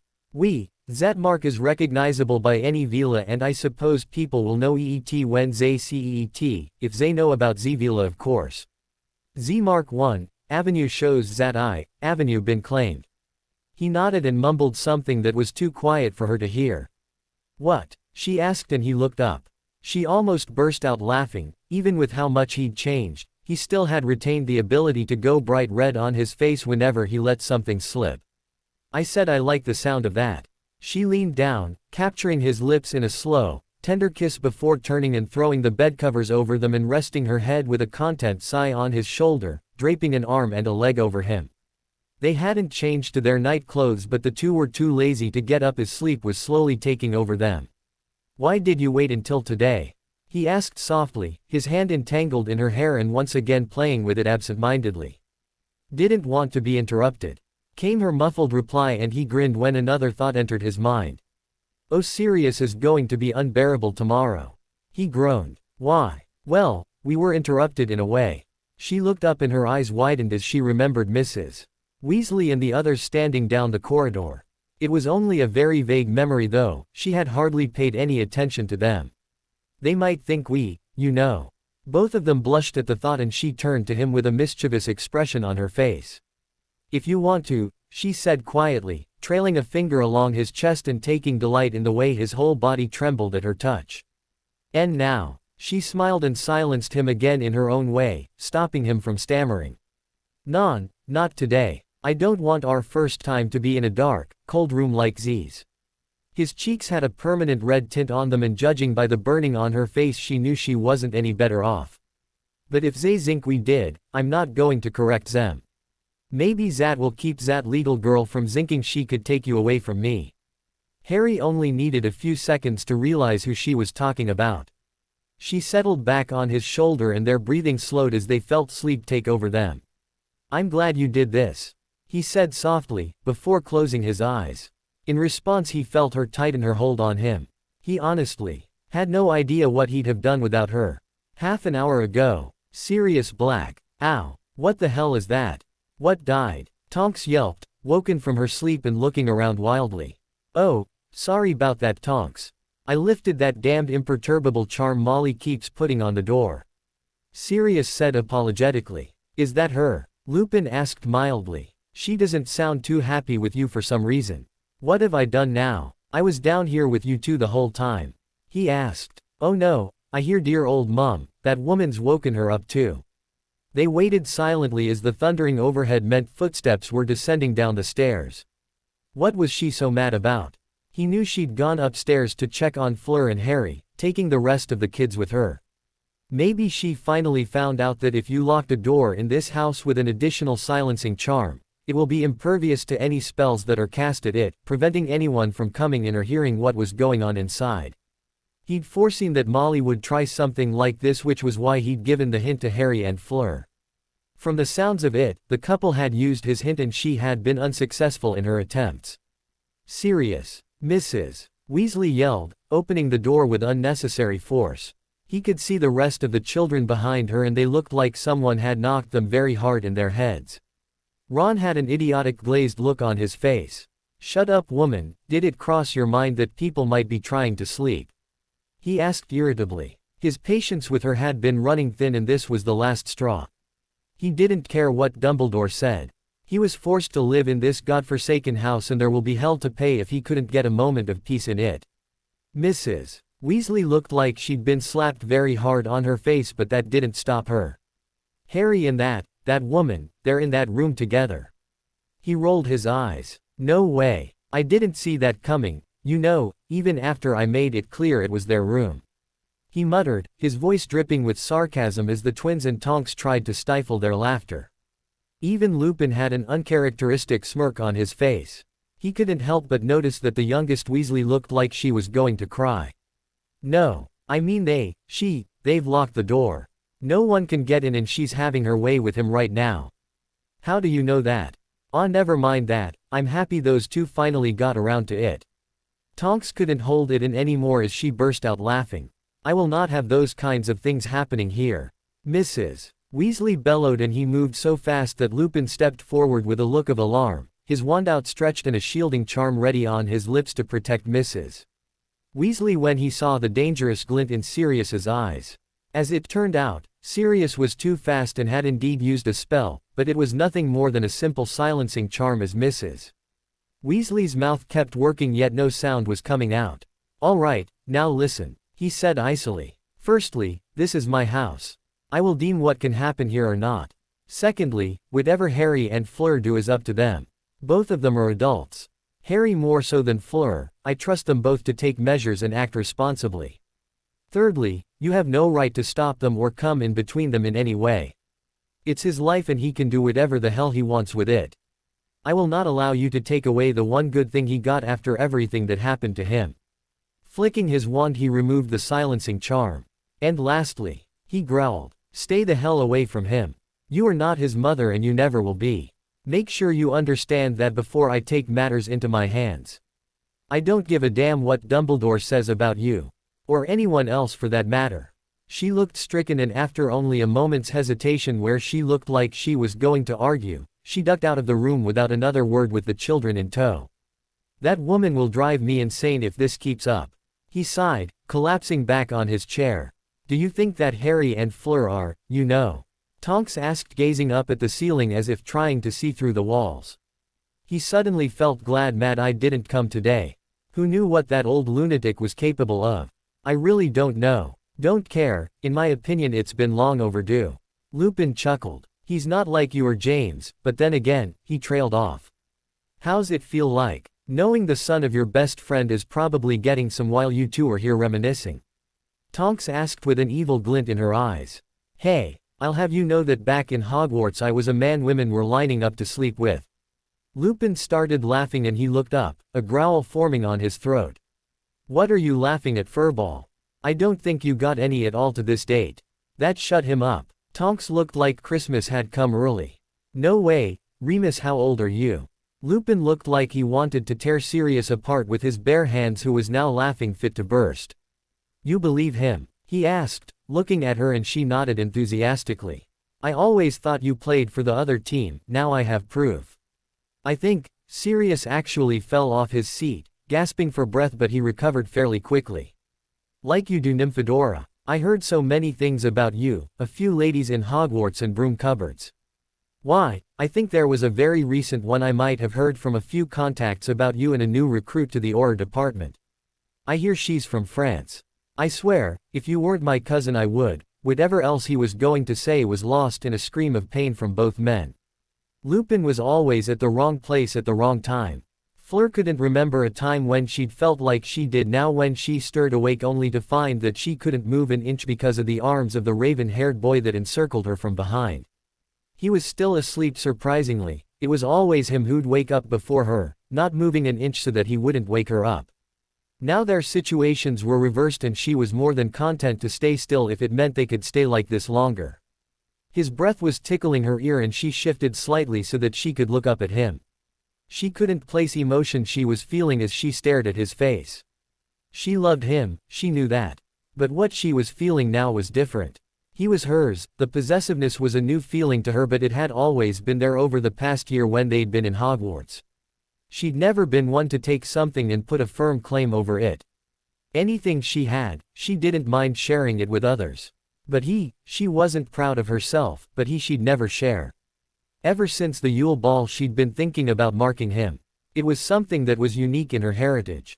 Very few Veela could hope to fall in love. They married out of necessity for the security a marriage can bring.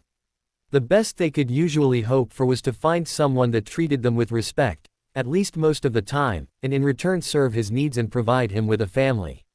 They could never be truly happy. No matter what, it was well known in their culture that they were more or less seen as trophies. Her grandmother suffered in her marriage, she hardly knew about her grandfather, and it was a sore subject in their family.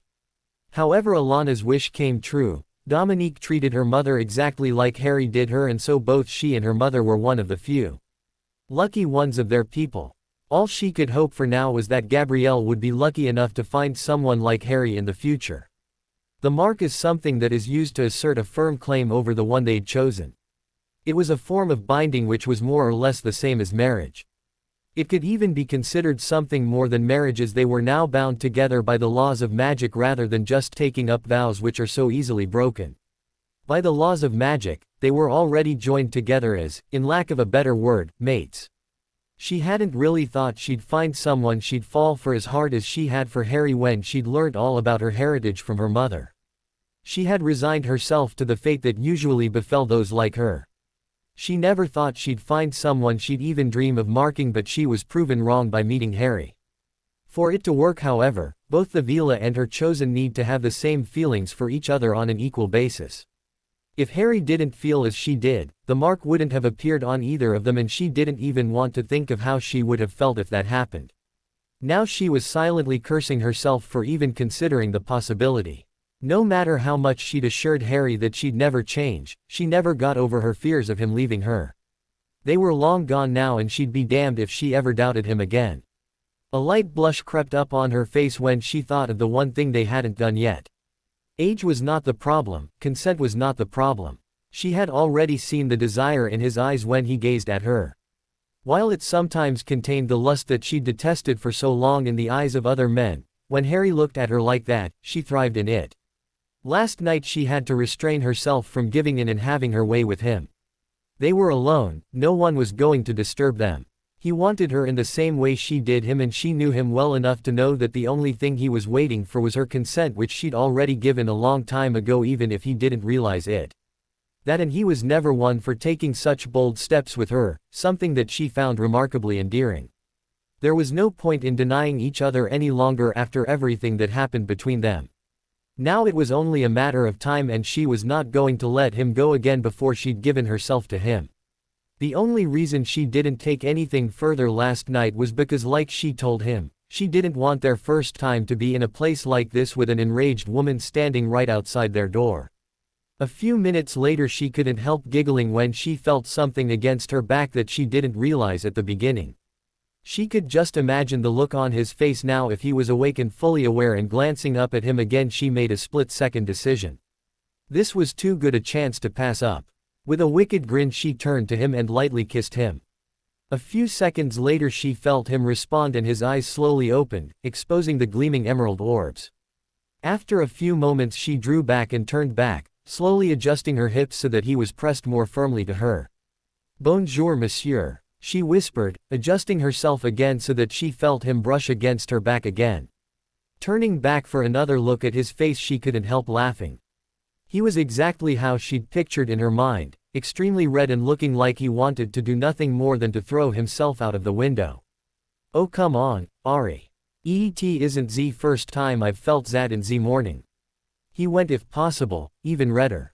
But his voice was higher than usual, and there wasn't a trace of sleepiness in his face. "Something for me to look forward to, non." She couldn't help laughing at his expression again before he leaned in. Her eyes widened when she felt him press his lips against hers before fluttering shut and cupping his cheek with her hand. "Two can play at this game," he said, drawing back with a lopsided grin after a few moments. She grinned back and nuzzled into his chest. "Who are you and what avenue you done with, Harry Potter?" He laughed and shook his head. It was already 10 in the morning as they could see on the clock on the wall opposite them, but they were too loath to leave the comfort of each other's arms. That, and they weren't exactly looking forward to seeing how some people were going to react to them downstairs. "We should probably get ready," she said softly after about 15 minutes.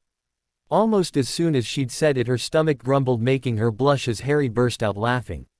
"Okay, so I'm hungry." About half an hour later they were both ready after taking turns in the bathroom. Harry chose to wear what had become his uniform for the summer whenever they were going out, a shirt and a pair of jeans. Fleur chose a skirt and a blouse which had him staring for a few seconds before realizing what he was doing and quickly looking away. No matter how many times she'd told him, or even shown him that she liked it when he looked at her, some things were never going to change. Sighing and looping her arm through his, she pulled him through the door. Exchanging a look that said clearly that neither wanted to face what was coming, they pushed the door open to the kitchen and a chorus of wolf whistles pierced the air courtesy of Sirius and the twins who were sporting unnervingly identical grins. Apart from them it was only Hermione, Ron and Ginny. Mrs. Weasley was nowhere to be seen, something that the two of them were quite relieved about. It wasn't that they cared about what she said or did anymore, but the continuous confrontations were not something someone could get used to. "Sleep well?" Sirius asked, waggling his eyebrows. Harry shot a death glare at him but frowned when he saw that his godfather was sporting a rather nasty bruise on his temple. Fleur beat him to it as they sat down opposite him.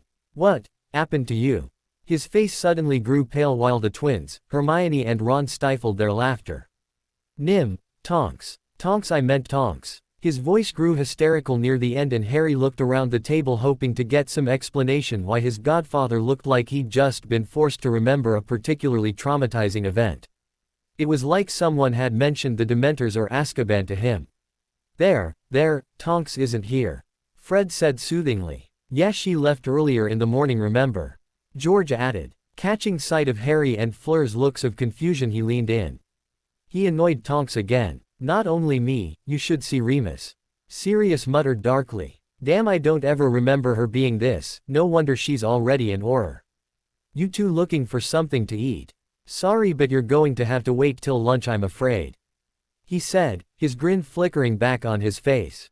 "Tiring night, Sirius," Harry said warningly. Fleur shrugged and leaned into him, slipping her hand in his and winking at Sirius, who looked dumbstruck. Wait, you two really, oh my god." Even Harry was fighting to control his laughter just as Fleur was dissolving into silent giggles next to him as his godfather tried to string words together. She was right, there was no need to let them know what really happened. It was much more fun this way. Fred and George looked impressed and he detected a hint of envy on their faces. Hermione was rather red in her face and seemed unable to look at either Harry or Fleur. But he recognized the look on her face immediately. It was the same disapproving expression he'd seen on her face so many times back in Hogwarts, the look that said that she badly wanted to show him the error of his actions. Ron simply looked furious. All eyes shifted to Ginny, who suddenly got up and left the room. A few minutes later Hermione got up too and followed in her wake with Ron right behind her.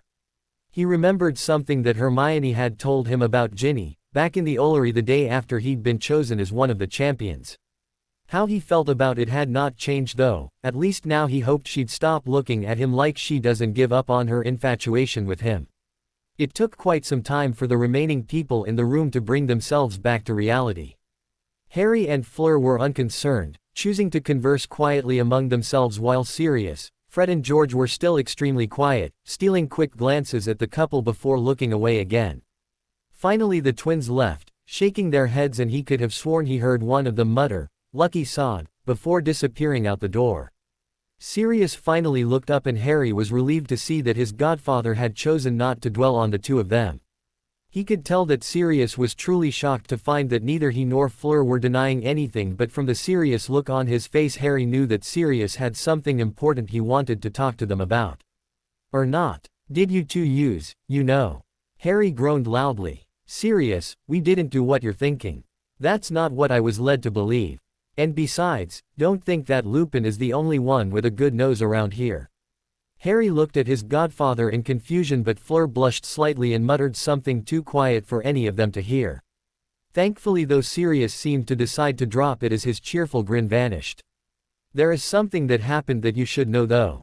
From the grim tone on his voice Harry knew whatever he was going to hear was not going to be good. "Dumbledore didn't want anyone to tell you this, but a few Dementors made an appearance."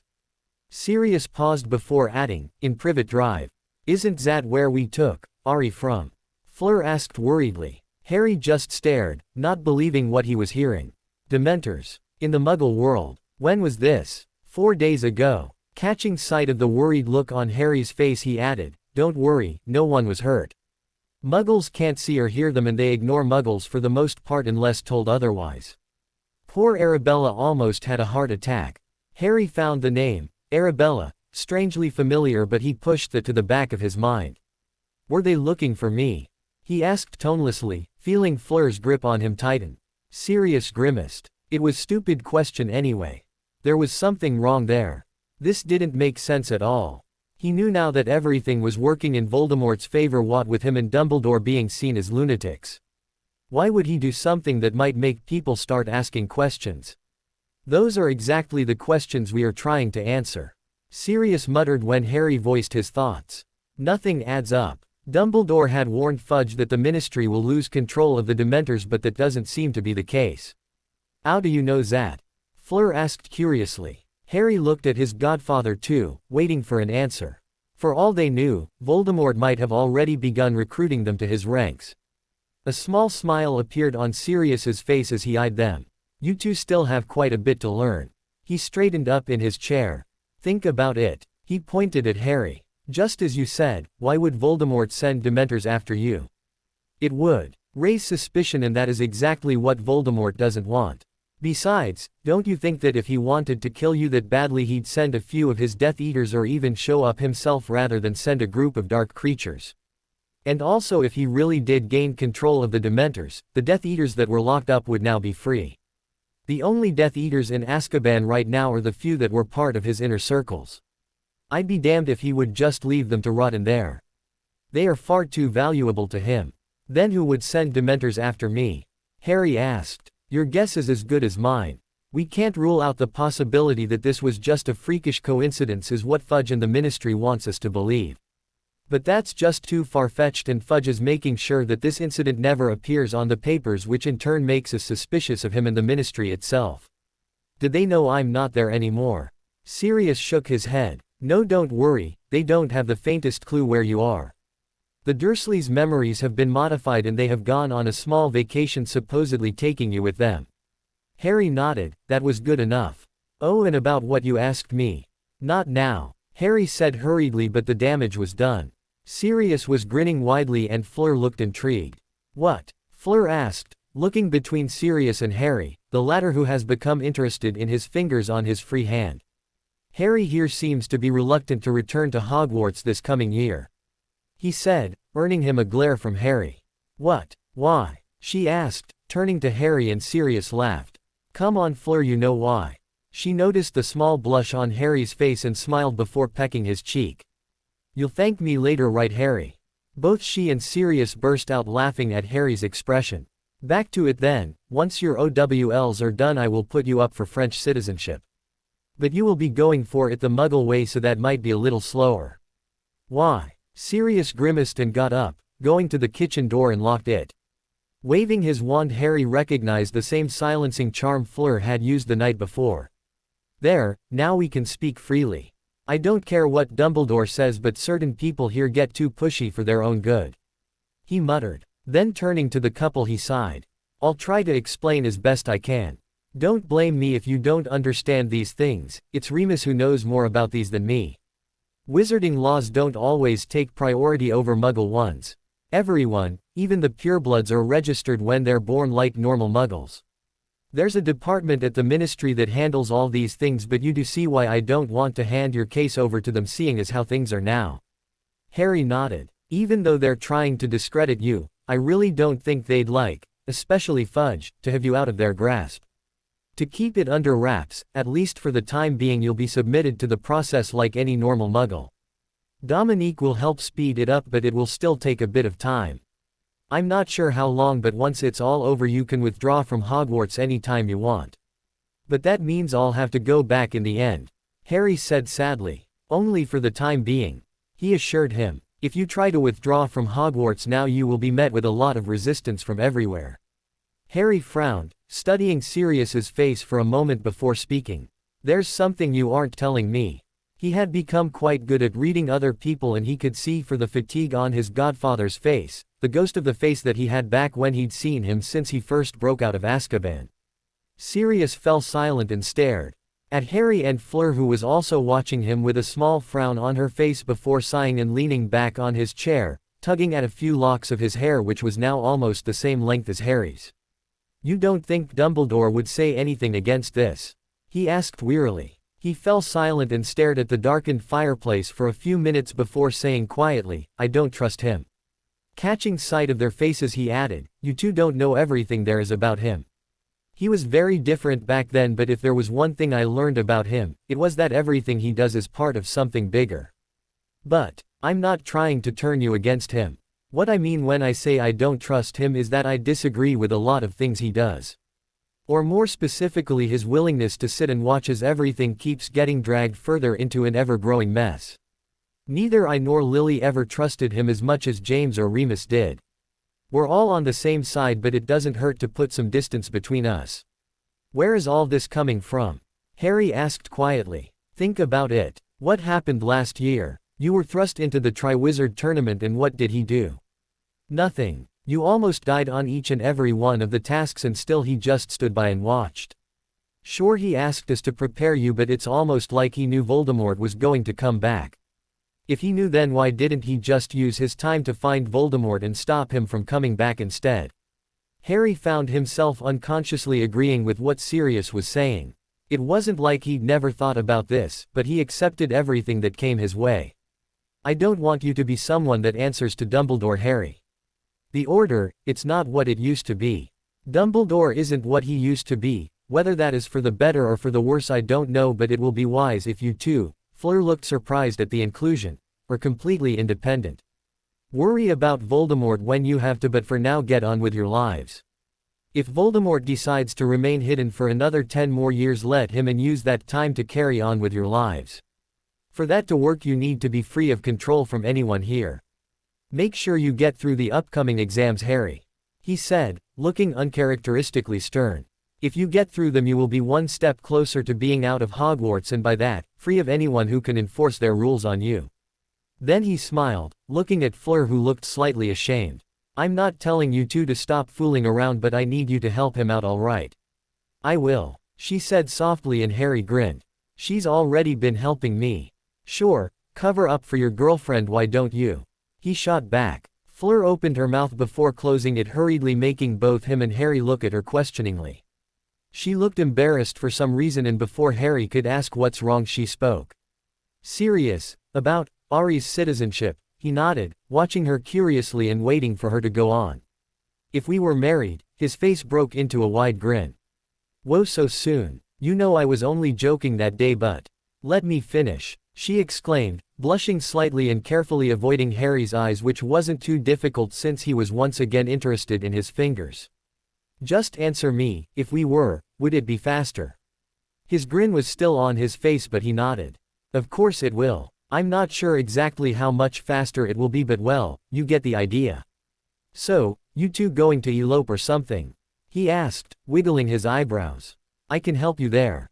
"No, but I and Ari are," she trailed off, seemingly getting lost in a world of her own as Harry and Sirius exchanged a look that clearly said neither knew what she was talking about.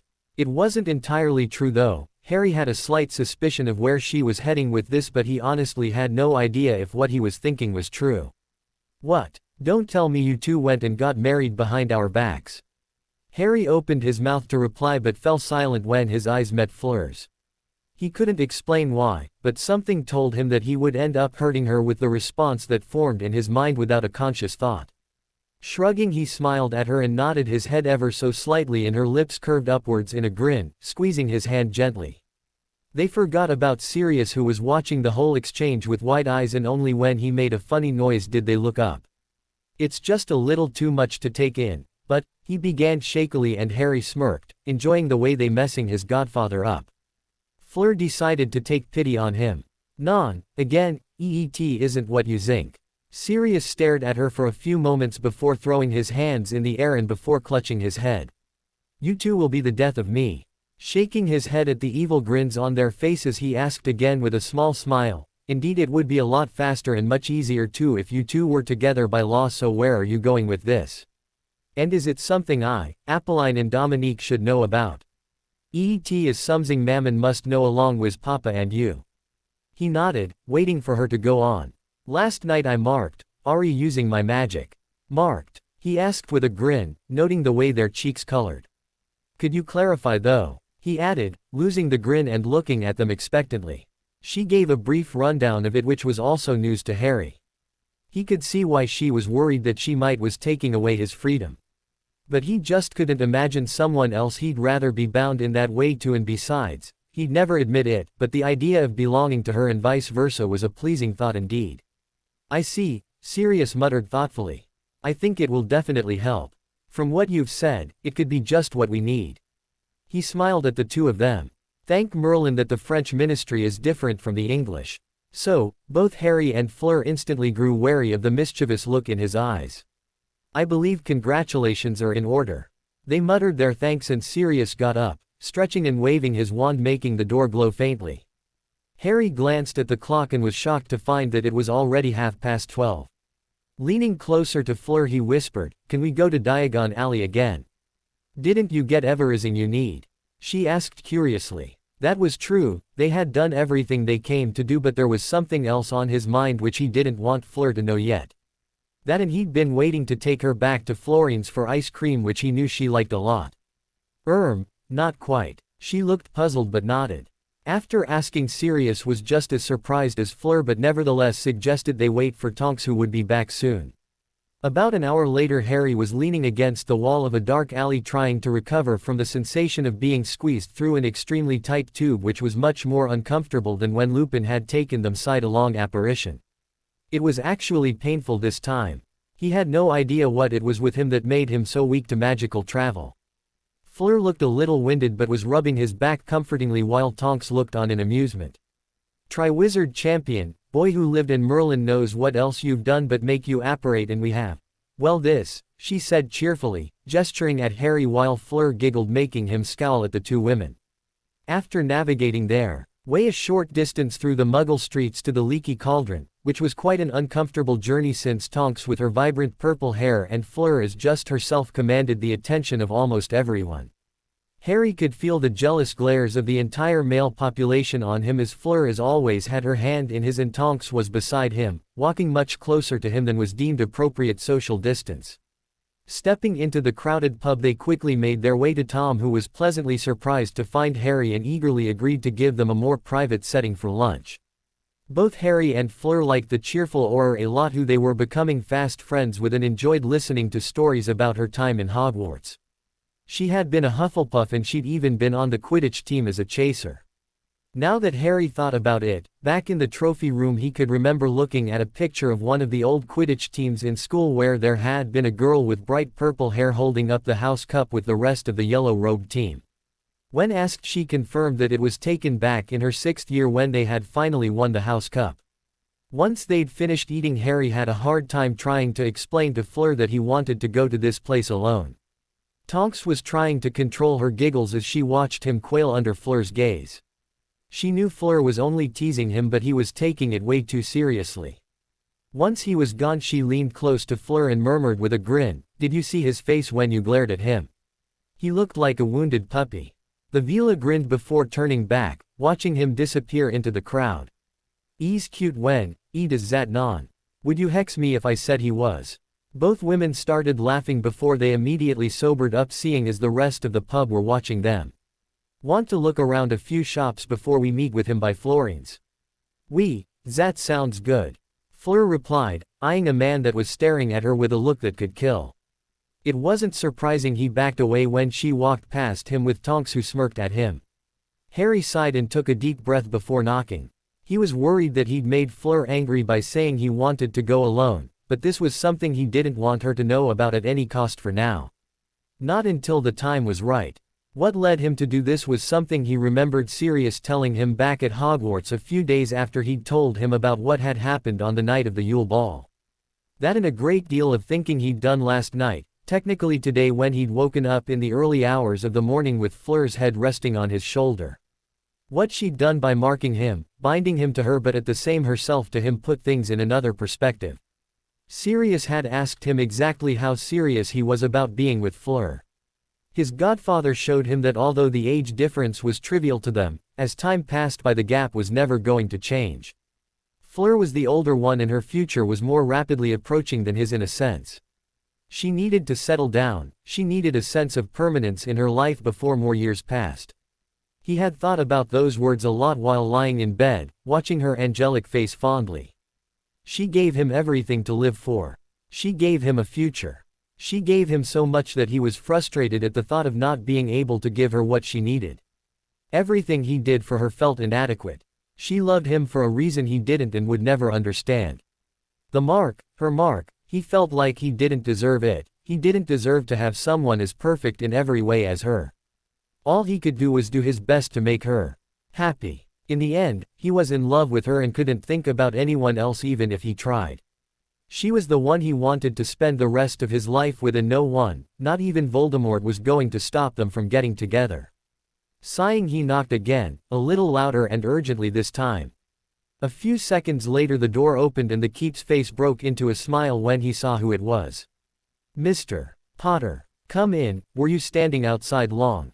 "Sorry, I was just straightening out a few boxes at the back and didn't hear the knocks." "Don't worry about it," Harry said with a smile, stepping in through the door which the old man held open before closing it. "So," the old man asked, slipping behind the counter and turning to the young man, noting that he had become quite nervous in a matter of a few seconds. "How can I help you?" Harry grimaced before steeling himself and launched into an explanation of what he needed. Keep for his part had a small smile that was growing wider as he listened and chuckled when Harry finished, seeing that the boy was blushing slightly. "I can see why you didn't bring Miss Delacour with you this time. I would be honored to do this for you. By when would you need it?" Harry shrugged, frowning slightly. "How long does it normally take?" "From what you've told me, I'd estimate that it would take me a few months to get it done. And even then I'm being optimistic."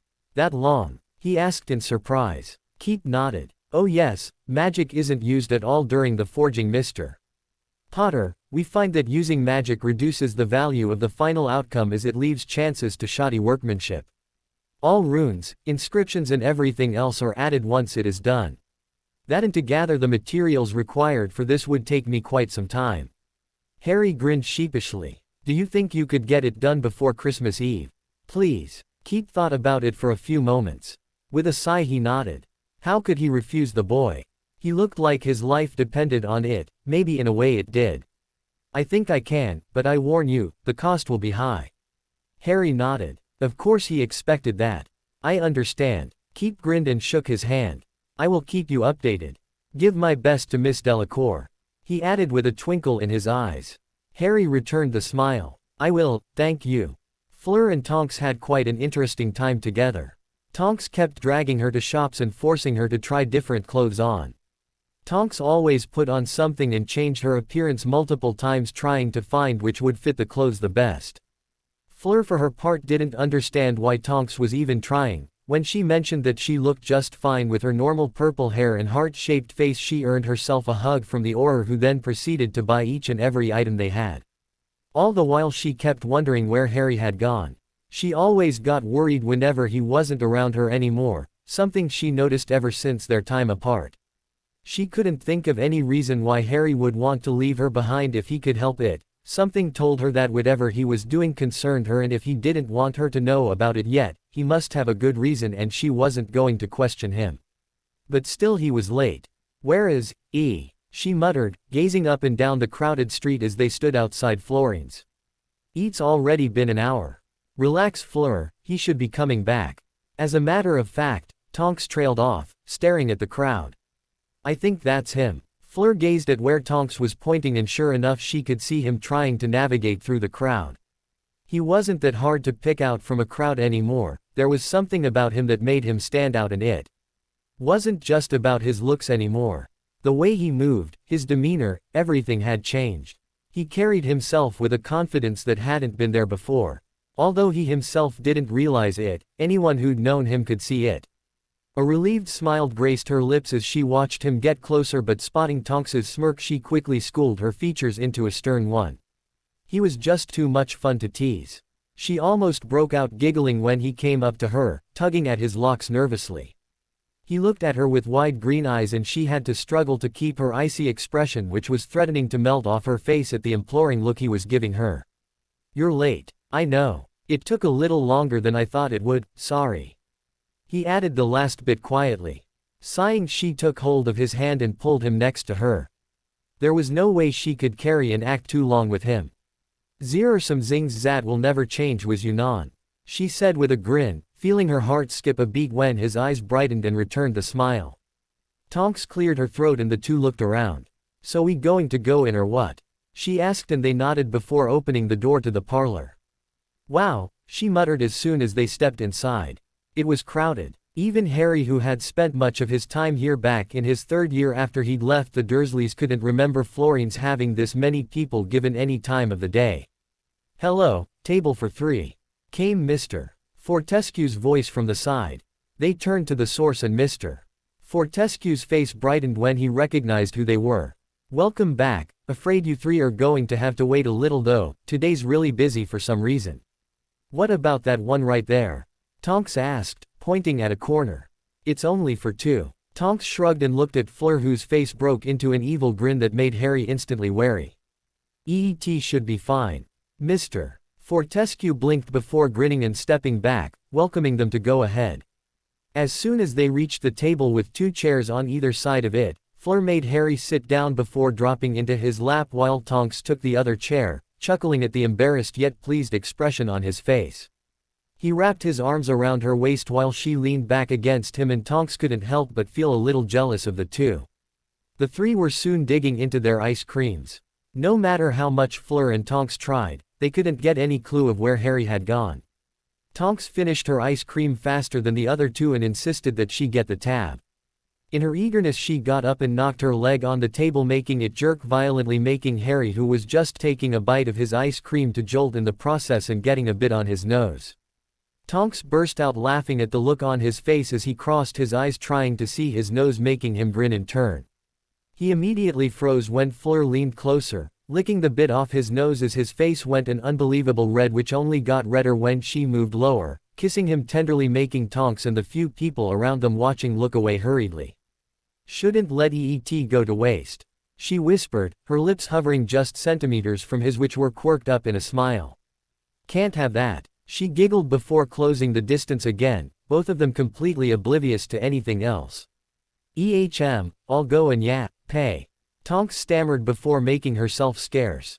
Soon afterwards, the thing Harry was dreading came to pass. Apparating with Tonks was torture for him. He was sure now that Tonks was not that experienced in apparition and resolved to never travel with her in this way again. A few journeys like that, one after the other, could surely kill him. "Sorry about that," Tonks said sheepishly, seeing that Harry and Fleur both rather white on their faces. "I only got my license a few months ago, so I'm a little inexperienced." "No way," he said sarcastically, earning him a smack on his head from her. "Ow." The trio made their way down the street and up the steps to the darkened house. It was like they were stepping into an invisible space between number 11 and 13. The street had people walking up and down it, and although they did attract stares while they walked, once they reached the stairs to number 12 no one seemed to notice them anymore, their eyes moving immediately to number 13. Once inside, they made their way down the darkened corridor. Tonks almost tripped at the enormous troll leg, but both he and Fleur moved quickly to catch her, and all 3 breathed a sigh of relief. Harry had caught a glimpse of Sirius's mother when Tonks had arrived earlier in the day, tripping over the same troll leg she had almost done just now and waking up all the portraits in the house along with Mrs. Black. Harry could not think of any woman that looked or sounded so unpleasant as her, that he understood why Sirius talked about her the way he did. Indeed, Fleur had to stop him from blasting a hole in her portrait after hearing one particularly disgusting comment about Fleur from Mrs. Black. The kitchen door burst open even before they reached it, and his eyes widened in surprise as he saw the potion's master stride out. Snape's eyes narrowed as green met black, but for the first time, Harry could not see the look of loathing behind those cold eyes. The expression Snape had was almost neutral, calculating. Harry for his part nodded at Snape as he passed him. The kitchen was rather crowded. There were quite a lot of people he hardly recognized, although there was one who he could distinctly remember that bowed to him once a long time ago at a shop in front of Petunia and Dudley. The said wizard hurried towards him, looking extremely excited with his hand outstretched. "Mr. Potter, Daedalus Diggle at your service."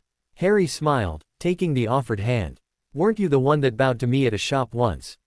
His hate promptly fell off as he shook with excitement. You remembered. What an honor. Harry was inwardly groaning but struggled to maintain his expression. He was distinctly aware that Sirius was grinning at him from the back. Diggle wasn't done yet as he turned to Fleur. Miss Delacour, or should I say soon to be Mrs. Potter. Fleur went as she stammered her introductions while Diggle chuckled. It's always a pleasure to meet someone as charming as you. Harry growled, fixing Sirius with a murderous glare, who was laughing alongside Lupin, who looked highly amused.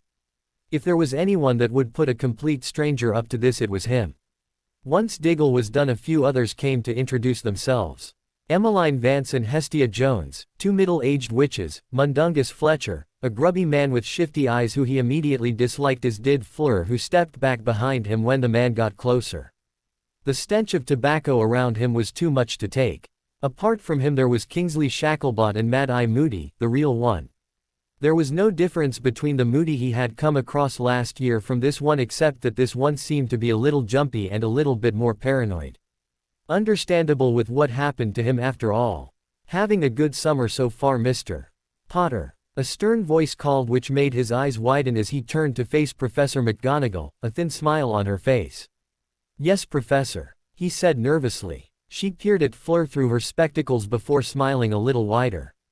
I would believe so. Has he been preparing for the exams? Harry gazed imploringly at Fleur, who smirked. A legal. She turned back to Harry with a look that he recognized only too well. Now, Mr. Potter, none of that then. I want you to do well in these exams. You need to work harder.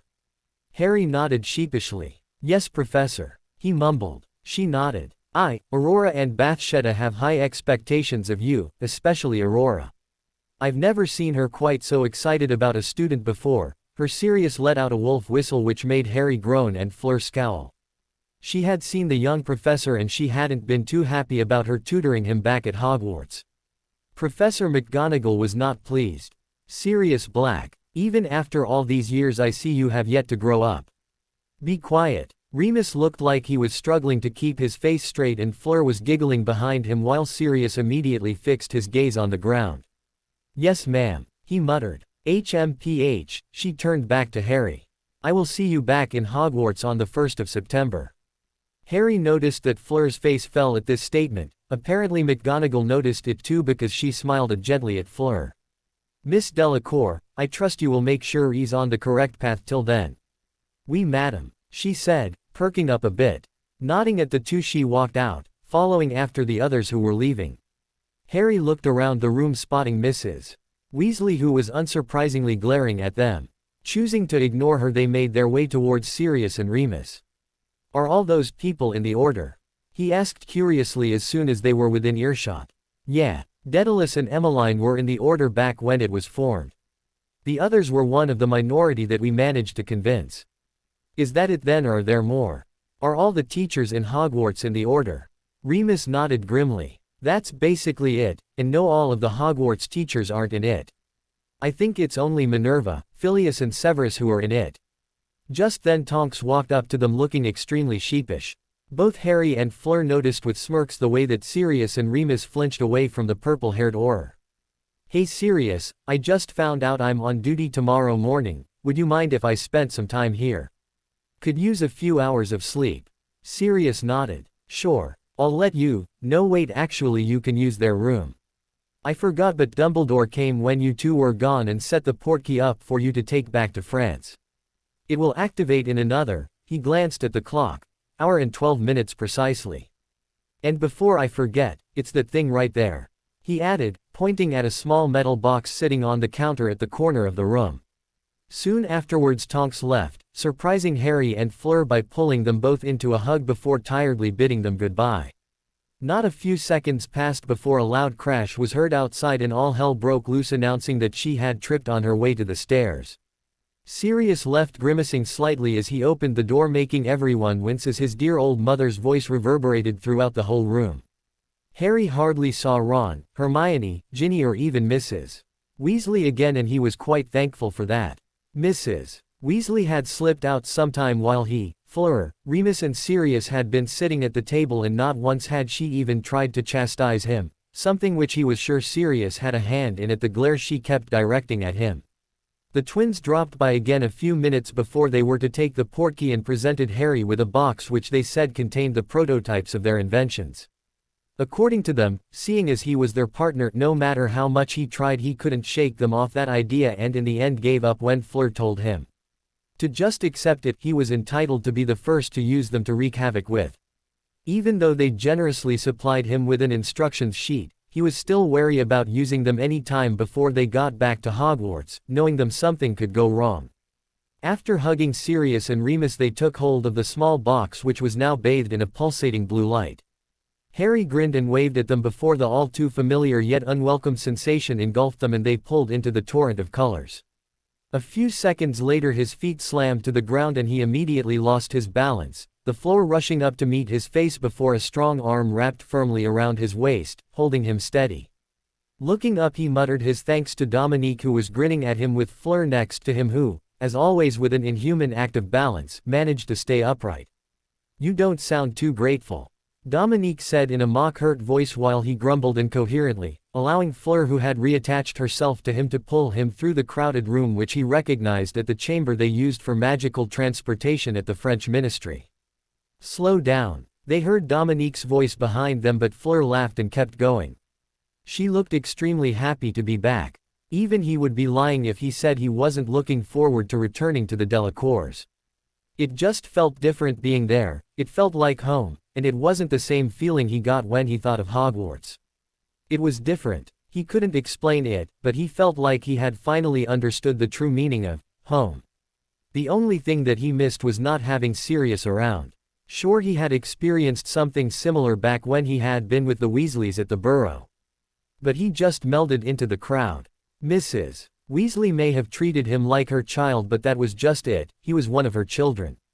He was another face, a different face mind you, in a crowd of redheads, but he was just another face in that crowd. With the Delacours, however, it was different. The family was small and he was the only male in the house. It was clear that Apolline thought of him as her own son, and perhaps Dominique did too, and he liked the feeling. He felt he could talk about anything he wanted with them and they wouldn't hesitate to give him the attention he needed. One of the ministry officials saluted Dominique and stood aside to let them through to the hall filled with fireplaces. Harry gazed curiously at the man who winked at him and could have sworn he'd seen him somewhere before. Before he could say anything, however, the man patted his shoulder and said, "Good to see you again, Mr. Potter." Monsieur Jacques?" he asked uncertainly, looking up at the man. "Correct." Jacques grinned. "I wasn't there to witness your arrival this time. Still as bad as ever." Fleur giggled and nodded while he avoided their eyes, trying to stop the blush creeping up on his face. "Don't worry, it's not only you that doesn't avenue the aptitude for magical travel." He looked up hopefully and Jacques nodded, his smile widening. "C'est incroyable, n'est-ce pas? How they say people manage to stay upright." He nodded vigorously, making him chuckle. "There are some things that need my attention, by your leave then, Monsieur Delacour?" he asked, and Dominique nodded. After shaking Fleur and Harry's hand he disappeared into the crowd, leaving them to navigate through to try and find a free fireplace. They found one soon enough at the center of the hall, and after letting the group of warlocks in front of them pass who were jabbering excitedly about something in Bulgarian, they took turns stepping through. Fleur went first with a small smirk, and after he'd safely tucked his glasses into the pocket of his jeans, he followed, stepping into the flames and muttering, "Maison Delacour," and allowed the nauseous feeling to take over him again as he started spinning in a world of green blurs. Quite suddenly the sensation stopped and he heard soft peals of laughter announcing that he had once again managed to embarrass himself with the flow, and got to his feet grumbling and pointedly looking away from Fleur. She was as bad as him at this. "Oh, don't look so grumpy, Ari." He heard Apolline's voice and he turned to the taller version of Fleur who was standing next to her daughters. He felt something slam into him and picked up Gabrielle with a chuckle, who was hugging him tightly by the waist, and kissed her cheek, making the little girl blush before setting her down and letting Apolline pull him into a hug. "Even if EET was for a short time, we missed having you too." He grinned sheepishly and she ruffled his hair before moving to kiss her husband, who was dusting the soot off his robes.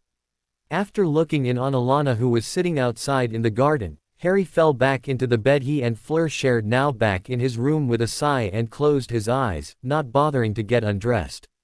Dinner was going to be ready soon and Fleur had gone for a shower just like he was supposed to be doing, but he was just too lazy at the moment to get up. He barely had a few minutes of peace before Fleur came in and poked his ribs painfully before sending him into the bathroom and stuffing fresh clothes in his arms. He was grumbling initially, but when she suggested she come in and help him wash, he locked himself inside within record time, trying to ignore Fleur's laughter as he tried to hide his face, which was now red. Sirius told me something interesting about your wand, care to share? Dominique asked as they all sat down for dinner. Fleur is always beside him. What? Apolline asked, her eyes twinkling brightly as she looked at him and Fleur in turn noticing their embarrassed looks before thanking the house elf that set the food on the table. My heir, Fleur said softly, making Apolline look at her. Ari's core is a strand of hair, from me, she said, switching to French for her grandmother. Both women's faces broke into identical grins. Dominique shook his head. No wonder, don't let anyone else know about this or you will be hounded by people wanting to examine your wand. You're probably the first non-Vila to be using a wand with a core donated by one. Harry nodded. Ollivander told me something along those lines. So, is there anything else that happened you two want to tell us about? Apolline asked, making Fleur bury her face in his shoulder while the rest of the Delacours looks on in amusement. Later, she murmured, and Apolline nodded after shooting a glare at her husband, who'd opened his mouth, no doubt to ask what it was. Looking back at his wife, he fell silent and busied himself with the food. Soon after dinner, Fleur brought in some of his books and dropped them beside him while he was sitting up, propped against a pillow and absent-mindedly playing with his wand, which was emitting blue sparks with a faraway look in his eyes. It took him a moment to notice her, and she frowned but nevertheless didn't question him. Not now, he groaned, picking up his astronomy book and throwing it to a side listlessly. Come on, Ari, what your professor said was right. I know you're prepared, but EET doesn't hurt to get some more R's in, she said, taking it and crawling into the bed beside him. He hadn't noticed before, but she too had a couple of books in beside her. All, ELPU study for astronomy and charms, and even Avenue somethings I need to go through. Finally decided on something, he asked, letting her lay her head on his lap. I'm not sure yet. She had been in a dilemma over the past few months, wondering what she was going to do now that her schooling years were done. He knew that she liked teaching but was somewhat reluctant to do it because of her being her. He sometimes joked about how the students wouldn't learn anything because they'd be too mesmerized by her, and to counter that she always blasted him with her allure, making him slip up in turn. Teaching wasn't the only thing though.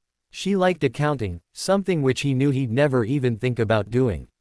Seeing as she had a passion for astronomy, he suggested that she look into something along those lines, but even then, apart from teaching or researching, there wasn't much choice. Ari, he looked down at her questioningly. Do you think I could get a job in Gringotts? Accounting? He asked in surprise. She shook her head. Non, as a curse breaker. I don't think I can get a job straight away, but at least, she trailed off and he smiled. You'll be in London, she nodded. I don't know if that's what you really want. But, he paused, trying to find the right words. Anyone can recognize you there.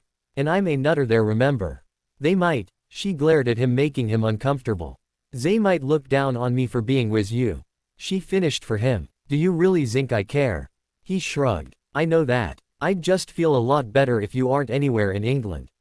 She opened her mouth to protest but fell silent when he continued quietly. Please Fleur, it's not only about what the people think or how they might treat you. If something happens to you, nothing will happen to me, she said gently, but he shook his head. He threatened you in front of me. I don't know how, but he knows who you are, and that puts you in danger. I don't want anything happening to you because of me, so please. He fell silent, avoiding her eyes. Sighing, she reached up and cupped his cheek, making him look at her. Okay, I won't. He nodded with a ghost of a smile, and she let a small one play across her lips before narrowing her eyes at him. But that doesn't mean I will not come to visit you from time to time. He laughed and nodded. I'll be looking forward to that. She grinned back before getting up and taking his book again, making him groan. We will not sleep until we, Avenue revised at least, Alf Z's book. He nodded somberly but perked up when she kissed his cheek. You will, Avenue rewards if you answer all Z questions I ask. Deal. Deal. He agreed, snapping into attention, making her giggle before leaning back into his side. The next few hours were spent with her firing questions at him, and she had to admit that she was impressed by him. Professor McGonagall certainly hadn't made a mistake by setting him up to take his exams early. Finally taking pity on him after seeing him fall asleep twice, she set aside the books and after kissing him goodnight, curled up at his side with her head resting on his shoulder and threw the covers over them before drifting off to sleep. Harry knew from the moment he felt the unreal cold breeze blowing around him that he was back in the place that had been on his mind continuously, wondering when he was going to be visiting it again. Opening his eyes, he took in the now familiar landscape. The white tree, although it wasn't as bright as before, now it had turned darker, a shade of gray to be exact. Something was wrong, or at least, something was different. All the earlier times he had these dreams, trances, whatever they can be called, he felt compelled to stay and try to decipher what the tree meant to him. The urge had been there to just look around, but it had always been suppressed. After all, as far as the eye can see, it was just an empty space, and at the horizon he could see silhouettes of what could be mountains. Now though, the tree barely intrigued him. It felt like it was time to move on, as if the job there was done. Shrugging, he walked past the tree without a second glance at it and continued onward. He had been standing on a cliff overlooking the sea the whole time. It was a rather unpleasant surprise when he almost slipped and felt his foot touch nothing but air after walking for a few minutes. Cursing, he tried to find his wand, but his pockets turned out to be empty. Great, it's too dark to keep going. As if on cue, the clouds slowly parted, letting light filter through as the moon slowly revealed itself. It wasn't much, but the moonlight was enough to see where the edge of the cliff was, from which he made sure to stay away from. Coming across a pathway, or what seemed to be a pathway, he continued on it. It led downhill and he could just make out shapes and flickering lights. Coming closer, he saw that they were houses and that he was coming upon what seemed to be a village. "Hello," he called, suppressing a shiver as the wind got colder. He had entered through the village gates and was walking down the street now, houses on either side. There was something in at his left from which he could hear muffled sounds. The door was shut, but from the light streaming underneath the hinge and the shadows he could just make out it was clear that people were inside. Moving towards the door, he tried to open it but found that it was locked. Frowning at the thought of something like an inn being locked, he knocked and waited. When no one seemed to be coming, he knocked again, harder, but still got no response. He couldn't shake off the feeling that he was being watched as he moved back into the main street and continued on his way, rubbing his hands together in an effort to warm them. The wind was too cold to a point that it felt like it was tearing at his skin. The silence, other than the wind howling, was something that sent chills down his spine, and he had a funny feeling that even if he shouted at the top of his voice, no one would be able to hear him. Doing the only thing he could at this point, he continued on, leaving the village behind as he entered a dark forest.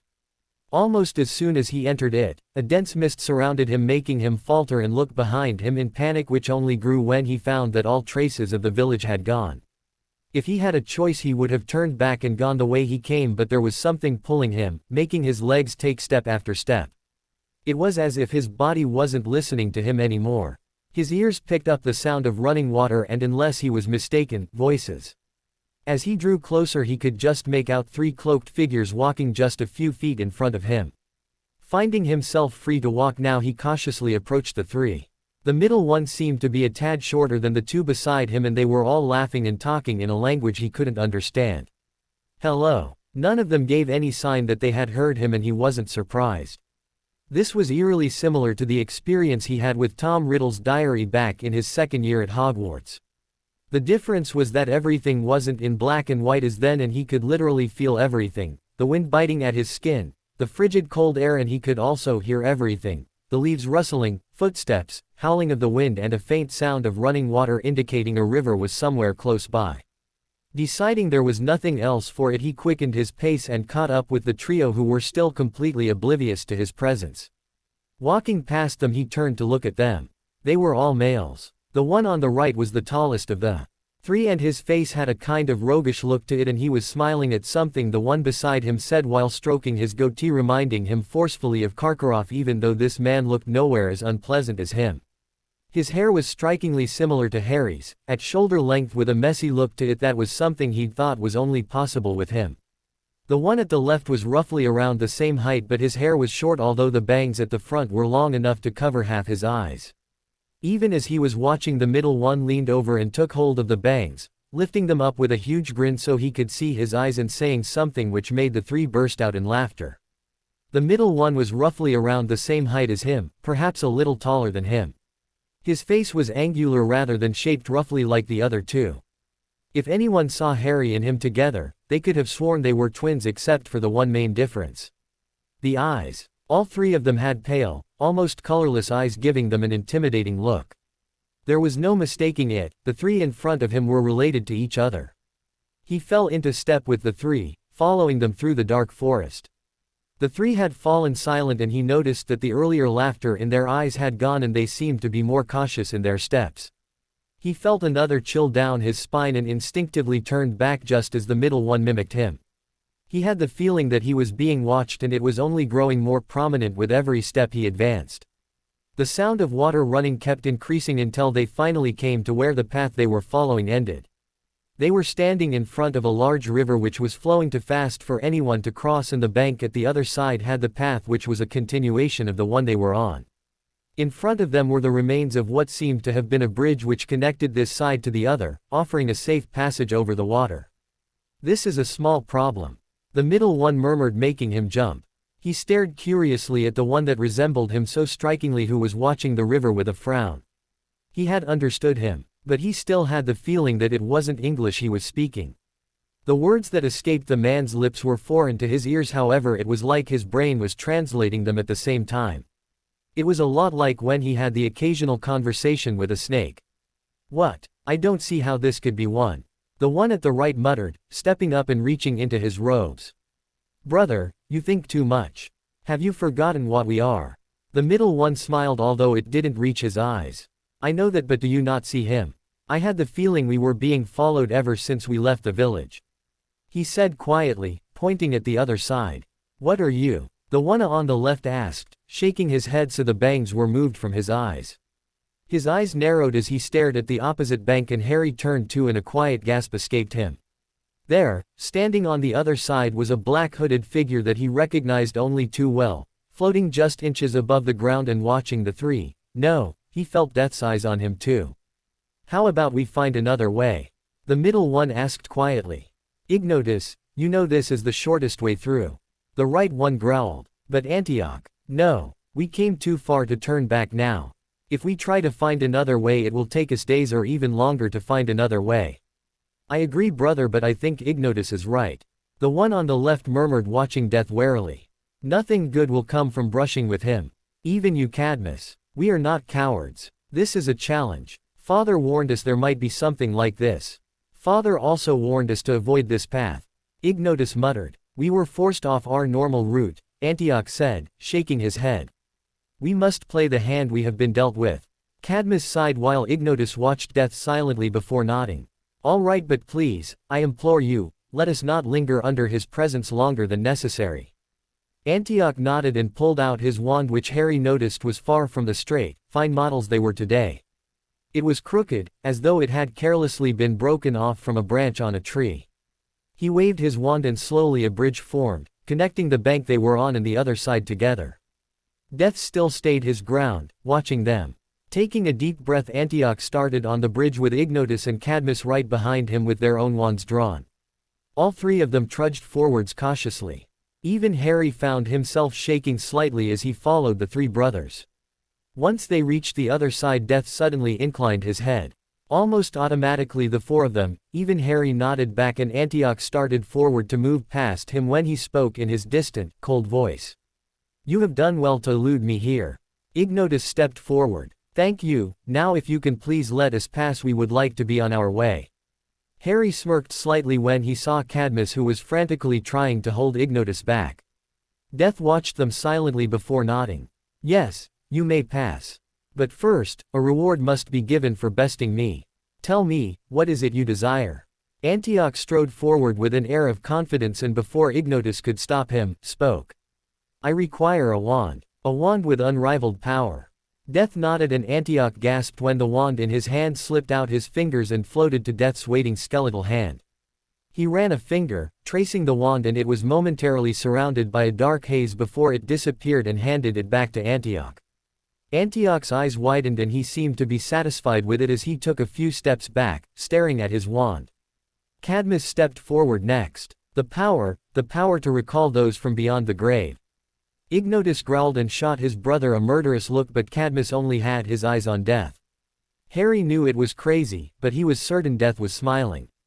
Death held out his hand, palm upwards, and there sitting on his open palm was a small stone with no distinct markings.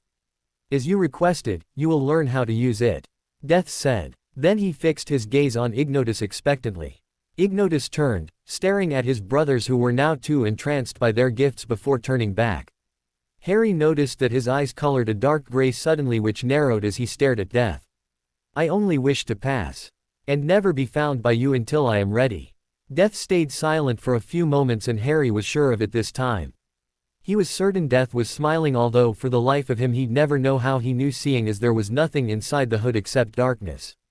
As you wish. He reached behind him, pulled out a cloak, and Harry's breathing came to a stop. That cloak, he'd recognize it anywhere. Ignotus stepped forward and took the silvery cloak, and he could see that Ignotus was entranced by his gift like his brothers. Then he seemingly snapped out of it. May we pass? Death nodded and moved aside, but at that moment everything went dark for Harry, and the last thing he heard was a quiet voice. There will come a point when life stops giving us things and starts taking them away. To be continued. I hope you enjoyed this story. Also remember to subscribe and like this video. See you in the next video.